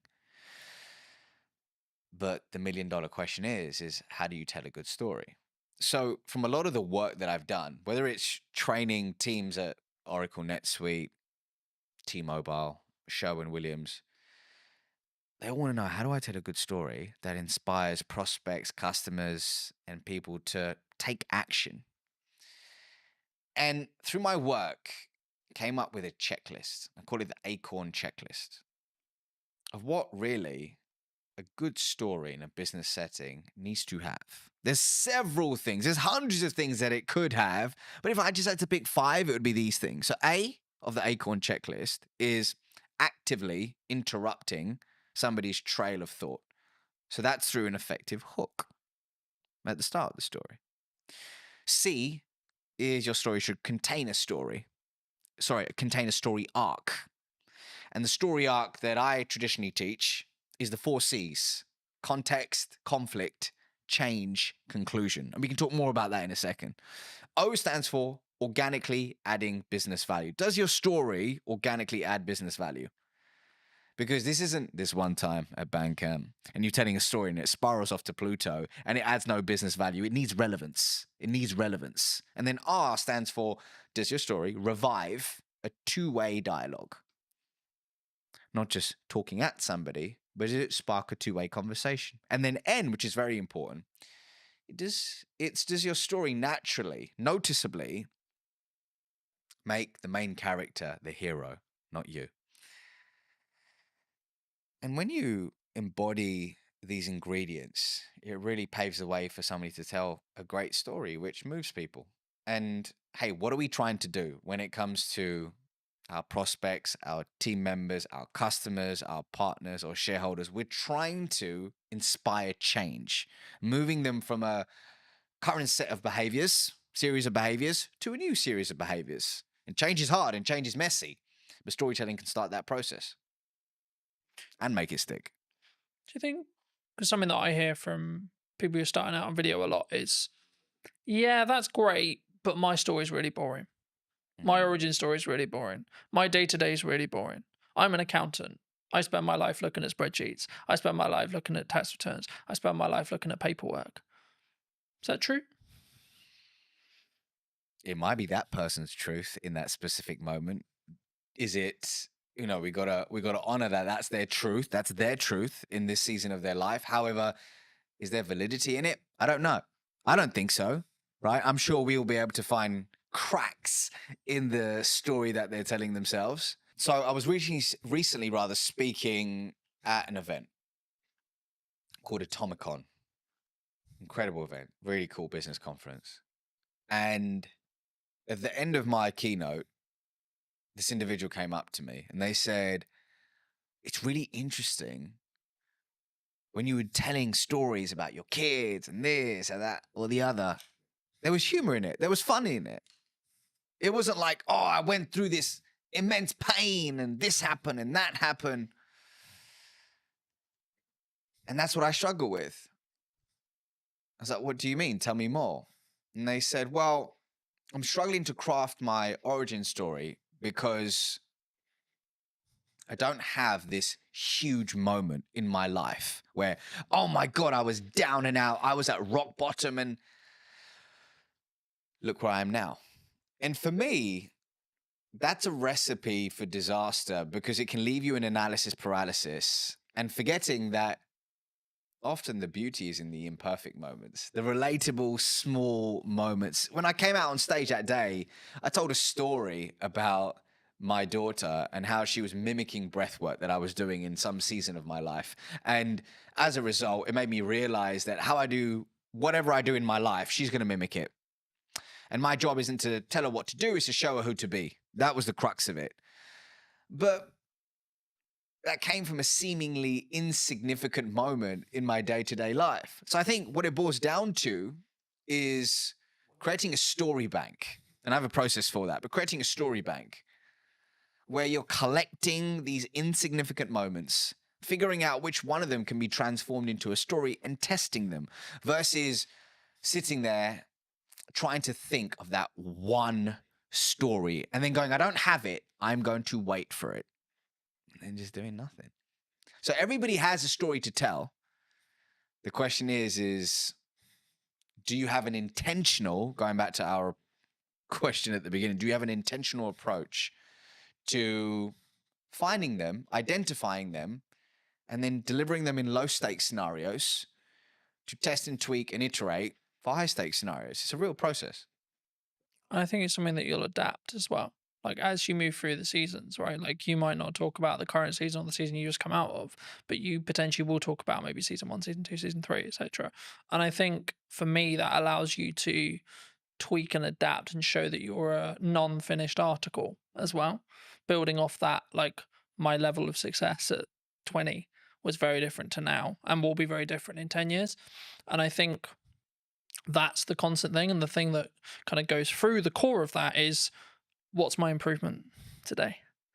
What's the 1% thing I can do? What's maybe the thing I heard from you today, or the thing I picked up whilst watching something, or the key takeaway from the book I just read, or etc. And I think sometimes we don't give ourselves that time. That's why I asked you about the kind of the busy schedule thing.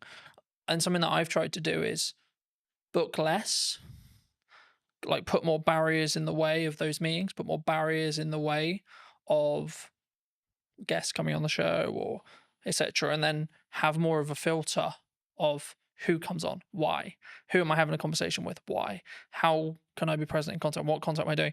And the reason why I do that is because then I can be more present and more focused on, and doing less work means I'm more present in the work I'm doing. And it means actually I'll be more transformational, so to speak, to that client, to that customer, to that guest, etc. I hope, I believe, anyway, in that respect. But for those who've really enjoyed this conversation, where's best to reach out to you? Where can they get the book? That kind of thing. Yeah, so if you click the link in the description, I'm sure you'll put it in the description, but you can pre-order my book now, which is available on November 4th, and it's called Relationship Currency. And really what it's about at the core is teaching people in any conversation how to build trust, cultivate authentic relationships, and master the art of communication along the way. So, hey, if this conversation has aligned to you, then pre-order a copy and I'll see you on the other side. But otherwise, I'm on LinkedIn, YouTube, Instagram, TikTok, all the places, just at the Ravi Rajani, and you can find me there. Magic. Thank you so much for coming on. And if you were going to talk to either yourself 5-10 years ago or someone who's your junior, what advice would you give them? About life, about communication, because I could take this so many places. Wherever you want. Let's stick to communication. And I would say the following. I would say you can listen to podcasts like this. You can watch videos. You can absorb books, courses, and all that good stuff. But if you truly want to be able to communicate with influence and with intention, it doesn't begin with that. It first begins with a journey of introspection. And for some people, that can mean seeing a therapist. For some people, that could mean journaling, seeing a coach, or speaking with a friend where you can speak freely and remove the mask. But here's my truth. When you truly become comfortable in your own skin, that's when you become a more potent, authentic, and influential communicator. So start within and then look at all the cool stuff, such as the podcast and the books. But hey, if you can't look within first, there's no hack, gimmick, or trick that will save you. Thank you ever so much for the time, ladies and gents. I hope you took value from this episode, and thank you for coming and spending the time with us today. And I will see you very, very soon. If you did enjoy this conversation and would like to hear what's missing in marketing, probably tomorrow or today, then be sure to be subscribed. I'd love to hear what you think in the comment section down below. And I'll see you very, very soon. But entering the retail market was a huge step for us. Like how you want to perceive yourself in the market. It was a very difficult time, I think, for the business. Do you think it's changed how you show up as a leader? And it was honestly the most fun thing I've ever done. And it was stressful. What do you think's missing in marketing right now? When somebody rebrands, the general question is, has the company been dissolved? Like you want to, in some ways, make him proud first? I think if you've built brand loyalty, and by that I don't mean you're selling millions of products, but if people trust in you, I think as a person, you'll automatically gain respect within the market. Let's restart everything. Let's replan the business model. Let's replan marketing. Let's replan everything. And then funnily enough, when I executed on those things changed. The results changed. Work on yourself. Just work on yourself. Seriously. Like every day. Just be better every day. Hello, my friends. Welcome to a brand new episode of the podcast. Today's going to be a really special one because technically I'm actually interviewing my first client. Now, that sounds a bit weird, nearly 10 years in business now, but it is. So, welcome to me. Welcome back. It's been, I think it's actually been, nearly 4.5 years since we've actually seen each other? The last time I remember, I think we were shooting something on top of a car park in Salisbury. Yes, we did. And that's got to be about 4.5 years ago at least. So yes, it's great to be back and great to see you after all these years as well. I know. Yeah. Super good. I mean, you were actually under a different brand then. That's right. We were. So our legal entity remains the same, but we have rebranded to Anand, which incidentally is our family surname as well. And that came about through some hard lessons, I think, in business. One of the ones being most probably that you never really stop learning, I think, and when you get to a point where you think you've kind of, worked everything out, there's like this curveball thrown at you. So that was sort of what happened with us as a company. There were some legal obligations that we had to meet, and the old brand no longer resonated or could technically be used moving forward. So I think it all came about because we entered retail as a business. Predominantly we are wholesale and hospitality, but entering the retail market was a huge step for us and sort of at a national airport as well. So when that came about, I mean, it was a huge shock to the system because we had just launched this huge sort of project. There was 2 or 3 in the pipeline and then all been vetted and all sort of been mustered up with this brand, and then to all of a sudden launch something, and then I think it was about 3 weeks later we had something to say, there were some legal obligations that had to be fulfilled. It was a huge shock to the system. So it was a very difficult time, I think, for the business, because I think being a director, I always say you have huge responsibilities for your staff and your company, and I think I felt at that time that this was do or die kind of thing. It was either we really got this going and sort of made the necessary adjustments, and we did, and Anand was formed off the back of that. So, and it was honestly the most fun thing I've ever done, and it was stressful because you're running this medium-sized operation. We employ up to 50 people, and all of a sudden you're rebranding. And everyone's question is why, and there's a fine line where you can tell someone why openly and why you can't. And the majority of the reason was, it was just something that we had to do as a business. So the rebrand came as a shock, but honestly, it really taught us a lot of valuable lessons from in there, because I think off the back of the name, we actually found a voice as a company. I felt for a few years that we didn't really know what we were. And I think that's really weird to say for a company that was fairly well established. I mean, you visited before as well. But I felt with Anand, all of a sudden we're back to this blank canvas, right? And we're creating everything in reverse, which is the worst way to do it, don't get me wrong. But because it had to be done, it kind of forced our hand to look at aspects of business that we never had before. All of a sudden we're engaging marketing companies, we're engaging branding companies, we're engaging companies that help you find your voice. I didn't know those things even existed. And all of that came off the back of my mentor saying to me, look, this is one of those times as a businessman where you either go big or you go home, right? And for me, it was like, we got to go big here. Like, I've invested too much time in this. Like, I've invested too many years, those sleepless nights, everything, to just, pack up and be like, yeah, we're done here. No, we're going to go big and we're going to spend big. And sometimes that's not the best solution, but we kept a control of that, because spending big wasn't just throwing money blindly at stuff. It was really taking our time, really looking at companies that met our ethos, but also companies that we felt genuinely wanted us to do well. So they didn't make us just feel like a number amongst their client base. And that was hard to narrow down, because we made some mistakes along the way there as well. And in hindsight, it's easy to say, these things happen. But at the time, when you're financially forking out money, it's a huge, huge deal. So, I mean, look, it was an amazing journey. And it's been a year since we've rebranded. And I think as a company, we couldn't be any happier than we are at the moment. Do you think that maybe some people are really worried about rebrand? I mean, you kind of forced into it, but I think like maybe people who are listening who are maybe on the fence about like what do you gain from a rebrand? Was it just that voice and that really what I would call depth work when it comes to really understanding what your brand values are and like how you want to perceive yourself in the market?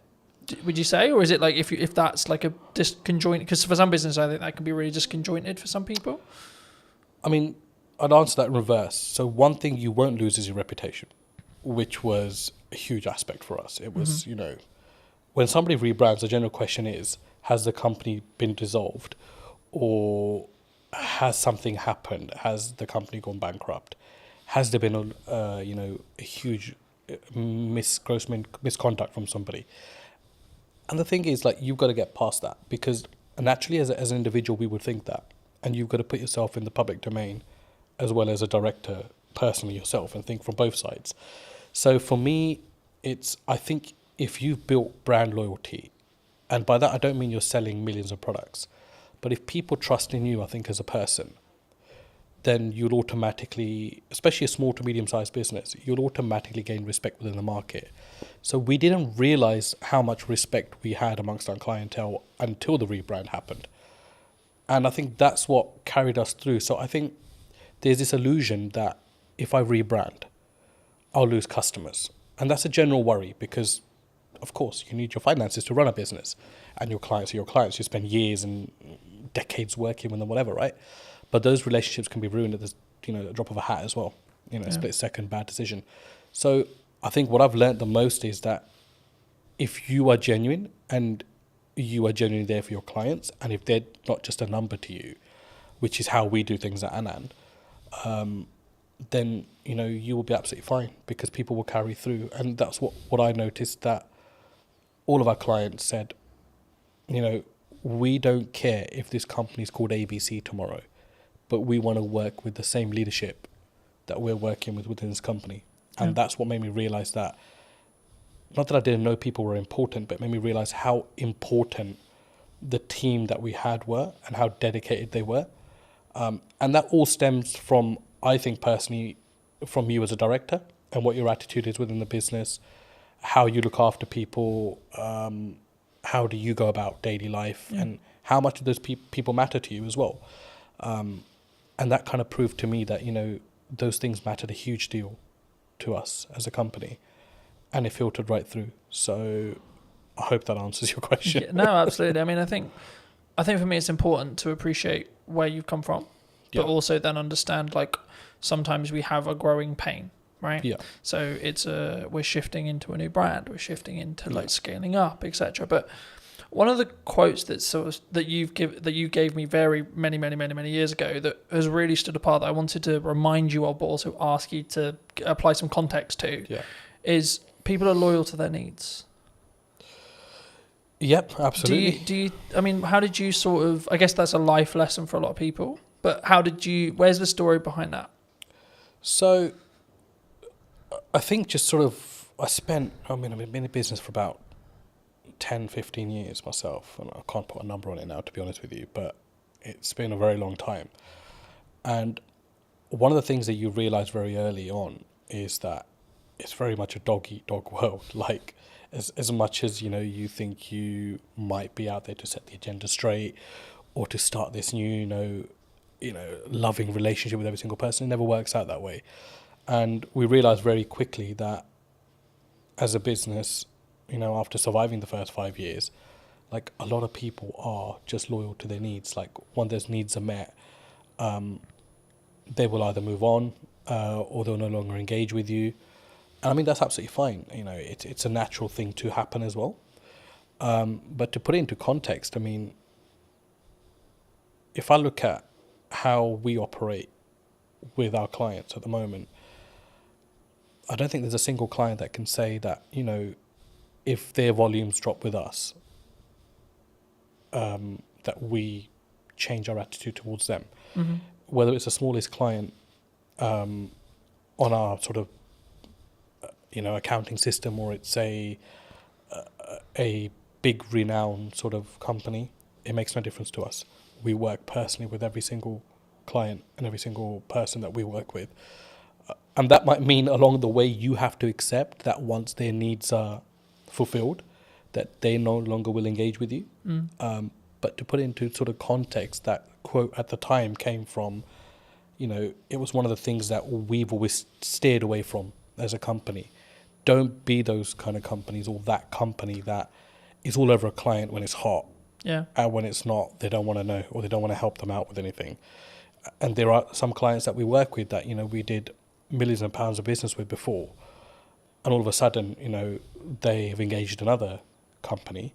But there are times where they still engage us when there's an emergency, and we would never turn them down, because you've got to remember that whether they've moved on as a client to another supplier, they were also once your client and made up the DNA of your business to be what it is today. So yeah, I mean, it's something you have to get comfortable with, I think, in business, and grow some thick skin around that, because people are loyal to their own needs, and it's just the way of the world. For me, it's something that sort of, at the time, I think when you initially told me, I didn't really get it. Yeah. Right? And now I can say 6 years, 7 years down the road, I get it. And I think for me, it's one of those things where it may not even be deliberate from that person, that client, that customer. Yeah. I think it's more around, actually, sometimes you just, there's only so much value you can add to that customer, client, etc. Absolutely. And people have personal lives, and it's well, it's easy to say, don't involve your personal and your work life, but it's a very difficult thing to do as well. So sometimes we do forget that people might have stuff going on in their own lives. People move on, and all of a sudden a new person comes into that role in the company and doesn't see your business to be as valuable as the previous person. So there are elements of that as well. Yeah. But I think I've always found that there's no use keeping hatred and negativity about somebody moving on. I think you've got to accept that and look and think, how can I learn from this? And how can I get better from this? And there was times that, clients left us on a very bad note, completely unexpected. Some that didn't even pay, the thousands of pounds they racked up in accounts, not to mention any names. And, that didn't mean that we were not going to look at what we could have done better as a company.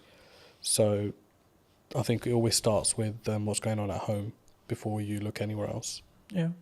Do you think, because I've been fortunate enough to be in business and grow and scale and adapt and be in a position where I think there's always some people who are saying there's something going on in the economy or COVID or et cetera, et cetera. I mean, is it a mindset thing as an entrepreneur, as an owner? Because I've always been of the mind of like, yes, there's stuff going on, but actually your output can then fix your like if it's a revenue problem, then there's a solution for it. If it's a marketing problem, you can fix it. You know, it's down to you to fix it, regardless of like the economy's in bad shape. You know, a lot of people have said to me like the creative space is challenging right now. You know, in comparison to maybe when like COVID was really good, for example, where there was loads of money floating around. But it's like, actually, I think for me, you've got to focus on what you're doing, and I think that's the key. But I mean, in your experience, have you?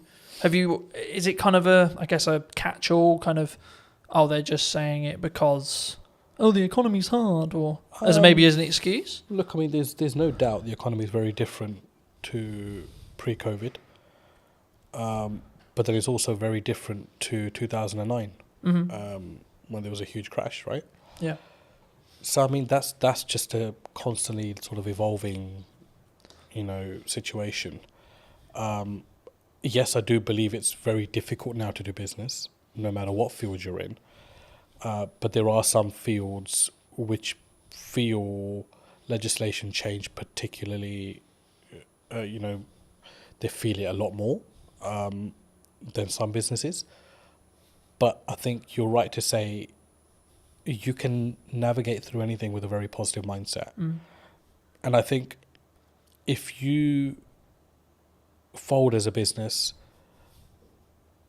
but you've given it your absolute everything, you'll sleep peacefully at night.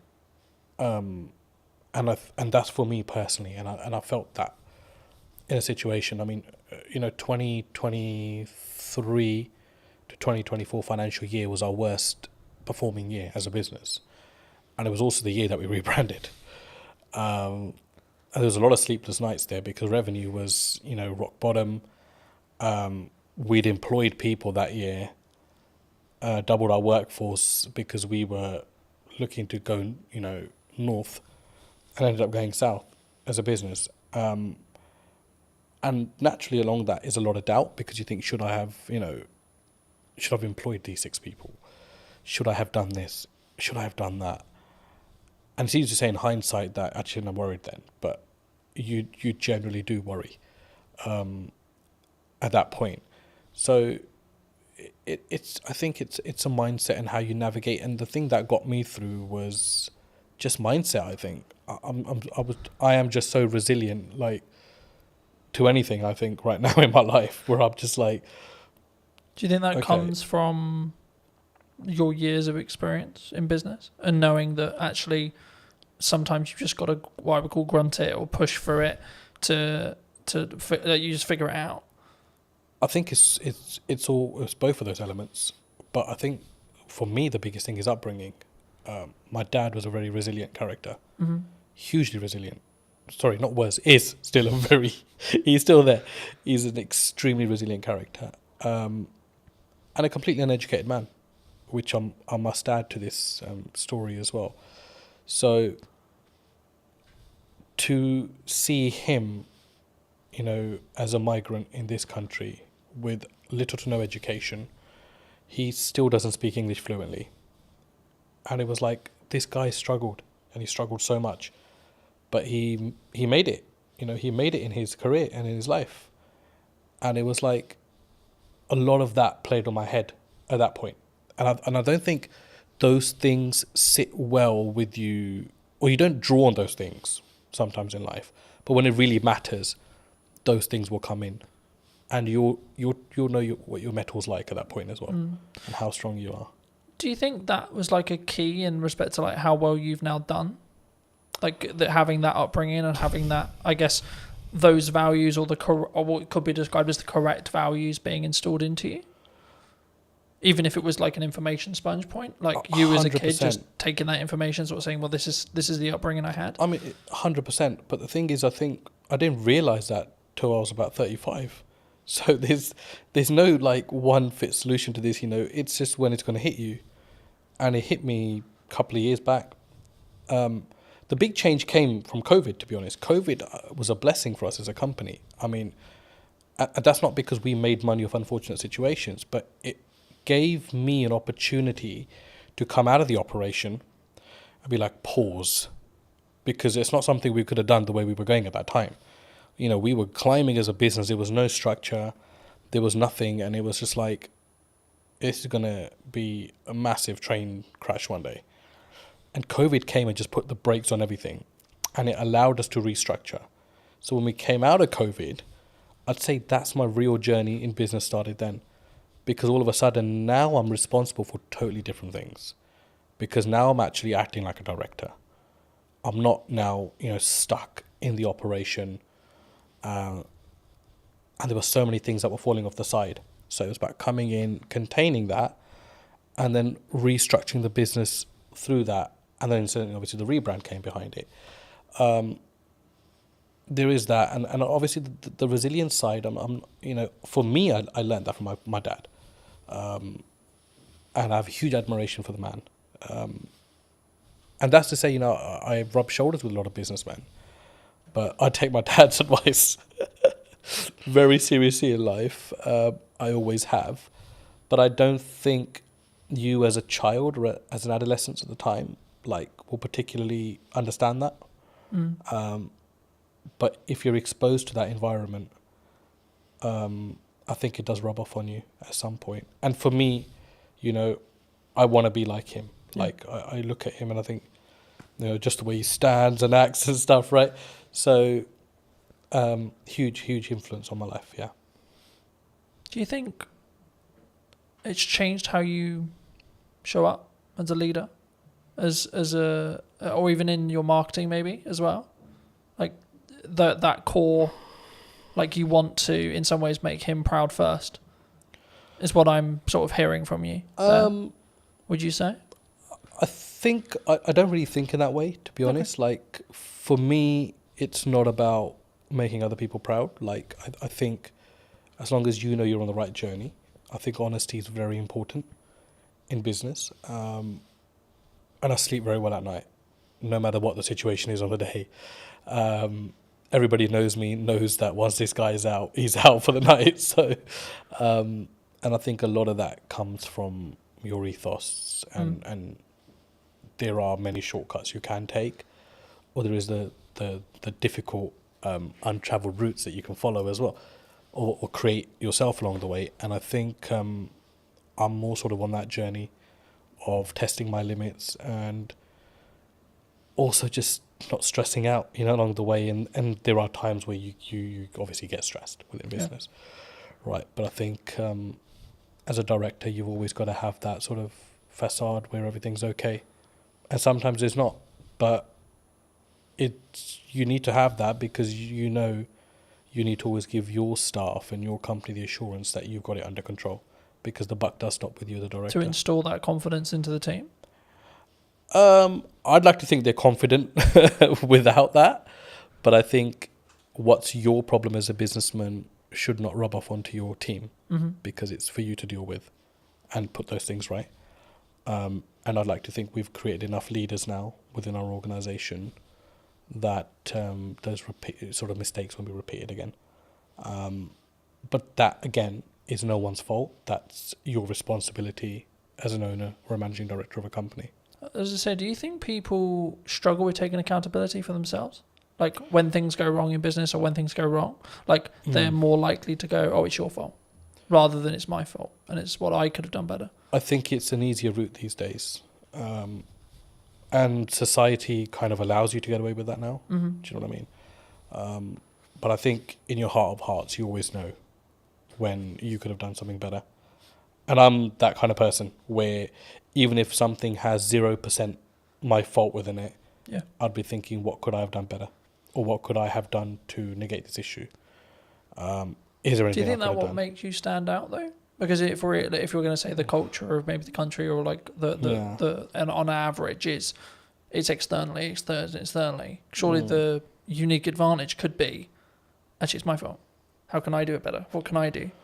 I think any great leader, you know, let's go back. I don't consider myself great in any sort of way, or I don't think I stand out in any sort of way there.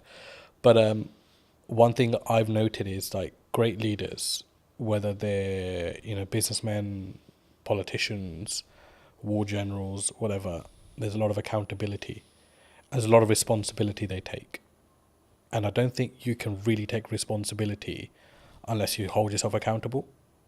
I know that might not make sense, but in my head it does. So I think that's really true, and I think that you have to take self accountability to what goes wrong, right? Like I've spoken in content quite a lot about last year was really hard, economically, business wise, etc. Now I could go down the approach of, well, it was a harder year and it was financially this and there was political uncertainty and this and this and this, or I could say, well, what am I doing? Yeah, right. Exactly. Like, how am I showing up? How am I leading with value? Am I leading in the right way? What's my offer structure like? What's my business structure like?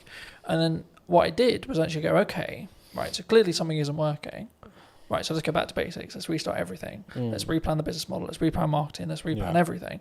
And then, funnily enough, when I executed on those things changed. My results changed. You know. So I think for me, especially something that you can't overly control, right? Like, who's in the government, what the government policy is, etc., etc.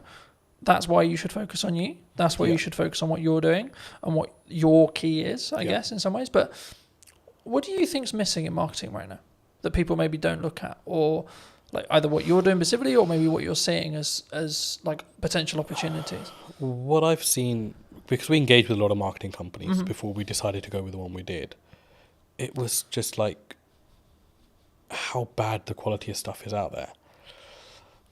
And I don't know whether it's just that people settle for, you know, whatever's kind of fed to them,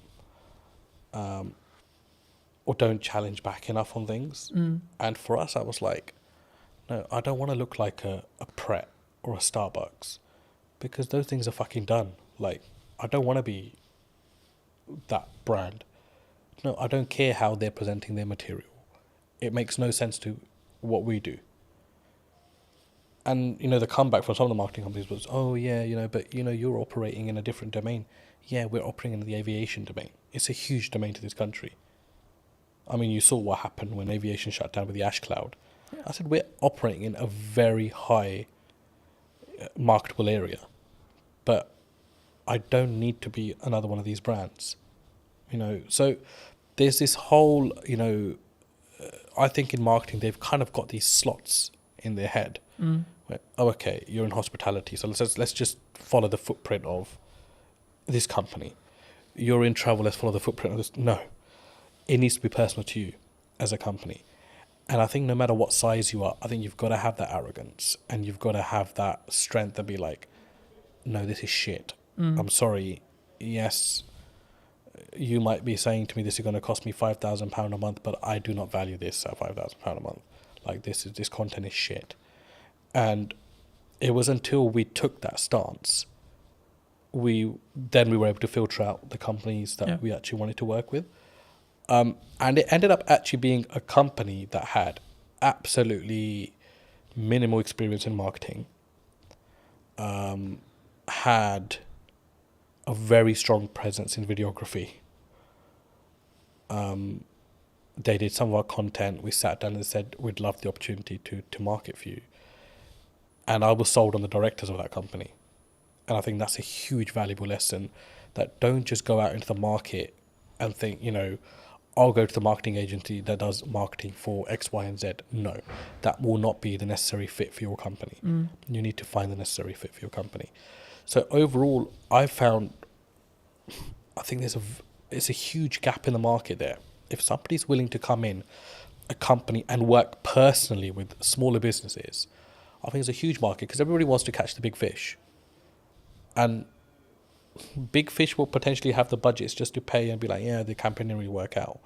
But as a small business, you can't really afford to do that. Every campaign has to work out. And whether you're small, whether you're a medium-sized business like we are, it has to work, because you're paying a lot of money for that to work.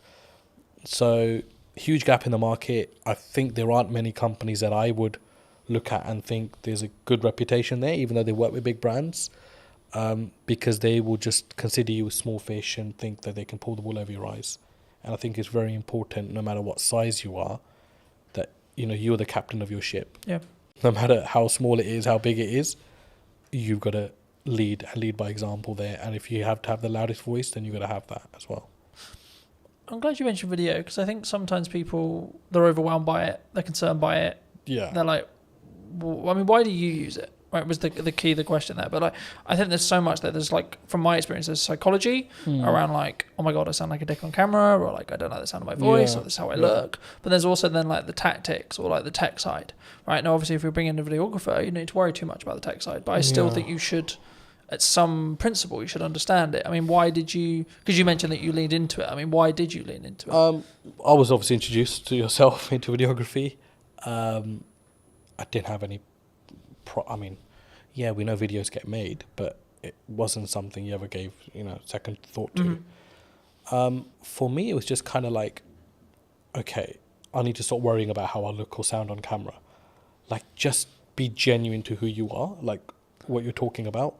If it produces great content, it does. If it doesn't, whatever. it's not the end of the world. And obviously, it was a changing landscape at the time as well. I think all of a sudden, Instagram changed its algorithms, like videos and reels, and all these new terms are coming out, and I'm like, what the hell's actually going on? And so yeah, it was just something that came about, and for us, because we're hospitality and retail catering, imagery and videography is a huge aspect of what we do, as part of marketing as well. Of course, you can't just keep marketing with, let me take a picture of this and just keep sticking on social media. It doesn't really work that way. So for us, it was like, okay, we need to open our horizons here and actually look at things that work, and just keep yourself open-minded in the process. I think it's something that people should always try, and then like see what the data then tells you, right? In whatever the campaign is, whether you're doing short form, long form, etc., etc. But I think it would be important when talking about data to think about like AI, right? We're seeing an AI boom. Do you see it as like we're all maybe in trouble, or like some people, like you're very obviously service based in respect to what you do, so it might not be as relevant, but is there elements of AI in your business? Do you utilize it, or have you gone the other way and said, actually, no, we're going to lean into the fact that we are doing it ourselves and we're not maybe using it as a utilizational tool? Because I see it as a tool that can be sharpened rather than it replacing you. I mean, there were people in our team that were huge believers in AI, and there are elements of it that we use, no doubt. But I feel with what we do, if we invest too much into or rely too much on AI, I think it will stop your mind from working. And I think it's very important that you're engaged consistently. From just a cognitive ability. Cognitive ability. And I think you don't want to get into a situation where, you're relying on technology to tell you what to do, because then all of a sudden you're not problem solving yourself. Or, use it where you can, don't get me wrong, if you're stuck or whatever. But I just think that there are certain aspects of business, old school values, that no matter, they've tested all elements of time and survived. So technology important, AI important, but I don't think it's do all and end all. No, I think that's a really important reflection. I think it can be, and I'm using the analogy of you sharpen the knife and then use it, right? Because I think it's a tool, and we need to be careful with how we use the said tool. But like for me, I'm also building habits around like doing more physical reading, right? Because I'm aware that if I use AI, my cognitive ability may become less. So I'm like, how can I actually increase my cognitive ability with effort and energy, right? And I think for me, that's the difference, and that's why I think like you can still be sharper. But were you always maybe looking at, like, because I think when we look at maybe the arbitrage, or maybe we're looking at for an advantage as a whole, were you always someone who maybe looked at technology and saw the opportunities it could give? Because I think sometimes people, they sort of put their defense mechanism up and go, no, we're not going to use it. We're not going to do that because it's scary and new.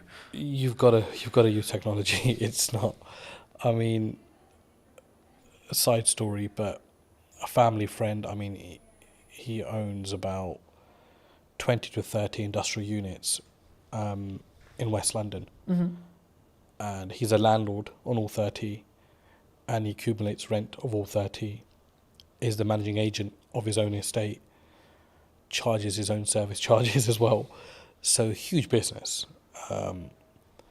And in COVID, he had an issue where his bookkeeper caught pneumonia and was hospitalized. So he called me and said, I need some help with software and accounting. And I remember driving to his place, thinking there's just going to be so much advanced systems here because it's a huge business. So I don't really know what I'm going to be able to advise him on. When I got there, I was completely shocked that he had no accounting system, no software, and he was doing everything manually. To the point where he was even adding up sums on a piece of paper, or his ledger, physical ledger. And I was like, and these are not small figures, 7,200, 9,229, and he's calculating all this on paper, and he's got this account running he's got a book per tenant running, and I'm like, shit, there's no way there can't be a mistake in this. Like, there is absolutely no way. So his first job for me was, I want to move all of this onto an accounting system. Yeah. And I looked at it and I thought, like, that is just madness. Like, it's absolute madness. And I remember setting up Xero for him. And I mean, I'm no Xero professional, right? We have a team that runs our accounts and stuff, but he wanted this to be a personal favor. So I remember shifting all of these physical ledgers onto an accounting software, and the sums were wrong by like thousands. So his first comment to me was, I need to recover this £62,000, which is owed to me in rent. When we actually shifted everything onto a ledger, the figure was about 225,000, which was owed to him. So it's like nearly 3 times what he thought was owed. And that was his change at the age of 62 towards technology, that I need to adapt. And that was the point where he was like, no, Was it an eye-opener for him? Sorry? Was it an eye-opener? I think it opened... Like, how did he react? I think it opened everything that he had within him, because he was just like, I don't even know how many years I've been losing money for, which is the main thing. And he always had tenants, I said, and came to him like, this rent figure is wrong. And he was like, no, he's adamant it's right. And I was like, an accounting system will put all that to bed. All of a sudden, the queries went down by like 90%. People stopped querying their bills because it was all automated. Each tax code was set. Every expense was set. And I mean, that was like, okay, there's also no time limit to when a person can wake up and see that they need to adapt to technology. And coincidentally, he got very ill last year himself. So he had his son come in and take over the business. And it was a very seamless handover because everything was sorted. So you could easily, you'd have to spend some time kind of understanding what's going on here. But it was handed over with something in place that you can just pick up and go with it. Yeah. Opposed to like, why is this or why is that or why is that? Everything was annotated. So yeah, look, you have to adapt. I don't think you can as a business. I mean, we didn't start using software till quite late into our life, business life as well. It was like 3 or 4 years in. We were creating invoices off Excel and that kind of stuff. And I was like, this can't be the way. And then slowly we've adapted to stuff. There are things that I think are really unnecessary in business as well. You don't need technology for absolutely everything. But yeah, basics like accounting and stock management, staff management, telematics on vehicles. You've got to have that. I mean, we had one of our drivers had a terrible crash last month, and the police wanted to know, what speeds were both vehicles travelling at, and we were able to prove that because we had the telematics. And the third party wasn't able to do that, which, favoured us as a business because we were able to prove that we were within, or our driver was within the speed limit. Didn't harshly brake. So technology is a lifesaver in certain places, and you've got to have it for the basics of your business. Yeah. You're specifically, obviously, a very niched business in Yeah. regards to the sector that you serve. Have you always been that way? And if so, was that a very conscious decision from day one to be like, I'm going to serve this? Nope. Aviation just came about, to be honest. Well, I say it came about, but I kind of think you set your own destiny in some ways. We were so busy trying to survive as a company, but it was just like customer focus, customer focus, customer focus. Yeah. Make sure the customer gets everything they can from you, even if it means you're losing something. Just give your customer absolutely everything and make them feel special. And we do that till date. So in some ways, business is a funny thing because you can never say, I set out to do this and it happened. Because I think you've got to, like, a lot of things happen around it and you end up taking a different route. So, I mean, I discuss aviation a lot, but we work heavily with construction. We work heavily with tech companies as well. And we have a huge footfall in the city as well. And none of those things were ever targeted. Like, I don't think we actually knew what we wanted to do when we started business. We just knew we wanted to serve food and, have a business as such, right? So it was like, okay, how do we do that now? And I think along the way, your business will adapt. Things will come up. You'll see value. For us, it was about understanding our niche. And I don't think we understood our niche until post-COVID, which is scary because that was like 10 years into the business. 10 years? 7, 8, sorry, maybe 8 years into the business. But it was like, what is our niche? Our niche is not aviation. Yeah. Because there's a hell of a lot of companies that operate within that. Our niche is short lead times. You get hold of anybody at any time of the day or night. We will solve your problems. And if we don't, we will make sure we've done everything possible to try to solve that problem for you as a client. Now, there are some clients that have my number specifically, and they will only call me in situations because although I'm the director of the company and we have an amazing workforce, I've built that relationship with them personally when I was building the company out. And I can understand why they only want to come through to me. I totally get that. But my attitude towards them doesn't change irrespective of my position in the company. And we distill that through our staff, completely distill it through our staff. That nobody's bigger than the company. We help a client in any given situation that we can. If we are closed for the day and something comes up for somebody, we will do everything we can to make sure that we solve that problem for them. And we've become that. I think that's been our niche. Our niche is we are problem solvers. And that's helped us also recruit the right people. And people don't come to this company thinking, I'll just spend 9 to 5 behind a desk and I'm done. They're problem solvers. And we make sure they become problem solvers. And our retention rate's amazing. I mean, we've had one staff member leave in the last 2 years, which is incredible. It's absolutely incredible. I mean, there are obviously niggles. There are obviously things that, staff feels management can do better or management feels ownership can do better. But I think that's a healthy relationship and it's good to have that open dialogue. But it's so important to treat your staff well. And that doesn't mean just money or pay. I think just an attitude, sometimes just asking people how they are, talking about the football or having a normal conversation makes people realise that actually you're a normal person yourself. Yeah. I was going to say, I mean, I guess in a business your size, is there a level of all the directors are in today kind of it's really scary, and then if so, how do you either defuse that or lead with empathy to be like, hey, I'm a human too? I think because I've never really come in wanting to feel important. I think because I was working the fields, as you can say, when I first started. I've kept the same attitude now.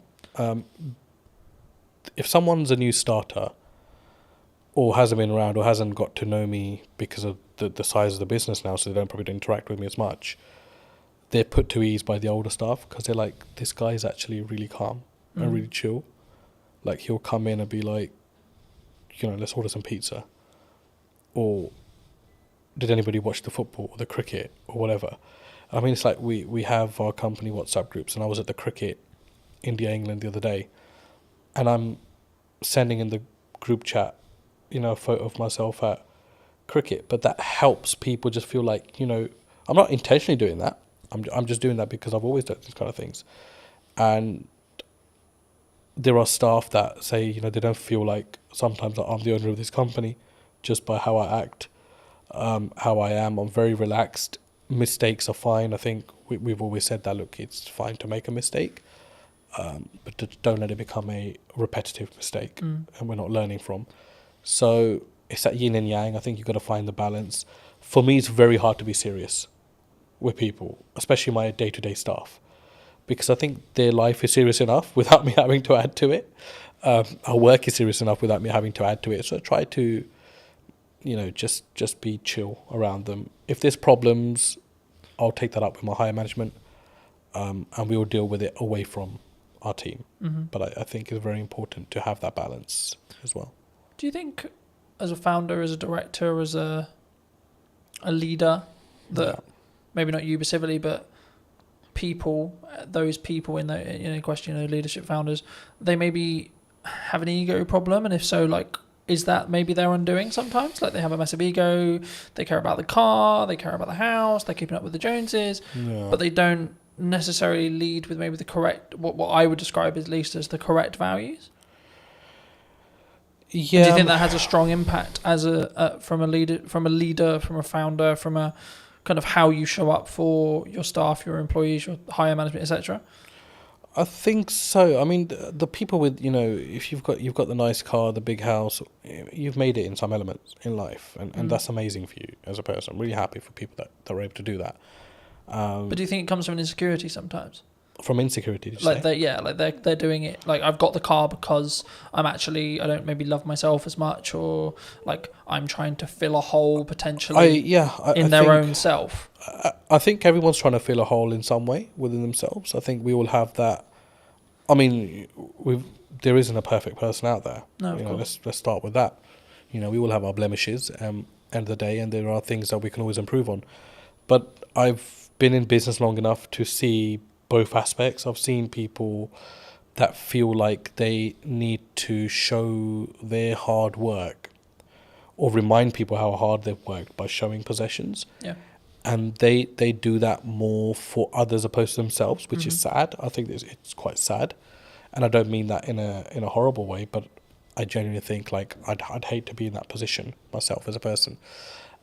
Starting out younger, I was obviously the general perception around business, one day I'll have a really nice car and I'll wear those clothes and I'll wear, I'll buy this and I'll buy that. But I think once you're fully invested in your business, all those things would just not matter anymore. Like, for me, it doesn't matter right now that I'm wearing discounted Next Aspadrilles or I'm wearing a certain branded top. It matters nothing to me whatsoever. Because I think more about the quality of the person then? I think... Or the quality of the founder, the quality of the leader? It's like, what's your higher purpose? Like, you've got to think, that's what you've got to think of. And I think if your purpose goes beyond materials, you've got a bigger purpose in life. You're not thinking... I mean, I get absolutely no joy. I mean, I love my car. Don't get me wrong, I love sitting in my car. But if I get a phone call, the problems are still as bad as they would be on a bus or on a train. Yeah. So all of a sudden, that materialistic thing matters in no way. Yeah. Right? So for me, I think it's like, you've got to be like, okay, why am I in this? But what am I about as well as a person? And people lose one of those two aspects somewhere along in the business. They either forget why they're doing what they're doing, or they'll forget who they are. And for me, I can't do that, because I grew up eating dinner on the floor. I never sat on a dining table, because traditionally, my dad grew up, there was no dining tables, in his household in 1960, whatever it was, in India, because he was from a very poor background, post-partition of India, Pakistan. So they grew up sitting on floors and eating. So he distilled that in us. And there are times where we're just out and about and we're having a working lunch, and I'll just sit on the curbside, because I'm totally happy with that. Like, because I don't need to change as a person, I feel, to show my status or to show who I am. Like, for me, I'm another person in this world. Do you think by having that level of humility, level of like humbleness, will keep you, I guess, in some ways empathetic or like connected with every layer of your company in respect to management and the people and the staff, and gives you more, I guess, humanity in respect to how you lead? Absolutely, because you'll be a human before you're anything else. a human that actually feels other people's pain and their situations, opposed to just your own consistently. But it's very important for your personal life as well, because, I mean, I've got 2 young kids. I was at sports day yesterday with them, and my he's just four now, and he's starting school in September. So yesterday was his sports day, and today's his last day at school. And the parents were all sitting together, and we're talking about schools, and we talked about, you know, where he's going to be schooling and where they're going to be schooling. And it was just like an amazing conversation, because no one's judging everyone, because everyone's on the same footing at this moment in time. Yeah. But you start to get a feel as life goes on, as you grow older, that it becomes, who's going to the independent school? Who's going to the state school? Oh no, they must have so much money because his or her son's going to the independent, or his or her daughter's going to the independent school. But it matters nothing if you as a person still have humility, I think. And it doesn't matter whether you're sending your kids to a certain aspect or spending X amount on yourself.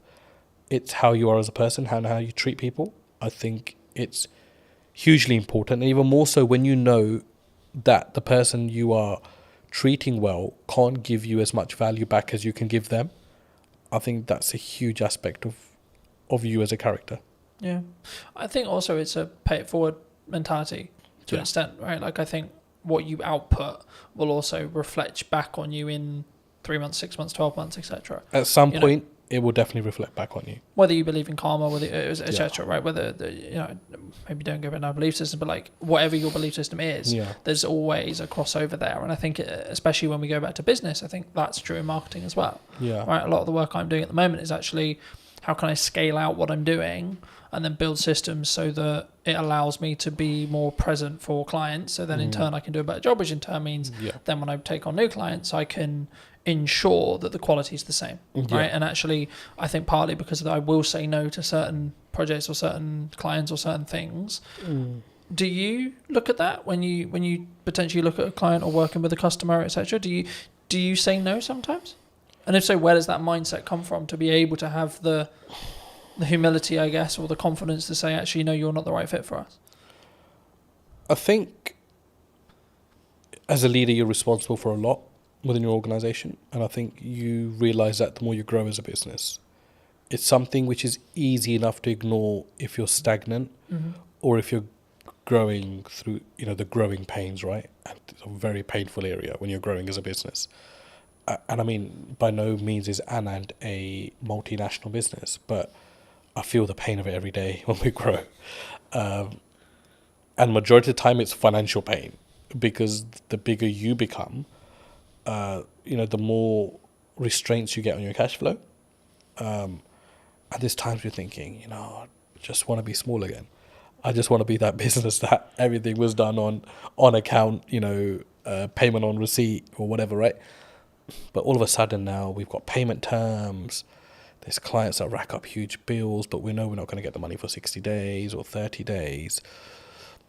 And, there's clients there was a client that came in, and we're absolutely wonderful with each other now, but they started and they said, we won't pay you for 90 days, but we'll give you this much business.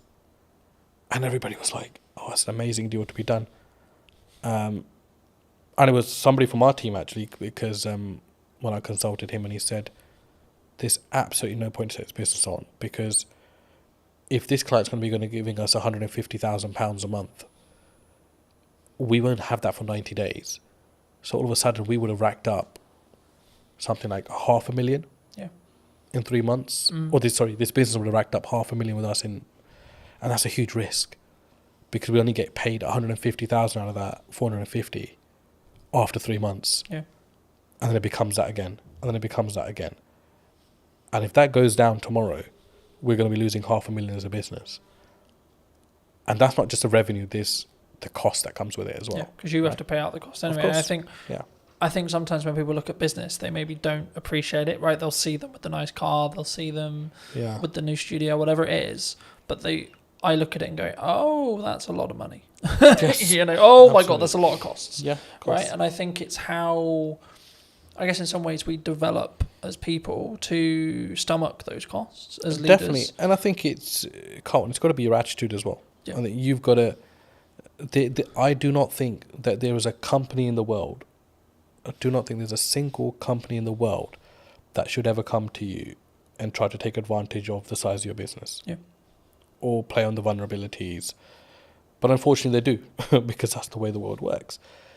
And that's where I think you've got to show your mettle. Like, how much do you value yourself as a business? How much do you value your services as a business? But be able to back that up with quality as well, which is a fine line, right? And that doesn't necessarily mean you've got to have the best product in the market, but absolutely deliver on everything that you say you're going to deliver on. If it costs you to deliver on it, you deliver on it irrespective. You don't just shortcut and then leave yourself exposed in the market for having a bad reputation. But I think it's self-belief. But I know that doesn't come when there's no income or little income, because only self-doubt's there at that point. But my last 2 years in particular in business have taught me, got to value yourself. Yeah. And that doesn't mean you go and shit on people's parade, or you go and mistreat clients, or if somebody comes in trying to bargain with you that you mistreat them. You've got to hold your firm in a polite way, but you've got to know what your business is about, and you've got to know where you're strong and where you're weak, and you've got to be able to make the right decisions. And sometimes the first decision is not always the best decision. Yeah.